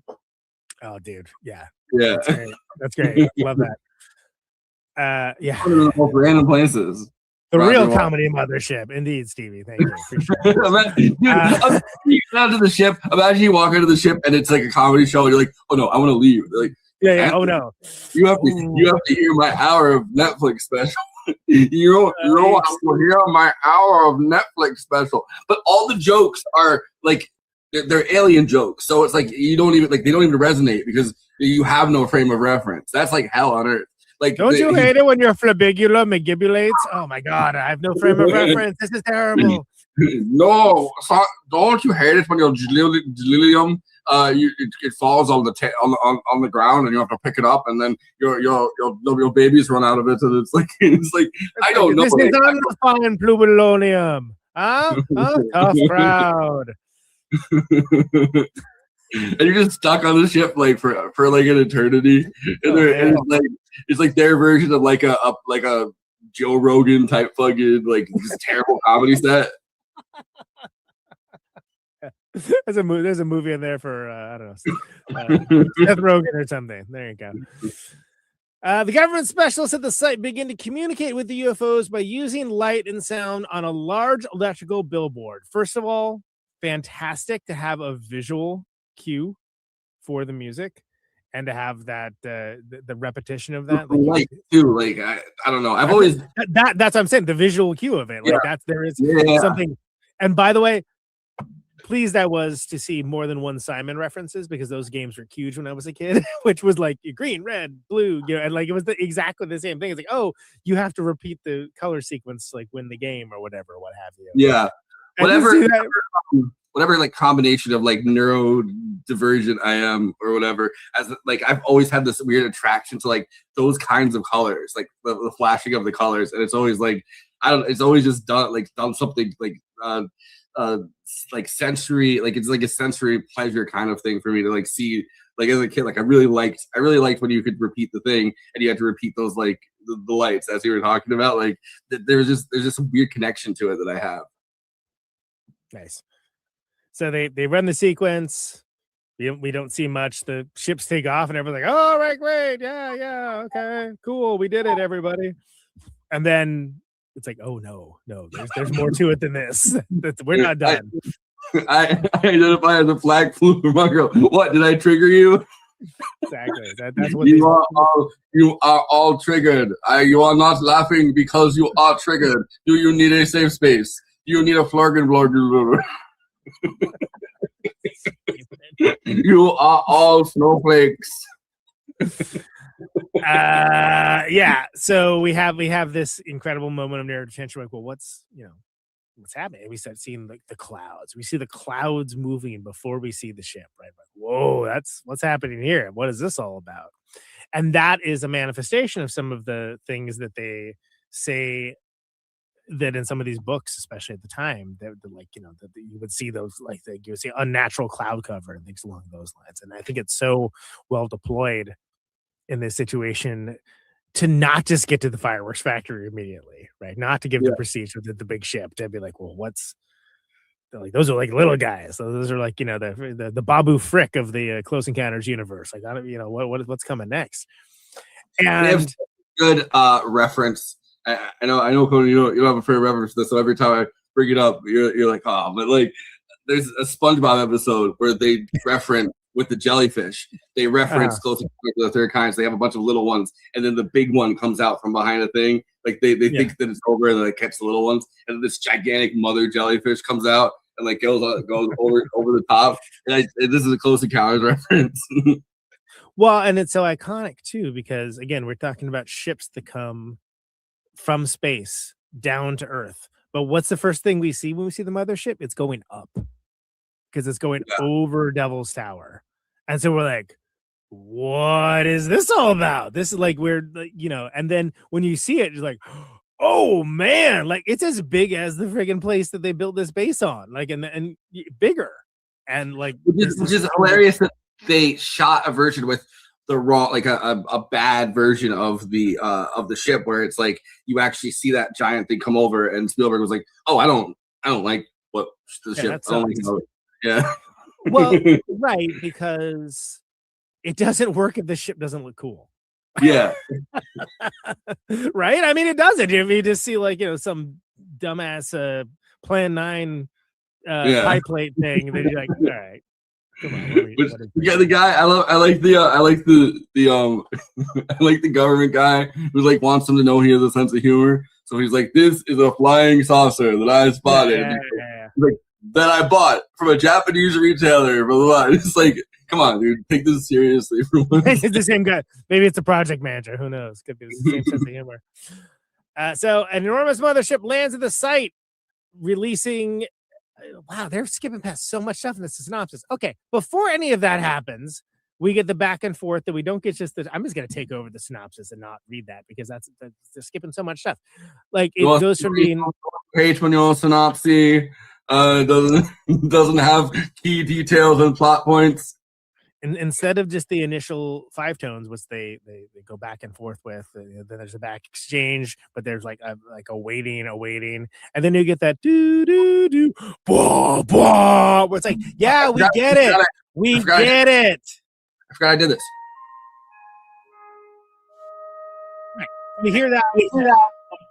We hear that like 1,000 times, but then they keep playing it, and then like do do do. Bruh, and like all the glass shots. Like, yeah, cool. Hello, we get it. Yeah, hi. And Last night I figured it would come in handy for multiple movies, so I have the 5-tone thing on the soundboard now. Nice. But I think that does such a great job of presenting what that actually is, which this is an introduction to communication, but it's just that, an introduction. And so, like the little scout ships are like, yeah, they're good. Go talk to them. And they're like, can they say anything other than that? Or is that it? That's all they do? At least is the, whatever the alien comedy club is thinking inside. Well, and everybody's so proud of themselves in the moment. They give themselves like, around. We did it. It's like they're like, well, that's it. That's the fireworks show. A little. They don't even admit to themselves that it's a little bit anticlimactic or whatever. The ships leave, and it's like, well, that seemed to work. We did make contact with aliens, right? But then you see like it plays a different phrase, and then they're like, oh, okay. And then like the guy, luckily this poor guy with the keyboard like knows what he's doing. He's able to like mimic that back then, and then they start recording it. And then they start recording it, and then like, oh, it's going to be interesting to try to figure out what this is, because it is like it's teaching an alphabet. It's teaching how they communicate. This is whether they're going to be able to figure out quickly or not. This is them expressing like it's the equivalent of like handing someone the tabula rosa, like having like this is a alien to English dictionary. This is something that's going to give you the keys to unlock things in the future, which is not what's happening right now. It's just that like it's all done through music, which again is something that I guess if you're an alien race that doesn't have ears, wouldn't work so well. But it's something that like there is something universal about sounds and melody. Like I could get into like things like the circle of fifths and music theory and stuff along those lines. But there's a mathematicalness to it. As much as so many musicians I know do not ever want to admit that. It's like no, it's something that it would hold true even if you were working on like a base 12 system or something along those lines. And it's actually a truer form of language than most spoken or written languages tend to be. They've always had the kind of a condescension for like math rock, which is exactly. people are like really into that idea. Yeah, it's like all rock is math rock. It's just that like the math you're doing is like the same problem over and over again. But it's funny to think about that and so forward thinking about that, thinking about how would these guys communicate? How would that happen? What would that manifest like? So I love that sequence. That sequence is like, I mean, when I think of like stuff, it's like, for me, not to tip my hand, but like, the beginning and the end of this are so damn good. And that's one of the things that makes the ending of this like so good. Cause you're like, I still haven't seen Arrival is probably the closest, right? And it's manifested differently. But well, I mean, up until this year with Project Hail Mary kind of taking it as kind of a model and then pushing it forward to like a very pedestrian version of it, where it's like, instead of trying to communicate with this large ship, he's like, I'm trying to communicate with this one. How do I communicate with this one? Taking it down to its barest essence, right? Exactly, which is something that and then he literally goes.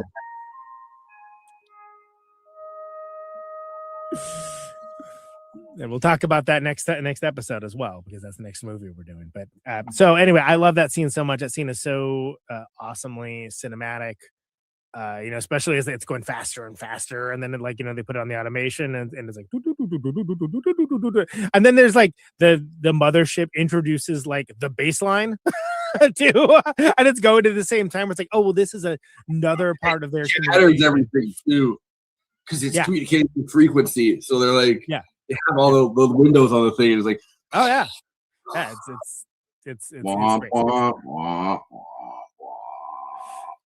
So DJ in there, and he's like womp womp womp womp womp womp. So the author of this synopsis didn't think any of that was very important, but I do. So therefore, we're including that. The mothership lands at the site, releasing animals and over a dozen long missing adults and children, all from different past eras. Among these reducted. So it's the Bohemian Triangle all over again. Returned abductees include the missing pilots from Flight 19 and sailors from the Cotopaxi, all of which strangely have not aged since their abductions.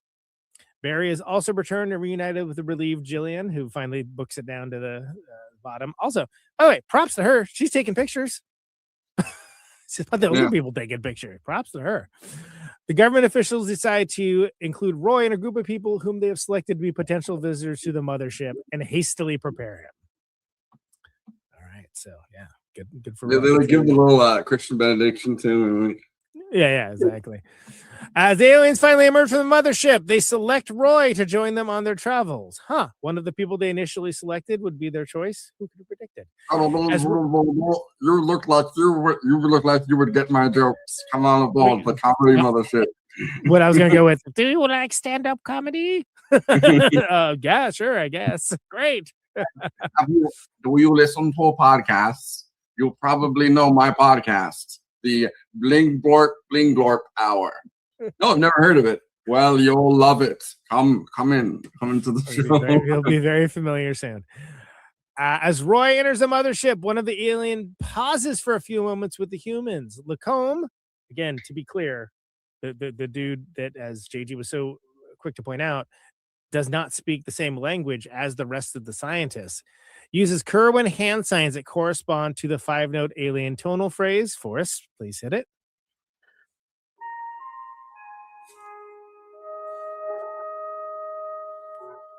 There we go.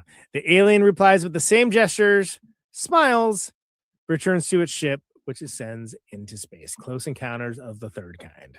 In my head, the alien just goes, and then they're like, "Oh fuck!" He's doing the Roman. No, he's like, anymore. Like, he put his hand out here, and he's like, gives a little wave, and then he goes, "Yep." Stupid. Unless, of course, you have I don't remember the special edition where they added all the footage of him inside the ship, and it's like, all right. Is it they're like, well, make yourself at home. What do you eat? 2 drink minimum. Drink up. I hope you got our message from the ship, and you brought money with you. $1 off wings tonight only. Yeah, I mean, it's so funny that he actually listened to people like, oh, well, we need to see what happens in the ship. No, you don't. Why do you need to see that? That's not what it's about. It's not about that. And then it was so weird when he like released another edition that was like, all right, then yeah, let's cool. I don't know if that really got us where we needed to be, but he also the theatrical version cut like another scene, and I can't remember what they cut on it, but the funny thing is that so Columbia was experiencing financial problems at the time, and they were pretty much depending on this being hit, and he wanted like another 6 months or so, like finish it off. So they released it before he was comfortable doing it. And so that's when he made his director's cut, which is like 137 minutes, which it just adds a couple other things. And they agreed on the condition that show the inside of the mothership. So they could have something to hang, like basically, hey, it's all new version. You haven't seen this stuff before. Other than that, he says he never would have shown the inside of the mothership. Like it's not of interest to him. So I think that's fascinating that they were just like, yeah, we'll let you do whatever you want as long as you give us, oh, you haven't seen this. You haven't seen it like this before. Got to come back in the theater for it. And that was just anything you have this like them doing in the ship just colors the rest of the movie. Like Absolutely. Yeah. But what's interesting is what it also added in was the SS Cotopaxi, the ship in the middle of the desert. Like, that was added in as well. Yeah. But then, so when he did the collector's edition, the director's cut, which is basically become the version most people know, that removes all the mothership interior stuff. And then also comedy is legal again in here, people. But the special edition, which is stuff with the mothership interior, that was the only version available for many years on VHS, which is of course how most people saw it.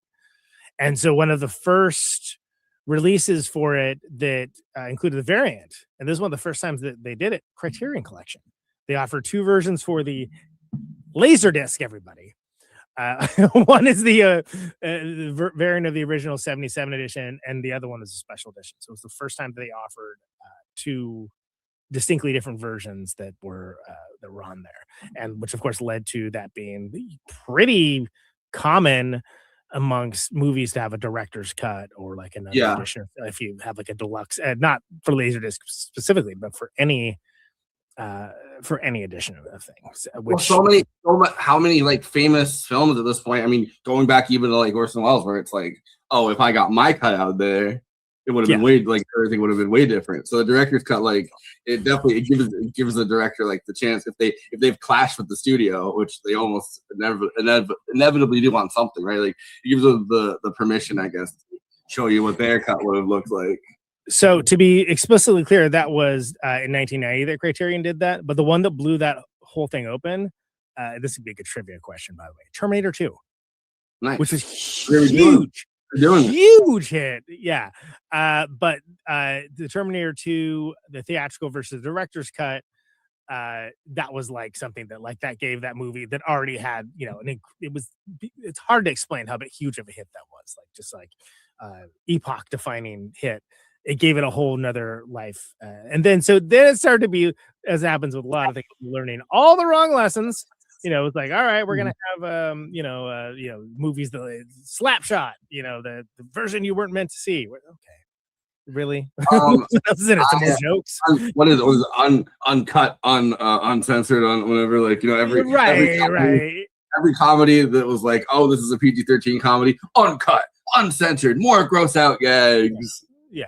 Some of those would have been good. Those jokes stunk, but anyway, yeah. So I've come up with what the aliens want. I think I've come up with it.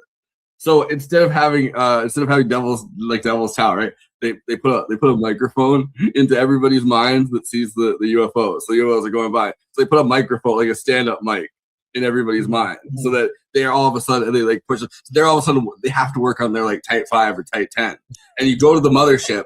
And it's like a Kill Tony style, one of those contestant shows where they pick your name out of a hat and you have to go up on stage and so everybody's stuck on the ship for the next eternity, and they each get a turn and they have to do their Type 5 or like a Type 10 or like whatever it is on the ship. So they're all actually being groomed into being like and then the aliens obviously lift the jokes like SNL kind of does sometimes, but they lift the jokes from like talented like street comedians or whatever. So they're doing that. They're scoping around for like a what are the humans gonna do, I feel like Adam McKay would appreciate this, but yeah, he's not on this episode. Anyway, Letterboxd, of course, is a site for film lovers to talk with and to each other about the films that they love, maybe the films that they didn't love, maybe the films that they were just pointing out accurately what a bad dad Rainieri was. And of course, all of this is best expressed succinctly. It is a bottom-up democracy. Everyone's have their say, not Siskel's and Eberts of the world, but it is best to keep it short for the purposes of this bit. Did those kids even notice their dad was gone? I don't think they did. Where every week I collect the best of these short reviews for us and the panel to react to, laugh at, with, etc. That's what this is. These are the Letterboxd one-liners for Close Encounters of the Third Kind. Let's go. Love to follow the hero's journey to Wyoming. The only time that's ever happened, besides maybe one of those Western like novels or whatever, where it's like, oh, we end up in Wyoming. Or like I guess it's not. I don't think it's the Minari or whatever. Where they this is like sure, right? Wow, Minari, yeah. One from The Walking Dead. Following the American dream. Right, exactly. That's what's got to be. A beautiful fantasy that intelligent life is out there and will come in peace, and that also, if your father left, it would be for very important reasons. Don't worry, child. He has gone out for cigarettes, and he will be back. Oh, he went out for cigarettes. He'll be back. They beam a pack of smokes into the kids' minds from the mothership. They accidentally get them addicted to smoking at like 8. How many kids do you think their dad said, "Oh, I'm going out for a pack of smokes," and then left, and then the kids ended up trying to chase the dad down to a bodega or like a place that sells cigarettes, and then ended up going, "Well, I might as well smoke myself if Dad wanted to do it." Oh, and dark. I thought the stand-up comedy material was dark. Do you ever have a situation where your dad leaves for cigarettes and you follow him to the store? And then you trip over a Glebo door.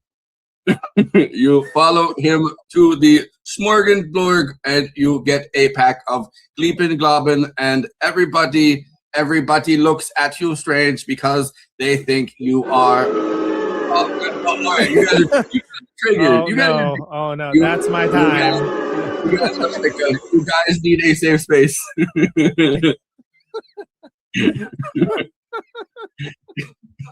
I'm so stupid. Sign me up for alien abduction. Man. I want to see what's on that ship. Yeah. Would you guys so did the distributor. Show us what's on the ship. Show us. Show us the ship. Alex Jones going onto the ship, and he's like, "Oh, all right, everybody, I got to show you what's on the ship." You go. You know what? My answer, I think, is I want to see 2 to 3 more groups of people before I go on. I think it's a serve man situation. That's how I did the COVID vax. I gave it I think 2 or 3 weeks, and I wanted to make sure that everybody wasn't I don't know. I wanted to see what would happen, so I let the old people do it, and then my parents did it, and then I was like, all right, maybe I'll do it. How about you, JG? Would you go? Oh, are you kidding? Yes.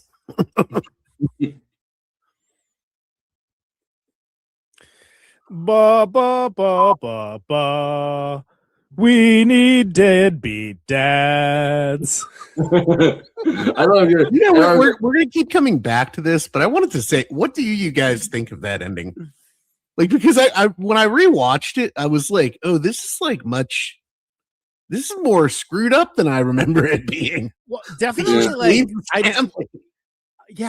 definitely didn't think about that when as a kid. I was like, yeah, that's awesome when I was a kid. And then I was like, wait a second. He does not give a second thought to maybe I should stay with my kid. You would think that oh, he's a pained few minutes where he's like, no, he looks back at them once and then he's just like, okay, bye. His kids that he's looking back at. He's looking at the bra that he kissed, and he's like, maybe I get some pussy before I leave. And then he's like, no, just go on the ship. He's not even looking at his family. There's not a thought. He's like, oh, they went to their they went to her sister's house. They're never coming back. My kids are gone. I'm not even gonna fight for them in court to see visitation. I'm just going on this alien ship. What does this say about Spielberg? I want to escape humanity, Steven Spielberg. Yeah. Well, but I don't know. I feel like this movie is colored differently for me a little bit after watching Fabelmans, where it's he has these lingering issues with both his dad and his mom because his mom cheated on his dad, and then his dad was kind of just a pussy about it, and he was he kind of looked at him disdainfully at the end of that movie. I just feel like maybe I feel like he works through his own issues on this. He's like, oh, definitely. They were pretty much heading for a divorce anyways. Good luck getting out money while I'm in space. Well, she doesn't seem like she's emotionally or sexually fulfilled by their relationship anymore. It seems like she was, and then something. Well, he's tuned out. He's not The whole time she's like, Roy, and he's like, maybe he's tired from being a lineman. Maybe he got shot. Maybe he touched a wire that he shouldn't have, and it like changed him. Maybe. That little alien jingle is going to be stuck in my head for the rest of my life, and I'm chill with it. Wait for it. Oh, I hate that there's so many different things now. There's too many options. Yeah. Be dads. Sometimes too many options are like no options. You know what I mean? Like it's just it's a paralyzing experience. By the way, the We Need Deadbeat Dads review needs way more likes than just me and the two other people that gave it, because that was great. That was. I thought it was gonna like ba ba ba ba ba, bring back the McRib. All right. I had to think of something on the fly. Those little alien babies make some sick music. I can't argue with that. Like learning like where they were shooting, like they were shooting it on an aircraft carrier in Mobile, Alabama, and they were just local children. And I have to imagine like all of the kids look like Deliverance when they took off the banjo kid for Deliverance when they took off the alien costumes. Maybe that kid could have done some crazy work like communicating with the aliens. Oh sure, he's like.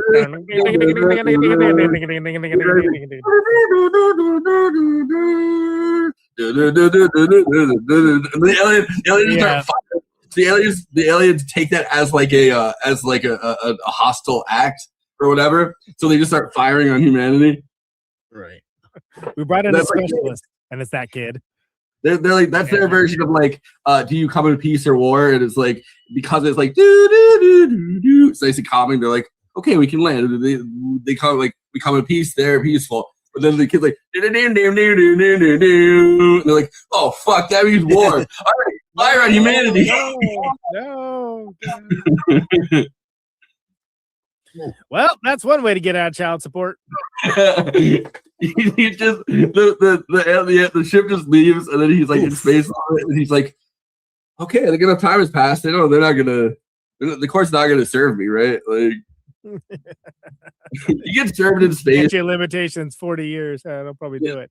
They have a ship that like lands on the ship, and it's like it's somebody, and they're like, I need help. They're banging on the ship. They let them in. You just got served. It's like, how did you find me? How did you find me? It's like a dude in a spacesuit. Process server. Man, they're diligent. You know what I found out the other day? The reason that most people get their passports revoked by the State Department is unpaid child support or unpaid alimony. So like you could be like a different country, the State Department will just rip up your passport. Be like, you're an African now. Yeah. You much like, never mind. I'm about to come back. You went out for smokes. You ended up in the Nile. God forbid a man have hobbies. He has the same hobby as Bobby Bacala from The Sopranos. I suppose so, yeah. Yeah, it's like I like that he's giving his kid like a fucked up version of like a trolley problem. Right. He's like the kid's like he's like, I don't know fractions, I don't know them, which is what I used to do to my dad. I used to try to get my dad to do my math homework for me by going, I just don't get it, and he would like walk me through it, but I would just try to keep stringing it along until he just did the problems. I don't, but I never learned anything. So then I had to go to take math 3 times in college. So it really did not serve me well. But unlike that process server, which have served you very well.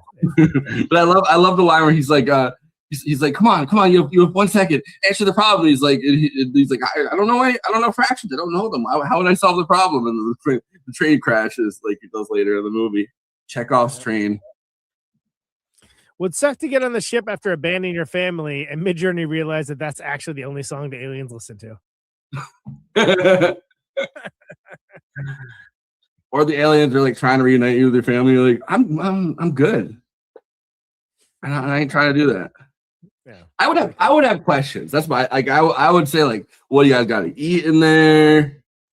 Like, is there AC? Like, that's a big one. Like,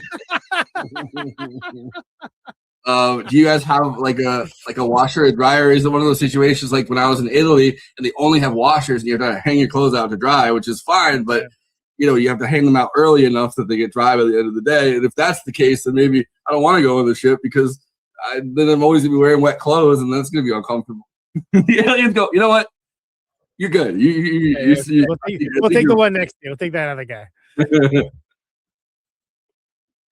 Movie about the importance of leaving your wife and kids in order to pursue your passion, to fly in a UFO. I mean, look, those kids sucked. Like, those were annoying kids. They Timothy Chalamet him. He was like he's shaving and they hit him with a paddle. But Your Honor, the kids sucked. You should be able to if you have kids, like, all right, sometimes kids suck and it's like the parents' fault, right? Like they raised them badly. But sometimes the kids suck because they just have like just naturally bad personalities. And you should be able to get out of paying child support if the kid's bad enough. It's the my kid is a drip clause. Is that what you're saying? Okay. Yeah. Well, I don't know. Some kids like torture animals and stuff. Like those are the Letterboxd one-liners for Close Encounters of the Third Kind. Please follow the show on our Letterboxd HQ account at Movie Night Extra, where we have all the great discussions that we do on this show, as well as attended short form content, extra material, etc. Please follow that at Movie Night Extra. Stop and be friendly. That's your host always Flacco over there.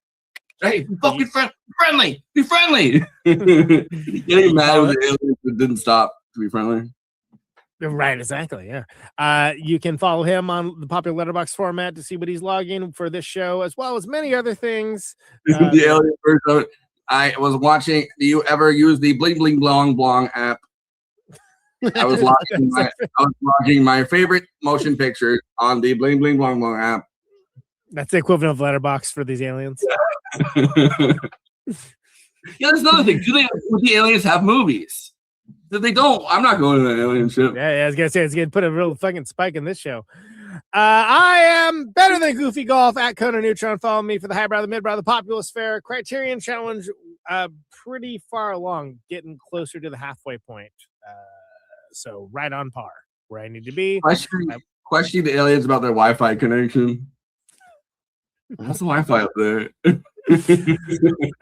Follow me along for that. Reviewing new releases, classic movies, so on and so on. Saw a really good one recently that it's lesbian rom-com, Saving Face, but centering like Asian folks. Really good. Starring the incredible Asian rom-com. Yeah, it's great. It was really freaking good. And starring Josie Packard from Twin Peaks. So that was awesome. She's the mom in that. Follow me for movies like that, as well as way more at Conan Neutron. JG Michael. I want to say it's Views Parallax, but it's not. What your Letterboxd handle is? It just JG? Yeah, Michael? I think it's just JG Michael. Yeah. Okay. I need to start logging. I'm only just getting used to using it. You got your top 4 set, which is good, and you got your link set, which is important. But yeah, you need to log a few things. So go encourage JG Michael if you're a Letterboxd person to get him logging on that format. Let's hit it with you gotta get him logging. Gotta get him logging. It's all connected, people. If you're watching us on YouTube, please like and subscribe, and then hit the bell to get notified whenever we're streaming. And we'd humbly request that you watch the video to the end because it helps us with the algorithm and helps more film fans to discover the show.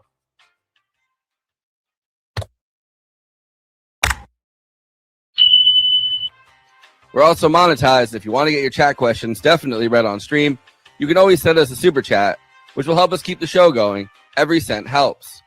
If you're watching on Twitch, you can gift us a free sub on Amazon Prime with your Prime membership, but getting subs on Twitch is always appreciated, and it helps to follow us on there as well. We also have an audio feed, which is available wherever you download podcasts, if you prefer to listen to podcasts rather than watch the stream. That's updated usually the same day we stream, but watching on YouTube and Twitch is the best way to get the show first, live as it happens. If you want to support us with a monthly donation and get access to all of our after parties forever, which go patron only after we do them, you can become a patron at patreon.com/movie night extra. Link is in the description for that. It really helps us keep the show going since we do have some expenses to make this happen. We also have a Discord community. Link is in the description for that. We sometimes watch movies we cover on there. We get into conversations about everything from film to TV shows to related podcasts. We even have a Discord channel for memes. It's really fun on there. You can find us on all the social media platforms: Facebook, Instagram, Blue Sky, Twitter, and Threads. You can connect with us on all of those. Talk to us. We'd love to hear from you. Lastly, we recently made a TikTok at Movie Night Extra where we're putting up short-form clips from the episodes. Okay, passing this to Conan so he can tell you about his music and this week's Protonic Reversal. Conan, who's on Protonic this week? That's right. So Protonic not a top priority right now because, of course, it is Caterwaul week, but I did have Greg Deal of the Dead Pioneers on Protonic. Really interesting indigenous punk band from Denver. Greg Deal was a visual artist before getting into music. They have a lot of incendiary songs and lyrics. One of the latest songs called Nazi Teeth, as in punching them. And really interesting fella. So that's going to be hitting the general feed tomorrow morning. ProtonicReversal.com for that. For the archives, always free. Patreon.com/ProtonicReversal. That's right. $1 a month advance access for that. No Protonic this week because, of course, Caterwaul is happening. Caterwaul, baby. It is Caterwaul weekend. It is all happening. If you can scroll down a little bit for us, you can see the wonderful post that Aesthetic Apparatus put together. Really cool stuff. So if you're remotely in the Midwest area, hopefully, come out to it. Friday is sold out. Saturday and Sunday tickets still available. Rye Coalition is playing. I still can't believe Rye Coalition is playing. It's amazing. Dazzling Killman, Digits, Mike Watt, Season of Risk, Stress Position. So many great bands coming out. Caterwaul.org. It won't just be me there. Forrest comes out yearly as well, so he'll be out there as well. Come say hello. Holding the camera. Yeah, don't bother him, but say hello. You're Steven Spielberg or whatever, Yeah, Steven Spielberg over here. At neutronfriends.com and neutronfriends.bandcamp.com for Co-Neutron The Secret Friends. We're heading back to the East Coast at the end of June. So we're doing, let me see off the top of my head, Youngstown, Baltimore, Brooklyn, and then Western Massachusetts and Boston. Till Brooklyn. With the great band Miracle Blood for those last two, and Sapling before that. And then West Coast tour, San Francisco, Sacramento, Eureka, Portland, and Seattle at end of August, and some more cool stuff on deck for the fall. It was kind of a sleepy summer for the band, but we had a really, really busy spring. We went everywhere in the spring. So, including Rainer got his new heart, right? He got a Rainer has his transplant was successful. So yeah, so he has a heart. Him and the Tin Man both, and he's currently in recovery. So great news on that front. We were all very, very concerned. It was crazy that they, at least that long. I saw the long Melanie post where she was talking about how at the last minute they realized the heart was kind of not like the heart they're going to transplant was not as good as they thought it was going to be, and then they're so they put him out, and then they had to. They prepped him for the surgery, and then it was like oh damn, that's crazy. Yeah. So that's but yeah, he's on the other side of that, so that's great.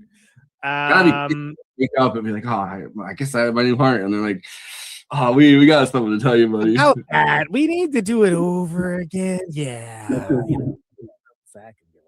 There's so a TV show where it's the dumbest thing I've ever seen, but they have the thing where the guy drops the heart that he's supposed to be putting in it, and then the dog picks it up and runs out with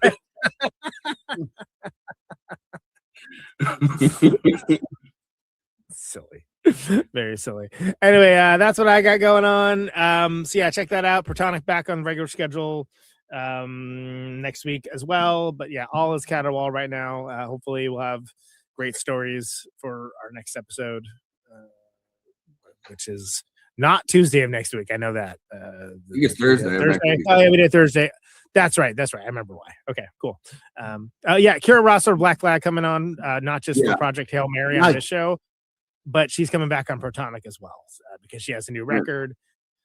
Mike Baguetta, the Neurosis guys are coming on with Aaron Turner because that's a thing. So that's going to be huge.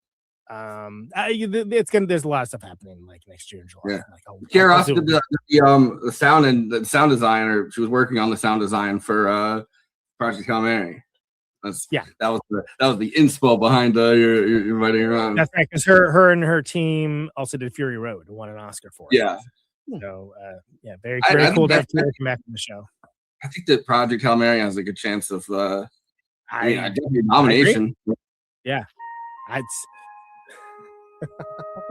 mean, as it stands right now, I think it's one of the best films of the year. I mean, we'll see if anything topples it, but certainly one's in the mainstream anyway. So no disrespect, I love Boosters, but if it was up to me, I'd be like, I love Boosters, but yeah, I mean, I don't think it's going to get an Oscar nominations. I mean, great if it does. I'm there for it. But they're like, we actually like capitalism, so we're not going to.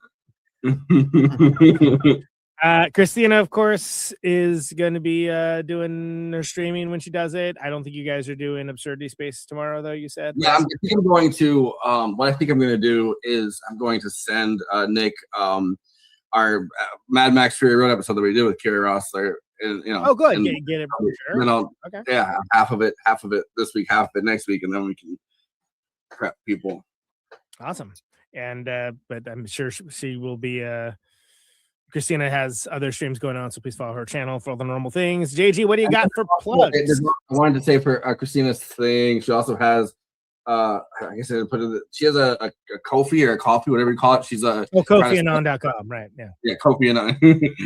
No, she's trying to save up for her laptop because I guess she hit whatever goal she was trying to reach for. Like she paid her phone and everything, so she's trying to save up for a laptop. So she has I think it's like her Cosmopolitics on coffee or Ko-fi or however you pronounce it. Cosmopolitics on coffee. Have you ever had that? Anyway, whatever. Weed. You ever done that? Weed. JG, what do you got? Just look out for my podcast. You can use any of the podcast services, Google, Parallax Views. I do a lot more political, foreign policy, in other words, depressing stuff, just interviewing different experts on current events and whatnot.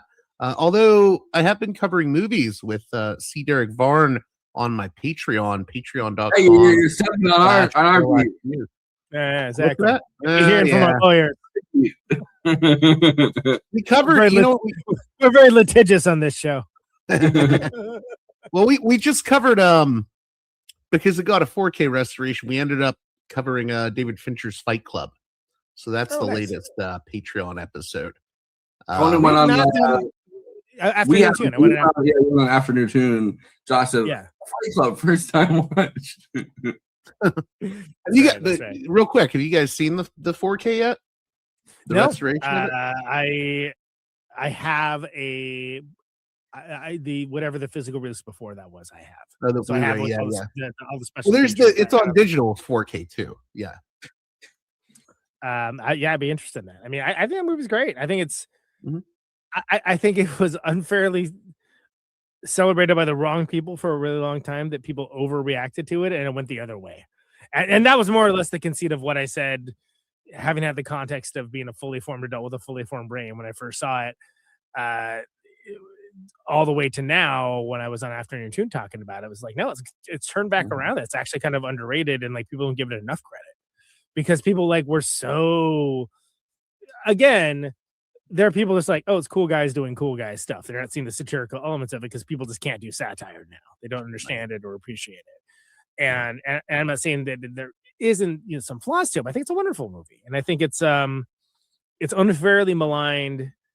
If you're gonna malign something based on their fan base, wait till you hear about Radiohead. Well, you never listened to Tool. Thank you, Tool. Everybody, great fan base. There's a while when I feel like because of Fight Club, everybody was reading the next one, like Choke or whatever. They're like, this is Palachuk. We love the guy, and I feel like a lot of high school kids read it.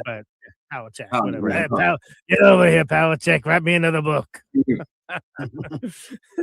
I think Choke's great. I mean, I've read not all of his books, but a lot of them. I think he's a great author. I met him in person once and gave him a Replicator CD years back. Nice. He was very cool about it. Actually, wait, that's and wrong. And then he handed it back to you broken, and he said, "Sorry, that was my alter ego." My story's better than whatever joke you're attempting to do. It's so like I didn't have anything to say at the time because I was just kind of, my mind was sort of fried from just being in this long ass line. So I wrote him a letter, a physical letter that you put into an envelope and send away. And he not only wrote a letter back, he sent me a box full of, I could only describe it as like crazy, like random stuff, like trick cigarettes and like one of his books, and it was stamped like from like some obscure library in Romania or something along those lines, and like this really like nice long letter answering all the points that I said. And I guess when he is winding down from doing book events, from reading and stuff like that, he would make necklaces. He would like take like beads, like make necklaces. So he made me necklaces as to Conan, thanks for waiting that dumb line. Necklace from Chuck Palahniuk, and I still have it to this day. I still have most of the junk that he sent over too, but I thought that was the sweetest thing in the world. I was like, I never expected a response. I was just like, oh, I had whatever. It was me, so whatever I had probably had some saliency, I guess, but like I didn't expect to get a response back at all. I just was like, oh, it sucks that like I wasn't able to be articulate in that moment. You know, that one moment you have to like have that interaction, like it wasn't to my liking, and he really vibed on that. I thought that was really cool of him. So Chuck Palahniuk, you have like a PO box kind of thing, because I feel like a lot of authors and stuff will get a PO box and then they'll like put it out there and you can write them like. It was so long ago, I honestly don't remember, but I somehow found a way to write him a letter, and like and I'm not saying go write Chuck Palahniuk a letter. He probably doesn't do that anymore. It was a long time ago, but he was a really cool dude. I remember probably because of like something like this, but the guy that played, or his handle for books or whatever was Lemony Snicket, but like Daniel Handler, like that guy. Yeah. I remember he had a PO box that he would like and he would write kids letters back or whatever. That dude, friend of a friend. By the way, which I didn't realize at the time. He always seemed very very, very witty, but like kind of spectrum-y too. Every time I've seen him in he played in Magnetic Fields for some time as well before those books, because I remember those books like before they became big, like they were around for a little while. It's like, oh, that's cool that he did that. That's awesome. And then it was like, oh no, those books are like huge. Yeah, they made the movie version of it with Jim Carrey, Meryl Streep. Oh, that's right. Yeah, a huge cast, and that did not go very well. Everyone was like, "What the fuck is this?" But then they made that series that was like really good. But they let Daniel Handler actually write the teleplays for it, and that series was really good. But he was able to just But he also I loved those books as a kid. Like those are like my favorite books when I was a kid. And but he did the thing where he was kind of like trying to halfway through the series, or like he was like, oh, I'm gonna make this whole conspiracy, and then he like tried to retroactively add the characters and stuff to be like, oh, they were in the conspiracy and everyone else was in the conspiracy. Oh, right. Okay, sure. I always got the feeling that like he had thought of it a few books into it, so it was like, yeah, come on, how do I do this? That's funny. Anyway, we're basically doing the after party right before we do the final thoughts, because we're not doing an after party tonight. But yeah, Chuck Palahniuk, good guy. I would be rad, underrated movie. We've never done on this show. Yeah, I would. Have we done? What feature have we done? I guess we did. Getting the show canceled off YouTube because we talked about Fight Club. Oh man, demonetized it. We said there's one rule. Yeah, only one rule, people. If you ever do Panic Room, let me know. I like Panic Room a lot, and I know that's one no one talks about.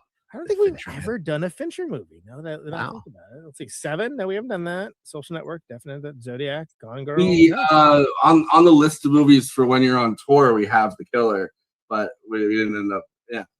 Yeah, because I thought that was fine. I just like, I don't even know what am I going to say about that. We talked about Zodiac on the show before, but not as an episode.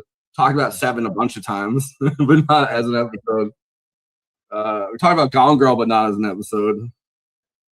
No, that's all we get. That's weird. That's weird that we've never done a David Fincher movie. That seems odd to me, but whatever, it happens. I mean, what was the one that we like didn't do it to like episode 300? I can't remember. Doesn't matter. Fuck, I forgot that he made the movie version of a Girl with the Dragon Tattoo, the one that wasn't a like a Norwegian movie. Oh, the Daniel Craig Rooney Mara one. Yeah, Right. I like that. Yeah. I thought that was good. I really liked those books. I think I read all three of them. I remember they were very dark. I liked that about them. Yeah. But I wouldn't have been able to read them when I was like younger. I think I would have been like, whoa, like, so I read them. I must have been like a teenager when I read them. Great soundtrack on that one too. JD, got any final thoughts on good old Close Encounters of the Third Kind? Okay, so this may come off as tangential, but we haven't talked about it. I just want to say that Bob Balaban is a national treasure. This dude has appeared in everything from Close Encounters to Altered States. He was in Seinfeld. He directed the first episode of Tales from the Dark Side, and he writes children's novels or children's books. I'm like, this dude's a national treasure. He's like one of those, like, I know that guy. I remember him from Seinfeld. I love Bob Balaban, and we didn't talk about him enough. I know he doesn't do much. Barely talked about him. Yeah. I can tell you this, in some of the bonus features, he has a striking resemblance to Ari Aster with how he has He's such a fascinating guy. One of the funny things is that he did not speak French, but he lied to Spielberg and said he did speak French. Right. He just spoke one sentence of very confident French and BS his way into it, which I love. That's amazing. Spielberg's quote on it, like I remember watching when I was watching it, he says, "I encourage actors to lie to get roles." Yeah. If you can lie your way to a role, just do it. Like, you're an actor. Like, that's your. Brazil was one you guys took a while to cover. That's true, but we did do 12 Monkeys, so we did have a Terry Gilliam before that. But there's a lot of Terry Gilliam we haven't that we could. I don't know. Sometimes since we get on a down one path, we kind of forget about stuff. It happens. We used to be way worse with it when we would get on one path with like a director, and then like I would be like, oh, I want this one. Watch this down the rabbit hole. Yeah. You got to meet Baron Munchausen at some point. Kristina, speaking exactly what I'm thinking. We basically did an after party in the I forgot this movie aged so badly since 2013, but I always forget about Fading Gigolo, the John Turturro and Woody Allen, and they're gigolos. I don't know this. Oh wow. Okay. Oh, this is like when Woody Allen's getting he's getting canceled. He's an aging gigolo. He and John Turturro are so they're going back and forth. It's like very free, because like this modern day Woody Allen is a little bit different. Where it's like it's very free. Free form. But it Match was like Point, Blue Jasmine. As like all of the 2 years before Me Too started. It was like one of his last movies because he does one movie a year still. Woody Allen at this point, like. And only Europeans watch them, but anyway. The Bob Balaban, he's in like every single of the Wes Anderson movies. That was like his big. Oh, okay, good for him. Or like, I don't know everyone, but yeah, most French Dispatch, even Asteroid City, Isle of Dogs, Grand Budapest Hotel, like Moonrise Kingdom, it's all of them. Okay, so they're probably going to go the next damn day when you're not here. This show goes down.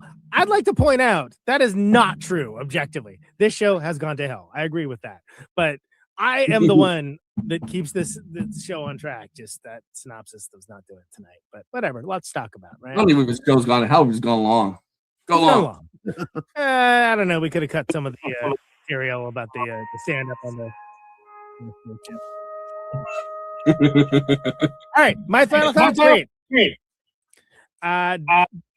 Deeply humane sci-fi film that kind of explores male obsession, mysticism, and important placement of music as a correlating factor to language and what brings us all together. Pretty cool. Yeah.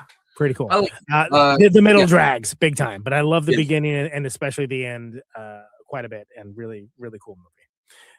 I forgot Bob Balaban's and Bob Roberts. I was trying to figure out where I know everything.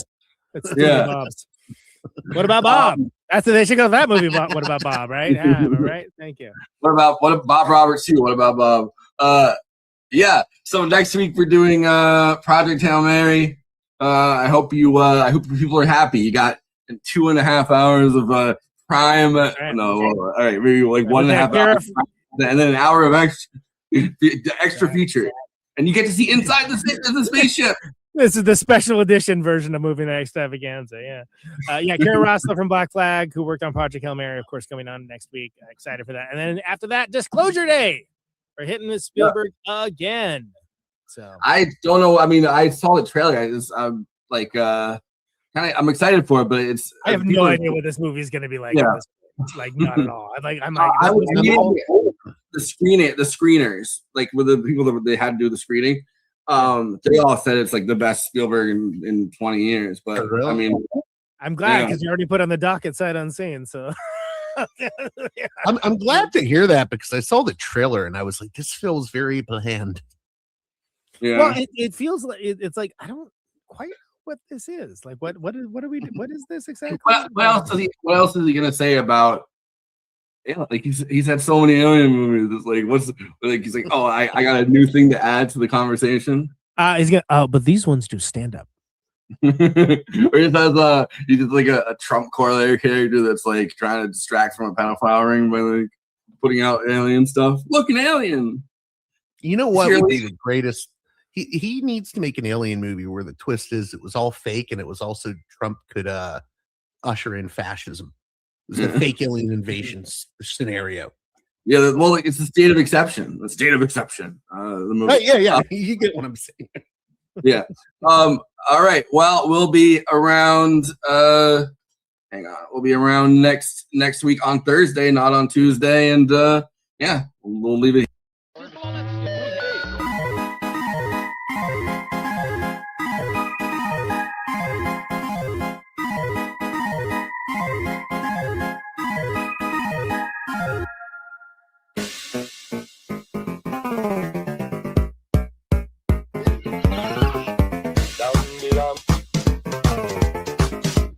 Dum